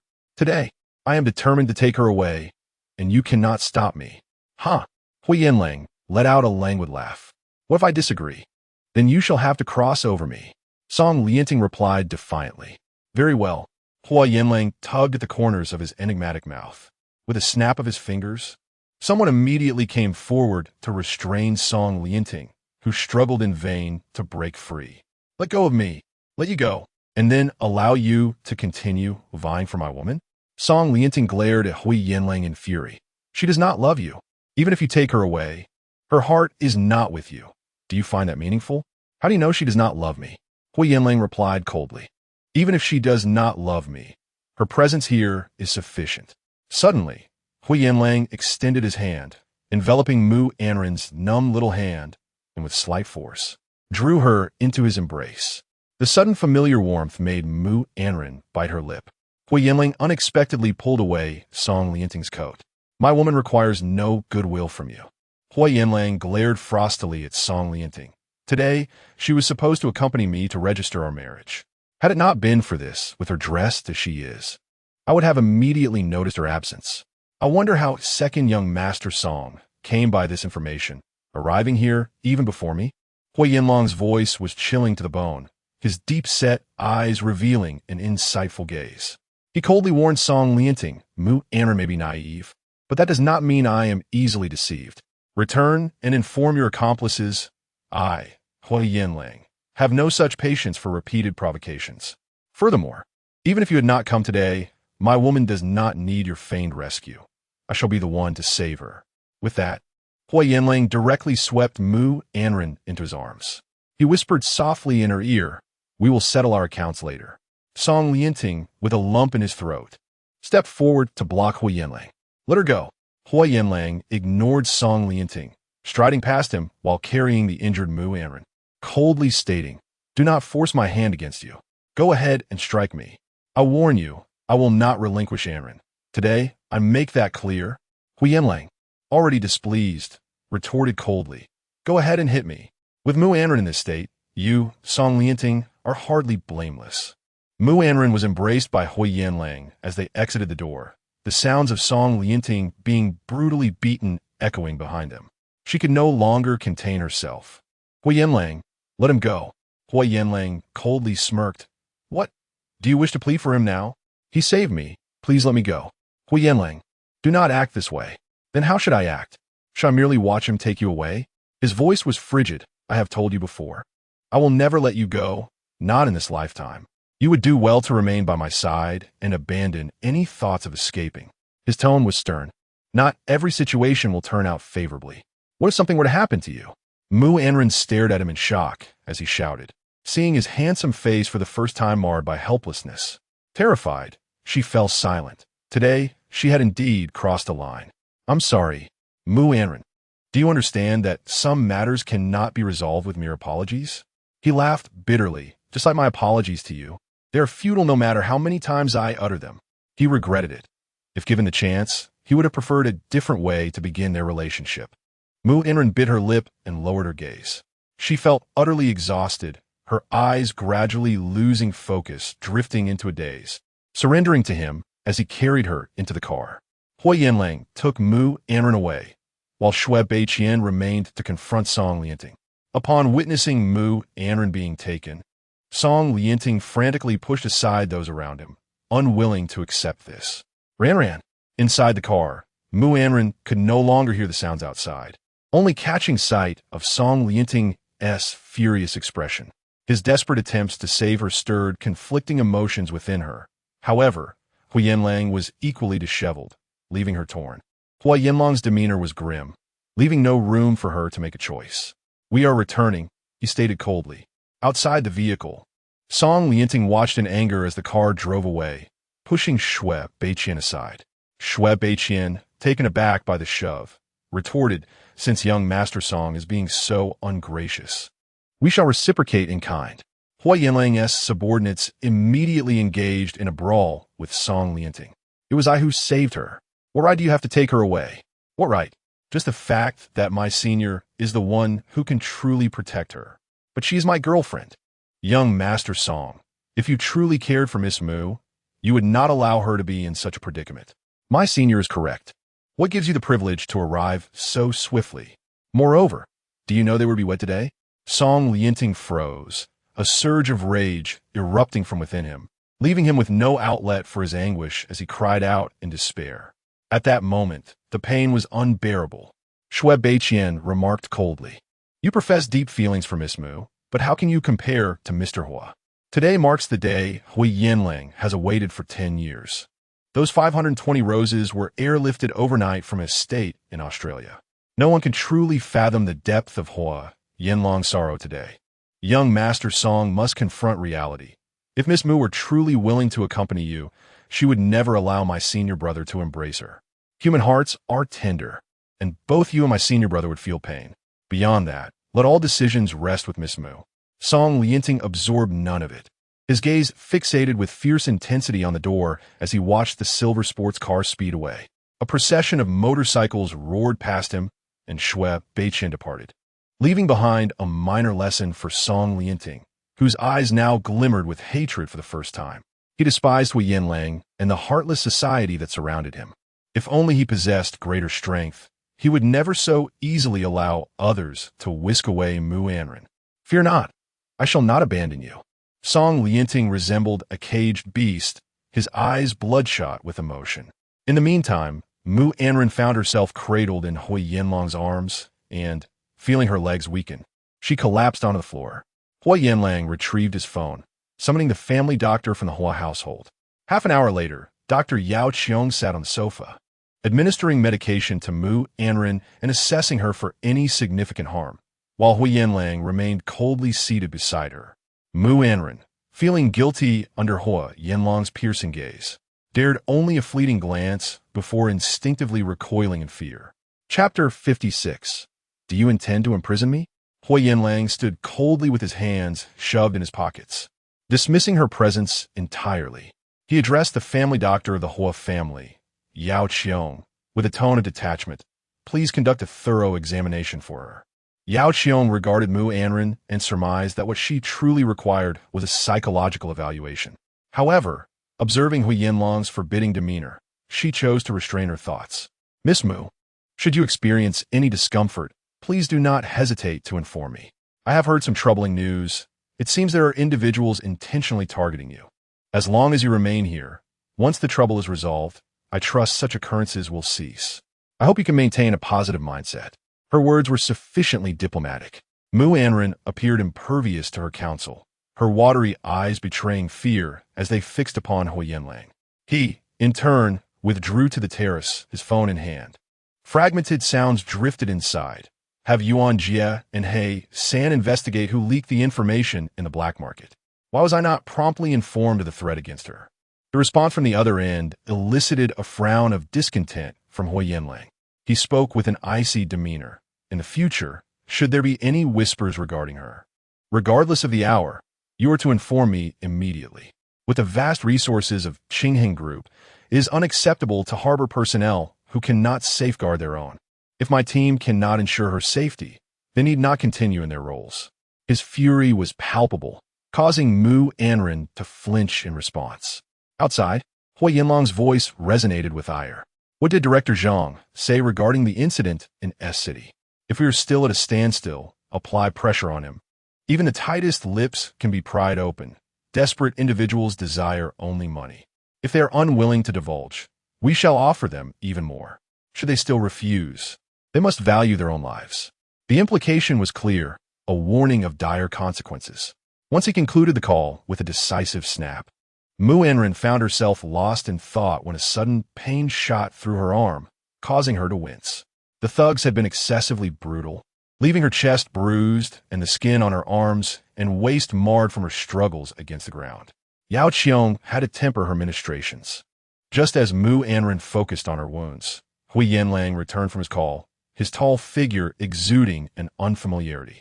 Mu Anran, he intoned, his deep voice resonating as it once did, yet feeling as if it spanned great distances. Mu Anran bit her lip, unable to meet his gaze.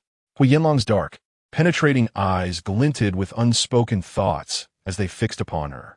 A few days ago, you expressed a desire to avoid scrutiny, so I instructed Yuan Jie and the others to maintain their distance, ensuring they would not disturb you in the slightest. This morning, you indicated your intention to come over, and I even had Shui Beiqian personally fetch you. I place my trust in you. Yet how have you repaid me?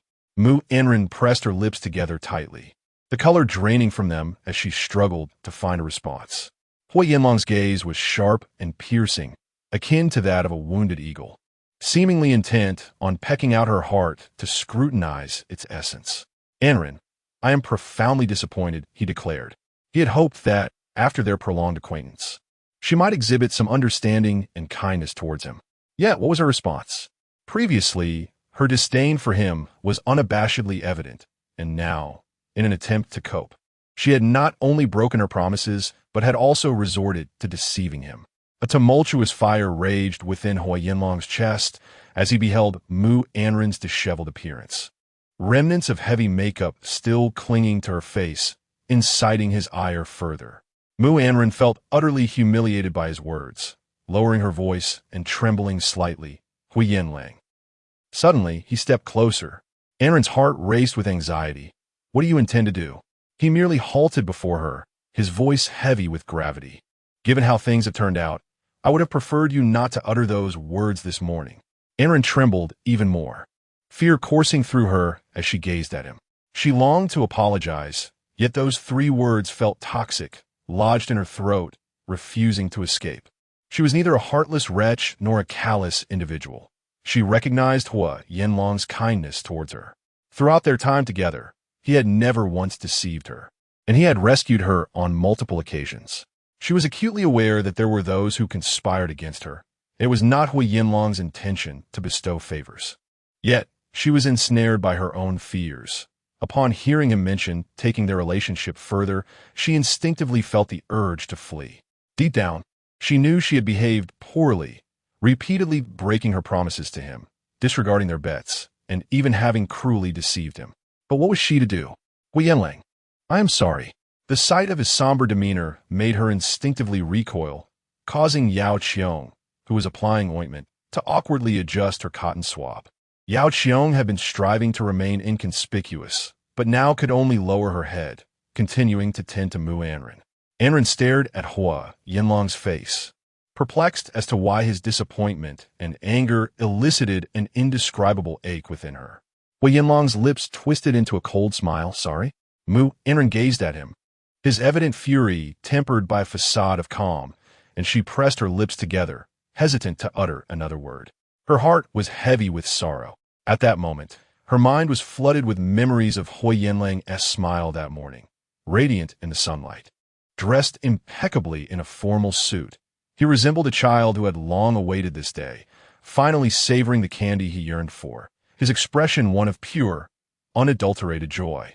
All of this, instigated by her single attitude and remark. Overwhelmed with embarrassment, Mu Anran lowered her head. Sorry. This time, she did not voice it. Instead, she merely moved her lips, swallowing the words back into her heart. Huo Yanlang's piercing gaze remained fixed upon her, his tall figure shifting slightly as his throat bobbed, as if he had endured much before finally releasing a heavy sigh. He spoke in a deep voice. Since that is the case, I shall no longer be polite. After all, Mu Anran, you do not require my trust. Mu Anran's heart skipped a beat.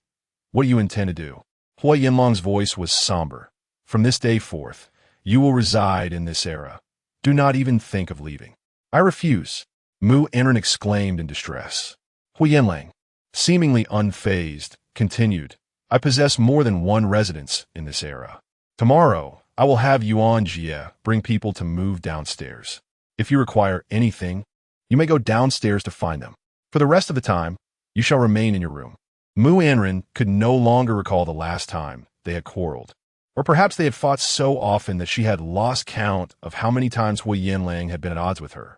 As she gazed at the weariness etched upon his features, her heart ached painfully. I refuse, she reiterated. Are you seeking to imprison me? Mu Anran felt tears welling up in her eyes. Huo Yanlang observed her fearful demeanor, standing coldly at a distance. Since you reject my kindness, it must be this way. Mu Anran, you have brought this upon yourself. His voice was as if it were squeezed out from his throat, devoid of any tenderness. He might have scolded Mu Lan or struck Song Lianting, but he had never spoken to her in such a manner. It seemed this time, her actions had truly shattered his heart. She never anticipated that fleeing would lead to such an outcome. Yet, her masquerade and deception had disappointed him, leaving him heartbroken.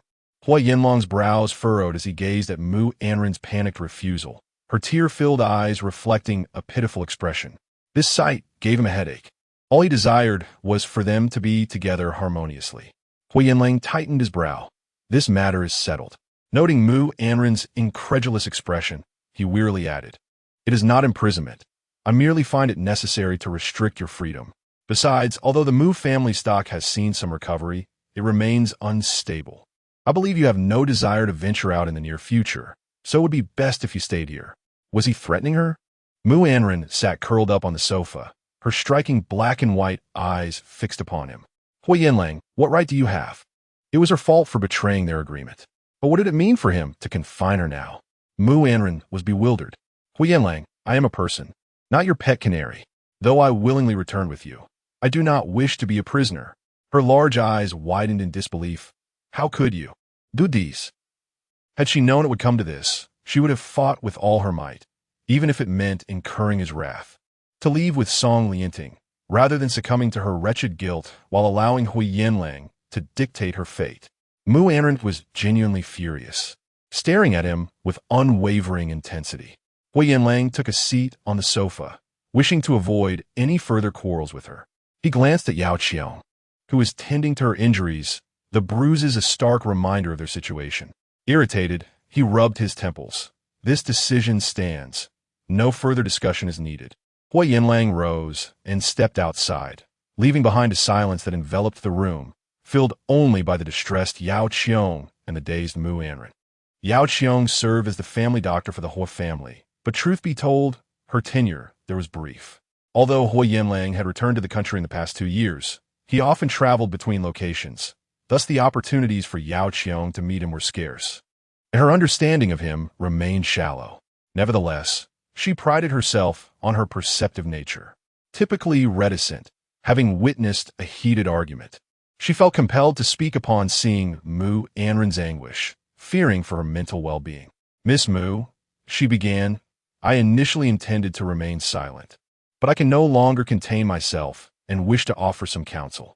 I have been the Huo family's physician for 5 years and have known Mr. Huo for 2. In all my time, I have never seen him so enraged. As physicians, we may lack many virtues, yet we possess keen observation skills. It is evident that Mr. Huo's admonishment is not a means of punishment, but rather It is more akin to an act of protection. Chapter 57. The path is yours to tread. Mu Anran fixed her gaze intently on Yao Qiong. Though it appeared he was quite angered, betrayed by her deceit and feeling that she had disregarded his trust, leading him to restrict her movements, it seemed his true intention was not punitive. He was simply weary, lacking the knack for soothing others, and, in his current state of agitation, he found it even more challenging to articulate his feelings towards her. Yao Qiong gently tended to Mu Anran's wounds. The two were of similar age, with Yao Qiong at most 4 or 5 years her senior, speaking in a measured manner devoid of any ulterior motive. As Mu Anran listened to her words, a tempest brewed within her heart. Yao Qiong continued, at times, adding fuel to the fire is a common occurrence, and anyone may utter hurtful words. However, as an observer, it is evident to me that Mr. Huo is primarily concerned for you. Couples may quarrel, yet they often reconcile after a few days, especially considering you two are on the brink of marriage. She placed the used medical cotton swabs into a disposal bag and remarked, I see that Mr. Huo bears considerable burdens, juggling his career while also caring for you. He hopes for your understanding. With that, having completed her task and tidied up, she prepared to leave. Miss Mu, farewell. Yao Qiong departed, leaving Mu Anran in a daze, the room feeling desolate. She stared blankly at the coffee table before her. Had she truly erred? Throughout her journey, everyone had extolled Huo Yanlang's virtues, including the cleaning lady and the family doctor of the Huo household. Mu Anran instinctively glanced towards the door, only to find that Huo Yanlang had vanished. A sense of emptiness enveloped her heart. Refusing her had not brought her happiness. Suddenly, her phone's alarm jolted her back to reality. A name flashed on the screen, causing her heart to skip a beat. Although Huo Yanlang had curtailed her freedom, he had not confiscated her phone. Anxiously, she snatched it up, biting her lip before hesitantly answering. Mom, Mu Anran whispered. On the other end, Lu Mei, having just learned of Mu Anran's ordeal, was frantic. Anran, I heard you were kidnapped today? A wave of distress washed over Mu Anran. Mom Lu Mei spoke urgently. What exactly happened? You must tell me. She revealed that Huo Yanlang had come to their home looking for her. But she was not there. I just found out that you too went to obtain your marriage certificate. Did Lan Lan cause you trouble? Lu Mei's voice dropped. Sensing the gravity of the situation, Lu Mei suspected that Mu Anran's kidnapping was likely linked to some information that Mu Lan had learned, aimed at thwarting their plans to marry. Mu Anran instinctively shook her head. Mom, that is not possible. I'm fine. She stifled a few sobs and added, my sister would never do that to me. Upon hearing this, Lu Mei seemed to exhale in relief. That is good to hear. I'm reassured. You two should take care of each other. Being with Huo Yanlang is beneficial. He can look after you. If you encounter any issues, you can always confide in me. Upon hearing the name Huo Yanlang from Lu Mei, Mu Anran's hand holding the phone froze momentarily. After a prolonged silence, Lu Mei, not receiving any response from Mu Anran, inquired with concern, Ran? With a hesitant voice, Mu Anran stammered, Mom. What is it? Lu Mei's gentle tone resonated from the other end of the line. Mu Anran found herself at a loss for words, an unsettling discomfort gnawing at her heart. She questioned whether she had been ungrateful or truly wrong in her disdain for Huo Yanlang. Images of his sorrowful gaze when he saw her flooded her mind, recalling his words. Do you truly wish to avoid marrying me? Are you willing to demean yourself? Mu Anran's voice quivered. Lu Mei's anxious tone pierced through, urging, what's wrong? You must tell me, dear. At that moment, Mu Anran, still in the skirt she had cut earlier, sat on the sofa, struggling to cover her exposed thighs. Throughout her life, whenever she erred, Lu Mei had always been strict in her guidance. Yet this time, Mu Anran held her phone in a daze, her nose tinged with the onset of tears, finally confessing, Mom, I think I may have made a mistake. She sniffled, overwhelmed with emotion. The sound of her crying startled Lu Mei, who had always perceived Mu Anran as innocent and easygoing. Faced with such turmoil, she remained resilient. Although Mu fondly understood her reluctance to marry Huo Yanlang, he still pressured her for the sake of the family's business. Lu Mei, despite her silence, cared deeply for her daughter. Is Mr. Huo treating you poorly? Hearing Mu Anran's choked voice, Lu Mei felt a surge of anxiety. Why are you crying? What has happened? Did he bully you? Mu Anran could only wipe her nose in distress, calling out for her mother repeatedly. In her childhood, whenever she cried, Lume would rush over, asking who had upset her precious child. Even now, as an adult, Lume's affection remained unwavering. "Mom, I'm fine." Yet, Mu Anran felt an indescribable ache in her heart as she listened to Lume's voice. I think I made a mistake today." "What mistake did you make?" I deceived Huo Yanlang. I went to him, saying I was willing to obtain the marriage certificate, and then I secretly ran away, leaving him behind." "Mom, I actually think he is quite a good person. He never bullied me. It seems I have been the one mistreating him." Mu Anran rambled on. "When we were in S City, he saved me and applied medicine to my wounds. In the mornings, he would tie my apron and prepare breakfast for me. He even accompanied me to resign from my job, trailing behind me at a distance." As if recollecting a fond memory, Mu Anran's tears transformed into laughter. When he accompanied me to resign, he truly saved face for me. At that moment, I thought, perhaps he isn't as bad as I believed. But, Mom, he has treated me that way. Is it not natural for me to resent him? Why do I feel a pang of sadness for having hurt him, as if I'm being ungrateful? Mother, do you think I am particularly despicable? Why is it that I cannot bring myself to hate my adversary? Instead, I feel as though I have erred. Lume, upon hearing her words, was taken aback. "What do you mean by despicable? Ranran, you must not speak of yourself in such a manner." Lume was at a loss for how to respond to Mu Anran's sentiments, and silence enveloped the conversation. Mu Anran continued in the past. I would utter those venomous words to him, wishing him dead, convinced that he deserved it for ruining my life. Yet after all this time, he has not harmed me again. In fact, he has consistently supported me. I feel as though I have become ungrateful. Mu Anran sniffed, a smile breaking through her somber thoughts. He has cared for me on numerous occasions and even professed his affection for me, though I remain perplexed as to what he finds to admire in me. After all we have endured together, I can scarcely justify causing him pain. Mother, am I not a walking contradiction? Lume seemed to exhale softly on the other end of the line. Ranran, at this juncture, no matter what Lume said, Mu Anran could hardly absorb her words. Confined and confronted with a multitude of challenges that one her age should not have to face, she too was bewildered as to how her life had come to be in such disarray. These burdens felt akin to a heavy stone, pressing down upon her and leaving her breathless. Even she despised her own contradictions, and thus the only recourse was to confide in Lume, for it seemed the only path to salvation. Mother, I do not comprehend the origin of Huo Yanlang's love for me. Yet I have a vague awareness that he is not merely putting on a facade. It appears he is earnest. What should I do, Mother? Mu Anran pondered. Perhaps it was precisely this sincerity that instilled fear within her. Fear of wavering. Fear of genuinely falling for him.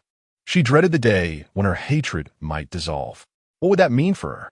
Mother, I cannot bring myself to acknowledge my own feelings, which is why I wish to flee. Am I not a contradiction?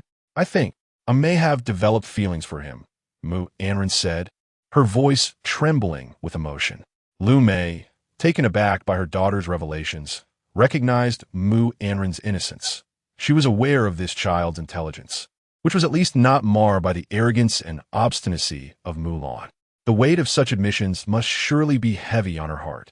Unsure of how to respond, Lume reflected carefully before offering her thoughts. Anran, since you have sought my opinion, I shall share my perspective. Having been married into a wealthy family for over 20 years, I have witnessed my share of storms, and I have much to say. A woman marries a man for two reasons. First, out of love for him. Second, because he loves her. In my view, Huo Yanlang possesses a family background and character beyond reproach in a city, which is why your father sought a union with the Huo family. While it may seem a climb in status, it is also true that Huo Yanlang is beyond criticism. Lanlan is not foolish. It was indeed a promising match, but no one anticipated. Alas, Lume sighed on the phone, taken aback by the unforeseen events unfolding on the day of the engagement banquet. However, Ranran, since you have inquired, allow me to express a thought. Despite Huo Yanlang's brusqueness towards the Huo family, he has shown kindness towards you. After listening to your words today, a weight has lifted from my heart. I still recall when you went to S City. He was the first to notice your disappearance. Had he not cared for you, You might have perished there, and I would have lost you, my daughter. Lu Mei continued, recalling how he personally returned you from S City, displaying a level of concern that surpasses that of the Mu family. If you could set aside your prejudices and genuinely interact with him, it might not be so bad after all. Lu Mei pondered for a moment before adding, of course, the path you choose is yours to tread. Both of her daughters were dear to her, and she preferred reconciliation over division. As Lu Mei stood in the corridor conversing with Mu Anran, she noticed Mu Lan returning and felt it was best to say no more, hastily concluding, "Then let it be for today. I am relieved you are unhurt." Chapter 58. You said you liked me, yet I never believed it. Chapter 82. Lu Mei hastily ended the call, leaving Mu Anran clutching her phone in her palm, momentarily lost in thought. At that moment, it felt as though a piece of Mu Anran's heart was missing. The day's events replayed in her mind, and Huo Yanlang's words echoed incessantly. Mu Anran, do you know that some things cannot simply be resolved by saying sorry? Just like when I apologize to you. No matter how many times I say it, is futile. Mu Anran clenched the hem of her dress, resolute in her decision. After a considerable time, Huo Yanlang entered from outside, his expression no longer as grave, suggesting he had resolved some matter. Upon entering, he spotted Mu Anran, who sat motionless, gripping her phone like a statue. It was as if she sensed his return, and in an instant, she turned her gaze towards him. Huo Yanlang pressed his lips together, his face clearly displaying, "I am not happy. Do not bother me." Mu Anran's throat felt dry, and she licked her lips, Huo Yanlang. In that fleeting moment, Huo Yanlang met her gaze, causing her heart to sink, startled by the darkness in his eyes. Finally, she spoke softly. "Can we talk?" Huo Yanlang gazed deeply into her eyes, as if attempting to discern her true intentions. He remained silent, merely striding over to the sofa and sitting down. He leaned slightly forward, stretching his legs languidly, adopting a relaxed posture as he reclined on the couch. He suddenly spoke in a low tone. "Go ahead." He appeared weary, unconsciously raising his hand to massage his temples, rubbing his nose back and forth.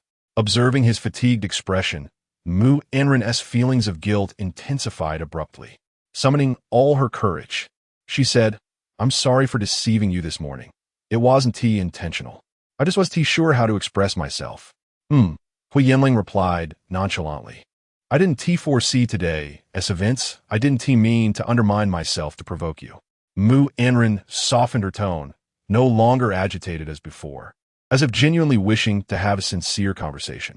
Her makeup still lingered on her face, and she wore a short dress, her expression betraying her inner turmoil.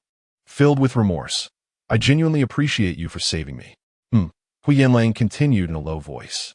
Mu Anran's face twisted with concern, and upon seeing his lack of reaction, despair washed over her. "I know you must no longer trust me, but I still wish to sincerely apologize. Huo Yanlang, you are not as intolerable as I had imagined. I am sorry, I was wrong." Having concluded his affairs for the day, Huo Yanlang felt a throbbing ache in his head. Yet, Mu Anran's words buzzed in his mind, unexpectedly embedding themselves within his heart. He had already succumbed to disappointment. Believing that there was no longer a chance for meaningful discourse between them, he stubbornly refused to give up, unable to let her go. Yet he had never anticipated that he would hear Mu Anran willingly express such sentiments in his lifetime. Mu Anran's words were like a gentle spring breeze, wafting into his ears. Huo Yanlang felt a heaviness in his heart, his emotions swirling, yet his expression remained composed. He maintained his indifference. An inexplicable pang shot through Mu Anran. She understood that Huo Yanlang would not easily forgive her. However, Lu Mei was right, since the situation had unfolded as it had. Perhaps it was better to attempt a harmonious coexistence. "I have come to realize that your insistence on keeping me close was merely to protect me. I apologize for my earlier outburst." Mu Anran silently repeated her apologies countless times in her heart. She turned to him and said, "Let's leave the past behind. Shall we?" The mere articulation of these words drained her of nearly all her strength. For her, moving on from bygone events was no simple task. With her head bowed, her small hands were tightly clasped, the tips turning slightly red from the pressure. At that moment, each word she spoke and every subtle gesture betrayed her nervous and uncertain heart. Though you once professed your affection for me, I never truly believed it. Later, when you spoke of marriage, I remained haunted by your past actions towards me, which led me to respond with coldness and devise ways to hurt you. But now I see clearly. Just as your repeated apologies held no weight, so too does my apology hold no merit. Since we have both inflicted wounds upon each other, let us consider it even. From this day forth, I will strive to cease my resentment towards you, and I hope you will do the same. Is that agreeable? Huo Yanlang gazed at her with his dark eyes, a tempest brewing within. His throat felt parched, and his voice emerged hoarse. Are you seeking a truce? Mu Anran was momentarily taken aback, unsure how to respond to his inquiry. Naturally, her skin was prone to flushing, and his words rendered her cheeks a deep crimson. Her actions today had perhaps crossed a line. The tension he had bottled up was effortlessly dispelled by her few remarks, and the bitterness he felt began to recede. With her flushed face and bright eyes, her clear gaze had struck his heart more than once, leaving him in a state of disquiet. He recalled a particular moment at a wedding banquet, where he had glimpsed her through a sea of faces. She had been playfully teased by others, lowering her head with a charming smile. A sinking feeling enveloped Huo Yanlang, and a voice within urged him to concede to her. Seeing his silence, Mu Anran could not help but say, I know you hesitate to trust me again, but this time I speak sincerely. Huo Yanlang's heart was tumultuous. If you are unwilling to let go of me, then let us try to be together and see how it unfolds. Taking a long, deep breath, Huo Yanlang found himself captivated by her delicate neck, unable to resist the urge to kiss her. Huo Yanlang, I too have come to understand that without you, I might not have survived in S City. Had you not appeared in time that day, I might have perished. Fortunately, you saved me then, and today, once more, our fates have intertwined. My hatred for you has reached its limit. In the depths of Huo Yanlang's intense gaze lay an air of incredulity. He contemplated the futility of his relentless pursuit of her, pondering what joy it could possibly bring her. He even considered that if she truly wished to be free, he might grant her that wish. Mu Anran. Huo Yanlang's voice was tinged with a somber tone. His cool lips pressed together, yet his eyes radiated warmth. Those profound eyes resembled a tranquil spring, perceiving her with utmost clarity. Huo Yanlang's voice deepened. Are you serious? Mu Anran lowered her gaze. Yes. Given that they had broached the subject, she decided to be forthright. I am uncertain about my feelings for you at this moment, and I cannot predict whether I will grow to like you in the future. However, I want to express my gratitude for your kindness, for protecting and caring for me. If possible, I would like to explore the potential for us to be together. Huo Yanlang, shall we start anew? Huo Yanlang abruptly retracted his hand, resting on the sofa. His eyes, like an unfathomable ancient well, captivated her. Very well, he replied, his tone steady. What? Mu Anran's head snapped up, fearful that she had misheard. At that moment, Huo Yanlang's eyes were clear and perceptive.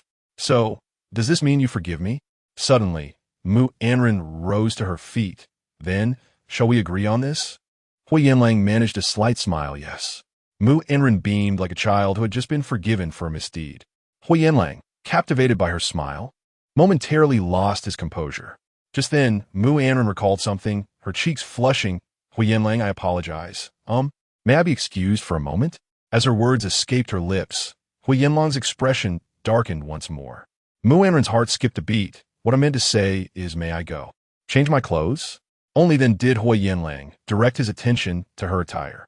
She was still clad in the same outfit from earlier, the material scant, clinging to her form.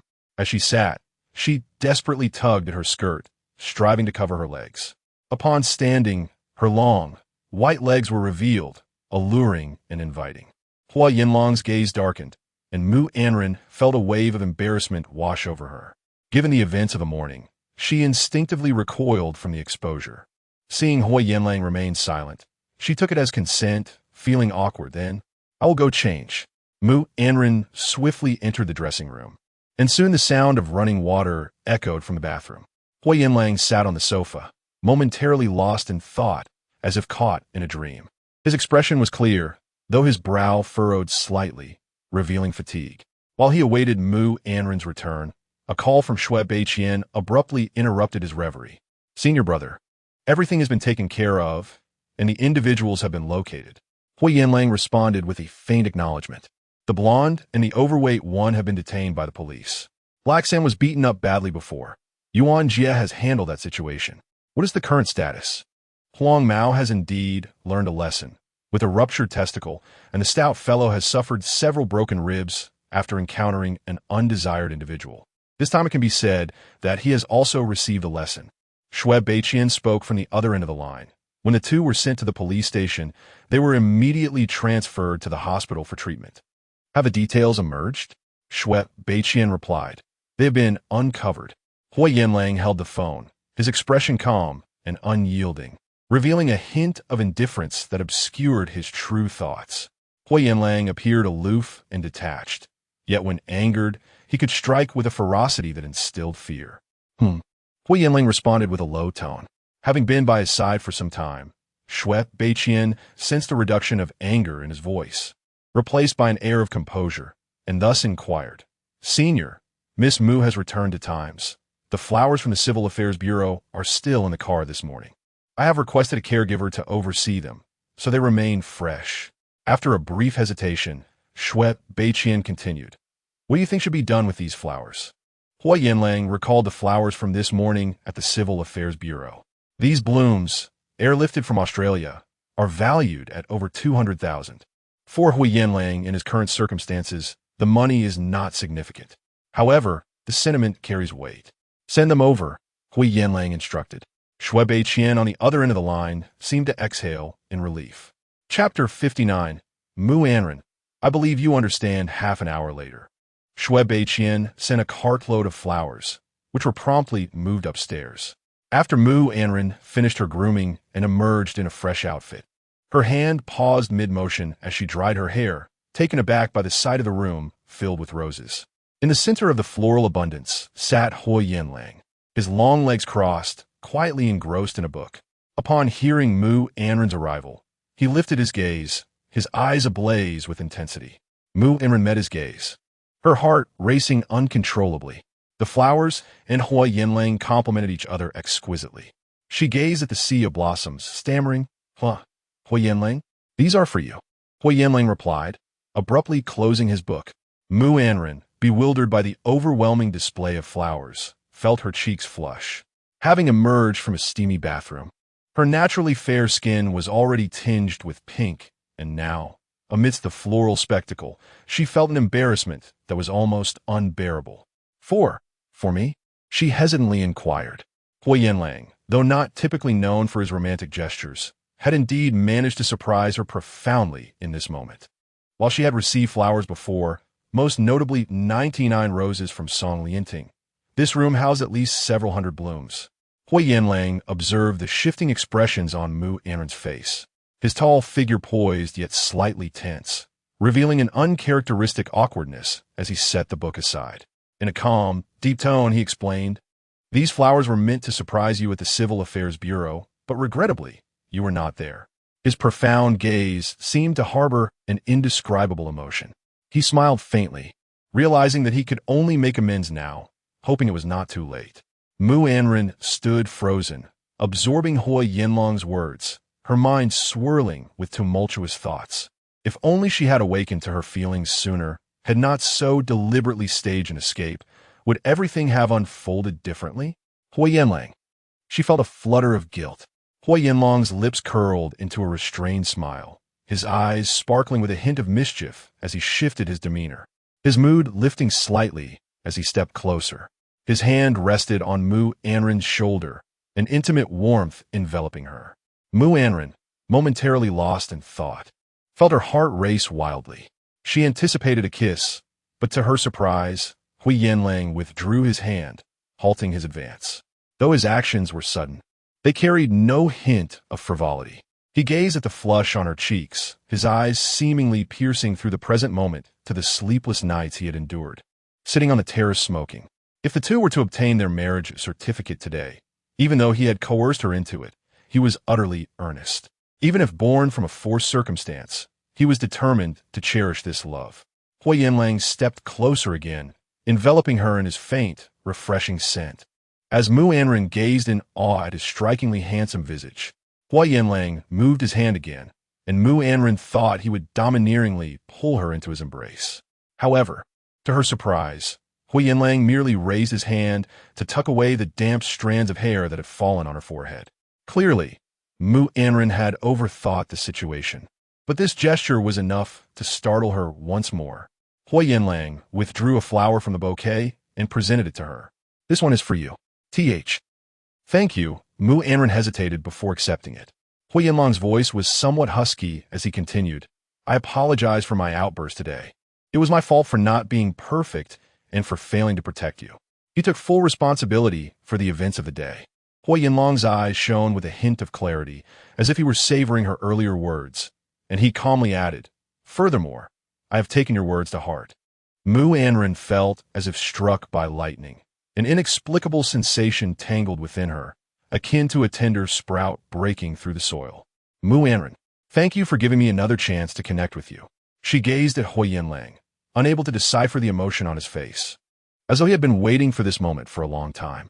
Suddenly, Mu Anran felt Huo Yanlang's hand, which had been gently playing with her hair, retract, and he enveloped her in his embrace amidst the flowers.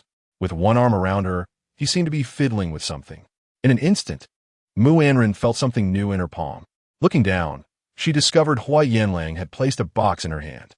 It was heavy, and she quickly regained her composure. Huo Yanlang. Their relationship had just begun to thaw, and she was uncertain how to address him appropriately. "What is this?" she inquired. "A wedding ring?" Huo Yanlang's deep voice resonated in the living room. Mu Anran trembled slightly, and amidst the room full of roses, she received the first wedding ring of her life. Huo Yanlang pressed his lips together, his gaze sparkling as if it could burn through her. A part of Mu Anran's heart felt as though it had been lightly scratched by an invisible hand, stirring a sensation within her.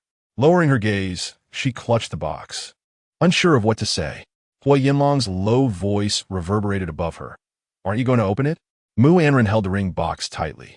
In that moment, it felt like the first shock she received as she mustered the courage to take a step forward.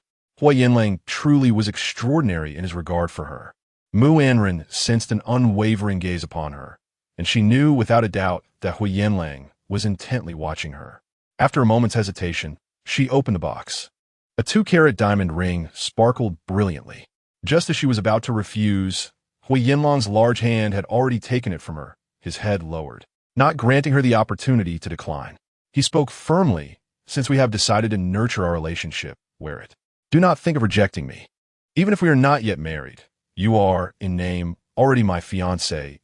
His voice carried an undertone of resolute dominance. Mu Anran understood that this was Huo Yanlang's nature. Sometimes she found him unreasonable, but perhaps in moments like this, he simply did not want her to refuse. Mu Anran's gaze fell upon the flowers in the room, recalling the anger he displayed earlier that day, juxtaposed with the cautious demeanor he exhibited at this moment. After much hesitation, she ultimately swallowed her words, allowing Huo Yanlang to slide the ring onto her finger. True love. The name of this ring was True Love. He made a subtle movement, gently rotating the ring before pressing it against her fourth finger. Mu Anran did not comprehend the significance of his gesture. She merely gazed blankly at the ring adorning her hand, somewhat entranced. The progression was alarmingly swift, yet she could not articulate what felt amiss. Perhaps this was indeed quite agreeable. She would no longer have to struggle, and from now on, she could reside peacefully by Huo Yanlang's side. This way, no one would continue to undermine the Mu family, and her father's aspirations would finally be realized. Song Lianting could also release her and seek a more suitable partner. As for her sister, for reasons unbeknownst to her, despite having come to terms with her decision willingly, a strange sensation swept through her heart, akin to an inexplicable taste. Although she found herself enveloped in happiness, a flicker of unease lingered. Was it fear? Fear of genuinely falling for Huo Yanlang, or trepidation regarding an uncertain future? She had yet to graduate from her postgraduate studies. She was still immersed in her books, and now she was to surrender herself. Huo Yanlang enveloped Mu Anran in his arms, firmly intertwining their fingers. He tilted his head slightly, his Adam's apple moving as if, through the starlight beyond the terrace. He glimpsed the future he longed for. Je t'aime, Huo Yanlang murmure softly. The sound pierced through Mu Anran's eardrums like a wisp of mist, ephemeral and elusive, rendering her unable to discern his words. It felt akin to a phrase in French, a language she did not understand. On a sweltering summer evening, the sky remained dimly lit at 7 o'clock.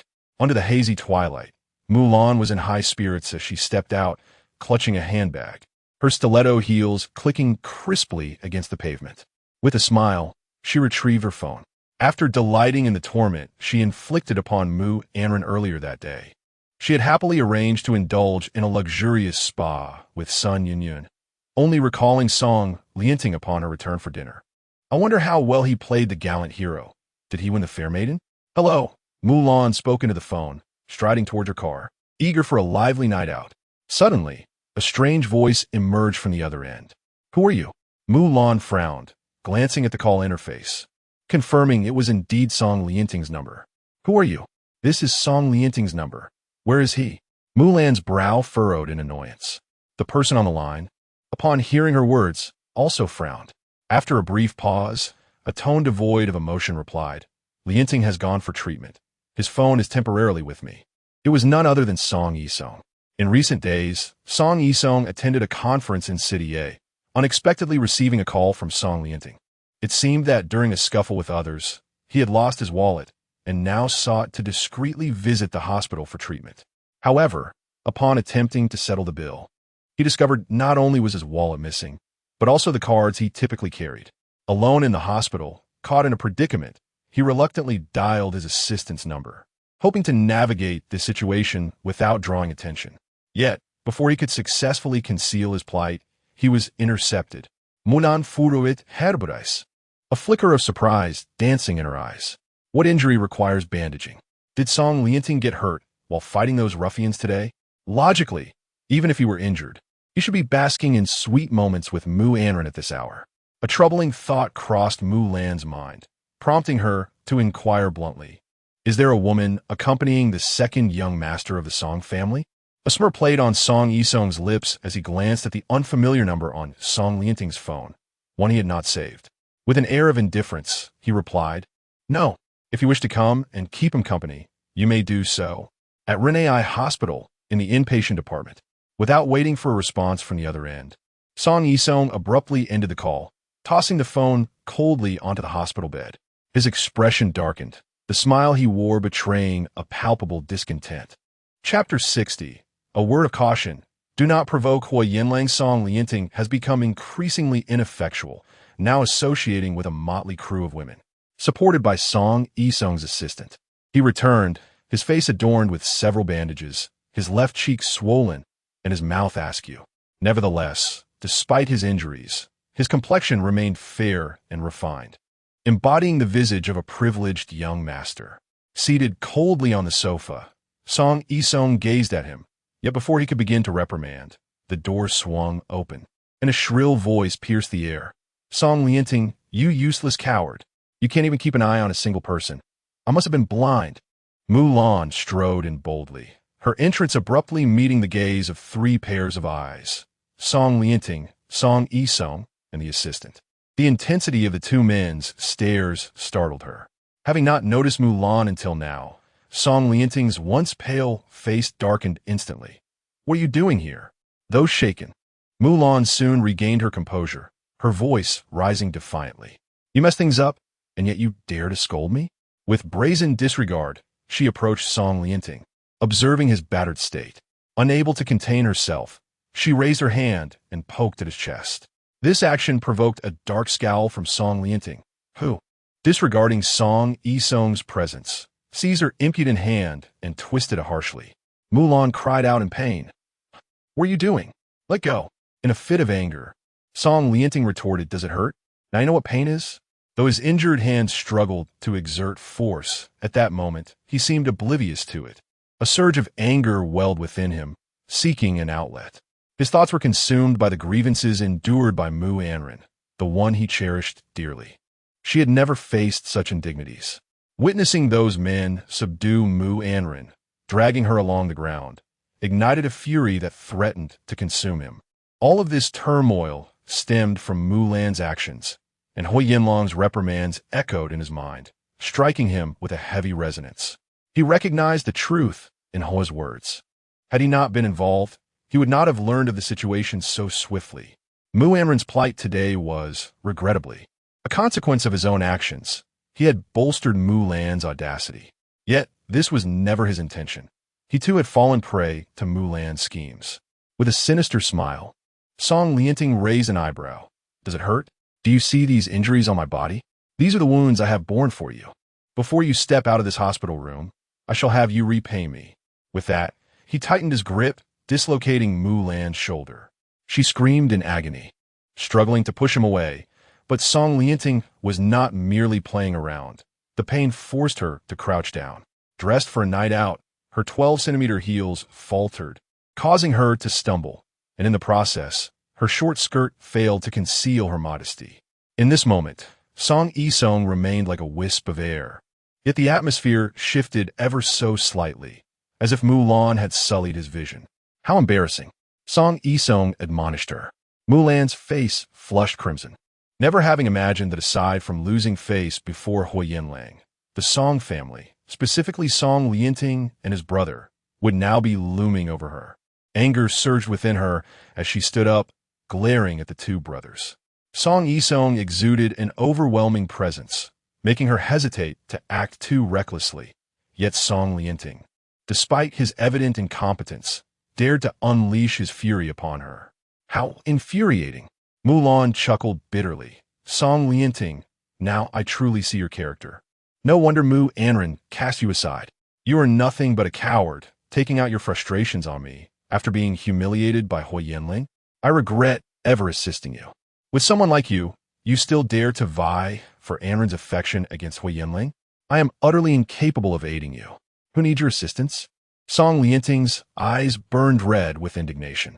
He was acutely aware that Song Yisong's earlier remark about disgrace was not solely directed at Mu Lan, but at him as well. Consumed by the feeling of inadequacy compared to his brother, Song Lianting's fury made him resemble a cornered beast. Mu Lan, I distinctly recall telling you to abandon your underhanded tactics. I do not care if you pursue Huo Yanlang, but I will not permit you to harm Anran in any way. Have I not made myself clear? You, Mu Lan, well aware of her transgressions, realized at that moment that she had crossed Song Lianting's threshold. However, as she contemplated, a smirk crept upon her face. I may have promised you that, but what of it? Do you not see that this will only endear Anran to you even more? She has endured so much suffering elsewhere, yet finds solace and warmth in your presence. Does this not make it easier for her feelings for you to rekindle? Mu Lan's sardonic smile faded as she noted the flicker of temper subsiding in Song Lianting's eyes, understanding that she had struck a chord within him. Perhaps Mu Anran had already severed her feelings for him, and it was he who was reluctant to let go. It was fortunate for Song Lianting that he cherished Mu Anran so deeply. Otherwise, she would have far less drama to play with. If you wish to assign blame, direct it at Huo Yanlang. Surely, it was he who reappeared and whisked her away. I have assisted you to this extent, and yet you still cannot retain the woman you cherish. Whom will you blame? Me? If I were in your shoes, I would place the blame squarely on Huo Yanlang, rather than lamenting my so-called unscrupulous methods. At that moment, Song Yisong's expression turned somber. Meanwhile, Song Lianting, with his swollen face tilted, suddenly rose from the hospital bed, pulling Mu Lan aside. Mu Lan, do not presume I am foolish merely because I have yet to enter the workforce, allowing you to manipulate me. Regardless of what you say, this situation is entirely your fault. Do not dare to approach me again. In any case, if you so much as lay a finger on Anran, after today, I will cease any collaboration with you. Mu Lan, seething with anger from the scolding, felt a sinking sensation in her heart upon hearing Song Lianting's declaration of no further cooperation, thinking that it would not be so simple. Did he believe he could simply end things here? She would not allow it. Even if she had to endure the grudge he held against her for today, she would eventually settle the score. Taking a deep breath, Mu Lan smiled and said, without cooperation, just how do you plan to contend with Huo Yanlang? At worst, I will agree to your terms once more, never to harm Mu Anran, and that shall suffice." As Mulan observed Song Lianting in such a grievous state, she sensed the necessity of preserving a contingency plan for herself. She must not allow him to escape. She declared, "Regardless, today's incident pertains to you as well. We shall continue our collaboration, and should I require assistance, you are obliged to aid me. Should you dare to withhold your support next time, do not blame me for any adverse actions I may take against you. As long as I draw breath, I shall devise every means possible to incite Mu Anran's hatred towards you." Leaning gently towards Song Lianting's ear, she whispered, "I will inform Mu Anran that today's affair was sanctioned by you, all in the hopes of rekindling her affection for you. With her fiery temperament, upon discovering your unscrupulous methods for reconciliation, especially while she endures mistreatment, she is bound to be gravely disappointed in you. She may very well come to despise you. Collaborate with me, and should you dare to strike me, I will ensure you regret it. You must assist me, particularly since we share a common objective." With a smile, Mulan took 2 steps back and formed the name Huo Yanlang with her lips. Song Lianting stood frozen in place, frustrated and thwarted.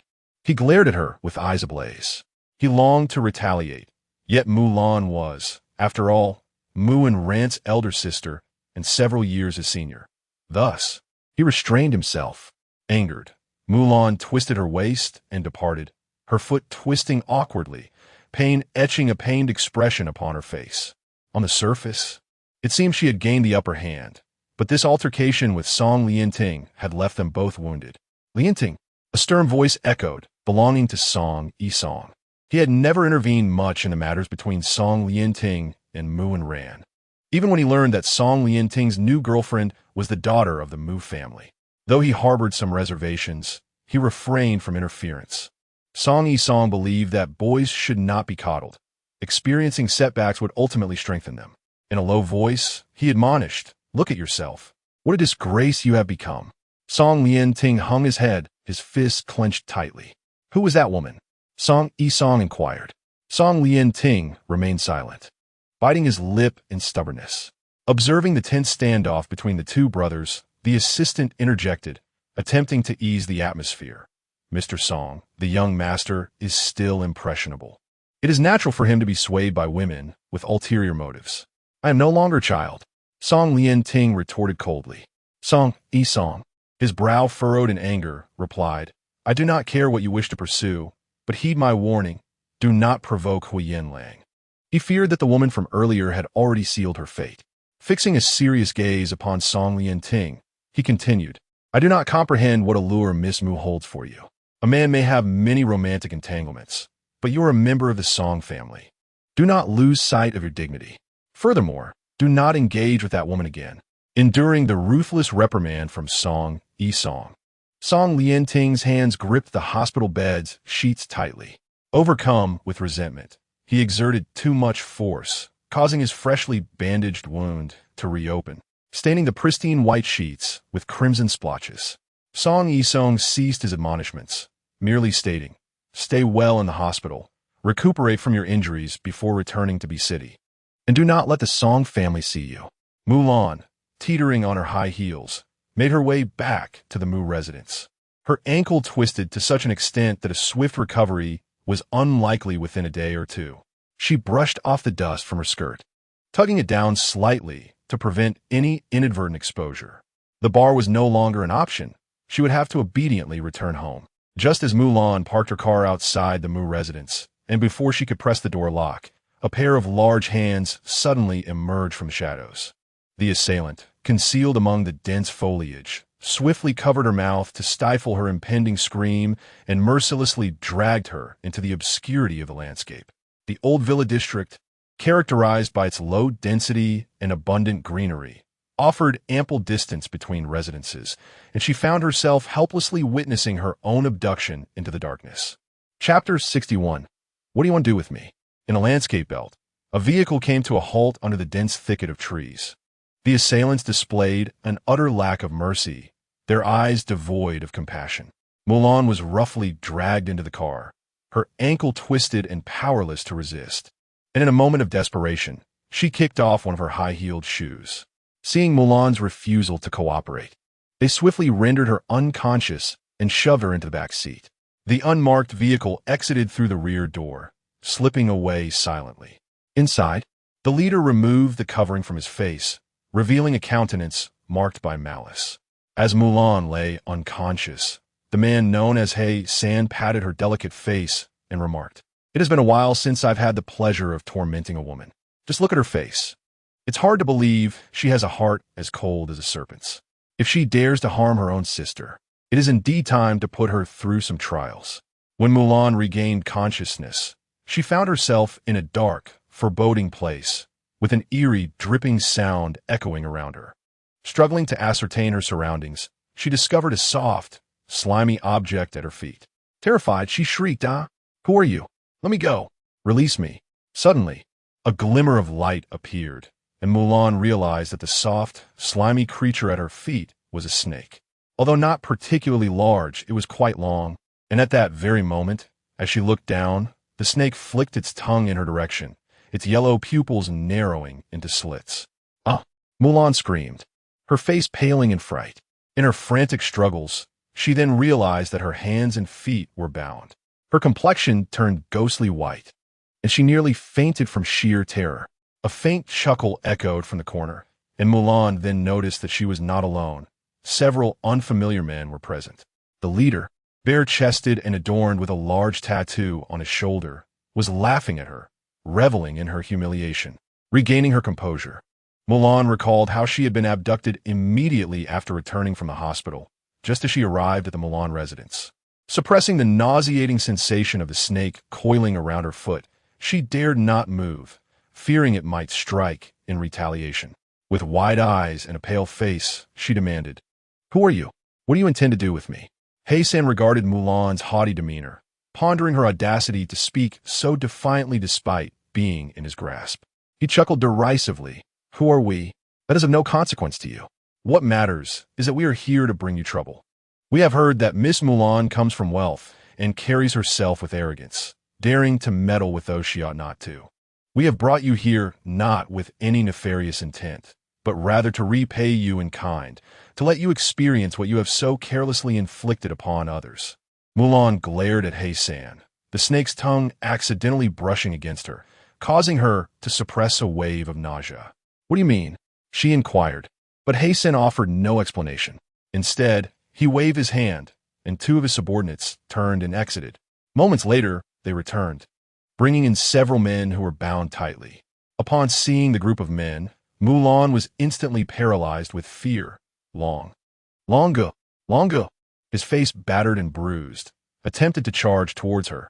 "You, Miss Mu?" No longer courteous, he would have lunged at her for retribution had it not been for the men of He San restraining him. "Did you not promise to keep us safe? Did you not claim that assisting you would be lucrative? Yet, where is the help? You Haven-T even lifted us from our imprisonment. How eloquent your words. Yet here we are, having offended that woman for you, expecting compensation, and now we see none. Before I revealed your name, you lived carefree while my men bore the brunt of your troubles." Huo Yanlang had subjected them to considerable suffering within the confines of the jail. Today, they were extracted from detention and brought directly to a city. Witnessing that Mulan was still leading a charmed life, Longu's silence transformed into a deep-seated hatred for her. Now, he longed to turn his misdeeds into merit. Ignoring Mulan's status, he contemplated attacking her. Realizing he had provoked a formidable adversary, He San suddenly interjected coldly, "Do not be hasty. There will be ample opportunity soon." Both Mulan and Longu were momentarily taken aback, uncertain of He San's intentions. Upon hearing He San's voice, Long Ji's legs trembled. Though he was a minor leader in a city, his stature paled in comparison to the imposing He San. The underworld of a city was dominated by three major powers. The identities of the top two shrouded in mystery, yet their influence spanned various industries, both legitimate and illicit. They, mere pawns, scraped by on the territory of these titans. He San, whose true name was He Gong, was a former soldier from the Russian army, of Asian descent, with the first and second figures absent. Nearly all underworld affairs were managed by the third, He Gong. Out of fear, no one dared to directly utter his name, hence the moniker He San. Even those more ruthless than Long Gu bowed before him, and Long Gu dared not overstep in his presence. "Third brother, what should I do? How can I appease you?" Long Gu said, his swollen face contorting into a servile grin, pleading for mercy. "I was blinded by immediate gain and did not realize I had wronged someone you wish to protect." He glanced at the tattooed man before him, whose reverence for He Sin only infuriated Mu Lan further. In a moment of exasperation, she shouted, "What do you intend to do by bringing me here? You dare to touch me, and the Mu family will not let you escape unscathed." He Sin did not even glance at Long Gu, merely casting a fleeting look at Mu Lan, which silenced those around them. "Miss Mu, perhaps you could afford to be a bit more audacious." He Sin smirked, a cruel smile gracing his lips. "Isn't it true that not everyone is gathered yet? Once they arrive, you shall understand our intentions." Long Gu felt an ominous premonition that his fate was sealed. The look in his eyes towards Mu Lan grew increasingly unsettling. Bound and furious, Mu Lan could only watch helplessly as the men surrounded her. If her previous tactics against Mu Anran were mere child's play, then now she truly finds herself in a predicament. In the bedroom, Mu Anran lay fast asleep, while Huo Yanlang sat by her side, gazing at her. Due to his injuries, he refrained from touching her tonight. Logically, the two had reconciled, and Mu Anran no longer harbored such disdain or fear towards him. He longed to envelop her within his very being. Huo Yanlang lowered his gaze, his eyes soft yet profound. His thin lips pressed tightly together as he gently brushed his fingers over the scars on Mu Anran's arm. His little girl had never harmed anyone. Yet there were those who continually inflicted pain upon her for their own selfish desires. A few hours earlier, Shui Beiqian had called him, indicating that matters had been settled. In other words, they had finally pried open the mouths of Long Ji's gang far away in the City Public Security Bureau. Now, the individuals involved should have been brought to that location. Huo Yanlang felt a string in his heart snap, and he squeezed Mu Anran's soft hand. In her slumber, Mu Anran furrowed her brow slightly. She was not sleeping peacefully. As Huo Yanlang cradled her, she rolled over, curling up like a shrimp. Psychologically, this position signifies one of profound insecurity. Huo Yanlang's brow furrowed deeper, and he stood up decisively. He closed the door behind him and stepped outside. At 2 a.m, in the basement of a black market on the outskirts, someone hurled a bucket of water onto Mu Lan. Her hands were bound. Having been restrained for 5 hours, her legs numb from standing, utterly exhausted from fear. Just as she was about to lose consciousness, she was jolted awake again. This time, upon regaining consciousness, Mu Lan noticed 3 or 4 more individuals in the dimly lit room. Startled, Mu Lan instinctively took a step back, the snake-like bindings around her feet immediately rising in a defensive posture. Though Mu Lan exuded confidence, the sight before her sent chills down her spine, leaving her mind blank. She broke down, pleading, "What do you want from me? Please let me go. I was wrong. Why did you kidnap me? Is it Huo Yanlang?" "Yes. It must be Huo Yanlang. He promised he would not let me go." "Is this because of Mu Anran? Are you seeking revenge for her? What makes her so special? Why should I be sacrificed for my sister? Where did I fall short compared to that little vixen, Mu Anran?" Her eyes glazed over as she stared at the 9 or 10 men before her, losing her grip on reality. In the corner, a man adorned with tribal tattoos smoked a cigarette, as if calculating the passage of time. Finally, someone opened the door and brought in 2 individuals on a stretcher, completing the gathering. Mu Lan's gaze fixed intensely on the newcomers, her mind reeling. It was the blonde and the chubby man who had been severely beaten that morning. A tremor coursed through her body, and her fear expanded uncontrollably. In that fleeting moment, a tall and indifferent figure appeared at the doorway. Taking advantage of Mu Anran's slumber, Huo Yanlang traversed from the era into this underground black market. Clad in a simple white shirt, his demeanor remained as composed as ever, yet his expression bore an extraordinary coldness. Dressed in the most unadorned attire a man could wear, he exuded an aura of frostiness, perpetually distant from human warmth. If there existed a soul capable of stirring Huo Yanlang's emotions, it would be that person from years past, now Mu Anran. Love, unbeknownst to its origin, ran deep and unwavering. Huo Yanlang, Mulan Mumut. Huo Yanlang had indeed arrived, It was truly him who had brought her here. A tumult of anger, frustration, and disappointment welled within Mu Lan as she regarded him. Her gaze reflecting fear, unfamiliarity, and a tinge of sorrow intertwined with an unwilling tenacity. Huo Yanlang, release me, save me. It cannot be. Huo Yanlang would not be so ruthless. How could he treat her this way? Was it merely for seeking assistance from a couple of individuals to ruin Mu Anran?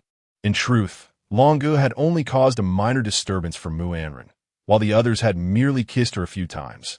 After all, nothing had truly transpired. Mu Anran, so brazen, dared to covet her man. What harm was there in being kissed a few times? Chapter 62. Keep your distance, farther away. Mu Anran, as pure as a jasmine flower, had willingly offered herself to her brother-in-law at the engagement banquet. What flaws could be found in Mu Lan? Why then? Did Huo Yanlang refuse to love her? Yanlang, Mu Lan called out in anguish. Do you not remember our time at the concert? How could you bear to forget? Huo Yanlang merely cast a cold glance at Mu Lan, his eyes devoid of emotion, yet brimming with palpable disdain. She yearned to rush forward and embrace him, yet her limbs were bound, leaving her to sway helplessly like a trapped beast, devoid of grace. Why did she perceive a strange loathing within his gaze? This animosity stemmed not only from her harm towards Mu Anran, but also from a deep-seated aversion to the blood that flowed through her veins. Mu Lan felt dizzy, as if bitten by a serpent, the chill coursing through her body. Is everyone present? Huo Yanlang inquired in a low tone. Suddenly, He-san, who had been smoking in the corner, stepped forward, bowing his head in deference to Huo Yanlang. Mr. Huo, they have arrived. What? He-san was actually one of Huo Yanlang's men, willingly serving him. The group, led by Longu, had been brought from S-City's detention center. Fully aware of the formidable power they had provoked, yet they had not anticipated this turn of events. They regarded Huo Yanlang, whose every gesture exuded an effortless aura of dominance. His formidable presence was not only a result of his ruthless methods, but also derived from a perspective that placed him on an entirely different echelon from them. Huo Yanlang's lofty status rendered him untouchable. Among Long Ji's entourage, one timid underling, who had long followed him and was accustomed to bullying others, found himself paralyzed by the gravity of the scene before him. His legs trembled uncontrollably, and in a moment of sheer terror, he lost control. The odor of urine permeating the damp basement. Longu, already shaken, smacked the back of the underling's head, bellowing, "You coward!" Initially relying on insults to bolster his own courage, he suddenly felt the weight of Huo Yanlang's icy stare upon him, causing his own legs to quiver in fear. His heart constricted, and for a brief moment, he found himself breathless, his face paling in terror as he realized he dared not act recklessly under such scrutiny. A man who had clawed his way through bloodshed now found himself intimidated by the inscrutable figure before him, especially given He-san's evident reverence for Huo Yanlang. Huo Yanlang withdrew his gaze and spoke in a measured tone. "Since everyone is present, let us commence." Upon hearing this, Mu Lan erupted in screams. "What are you planning to do?" Tears streamed down her face as she looked at Huo Yanlang, pleading, "Huo Yanlang, you cannot be so heartless. I am your fiancé." Huo Yanlang regarded her with a dismissive glance, uttering a derisive laugh. With a mere syllable, He Gong extended his hand and seized Mu Anran's jaw, the basement resonating with a crisp sound of dislocated bone, thus silencing Mu Lan. The pain was akin to that of a fractured bone. Mu Lan emitted a sound reminiscent of terror, yet cacophonous, her vocal cords seemingly torn asunder. In this brutal moment, Huo Yanlang's expression remained utterly unperturbed. How alien was this man? It was as if even the one who had warned Mu Anran was not the same individual. It felt as though she had never truly known him. He appeared to have emerged from the depths of hell. Yet, how many are aware that he indeed clawed his way back from the abyss?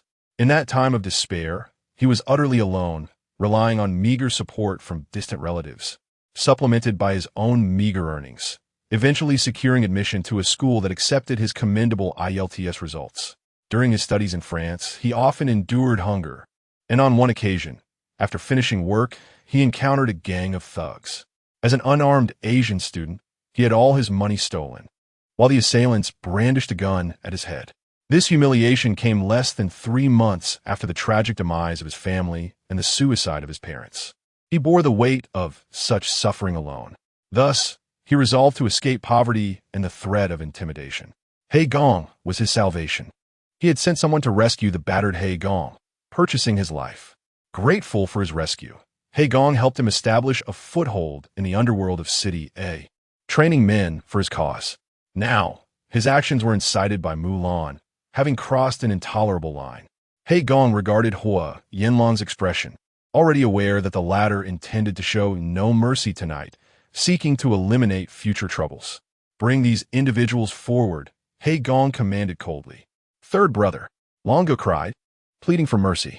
The two, the blonde and the chubby man, had been removed from the hospital, their eyes wide with terror as they beheld the unfolding scene. Their injuries were still severe, rendering them immobile, forced to witness the unknown fate laid before them. He-san coldly inquired of the blonde and the chubby man. This woman, she is the mastermind behind your schemes against Miss Mu Anran? Yes, it is she, they stammered. Longo interjected, third brother, I beg you to spare us. The basement echoed with pleas for mercy. Huo Yanlang stood like a glacier, devoid of emotion, his striking visage half shrouded in darkness. The interplay of light and shadow delineating his sharp features, resembling a sinister deity, beguiling the masses with his deceptive charm. Huo Yanlang remained silent. He-san merely glanced at Longo before ordering his apprehension. How did she instruct you to deal with Miss Mu Anran? He-san queried. Trembling, Longo replied, She told us to sleep with Miss Mu Anran. As he uttered the word sleep, he cast a fearful glance at Huo Yanlang, who bore an expression as cold as a razor's edge. Miss Mu stated that it sufficed for us to tarnish Mu Anran, ensuring her inability to return. As Longo finished his words, he was abruptly seized by He-san, who coldly grasped his collar and yanked him forward. He-san, possessing a robust and towering physique, rendered Longo, despite his muscular build, feeling like a mere chick being lifted, only to be violently thrown into the corner. Longo felt as though his sternum might fracture, and the desire to flee evaporated, leaving only the singular thought of extinguishing Mu Lan's existence. Mu Lan was the true instigator. Without her, neither of their factions would face such peril. He harbored doubts about the man, named Huo, lurking in the shadows. Unable to fathom how someone could forge such a vast commercial empire without resorting to unscrupulous methods. Huo Yanlang coldly remarked, I would rather err on the side of excess than let a single wrongdoer escape. The individuals in the basement, including He-san, felt a subtle shift within them upon hearing Huo Yanlang's words. Thus, Long Ji's life had been spared thus far solely due to Huo Yanlang's so-called principles. However, should the truth emerge, none would escape unscathed. A chilling smile suddenly graced Huo Yanlang's lips. Now that everyone was present and the matter had been clarified, it was time to commence. He instructed that Mu Lan should be repaid in kind for her treatment of Mu Anran, if she desired to sully Mu Anran's reputation. Then he would ensure Mu Lan faced the consequences of her own actions. For every filthy man Mu Lan had employed against Mu Anran, he would return the favor in equal measure. Mu Lan gazed at Huo Yanlang in terror, her voice rising in a desperate shriek. No. Yet, the dapper man clad in a white shirt bore no trace of excess emotion upon his countenance. The slight upward curve of Huo Yanlang's lips seemed to mock her while simultaneously tightening into a grim line, crafting a menacing arc. He stepped closer, his fingers grazing Mu Lan's face, his voice a low rumble. Did you truly believe that if others touched Anran, I would find her tainted and thus be drawn to you? Mu Lan stared at him, entranced.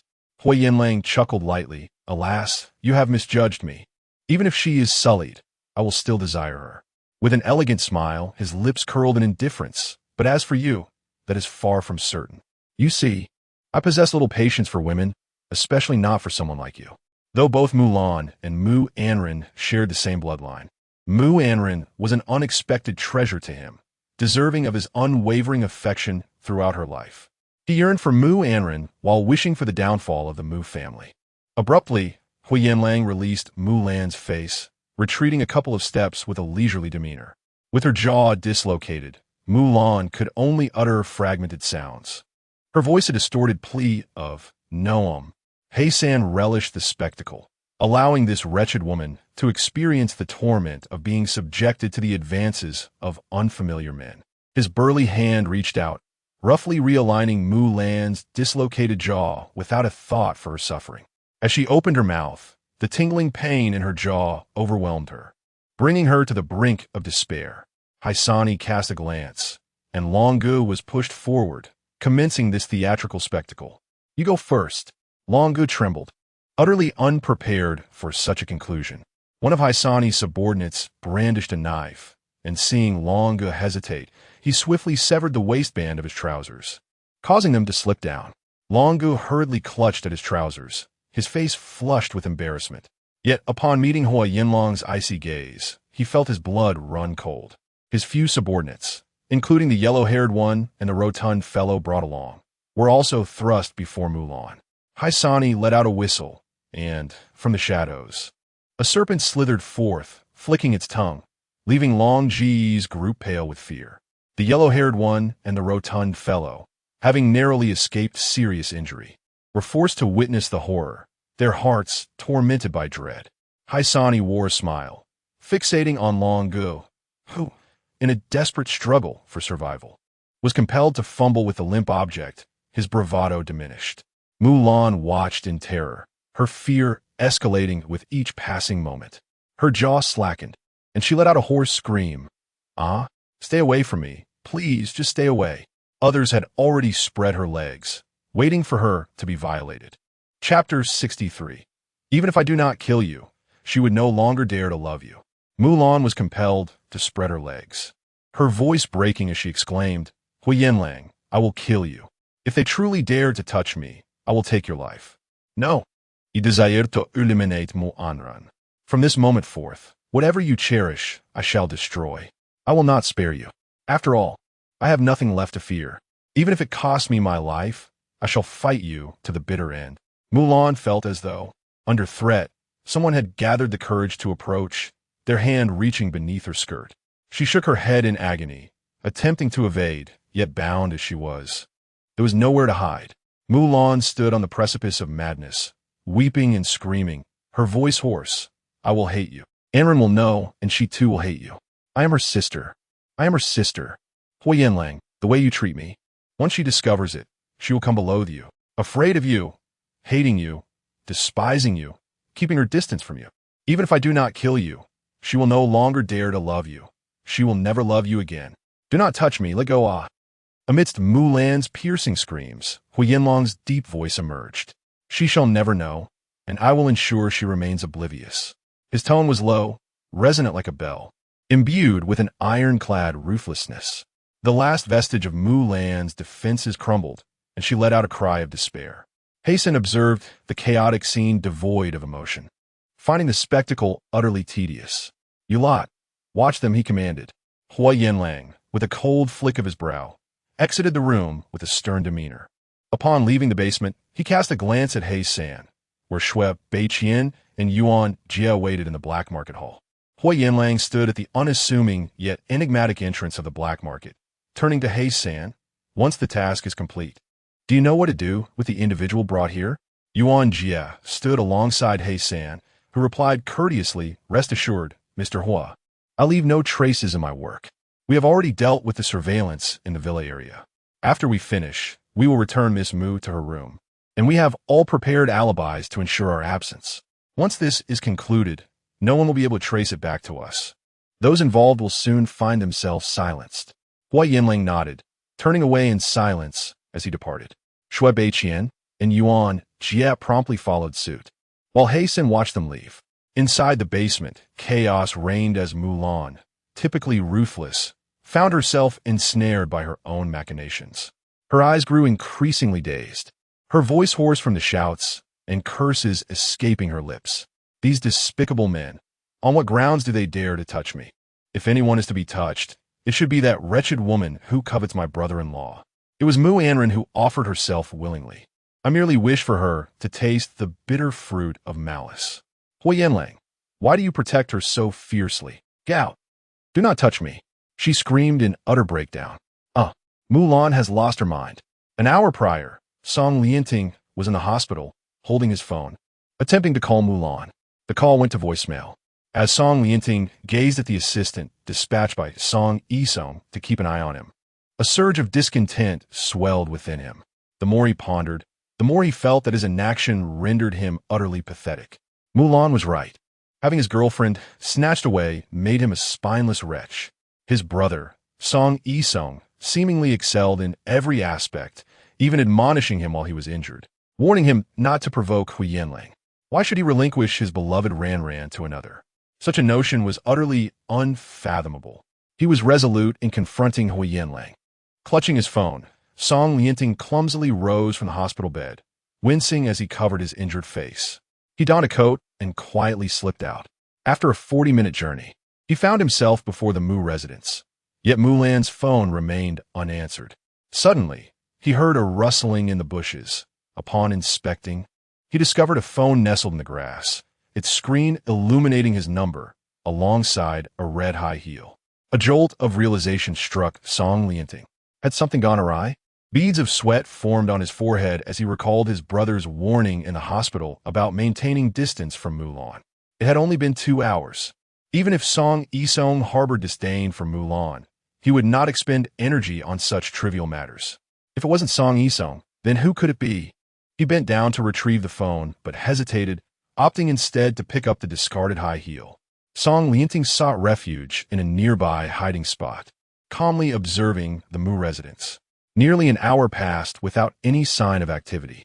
He hesitantly glanced at the phone on the ground when, at that moment, he noticed a vehicle approach the community entrance, its headlights extinguished. At last, they had arrived. Holding his breath, he fixated on the vehicle, his exquisite brows furrowed. Suddenly, movement ensued within the vehicle. The individuals emerging were disciplined, exuding an air reminiscent of military personnel, devoid of any semblance of delinquency. They unloaded a suitcase and unlocked the Mu household door, transporting their cargo inside. The trees surrounding the Mu residence obstructed Song Lianting's view, yet he could still catch glimpses through the foliage. The figures appeared robust, akin to seasoned fighters. He concealed himself among the trees, ensuring he was thoroughly hidden, revealing only his keen eyes. A mere tilt of his body brought him perilously close to the wall separating him from the Mu courtyard.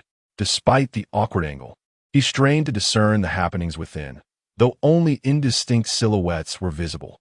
Pressing his ear against the iron gate, a slight movement rustled the leaves. The individuals in the courtyard immediately turned their attention towards him, prompting Song Lianting to hold his breath in trepidation. In those fleeting seconds, it felt as though he had endured an eternity. Finally, the prolonged silence dissipated, alleviating the tension of the trained individuals ahead.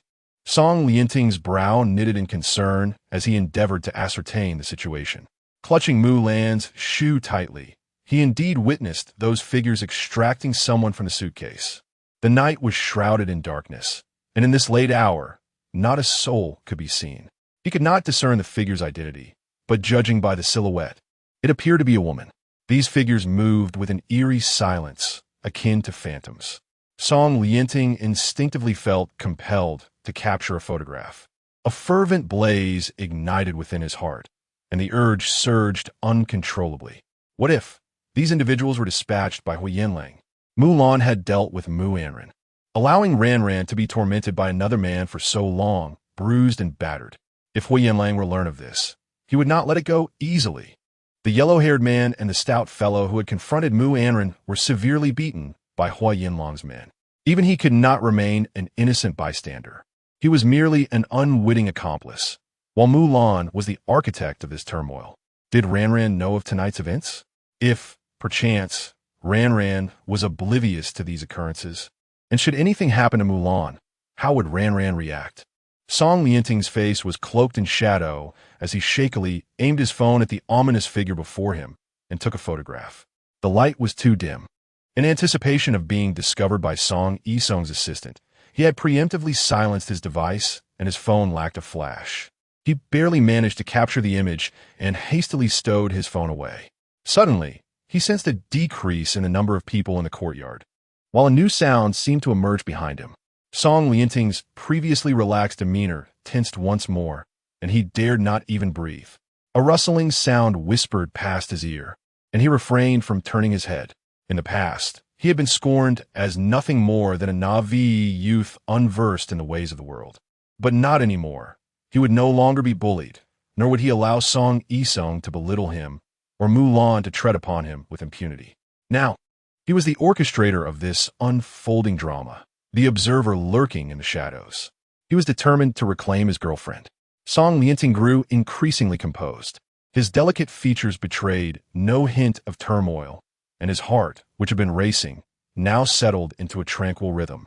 As he mentally prepared for the possibility of being discovered, the footsteps halted 5 meters from his hiding place, and suddenly all sound ceased. Haihei, originally surveying the surroundings, unexpectedly stumbled upon something amiss. Crouching down, he discovered a mobile phone. Possessing a keen sense for detecting objects, he immediately recognized that this discarded phone had not been touched. Not even the earth around it disturbed. The surroundings appeared normal, yet a nagging intuition told him something was still awry, prompting him to scrutinize the area further. It was as if a sixth sense compelled him to cast a piercing gaze into the thicket. At 3 in the morning, the moonlight was obscured by clouds, rendering the night uncommonly dark. This investigation persisted for several minutes. Realizing time was of the essence, Haihei decided to hastily address the woman they had recently dealt with. He rose swiftly, donning gloves as he grasped the phone, making his way towards the Mu residence. The security measures at the Mu household had been dismantled, allowing their actions to remain shrouded in secrecy, until the last of the military-trained individuals had completely vacated the premises and the vehicle had driven away from the villa district. Song Lianting's chest heaved violently. Concealed among the thicket, he felt his legs give way and sank down into the darkness, gasping for breath. He glanced at the red high heels he had tucked away, then turned his gaze towards the Mu residence, which was shrouded in darkness, quiet as if nothing had transpired. Observing the moonlight cascading down the road, he noted the absence of tire tracks. Had it not been for the photograph on his phone, he might have believed it all to be a figment of his imagination. Suddenly, Song Lianting rose to his feet, a sheen of perspiration still glistening on his forehead. Tomorrow, he would discover what had befallen Mu Lan. Collecting his thoughts, he resolved to return to the hospital first. Chapter 64. Reconciliation with Huo Yanlang the following day. The world was enveloped in silence, save for the tumultuous chaos of the Mu family, where pandemonium reigned. Mu Fangliang resolutely forbade Mu Anran from returning home, leaving only Mu Lan as the sole daughter residing in the family estate. Awakening from her stupor, Mu Lan gazed at the ceiling of her room, initially believing the events of the previous day to be mere figments of her imagination. However, upon noticing her nakedness, the filth that clung to her, and the excruciating pain radiating from her lower body, terror seized her, prompting a horrified scream. Visions of the previous night's harrowing ordeal in the basement crashed upon her like a relentless tide. No one had anticipated such a turn of events. Rising from the bed, Mu Lan beheld the viscous substance enveloping her, provoking waves of nausea as she struggled to accept the absurdity of her experience. No, it cannot be. She was ruined. How could she ever aspire to be a socialite, or wed Huo Yanlang now? Huo Yanlang had shattered her, obliterated her aspirations, even issuing a warning that she must not lay a hand on Mu Anran again. Otherwise, she would face consequences far worse than her current plight. In a fit of despair, Mu Lan sprang from the bed, racing around the room in a frenzy, shrieking, "Ah!" The piercing sound reverberated beyond her chamber, compelling the servants residing in the adjacent quarters to rush out in alarm, fearing a calamity had unfolded. Dressed in a tailored suit and preparing to attend a meeting at the Mu Corporation, Mu Fangliang was adjusting his tie with the assistance of Lu Mei when the frantic cries of Mu Lan reached their ears. They hurriedly exited the master bedroom, only to witness Mu Lan barreling out of her room, her expression a portrait of terror, as if fleeing from some unseen horror. "Ling Lan Yu," Mu Fangliang began, but his reprimand faltered upon seeing her vulnerable state. His face paled, while Lu Mei's countenance reflected sheer panic. "Ling Lan, no. Don't touch me, ah. Mulan flailed at the air, striking wildly. After a few desperate attempts, the nearby servants, alerted by her commotion, rushed to the scene. Witnessing Mulan poised at the top of the staircase, ready to unleash her fury. I will end you. You, Mu Anran, seasoned by the trials of the business world, remained unfazed even in the face of chaos. Having encountered desperate individuals threatening to leap from heights, he remained composed. Now, however, he quickly regained his wits and shouted, Mulan, what madness is this? Everyone out? Seeing Mulan unresponsive, he barked at the servants. Lu Mei, frantic with concern, ascended the stairs and enveloped Mulan in a protective embrace, attempting to shield her from the world. Yet, Mulan, in her disoriented state, could barely recognize her mother, exerting tremendous effort to push Lu Mei away, exclaiming, No, don't touch me, you wretched woman. Linglan, what has happened? Who has done this to you? Mu Fangliang's brow furrowed deeply as he observed his daughter in such a disheveled state, his voice rising in anger towards Lu Mei. Hurry and take her back to her room. We must uncover the truth behind this. Though Mu Fangliang harbored an unsettling premonition, he could not discern the source of his unease. Meanwhile, upon touching Mulan, Lu Mei detected the sticky substance on her skin, accompanied by an unidentifiable, foul odor. She guided Mulan back into the room, imploring Linglan, what has transpired? Please tell me. As Mulan's eyes momentarily blurred, she mistook Lu Mei for a man and impulsively pushed her, causing Lu Mei to collide painfully against the wall. Do not touch me. I will ensure you meet a dreadful fate. Mu Fangliang, alerted by the commotion, ascended the stairs, only to be incensed by the sight of Mulan in such a state. Who has done this to her? He seethed, determination etched on his face. I will uncover the truth behind her torment. After a brief slumber at home, Mulan abruptly awoke, running about the house in a state of undress, inadvertently exposing herself to the astonished servants and spiraling into madness. Such incidents could not remain concealed, and within a day, scandalous rumors circulated widely. Mulan's reputation was irrevocably tarnished overnight, and the Mu family found themselves embroiled in disgrace due to her actions. During the engagement banquet, Mulan's betrothal fell apart as her sister usurped her intended groom. In the aftermath, Mulan descended into self-destruction, becoming a figure of scorn and shame, even losing her sanity. In the morning following such upheaval at the Mu household, Mu Anran remained at Huo Yanlang's residence, isolated from the outside world and oblivious to the chaos. Overwhelmed by exhaustion, she had retired early the previous night, and upon awakening at 9 o'clock, discovered Huo Yanlang had already departed for work.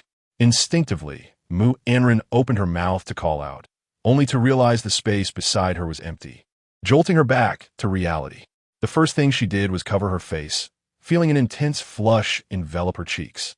Oh, how embarrassing, she murmured to herself, recalling how she shamelessly reconciled with Huo Yanlang the night before, even expressing a desire to foster a harmonious relationship with him. Upon reflecting on her recent experiences, Mu Anran noted a subtle shift in her emotions and thoughts regarding Huo Yanlang. Her growing dependence on him felt akin to the psychological phenomenon known as Stockholm Syndrome. Gazing at the vacant bed beside her, she pondered whether she and Huo Yanlang had indeed shared the same bed the previous night, her mind drifting into contemplation. The term Stockholm Syndrome originated from a robbery incident wherein a kidnapped woman developed feelings for her captor, despite inflicting emotional harm, also provided her with care, leading to a complex bond of gratitude and affection. This syndrome embodies a captor-captive dynamic. Mu Anran's complexion paled as the realization dawned upon her, her once flushed cheeks gradually losing their color. Was her affection for Huo Yanlang similarly rooted in such a phenomenon? He had caused her pain, yet simultaneously offered protection and care. Suddenly, Mu Anran's gaze shifted towards the expansive terrace, where remnants of Huo Yanlang's presence seemed to linger, stirring a tumult of emotions within her. Instinctively, she glanced at her arm, noting that the previous day's injuries had significantly healed after treatment, the bruises less pronounced. In a fleeting moment, her gaze fell upon the ring adorning her ring finger, a diamond gleaming brightly, seemingly imbued with Huo Yanlang's distinctive essence. Mu Anran felt a stirring within her, unable to articulate the myriad of emotions coursing through her, a delightful sweetness intertwined with a hint of sourness. She gazed at the ring for a moment, inhaled deeply, and then rose to her feet. As she made her way to the dining room, the lingering uncertainty that had plagued her mind vanished in an instant. On the dining table, a breakfast prepared by Huo Yanlang awaited her, a sumptuous French morning repast. A perfectly crafted croissant lay elegantly upon the plate, its exterior crisp and its interior tender, exuding an irresistible aroma. The rich scent of butter and cream wafted through the air, tantalizing her senses and promising a delectable taste. Breathing in the fragrant air filled with the scent of the croissant, Mu Anran dismissed all thoughts and hurried to freshen up. Upon returning and sitting at the table, she took her time to observe the breakfast Huo Yanlang had prepared with such care. Although he had cooked for her numerous times before, none had evoked such profound feelings within her. It felt as if a feather had gently brushed against her heart, igniting a fluttering sensation that made her feel both excited and delicate. Previously, she had been oblivious to his kindness, resolute in her belief that, despite the admiration he received from many women, she was certainly not among those who loved him. Yet now, Mu Anran sensed herself gradually succumbing to his charm. She picked up a pastry and took a bite, savoring its flaky and tender texture.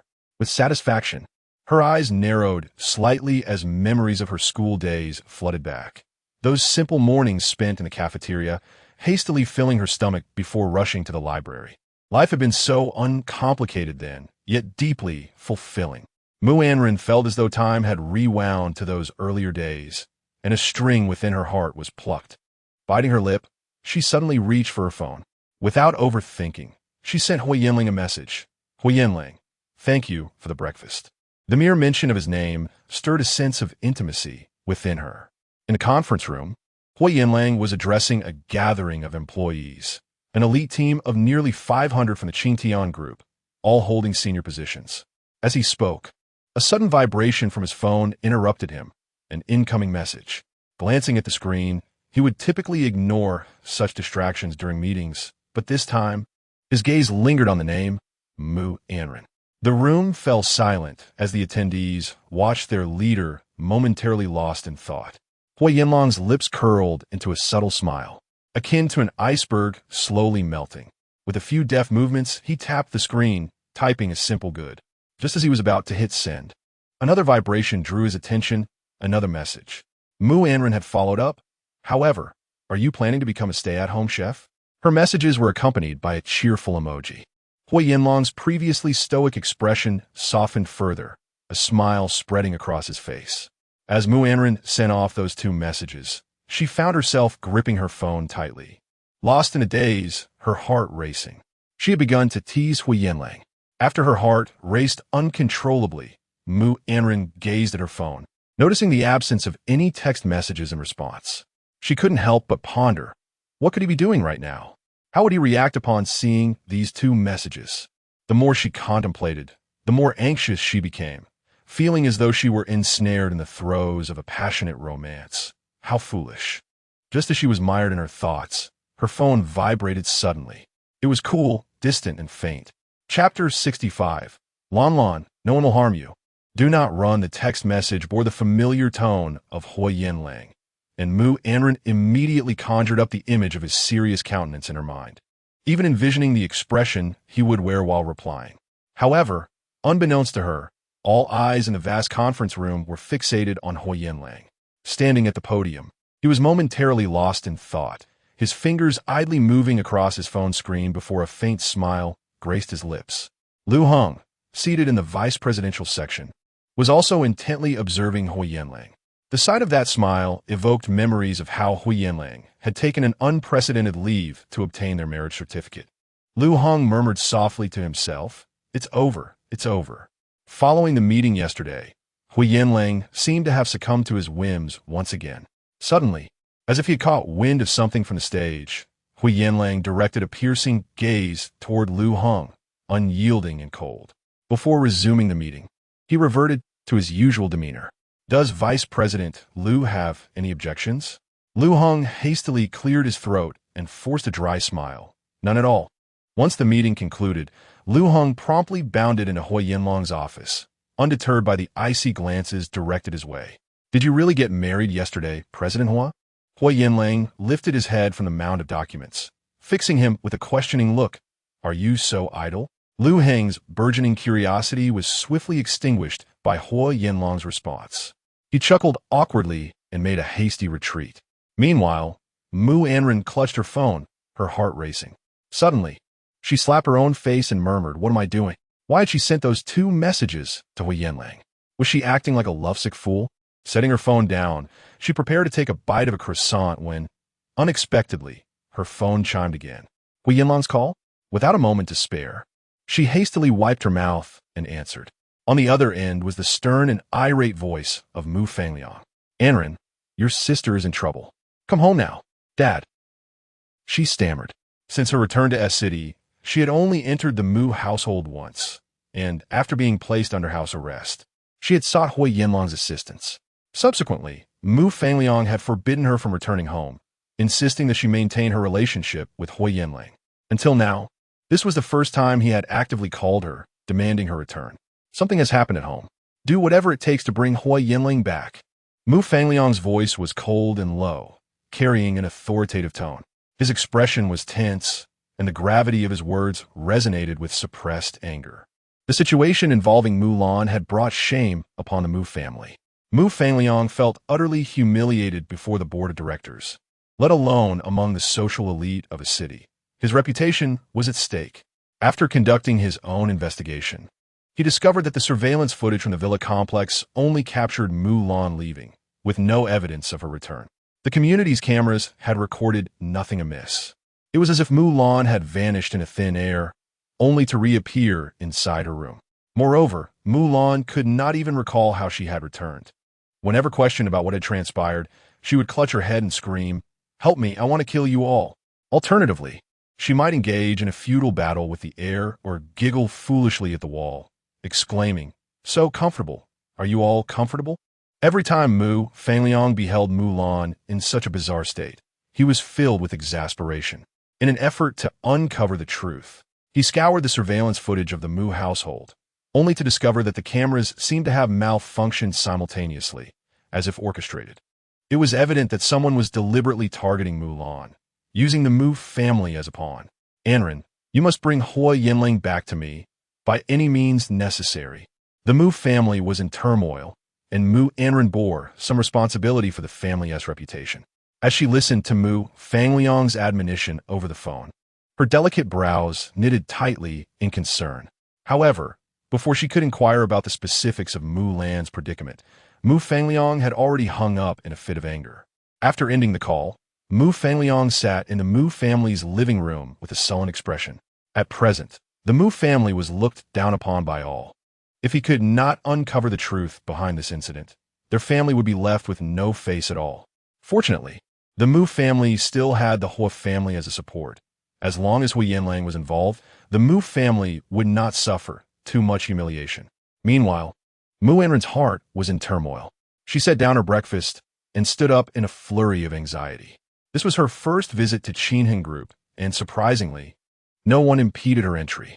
The front desk staff seemed to recognize her and courteously escorted her to the VIP elevator. As Mu Anran stood in the panoramic lift, watching the floor numbers ascend, it chimed as it reached the top floor. The doors slid open, revealing her face to a man. Shui Beiqian was taken aback to see Mu Anran, but his astonishment waned when he noticed Yuan Jie arriving in another elevator. It seemed that while Mu Anran could venture out, Yuan Jie had become much more vigilant in following her. Following Shui Beiqian's gaze, Mu Anran noticed Yuan Jie behind her. She found herself less reactive than the previous day. Remembering what had happened, she decided to let it go. Biting her lip, she inquired Huo Yanlang, "Are you here?" Shui Beiqian scrutinized Mu Anran for a moment. She vaguely sensed a peculiar wariness emanating from him, though she could not ascertain its cause. Perhaps it was due to her previous demeanor towards Huo Yanlang. Shui Beiqian nodded. "Miss Mu, please follow me." He led her to Huo Yanlang's office and knocked gently on the door, prompting Huo Yanlang's cool voice to resonate from within. Guomin. As the door opened, Mu Anran's face appeared before Huo Yanlang.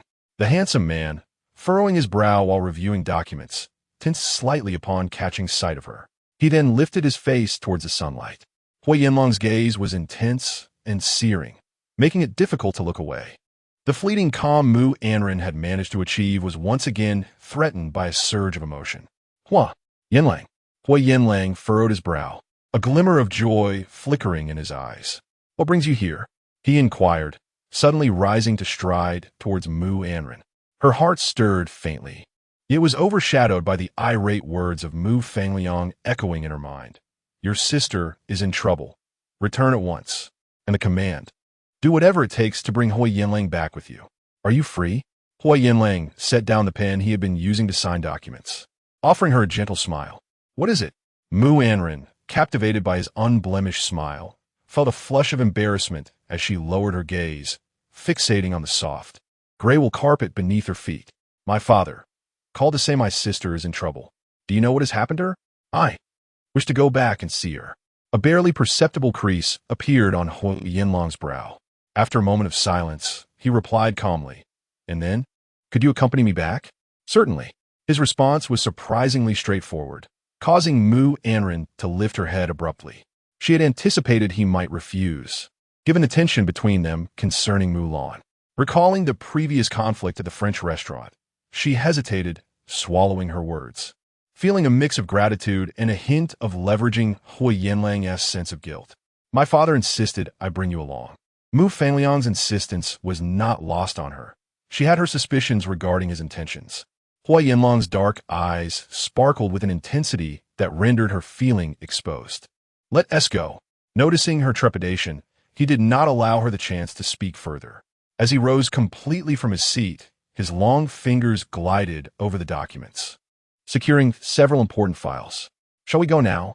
His calm tone brushed aside the question with ease. The silver-gray sports car glided along the elevated highway, marking Mu Anran's second journey beside Huo Yanlang as they drove back to the Mu residence. The first had been that night at the French restaurant, under a canopy of stars, when he inexplicably took her on a detour through the villa district. As Huo Yanlang drove into the Mu family courtyard, the atmosphere was tense. Mu Fangliang had summoned several bodyguards who stood guard in the yard. Only upon recognizing Huo Yanlang and Mu Anran did the butler grant them entry. Mu Anran flung open the car door and dashed into the villa. The expansive hall was eerily silent, devoid of both servants and the familiar presence of the housekeeper. Even the maid she was accustomed to was absent, leaving no one to greet her. Suddenly, a cacophony of sharp sounds erupted from upstairs, reminiscent of someone scratching glass with a pointed object, producing an intentionally jarring noise. Amidst this dissonance, a woman's laughter echoed strangely. Come on, confront me. Come and kill me. Mulan. The voice, laced with fatigue, called out. Without warning, the voice from above shrieked again. Who are you? Stay away from me. No, don't come near. Don't touch me. The soft voice of Lu Mei drifted down from the upper floor, laced with a hint of resentment, yet softened further by necessity. Lan, no one is harming you. Please don't run away and stop breaking things. What on earth is happening? Mu Anran dashed up the stairs like a whirlwind, nearly leaping 2 steps at a time. Upon reaching Mulan's room, she was met with a chaotic scene. Mom, sister. What's going on? Mu Anran stood frozen at the doorway, her gaze falling on the typically proud Mulan, who was cocooned in a blanket. Resembling a wounded silkworm, her beautiful lips curling into a strange smile. When Mulan caught sight of her, she offered a brief, quiet smile. Sister, Mu Anran called out softly, her eyes brimming with tears from fright.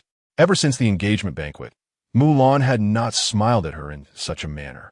Whenever they met, it was either in a state of hysterical breakdown or with a mocking, resentful glare. This gentle smile from Mulan evoked memories of the past.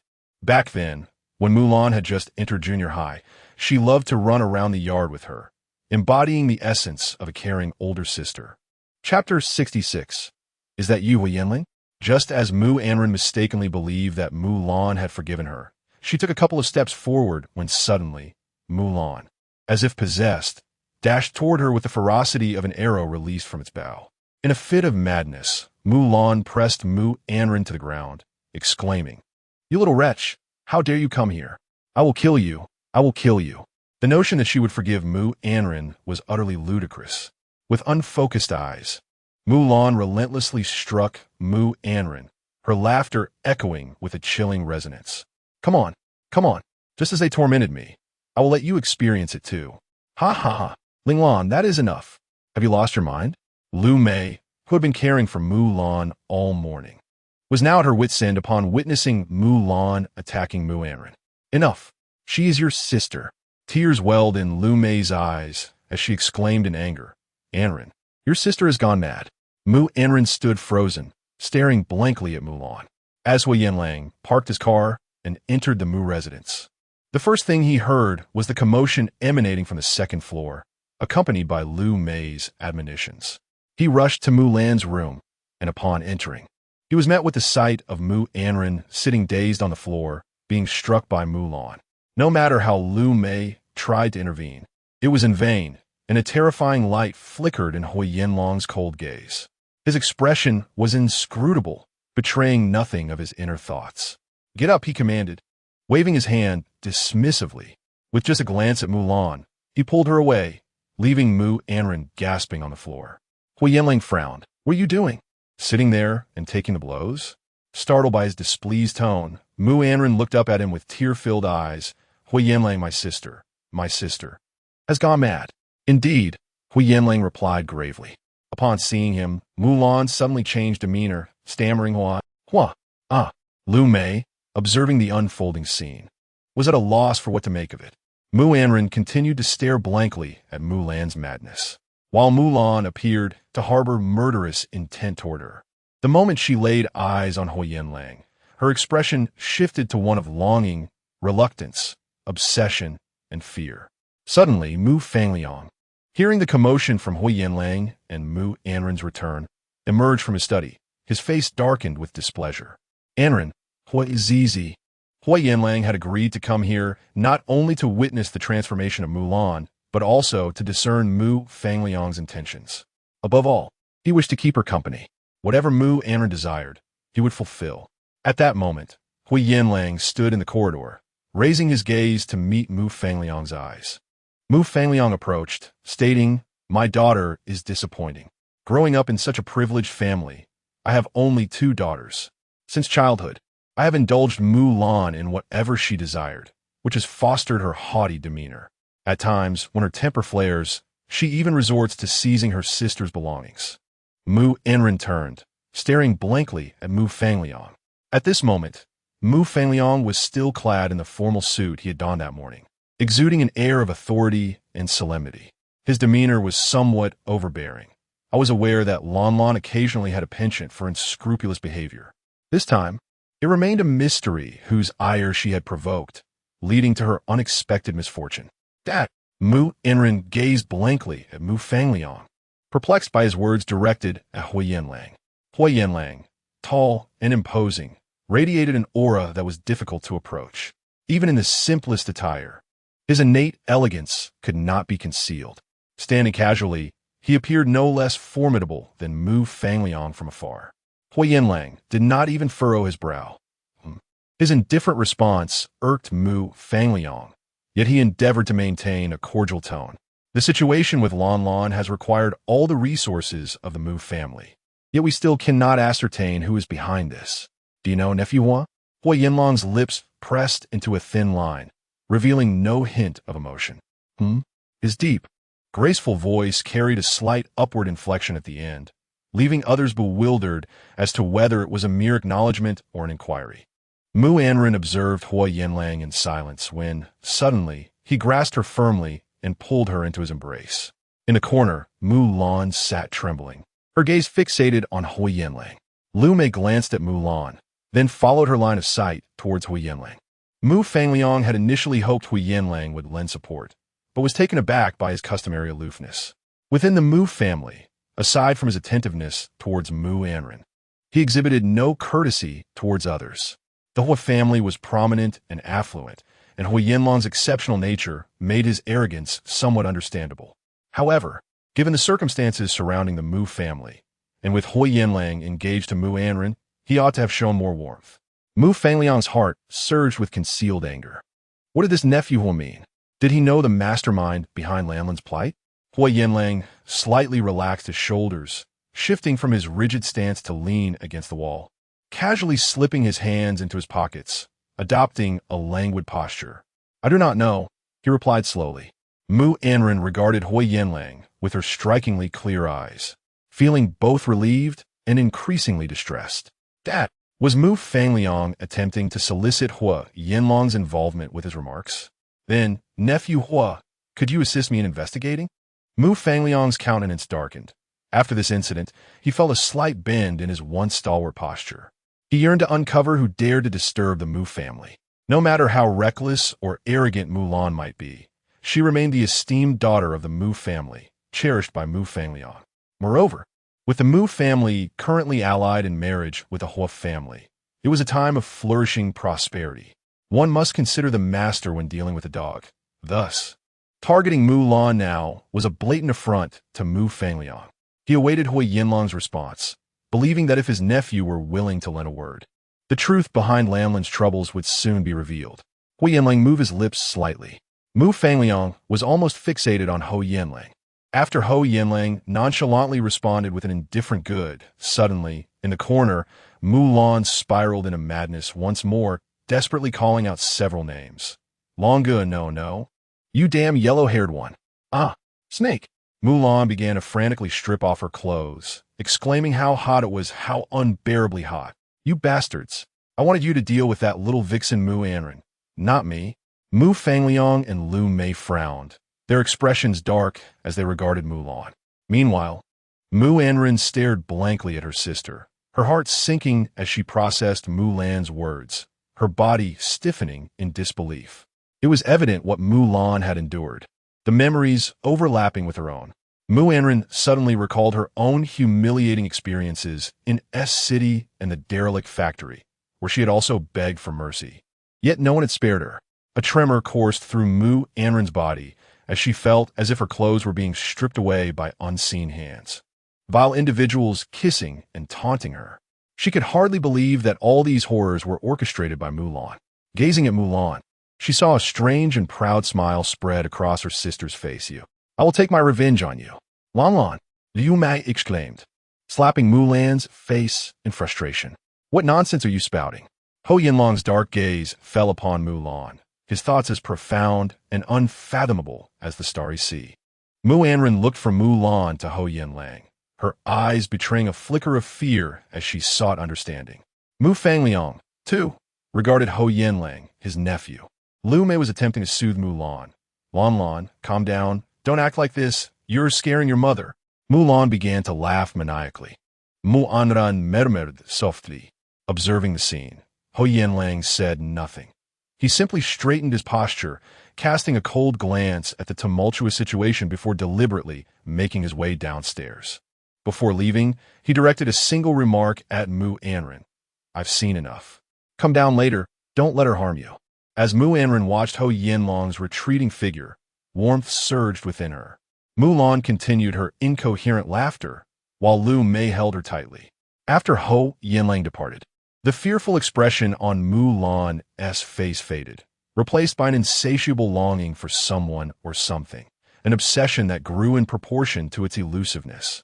Her madness exacerbated by the cold-heartedness of that individual.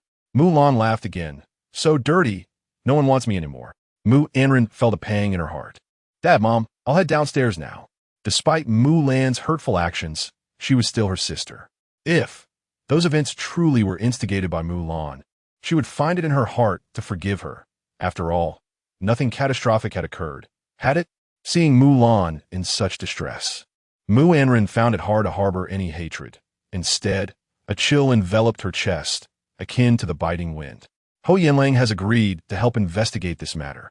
Anran, keep a close watch on him. Be vigilant. Mu Fangliang earnestly instructed. This matter was crucial to the Mu family's reputation, and he was determined to uncover the perpetrator. Mu Anran harbored a disdain for the notion of concealing ulterior motives and exploiting Huo Yanlang's sentiments. She hastily replied, understood.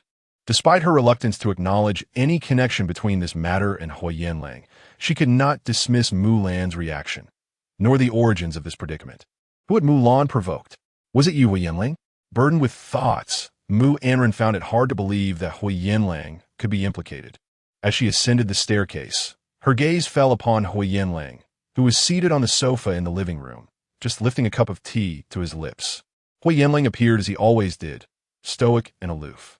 Anran's momentary doubt dissipated as she observed him in his usual demeanor. Chapter 67.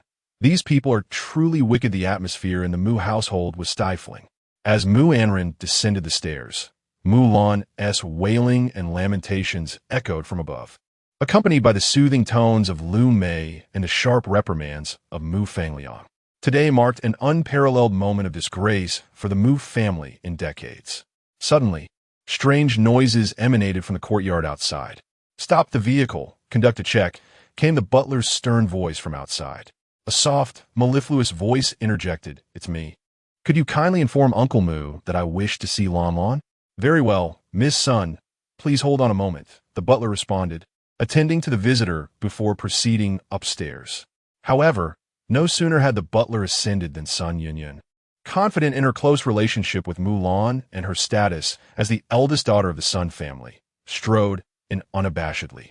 The other bodyguards, having been hastily recruited by the Mu family, hesitated to obstruct her, allowing her entry. Upon spotting Huo Yanlang and Mu Anran seated in the parlor, Sun Yunyun was momentarily taken aback. "Mr. Huo, Sister Anran," she stammered. Initially, she had heard of Mu Lan's predicament, though the specifics remained murky, only that it was quite unsavory. Here she was, disguised as a concerned friend to witness the unfolding drama. The moment Sun Yunyun laid eyes on Huo Yanlang, her demeanor shifted entirely. The flicker of amusement at the unfolding situation vanished, replaced by a facade of deep concern. "Sister Anran, do you know what has happened to your sister? I heard she was unwell, so I came to see her. My calls go unanswered, and my texts remain unreturned. I am truly worried sick." Mu Anran regarded Sun Yunyun. Their interactions had been limited. She knew Sun Yunyun to be Mu Lan's close confidant since their junior high days, yet Sun Yunyun seldom visited the Mu residence. Their only encounter since Anran's university days had been at a French restaurant. Anran's recollection of Sun Yunyun was anchored in her gentle mediation during conflicts. "Yunyun, Mu Anran murmured softly. Sun Yunyun smiled warmly. "Sister Anran, you have grown increasingly beautiful. Thank you for remembering me." As their conversation unfolded, Huo Yanlang finally lifted his gaze, his dark, penetrating eyes settling upon Sun Yunyun. What seemed like an inconspicuous glance stirred profound emotions within her.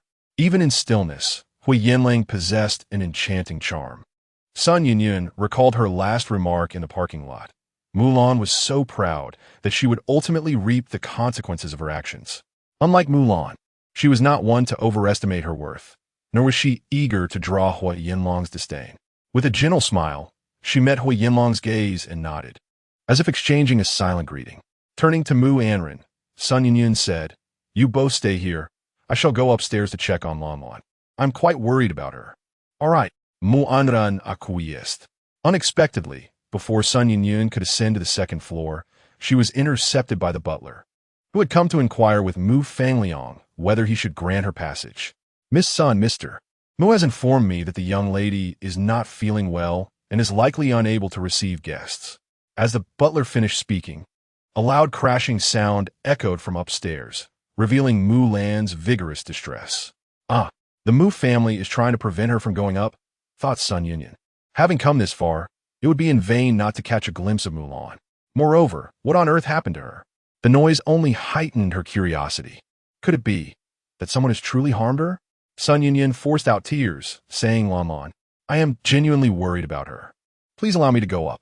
"Miss Sun, I regret my inability. I am merely a butler. It is already a dereliction of duty to have permitted you entry. Mr. Mu has stated that the young lady cannot receive guests, so please do not put me in a difficult position." The butler looked helplessly at the weeping Sun Yunyun. The Sun family was not to be underestimated, and the butler was merely a servant, while the tearful figure before him was a true heiress. "Alas, Miss Sunday." With her LV bag in hand, Sun Yun gently pleaded with the butler. Please convey my concerns to Uncle Mu. My bond with Lanlan spans over a decade, and I cannot rest easy. Uncle Zhang, why don't you allow Yunyun to go up? Mu Anran, soft-hearted, observed son Yunyun in tears. Sister Yunyun and my sister have always been close. If not, I can go up and speak to father on her behalf. Mu Fangliang had forbidden others from ascending due to the embarrassment surrounding Mu Lan's situation. But if son Yunyun was genuinely concerned for her, permitting her to go up would be the appropriate course of action. If she were injured and her roommate Meng Meng wished to see her, would Huo Yanlang not also refuse Meng Meng's entry, provoking her ire?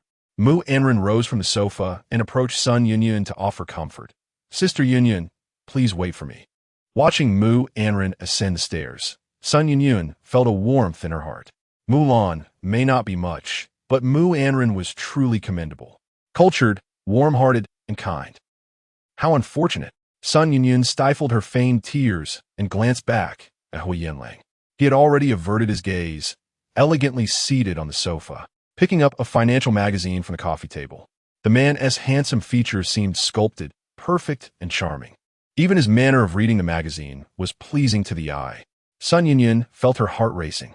If Mu Lan's personality was radiant and ostentatious, then she was decidedly more reserved. Nevertheless, their long-standing friendship suggested some similarities, notably their discerning taste in men. Changing her position, son Yunyun awaited Mu Anran's return. Her thoughts drifting. She had heard that Mu Anran did not wish to marry Huo Yanlang. Mu Lan, the younger sister, was indeed wise yet naive, still too young to comprehend that a man of excellence is rare to find. Sister Yunyun, after a brief wait, son Yunyun finally saw Mu Anran return. With her bright, expressive eyes reflecting innocence, Mu Anran smiled at her. Sister Yunyun, I have persuaded my father. You may go up to see my sister, but only for a short while. Son Yunyun gazed at Mu Anran with deep emotion, reassuring, it's all right, as long as I can catch a glimpse of Lanlan. I will feel at ease. With that, she ascended the stairs. Mu Anran returned to the sofa, her expression laden with concern. Suddenly, she sensed the person beside her set down the magazine. Turning her head, she met the penetrating gaze of Huo Yanlang, who was extending a cup of tea towards her. Mu Anran felt her cheeks flush. Drink tea, he urged. She accepted the cup, stammering, thank you, staring at the teacup in her hands. She found herself in a dilemma. Neither drinking nor abstaining felt right. Huo Yanlang's gaze was so intense it seemed to pierce through her. Her heart raced. The chaotic rhythm from before, now, spiraling even further out of control. This tea resembled the cup she had seen him drink from earlier. After much internal conflict, she finally murmured under his fervent gaze, so, I feel shy to drink. Indeed, Huo Yanlang replied, a playful smile gracing his lips. Mu Anran felt flustered, noticing how clumsy she had become around him since the previous evening. What, do you find me unappealing? Huo Yanlang teased lightly. Her face burned with embarrassment at his banter. She licked her lips, realizing she was quite thirsty after their prolonged conversation, yet reluctant to drink. Do you not wish to drink? He inquired, igniting a spark of rebellion within her. With eyes closed, she tilted her head and took a hearty sip, the sensation akin to encountering a refreshing rain in the desert, invigorating her spirit. Quickly, she set the cup down and turned her head away. Huo Yanlang observed her flushed cheeks, the amusement in his eyes deepening, his dark gaze becoming infinitely profound. Sunlight streamed through the window, illuminating Mu Anran's shoulders, enhancing her ethereal charm. He felt a stirring within him, nearly overwhelmed by the desire to claim her right then and there. In the sunlit living room, on the second floor, Sun Yunyun tiptoed towards Mu Lan's room. After soothing Mu Lan, Lu Mei had stepped out. Mu Fangliang had also retreated to his study to make a phone call, leaving Sun Yunyun alone in Mu Lan's room. The fragile items in Mu Lan's space had been cleared away, and at that moment, Mu Lan sat vacantly on her bed in her pajamas. Without makeup, stripped of her elaborate beauty, she still appeared pure and lovely. Yet suddenly, she lifted her gaze to Sun Yunyun, startled by the piercing intensity of her stare. Sun Yunyun instinctively took a step back. After a moment to collect herself, she realized Mu Lan's expression lacked focus. Pushing the door slightly ajar, She ensured those outside were unaware of the unfolding scene within. In an instant, Sun Yunyun's demeanor shifted. She regarded Mu Lan with disdain, probing. Tell me, how is it that you can be so careless with others while neglecting your own well-being? Look at what you become. Mu Lan fixed her with a sharp gaze, leaving Sun Yunyun feeling a pang of guilt under her scrutiny. With a surge of courage, Sun Yunyun bent down to take a closer look, finally discerning the bruises beneath Mu Lan's nightclothes. TSK, how many men must she have entertained in a single night to achieve such a state? Mu Lan, weren't you always so selective? Now it seems the taste has been savored by others. When one engages in excessive wrongdoing, retribution is inevitable. As for Huo Yanlang, do not even think about laying claim to him. Perhaps we could strike a deal. I could reclaim Huo Yanlang for you, and I shall take on the role of his wife. What do you think? As Sun Yunyun descended the stairs, she wiped away her tears, calling out, Anran, my sister. Upon hearing her name, Mu Anran immediately rose. Sister Yunyun. Sun Yunyun gently clasped Mu Anran's hand. Lan is truly pitiful. I cannot fathom who could have reduced her to this. Such wicked individuals. I should have spoken to Lan sooner, advised her to frequent nightclubs less. She has become far too fond of associating with the men from those places. Chapter 68. If you truly possess the ability, treat me like you do Mu Lan. Mu Anran gazed at Sun Yunyun, who bore an expression of having inadvertently revealed too much. Sorry, Anran. Pretend you didn't hear those words from Sister Yunyun. I promise to keep Mu Lan's secrets. It's all right. Mu Anran's complexion paled slightly. I believe in my sister's matters. The truth will come to light. I, too, wish to know who has harmed my dearest friend. Sun Yunyun grasped Mu Anran's hand. I am quite worried about Mu Lan's condition. Since you spend more time at the Mu residence, may I have your number? I would like to keep in touch to inquire about Mu Lan. Of course, Sister Yunyun. Sun Yunyun smiled gently. That's wonderful. I apologize for troubling you today. I shall take my leave now. Let's stay in contact. After exchanging pleasantries with Mu Anran, Sun Yunyun departed, not even casting a glance at Huo Yanlang. On the surface, it appeared she was too sorrowful for Mu Lan to remember her manners. However, in truth, maintaining a certain distance from a man like Huo Yanlang was indeed the wisest course of action. There was no rush. Friendship with Mu Anran came first. Just as Mu Anran watched Sun Yunyun drive away from the Mu residence, an all-too-familiar figure flashed between the leaves of the trees in the courtyard, causing her heart to skip a beat. The fleeting feeling she had for Huo Yanlang suddenly morphed into a sense of shameful betrayal. Lin Ting, Mu Anran exclaimed impulsively. Huo Yanlang, with keen hearing, immediately turned to her. Mu Anran felt her back stiffen, and when she looked again, the figure had vanished. Huo Yanlang rose from the sofa and approached Mu Anran from behind. The scent of his cologne enveloped her, rendering her momentarily rigid, her heart a tempest of emotions. The events of the past few days had been overwhelming. Was that person outside the Mu residence just now Song Lianting? Outside, Song Lianting concealed himself within the thicket he had used the previous night. Dressed in jeans and a sweatshirt, topped with a cap, he had intended to assess the situation at the Mu residence in person.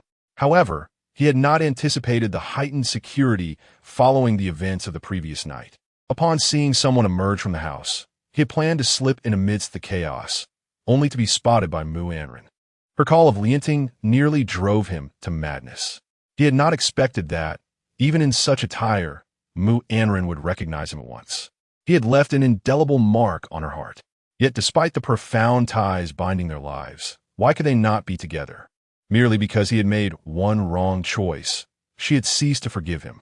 Her lack of trust compelled him to prove that his love for her was not mere words. Song Lianting gazed longingly at Mu Anran. She appeared well.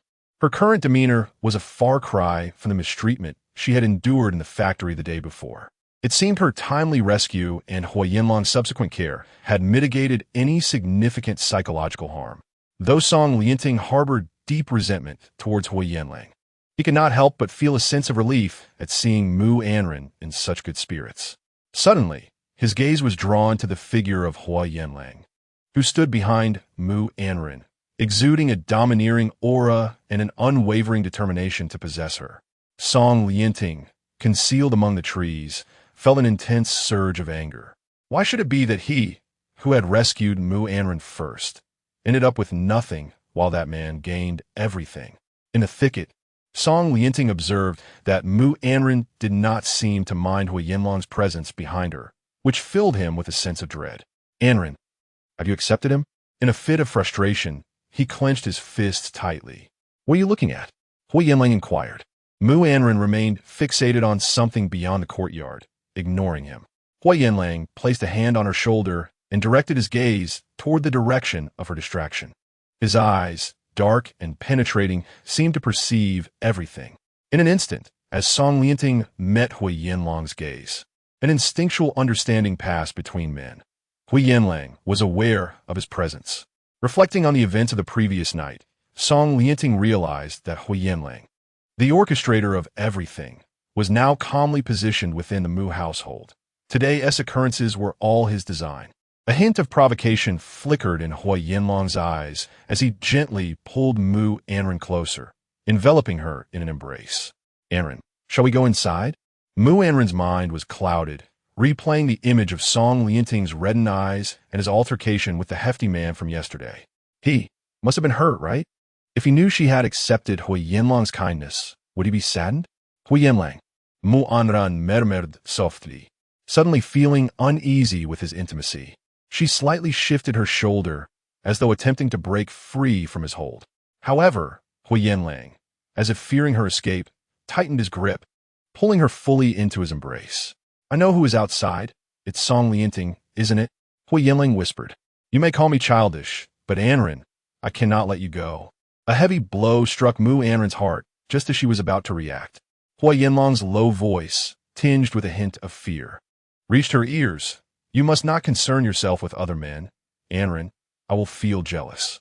He held her small hand, its softness delightful, and caressed her ring, pressing gently to leave a mark on her finger. This subtle sting brought Mu Anran back to reality.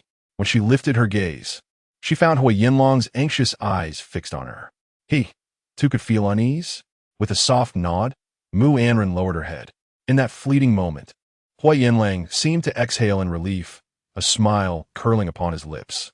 Huo Yanlang, already handsome, transformed from a serious and inscrutable man into a radiant figure. His smile as bright as sunlight, pure as a boy. Mu Anran's conflicted heart fluttered once more. Huo Yanlang's large hand gently squeezed her knuckles a couple of times. You've been here long enough. Go greet them. I'll take you out for dinner.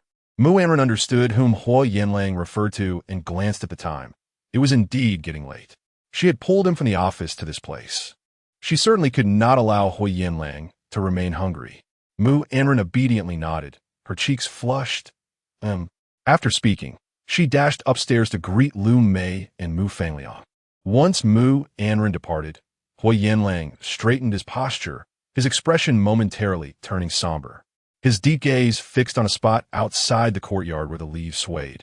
One hand tucked into his pocket, he moved forward with an elegance akin to a deity, striding out of the courtyard. Song Lianting had already emerged from the thicket, standing in the greenery, awaiting Huo Yanlang's exit. As Huo Yanlang stepped out, the impetuous young man could no longer contain himself and swung a fist at him. You scoundrel! Huo Yanlang casually intercepted the blow, effortlessly pushing Song Lianting's fist aside. Song Lianting staggered back 2 steps, his anger boiling over as he cursed, despicable and shameless. Huo Yanlang chuckled lightly. Indeed, I am despicable and shameless. What have you done to alter Ranran's perception of you? Ranran is Navi and thus fell for your tricks. However, I shall not be deceived. What exactly do you intend to achieve? If Huo Yanlang truly cherished Anran, he would not compel her to partake in activities that displease her. If he genuinely held affection for Anran, how could he bear to see her suffer? Even the inception of their relationship began with coercion.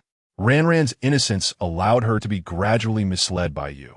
If she were to discover your shamelessness, would she still harbor feelings for you? Huo Yanlang narrowed his eyes dangerously. Am I shameless? Song Lianting, bearing the marks of Huo Yanlang's reprimand, glared at him, his handsome face marred by frustration.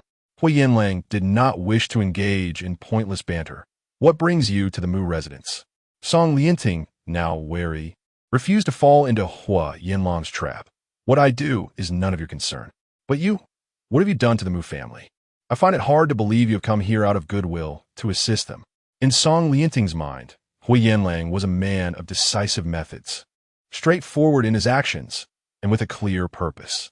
He desired Mu Anran and would employ any means necessary to claim her. Since he had no affection for Mu Lan, allying with the Mu family would not be considered an elevation in status. Thus, he would not extend any courtesy to them. If Mu Lan were to face misfortune, he would never voluntarily offer his presence. Ah, Huo Yanlang is mirktes lightly. Did you witness how I held Mu Anran just now? His demeanor remained calm, unaffected by Song Lianting's words. If you did, you should abandon any lingering hopes. It was evident that this conversation was far from pleasant. Huo Yanlang stood with one hand in his pocket, slightly raising the other to check his watch. Only 5 minutes had elapsed since Mu Anran ascended. Next time, should you dare to cast your gaze upon Mu Anran again, I may not be inclined to spare you. Even for Song Yisong's sake, Huo Yanlang warned, his voice low and menacing. Song Lianting, his brows furrowing in anger, retorted, Huo Yanlang, you? After issuing his warning, Huo Yanlang turned to leave. Song Lianting's furious voice echoed from behind. Do you think you have triumphed? One day, Ranran will uncover your true nature and will leave you just the same. Do you look down upon me? One day, I shall rise to your level, and at that moment, you shall apologize for your present arrogance. Furthermore, do not expect me to relinquish my hopes. As long as I breathe, I shall not allow Rannan to be destroyed by your hands. A girl as wonderful as Rannan deserves to be cherished and cared for by someone who truly loves her, not by someone like you. Song Lianting, with a stern expression, silently berated in his heart. Despicable, shameless. He retorted, if you wish for me to abandon my hopes, then if you truly possess the capability, treat me as you did Mu Lan. Otherwise, one day, you shall reap the consequences. As Huo Yanlang took a few steps away and finished speaking, he turned coldly. For the last time, every word resonated. Whether it was Huo Yanlang's commanding voice or something else, Song Lianting stood frozen in place. Chapter 69. Are you warning me? Are you warning me? This was the last time, allowing him to act so audaciously. Song Lianting gazed at the retreating figure of Huo Yanlang, who did not respond. Nor did he offer a second word. Having endured these events, he was no longer a child. Thus, he refrained from the previous outbursts of anger and self-destruction.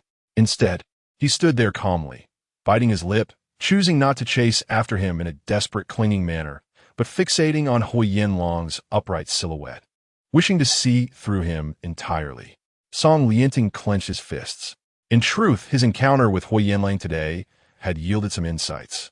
At the very least, he had learned that Mu Lan encountered trouble after leaving the hospital last night. Considering everything he had witnessed, the fallen high heel, the phone, and the blurred photograph on his mobile, alongside Huo Yanlang's current demeanor, he could ascertain with a degree of certainty that last night's incident was orchestrated by Huo Yanlang. The words he had spoken, true face, were not denied, were they? Huo Yanlang was an exceedingly complex man. What exactly were his intentions? Did he know that the man beside him was seeking to gang rape his sister while pretending to enjoy the spectacle at the Mu family? If he were aware, would he be disappointed? Song Lianting muttered vehemently at Huo Yanlang's back. Just wait and see. Do not presume that everything can be executed flawlessly. He would inevitably uncover evidence and devise a means to counter him. After bidding farewell to Lu Mei, Mu Anran descended from the upper floor, only to find Huo Yanlang absent.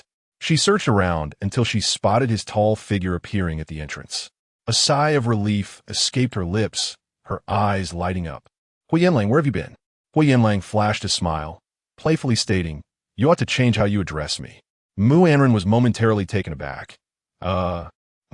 She was stunned, not expecting Huo Yanlang to make such a remark in this circumstance, leaving her unsure of how to respond. She had never considered this question. With wide, innocent eyes, Mu Anran looked at him. Then what should I call you? Her bashful demeanor stirred something in Huo Yanlang, softening the hardest part of his heart. He smiled gently, his large hand instinctively reaching to ruffle her hair. Think for yourself. Now, let us eat. I'm hungry.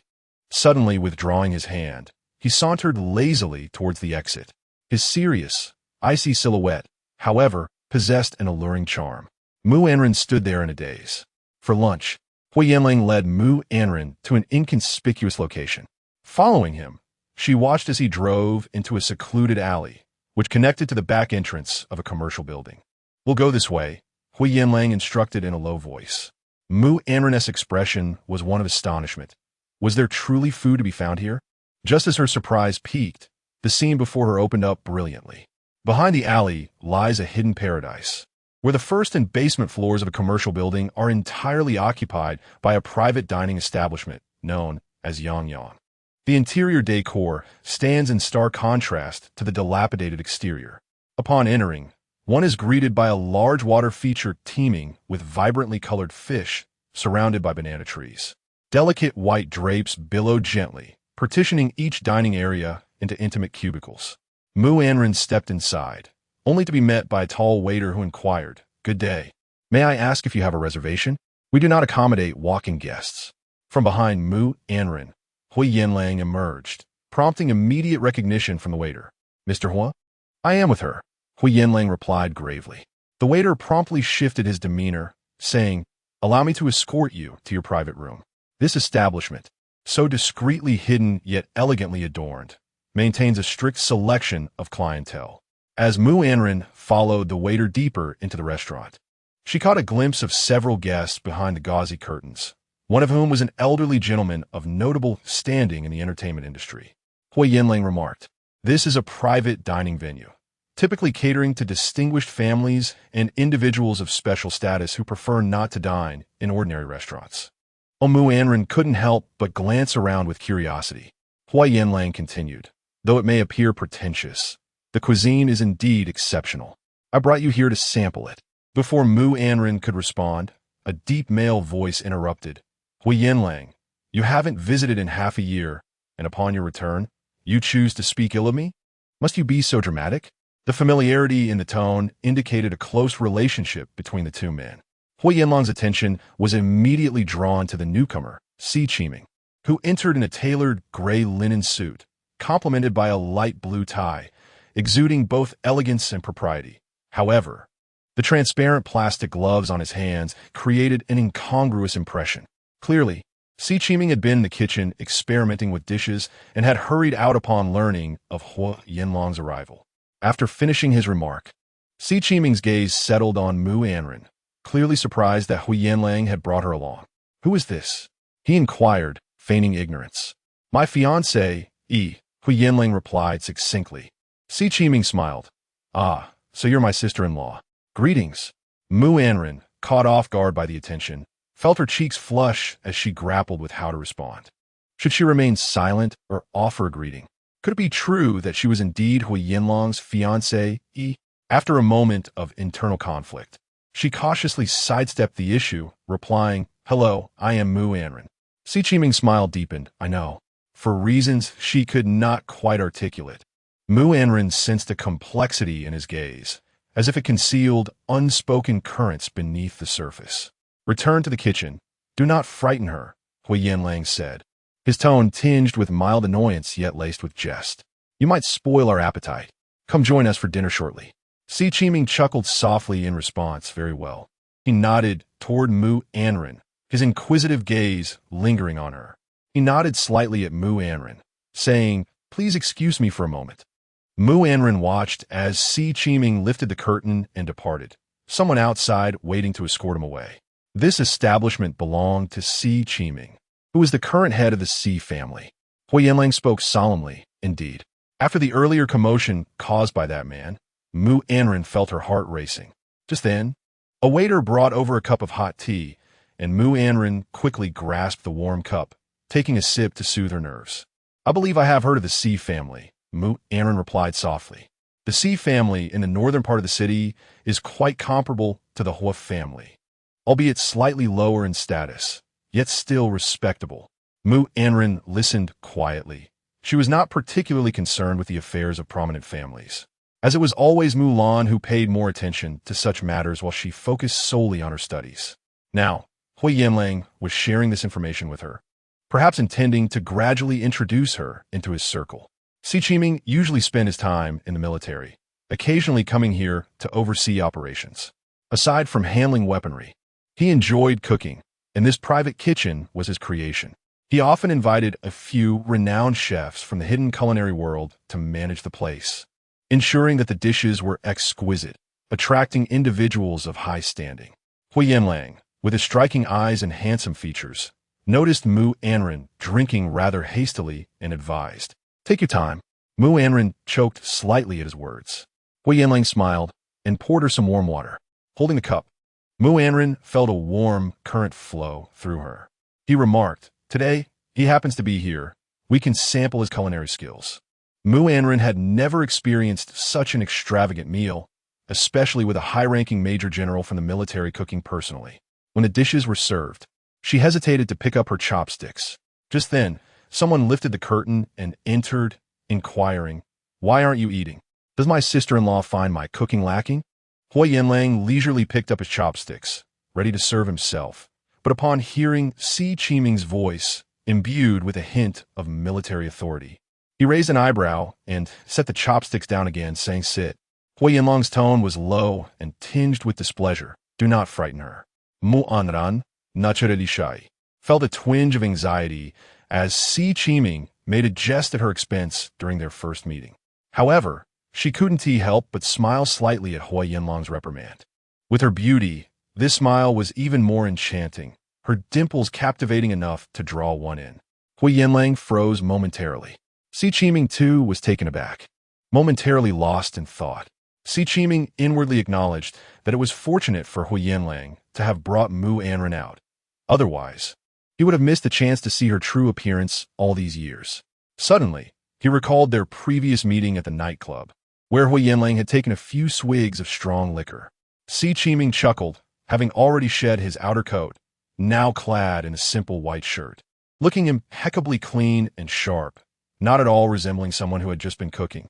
He rolled up his sleeves and pushed a dish forward, saying, "Do try this special dish, dragon soup. It is a rare delight." Huo Yanlang, seemingly unfazed, picked up a ladle and served a bowl for Mu Anran. Si Qiming remarked, "This morning I just airlifted a few flower-tailed hazel grouses from Shingan Mountains. It's quite a challenge to procure them in this season, and they arrived here alive. I've already prepared them for you." The flower-tailed hazel grouse, also known as the flying dragon, has long been a delicacy gracing the imperial table, and indulging in it will undoubtedly elevate your spirits. Huo Yanlang raised an eyebrow slightly. "What did you adopt, that whimsical style?" Si Qiming smirked. "Isn't this your first time bringing Anran here? I must offer some exquisite hospitality and provide a proper introduction, so this meal is not in vain." Si Qiming's words held a subtle implication, causing Mu Anran to lower her head. Huo Yanlang chose not to interrupt Si Qiming further. It was rare to see him engage in playful banter, suggesting he was in a particularly good mood today. Mu Anran refrained from joining their conversation and concentrated on her meal as Huo Yanlang and Si Qiming exchanged thoughts on several business ventures in City A. The flying dragon soup was indeed delectable, dissolving effortlessly on the palate. By the time Huo Yanlang and Si Qiming concluded their discussion, she had also satisfied her hunger. During their dialogue, Huo Yanlang glanced at her, his expression gentle. Chapter 70. Are you unwilling even to let me touch you? It was only then that Si Qiming noticed he had left Mu Anran waiting for quite some time. "Sister-in-law, is it delicious?" For some inexplicable reason, every time Si Qiming spoke to Mu Anran, she felt a surge of trepidation, reminiscent of the fear she experienced when being questioned by the head of the political education office during her school days. Mu Anran could only muster a timid smile and nod. "It's delicious." Si Qiming returned her smile. Then his profound and piercing gaze fell upon Huo Yanlang, his expression intricate. With a flick of his fingers, Si Qiming picked up a spoon and served himself a bowl of soup, eating leisurely. The three of them completed the meal in a manner that Mu Anran found rather peculiar. It was only long after that she would reflect on this meal and comprehend the deeper meaning concealed within Si Qiming's eyes. After dining, Si Qiming donned his suit and escorted Huo Yanlang and Mu Anran outside. As they exited, Mu Anran took special note of the prominent figure from the entertainment industry she had seen upon entering. The distinguished guest had already departed. leaving behind two individuals of seemingly extraordinary status seated in the dimly lit area. Huo Yanlang appeared unperturbed by the surroundings, naturally taking Mu Anran's hand. Perhaps due to Huo Yanlang's presence, Si Qiming's demeanor towards Mu Anran grew more familiar, as he said, "Sister-in-law, you are welcome to dine here again next time. Also, please do not be so afraid of me. I assure you, I shall not bite." Si Qiming jested with her. Huo Yanlang cast a cold glance at Si Qiming, prompting him to suppress his smile and speak earnestly. "However, Miss Mu, I genuinely extend my warmest welcome for your next visit to my establishment." Si Qiming retrieved a business card from his pocket and handed it to Mu Anran. "Should you require assistance and cannot reach Huo Yanlang, feel free to contact me." Mu Anran glanced at the card, noting the man's long and rugged hands, with several calluses on his knuckles, likely the result of years spent wielding a firearm. She looked towards Huo Yanlang, whose lips were tightly pressed, his eyes gleaming with an enigmatic light. Huo Yanlang's lips curled slightly. "I thank you on Anran's behalf." With such an endorsement from Huo Yanlang, and knowing he was a friend, Mu Anran promptly responded, "Thank you, Mr. Si. Your courtesy is appreciated." Setting aside the Mu family, it was evident that Mu Anran had garnered Si Qiming's favor. In truth, Huo Yanlang's circle of friends, those privy to certain matters, had long harbored doubts about the woman who had occupied Huo Yanlang's heart for a decade. However, Huo Yanlang had concealed his feelings so deeply that it was not until this year that they confirmed the woman he had cherished for 10 years was indeed the daughter of the Mu family in City A. With the surname Mu being quite common in the country, and Huo Yanlang maintaining an exceedingly low profile, speculations abounded while he remained tight-lipped. They had speculated about this Miss Mu several times. Chi Feng had even once believed her to be the daughter of another Mu. He had gone to see her and returned to discuss the girl whom Huo Yanlang had kept chaste for so many years, pondering what she might look like. Si Qiming extended his hand. "Sister-in-law, take care." Mu Anran, feeling bashful and flustered by his teasing, could only reach out and shake his hand gently.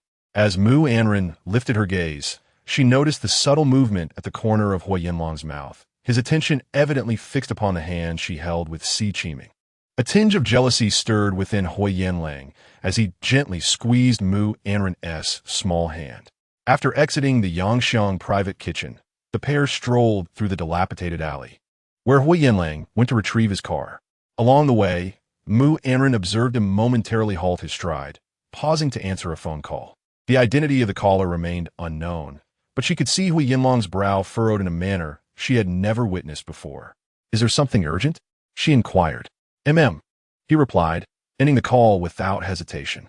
Mu Anran suggested, "If it's important, you should attend to it first," with a hint of mischief. The corners of Huo Yanlang's eyes lifted slightly, as if contemplating her words. Never having seen him in such a state, Mu Anran hurriedly added, "It's not far from the Mu residence. I can head back on my own. You can come to pick me up later this afternoon, all right?" Unbeknownst to her, her tone had taken on a touch of playful coaxing. Upon uttering those words, she gently bit her lip. Seemingly having made a decision, Huo Yanlang extended his hand. "Come here." As she approached, he unexpectedly leaned against the car and enveloped her in a sudden embrace. The abruptness of his affection caused her cheeks to flush crimson. He wrapped his arms around her waist a couple of times before reluctantly releasing her. "There are some issues at the company that I must attend to," he explained. Mu Anran nodded obediently, millimetruf. Under Qingtian Holdings, there were 10 real estate projects underway. Just moments ago, Shui Beiqian had called regarding one project where workers had climbed to the rooftop of a high-rise, threatening to jump over unpaid wages. This was a serious matter. If anything were to happen, Qingtian would bear the consequences. Lu Heng had already rushed over, yet a single vice president was insufficient to quell the situation. He had to handle it personally. "I'll drop you off at the street corner," Huo Yanlang stated. "No need, you should go. I can manage on my own. I can easily get a cab once I'm outside," Mu Anran insisted, observing the gravity etched upon Huo Yanlang's face. The light-heartedness from the private kitchen had dissipated, and if it was an urgent matter, he should prioritize it.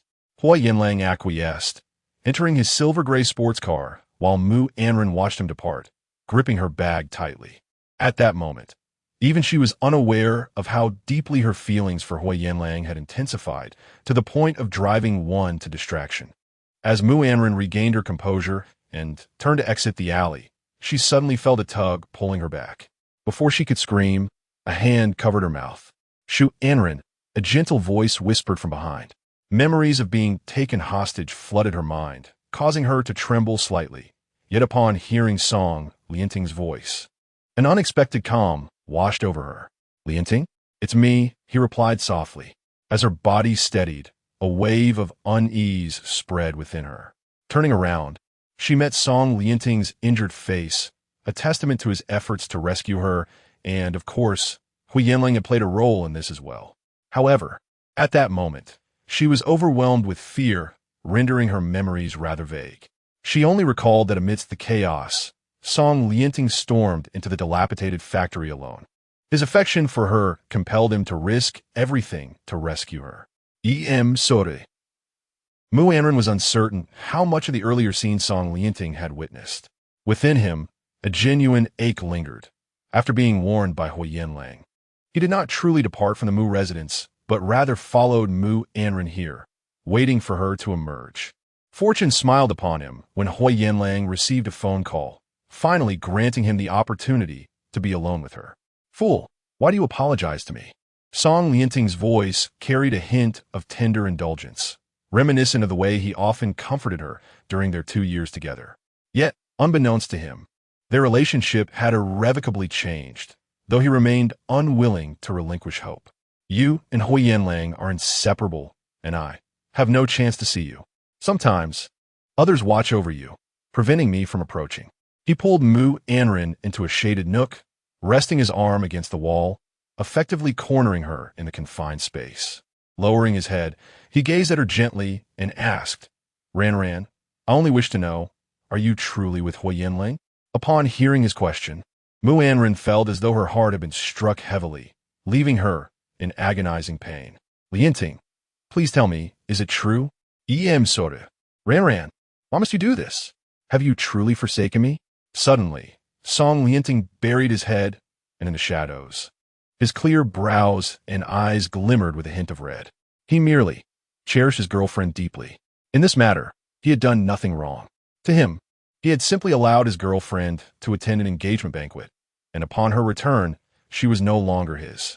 He had hoped for reconciliation, had tried, and had even succeeded at times. However, his jealousy had caused Mu Anran pain, and only after she formally ended their relationship did he realize the gravity of his mistakes, especially upon learning of her disappearance. Yet, despite his own relinquishment, regret now consumed him. He yearned to make amends. Why must it be so cruel? Ran, have you fallen for him? Song Lianting's eyes were bloodshot, stirring a sense of guilt within Mu Anran. She acknowledged her feelings for Huo Yanlang, no longer wishing to be ungrateful. She was finally willing to recognize Huo Yanlang's kindness and contemplated the possibility of a relationship. Yet, the more time she spent with him, the more she was drawn to his depth, complexity, and the stories he held. In contrast, he was also attentive, sincere, and kind. He was not as cold-blooded as he appeared. Huo Yanlang had his vulnerabilities and fears and often undertook many deeds in silence, expecting nothing in return. Mu Anran, do you realize that some things cannot be resolved merely by saying sorry? Just as my apologies to you hold no weight, regardless of how many times I utter them. His words seared into her heart, making her feel that if she disregarded his kindness simply because of the hurt caused by Huo Yanlang, especially after he had rescued her time and again, that would be the true mistake. Every individual possesses a limit, and one's moral compass delineates that boundary. "I'm truly sorry," murmured Mu Anran. Observing the distress etched on Song Lianting's face, she found herself at a loss for words of comfort. To assert that she harbored no feelings for him would be a falsehood. After 2 years spent together, even as love gradually faded, it had inevitably transmuted into familial affection. "Lianting, might you release me?" Mu Anran gently shifted her position. "What we're doing is not right." Song Lianting raised his reddened eyes. Ran, do you truly wish to avoid even the slightest touch from me?" Just moments prior, she had been embraced by Huo Yanlang. Yet in the blink of an eye, everything had transformed, and so swiftly. Mu Anran was uncertain how to respond to Song Lianting. She recognized that her words would inflict pain upon him, but having made her choice, she felt compelled to bear its consequences. Moreover, Huo Yanlang was notoriously possessive. Chapter 71. Lan Lan is destroyed. Just now, she merely held Si Qiming's hand for a moment, and the man's expression shifted dramatically. Mu Anran softly uttered, "Lian Ting, I am truly sorry, but we really have no future together. Could you please let me go? Otherwise, he might become displeased." Upon hearing this, Song Lian Ting's discontent only intensified. The tears in his eyes receded as he stared blankly at Mu Anran. It dawned on Song Lian Ting that Huo Yanlang had indeed succeeded. He finally released Mu Anran, stepping back 2 paces. "Fine, I will let you go. But Anran, have you truly made up your mind to be with him? Anran, you and I are both fresh out of school. We have even submitted our theses, yet our master's degrees have yet to be conferred. From a pragmatic standpoint, we are still students. Huo Yanlang has labeled me immature. But what about you, Anran? Is your current decision truly the right one? Have you considered that you are merely captivated by his fade? Who is Huo Yanlang? And what given the right to like you? Just because he has met you once? Why did he behave that way at the engagement banquet? Is he a criminal? Is he not afraid you would report him? He is merely confident that you won't take such action. Moreover, after knowing Huo Yanlang for so long, has he ever shown signs of being unstable? You haven't even delved into why he might be attracted to you. On what grounds are you so recklessly enamored with him?" Mu Anran's face turned pale from Song Lian Ting's reprimands. He continued, "Anran, like me, you lack social experience. A man may treat you well, but can you ascertain his sincerity? How can you be sure of his genuine intentions, solely based on your intuition? Sometimes, even one's own heart can deceive. His heart misled him, clouding his judgment with anger, leading to today's predicament. Otherwise, my Anran would still be my Anran. We could still stroll hand in hand through the campus instead of him having to trail behind her for a long time just to seize an opportunity to speak with her, exhausting himself to engage in mere conversation.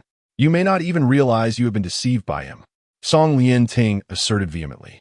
Mu Anran was oblivious to certain matters, yet he had discerned some things that she could not fathom. However, he lacked evidence and dared not voice them. "Anran, have you noticed that ever since you became acquainted with him, the Mu family has descended into chaos? He treats you well, yet he shows no courtesy to your family. Does he?" Mu Anran opened her mouth but could barely utter a word. Song Lian Ting lowered his voice further, leaning close to her ear. "He could discipline Mu Lan for your sake. Is this something you wish to witness?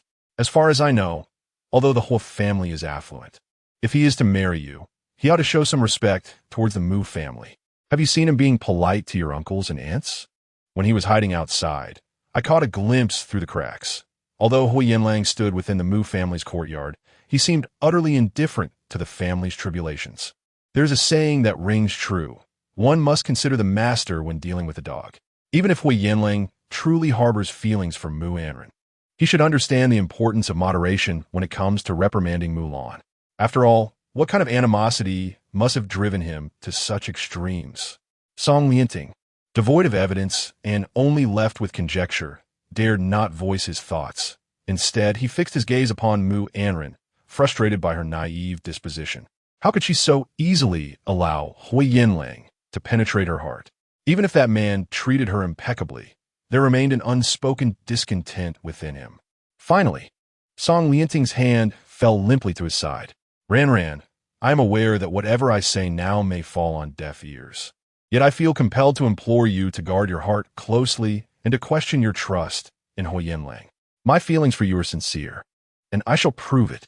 He took 2 steps back, emphasizing the importance of clarity in her judgment, urging her not to make regrettable decisions due to misjudgment. "Ran, you are too innocent. Do not invite the wolf into your home." No sooner had Song Lian Ting uttered these words than the distant hum of an approaching vehicle echoed from the street. He had spoken to Mu Anran for scarcely 10 minutes when someone arrived. The car came to an abrupt halt in the alley, followed by the sound of doors opening and closing. A familiar voice reached them, Shui Beiqian calling out, "Miss Mu, are you still here? President Huo sent me to fetch you." Song Lian Ting cast a glance toward the source of the voice and stepped back into the shadows, his gaze on Mu Anran filled with a weighty resolve to protect her. He could not fathom the thought of her transferring her affections elsewhere. He felt sorrow, yet was reluctant to express anger or resentment towards her. In a hurried gesture, he silently mouthed a warning. Don't be deceived by him. Mu Anran understood his message just as Song Lianting hastily donned a cap to obscure his handsome features and slipped away through another path. Watching his retreating figure, her heart ached. Time had passed, and she was no longer his little Anran. Their fates had diverged, and the playful banter that once defined their relationship had faded away. No longer would anyone tease her about taking his surname, nor would anyone enlighten her about the customs of marriage abroad. There would be no more playful arguments over the privileges of being her future husband. Everything had vanished. An emptiness enveloped Mu Anran as she continued to gaze after Song Lianting, who now had to clandestinely seek a moment with her. That young man, once untouched by the harsh realities of life, had been tainted by her presence and was now stepping into the intricate world of adulthood for her sake. When Shui Beiqian found Mu Anran, she was leaning against the wall, lost in thought. Miss Mu? He called gently, bringing her back to reality. President Huo sent me to escort you, he reiterated, concerned that she had not heard him earlier. Overwhelmed by tumultuous emotions, Mu Anran could only nod in response, murmuring, "Oh. All right." Shui Beiqian cast a cautious glance at Mu Anran, observing her demeanor while surveying the surroundings, which were devoid of any onlookers. He felt a swell of irritation. He was acutely aware that something had transpired at Qinheng Group, and at such a critical juncture, he should be by his senior's side. Yet, Huo Yanlang had dispatched him to retrieve her mid-journey. Huo Yanlang was resolute in ensuring that Mu Anran encountered no further mishaps. His guardianship over her had become increasingly meticulous. After a moment's contemplation, Shui Beiqian spoke. There's been a minor complication at Ho's end. Yet he remains concerned for your well-being and has sent me to escort you to the Mu residence.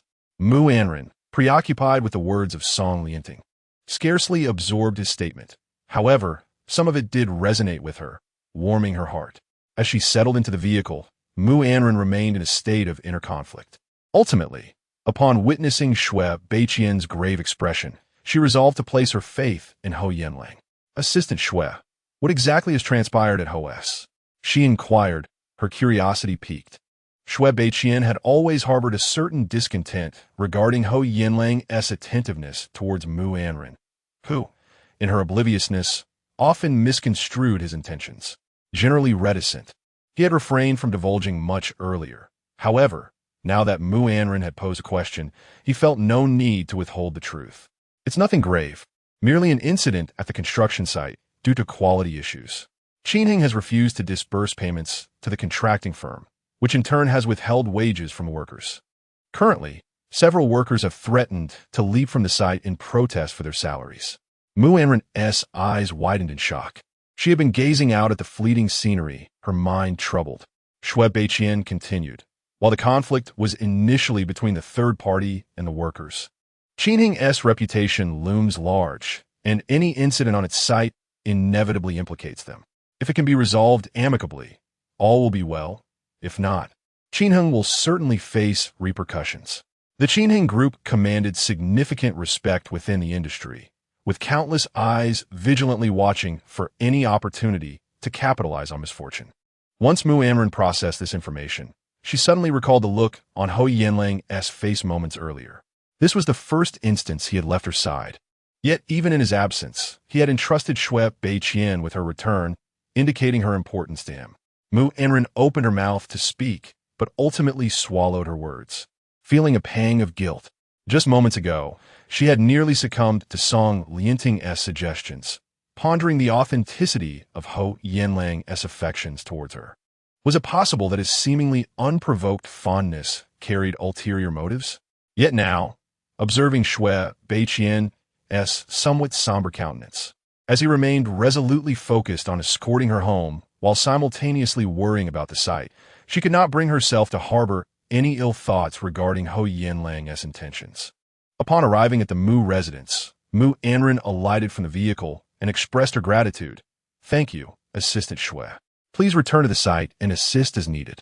Shui Beiqian offered a polite farewell. Miss Mu, take care, before departing. Upon finishing his words, Shui Beiqian abruptly turned the car around and departed with haste. Throughout the entire afternoon, Mu Anran remained at the Mu residence. Mulan had been in a state of turmoil for nearly the whole day, and exhaustion had finally set in. It was only when she fell into a deep slumber that Mu Anran dared to enter her room, contemplating the sister she loved dearly, yet who harbored resentment towards her. Gently, Mu Anran tenderly wiped Mu Lan's body, her gaze falling upon the bruises adorning her neck.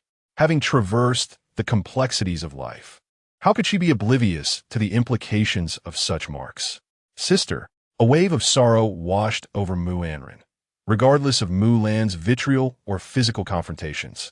The bond forged over 20 years was not so easily forgotten.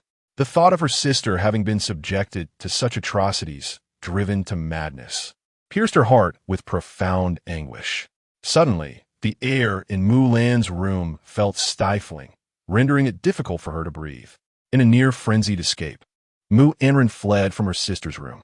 As she passed the study on the second floor of the Mu residence, she inadvertently overheard a conversation between Mu Fangliang and Lu Mei. Mu Fangliang's voice was grave. Lan is effectively ruined. Chapter 72. It is not a loss to ensnare Huo Yanlang. A choked voice belonging to Lu Mei softly emanated from the study. Is there truly no way to uncover who has caused Lan to become this way? We could send Lan to the hospital for a full examination. Are you out of your mind? Do you want everyone to know that my family's eldest daughter was violated in her own home in the dead of night and has gone mad to boot? Do you not understand Lanlan's temperament?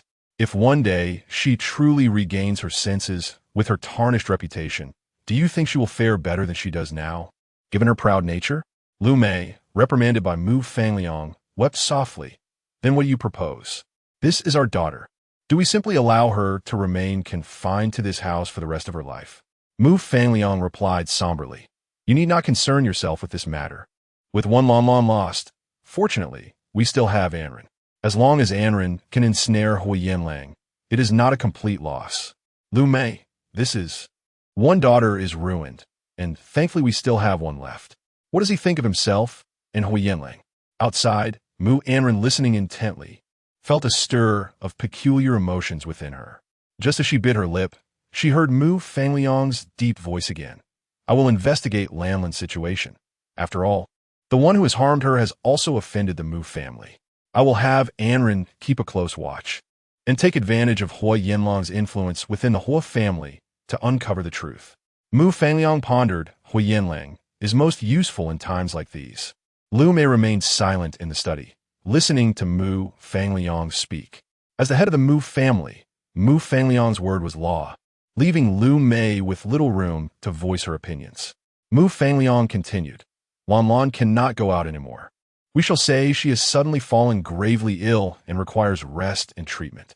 Lan held the position of executive director in the company, and I had originally intended for her to marry Huo Yanlang, forging a powerful alliance. Yet, unexpectedly, that fellow from the Huo family has set his sights on Anran, and with such determination, refuses to consider anyone else. Now that Lan has encountered this misfortune, it is fortuitous. I was previously worried about Anran's naivety and her ignorance of how to secure Huo Yanlang's affections. With the executive director position now vacant, it is the perfect opportunity for Anran to gain experience in the company. This way, when the time comes for her to whisper sweet nothings in Huo Yanlang's ear, that foolish girl won't even know how to proceed. My family does not need to support a daughter who lacks competence. Previously, with Lan present, I had not devoted much effort to nurturing her, and given that the Song family is also quite respectable, if Anran could secure the second son of the Song family, it would suffice. However, with the Song family's second son no longer necessary, one Huo Yanlang is ample. 10 second sons of the Song family are not worth a single Huo Yanlang, and Anran should learn a thing or two. However, Lu Mei was not entirely in agreement. I understand your concern for that girl and her lack of skills, but thrusting her into such a complex position right off the bat is not wise. Yet, I have faith in her. Besides, it is within our own family's enterprise. Who would dare to mistreat her? She may only make minor mistakes, and I, Mu Fangliang, will take responsibility for that. If she cannot even manage this, how can she be the virtuous support of the Mu family? After Mu Fangliang finished speaking, he seemed intent on descending the stairs to find Mu Anran. However, upon opening the door, He was met with the sight of Mu Anran standing outside, taking in some fresh air. It was uncertain how much she had overheard. But Mu Anran's expression bore a hint of awkwardness as she looked at Mu Fangliang. "Dad," she called out weakly. Mu Fangliang's face darkened. "Did you hear everything?" Mu Anran recalled the implications in Mu Fangliang's words, which suggested that she should secure Huo Yanlang. She felt as though she were a mere pawn in a transaction, a bargaining chip in a power play involving the Huo family. Her complexion soured, discomfort bubbling within, yet words eluded her. She could not help but think back to the engagement banquet, where Mu Fangliang had unceremoniously commanded Tongli to take her away, unilaterally arrange her marriage, and insisted she break up with her boyfriend upon her return. Mu Anran's face paled. "I didn't hear much," she finally decided to lie. Mu Fangliang's expression remained composed, unfazed by the embarrassment of being overheard. He felt no shame in his thoughts, in his mind. The elevation of the Mu family's status justified any means, even at the expense of his children, who were merely stepping stones on the path to success. "Since you have heard, I need not waste time explaining. I advise you to join the company. Starting tomorrow, you will begin working at Mu Corporation." His voice was deep and brooked no argument. "I recall you have over a month before your graduate thesis defense. Since you need not return to school, you might as well start working. It's time for you to engage with the world.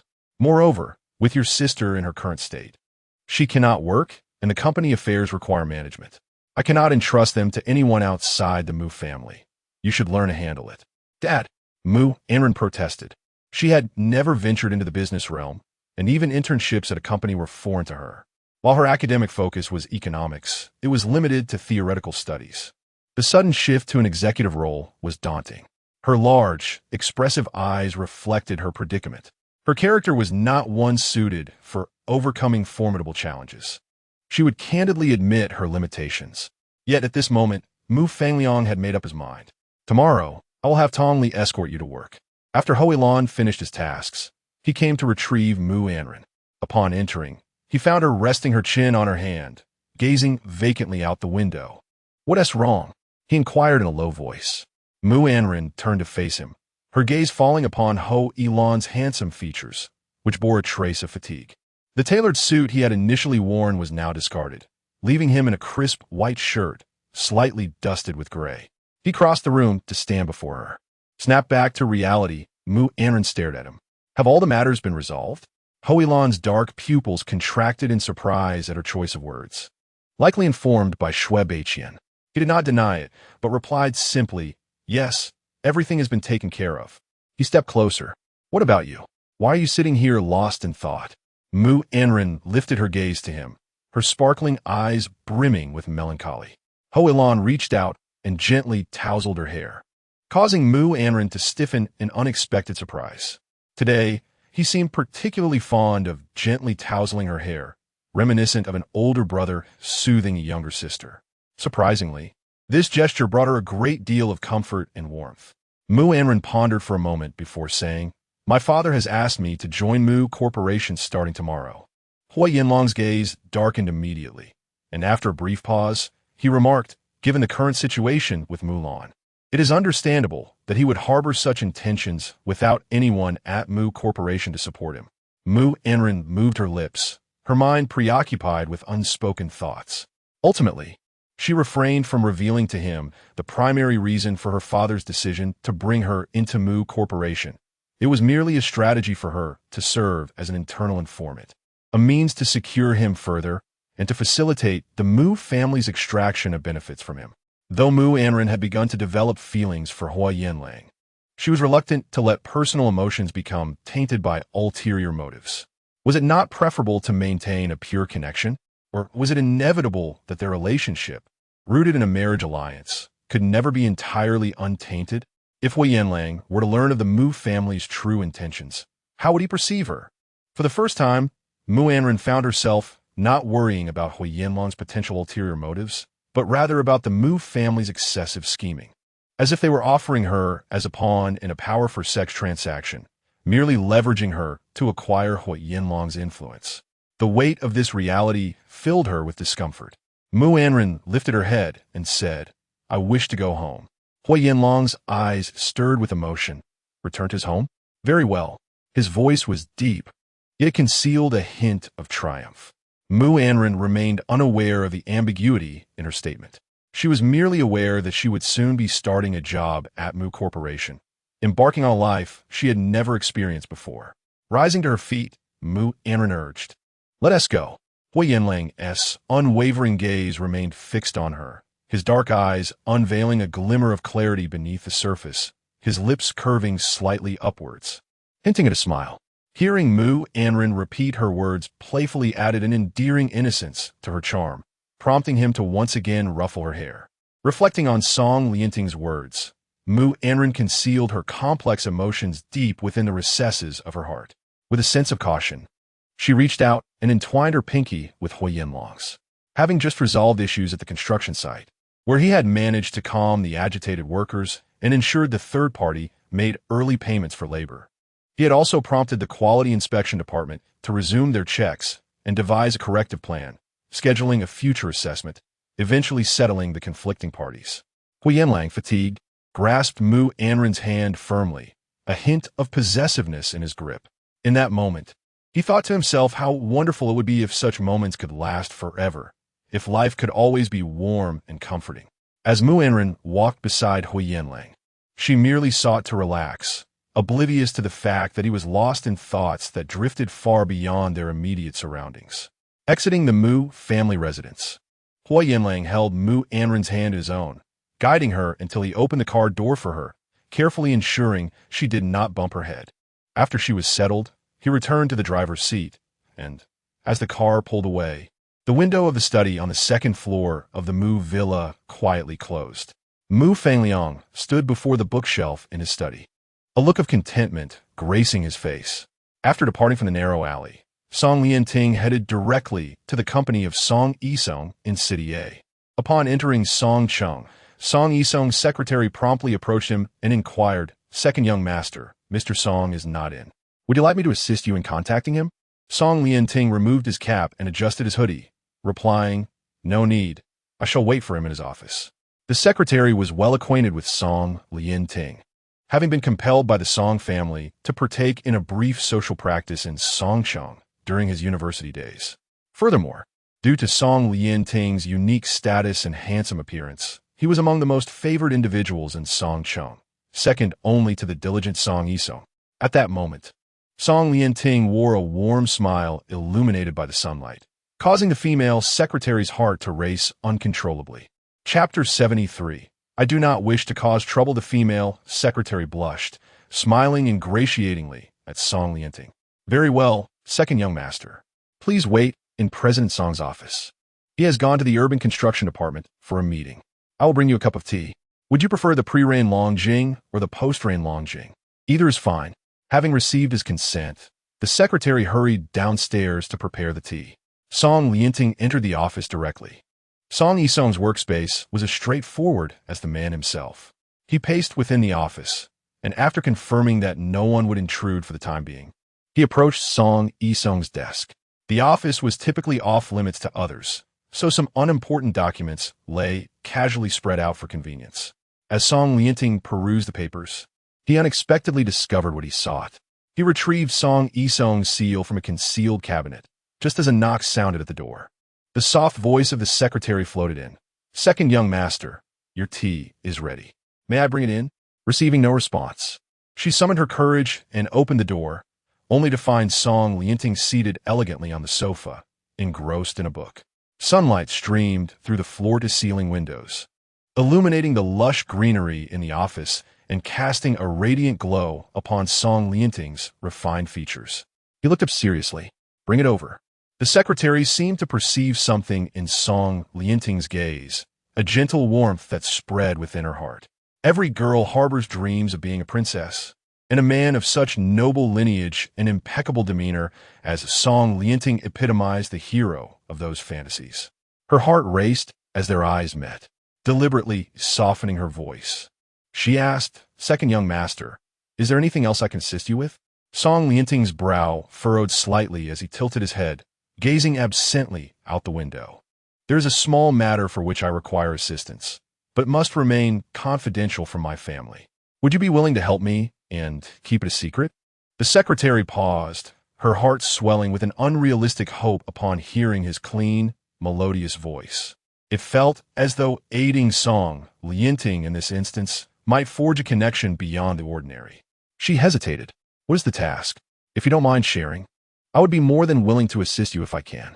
Though she spoke thus, she had already made up her mind. "Very well. To be honest, I am in need of some funds lately. Could you help me obtain a check from Song City?"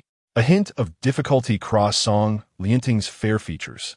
This young master from the Song family has always maintained an impeccable reputation, never extravagant with his finances and excelling in his studies. Consequently, Song Lianting has never placed much emphasis on money, spending only what he has without seeking out others for assistance, leaving little reserve. Despite his noble status, his monetary resources were limited. When a subject of money arose, the secretary appeared momentarily flustered. However, upon reflection, she recalled the stringent financial auditing protocols in Song City. Without the signature and seal of Song Yisong himself, funds could not be released. If she could procure a check for Song Lianting, it would be considered a favor rendered. As for whether the second young master could indeed produce the funds, that was beyond her concern, was it not? "All right, very well." The secretary acquiesced. With that, she hurried out, returning 10 minutes later, briskly approaching with a check in hand. Song Lianting did not inquire how she had obtained it. He simply accepted the check and expressed his gratitude. After instructing the secretary to maintain confidentiality, he dismissed her, then proceeded to draw a check for himself, mimicking Song Yisong's handwriting, affixing the seal before carefully restoring everything to its original state and departing from Song City. Upon returning from a meeting at the Urban Construction Department, Song Yisong learned that Song Lianting had been there, his dark pupils narrowing slightly. How long had he been here? When did he leave? Standing in his office, he tugged at his tie.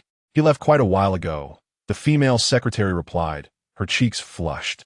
Song Yisong probed further. "What did he come to see me about? Did he mention anything?" The secretary's expression flickered as she replied, her face reddening. "He didn't say. We are merely subordinates, and the second young master did not inform us." Upon hearing this, Song Yisong did not press the matter further. With the check in hand, Song Lianting went to the bank to withdraw a sum of money. Once the funds were deposited, he made his way to a psychological therapy clinic. The accounts in Song City were settled monthly, and the amount Song Lianting withdrew was substantial, yet not significant enough to raise suspicions within the Song family, especially with Song Yisong's personal endorsement. A brief respite was all that Song Lianting required. This psychological clinic boasted the finest equipment and technology in City A, primarily catering to aristocratic clientele. Song Lianting, with his lavish spending, set forth his terms upon arrival. 1 month, 1 million. If you can help the person I seek to awaken and recall what transpired, the million is yours, he stated with a calm demeanor. The assurance on the young man's face conveyed a sense of confidence, as if he were capable of altering the course of events with ease. Having studied medicine, Song Lianting understood the appropriate measures to take. Mu Lan's madness stemmed from extreme fear, and he was 80% certain he could revive her, provided he secured a sufficiently skilled medical team. 1 million was a considerable sum for this team. Indeed, it represented a month's worth of revenue for them. Why not pursue this opportunity? The attending physician's eyes gleamed with enthusiasm, not only accepting the case, but also assuring, "Rest assured, we will exhaust every means. Moreover, we can invite our guest professors from abroad to personally attend to your case." Song Lianting nodded in acknowledgement. After exiting the clinic's office, he placed a call to Mu Fangliang. "Uncle Mu," he said, and on the other end, Mu Fangliang paused in surprise. In Mu Fangliang's heart, Song Lianting and Mu Anran should have severed all ties long ago. He no longer wished to even hear Song Lianting's voice. Fortunately, Mu Anran had already left the Mu family. In his study, Mu Fangliang inquired, "What is it?" On the other end of the line, Song Lianting chuckled softly. "Uncle Mu, your tone seems rather displeased. Do you mind that I called you? If you have something to say, then speak," replied Mu Fangliang. "Anran and I are fated to be apart. She is living quite happily now. Rest assured, I genuinely care for Anran and would never compel her to do anything against her will." You need not worry that I would interfere between her and Huo Yanlang. I merely heard that Sister Lan has encountered some trouble. Song Lianting's words struck Mu Fangliang like a spade, carving a deep fissure in his heart. Oomph. Mu Fangliang's voice turned cold. What do you wish to achieve? To speak plainly. Well, Uncle Mu, though I can no longer be with Anran, I still wish to assist the Mu family. Would you prefer to watch Sister Lan suffer like this? While my Song family may not compare to the Huo family, we do possess our own connections. I wish to help investigate who has harmed Sister Lan, someone who does not regard the Mu family with respect. With Sister Lan in peril, I worry that Anran may also be in danger. Listening intently, Mu Fangliang's tense jaw relaxed slightly. Song Lianting continued, I too wish to uncover the identity of the mastermind behind this incident. Just now, I spent $1 million to secure the services of a psychological clinic to assist Sister Lan. Uncle Mu, you know I'm a medical student. With my help, perhaps Sister Lan will regain consciousness swiftly.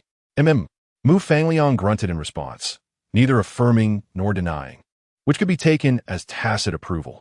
Song Lianting then added, however, I do not wish for Anran to be aware of this. So let us treat it as if I am assisting you in secret. Also, do not inform Huo Yanlang. I prefer to avoid unnecessary complications. In a low voice, Mu Fangliang replied, that is best. I appreciate your help, Nephew Song. His address to Song Lianting became more affectionate, softening Song Lianting's heart. They arranged a few times for him to visit and discreetly assist in treating Mulan. After hanging up, Song Lianting made several more calls, enlisting art students to sketch portraits of the individuals he had seen that day, and he paid a handsome sum to a professional investigator to ensure everything was conducted with utmost secrecy. Later, Song Lianting retrieved the photo he had taken from the shadows and had it enlarged and printed. This was the first time he scrutinized the image. It was somewhat blurry and shaky, yet the figures were discernible. Several men were seen dragging a large suitcase, from which they pulled a woman and began to stow her inside. Fortunately for Song Lianting, although the leader's face was obscured, the features of one of the subordinates were faintly recognizable in the photograph. He quickly tucked away the images and departed from his current location. Days passed in tranquility, and Mu Anran had already been brought into the Mu Corporation by Tong Li. Mushi is a medium-sized enterprise, a commercial empire established over 30 years ago through the singular prowess of Mu Fangliang. Initially engaged in the entertainment industry, Mushi opened several entertainment venues in city 8 decades ago, amassing its first fortune during a time when society was not as advanced. With the advent of reform and opening up, Mu Fangliang ventured into import and export trade, triumphing over several existing competitors and absorbing their resources, thereby solidifying Mushi's status as an industry leader. In the past decade, City has witnessed a surge of capital influx, with numerous multinational corporations emerging like mushrooms after rain. Mushi, adhering to its original business model, has experienced sluggish growth, placing considerable pressure on Mu Fangliang. Although the Mu family has expanded, it no longer wields the same influence as it did 2 decades ago. When Huo Yanlang entered the scene, Mushi had just begun to glimpse a promising path forward, entering the real estate market. Known for his formidable presence in business, Mu Fangliang regards this real estate venture as a pivotal opportunity for the Mu family's resurgence. Should these projects succeed, the family's position will be further entrenched.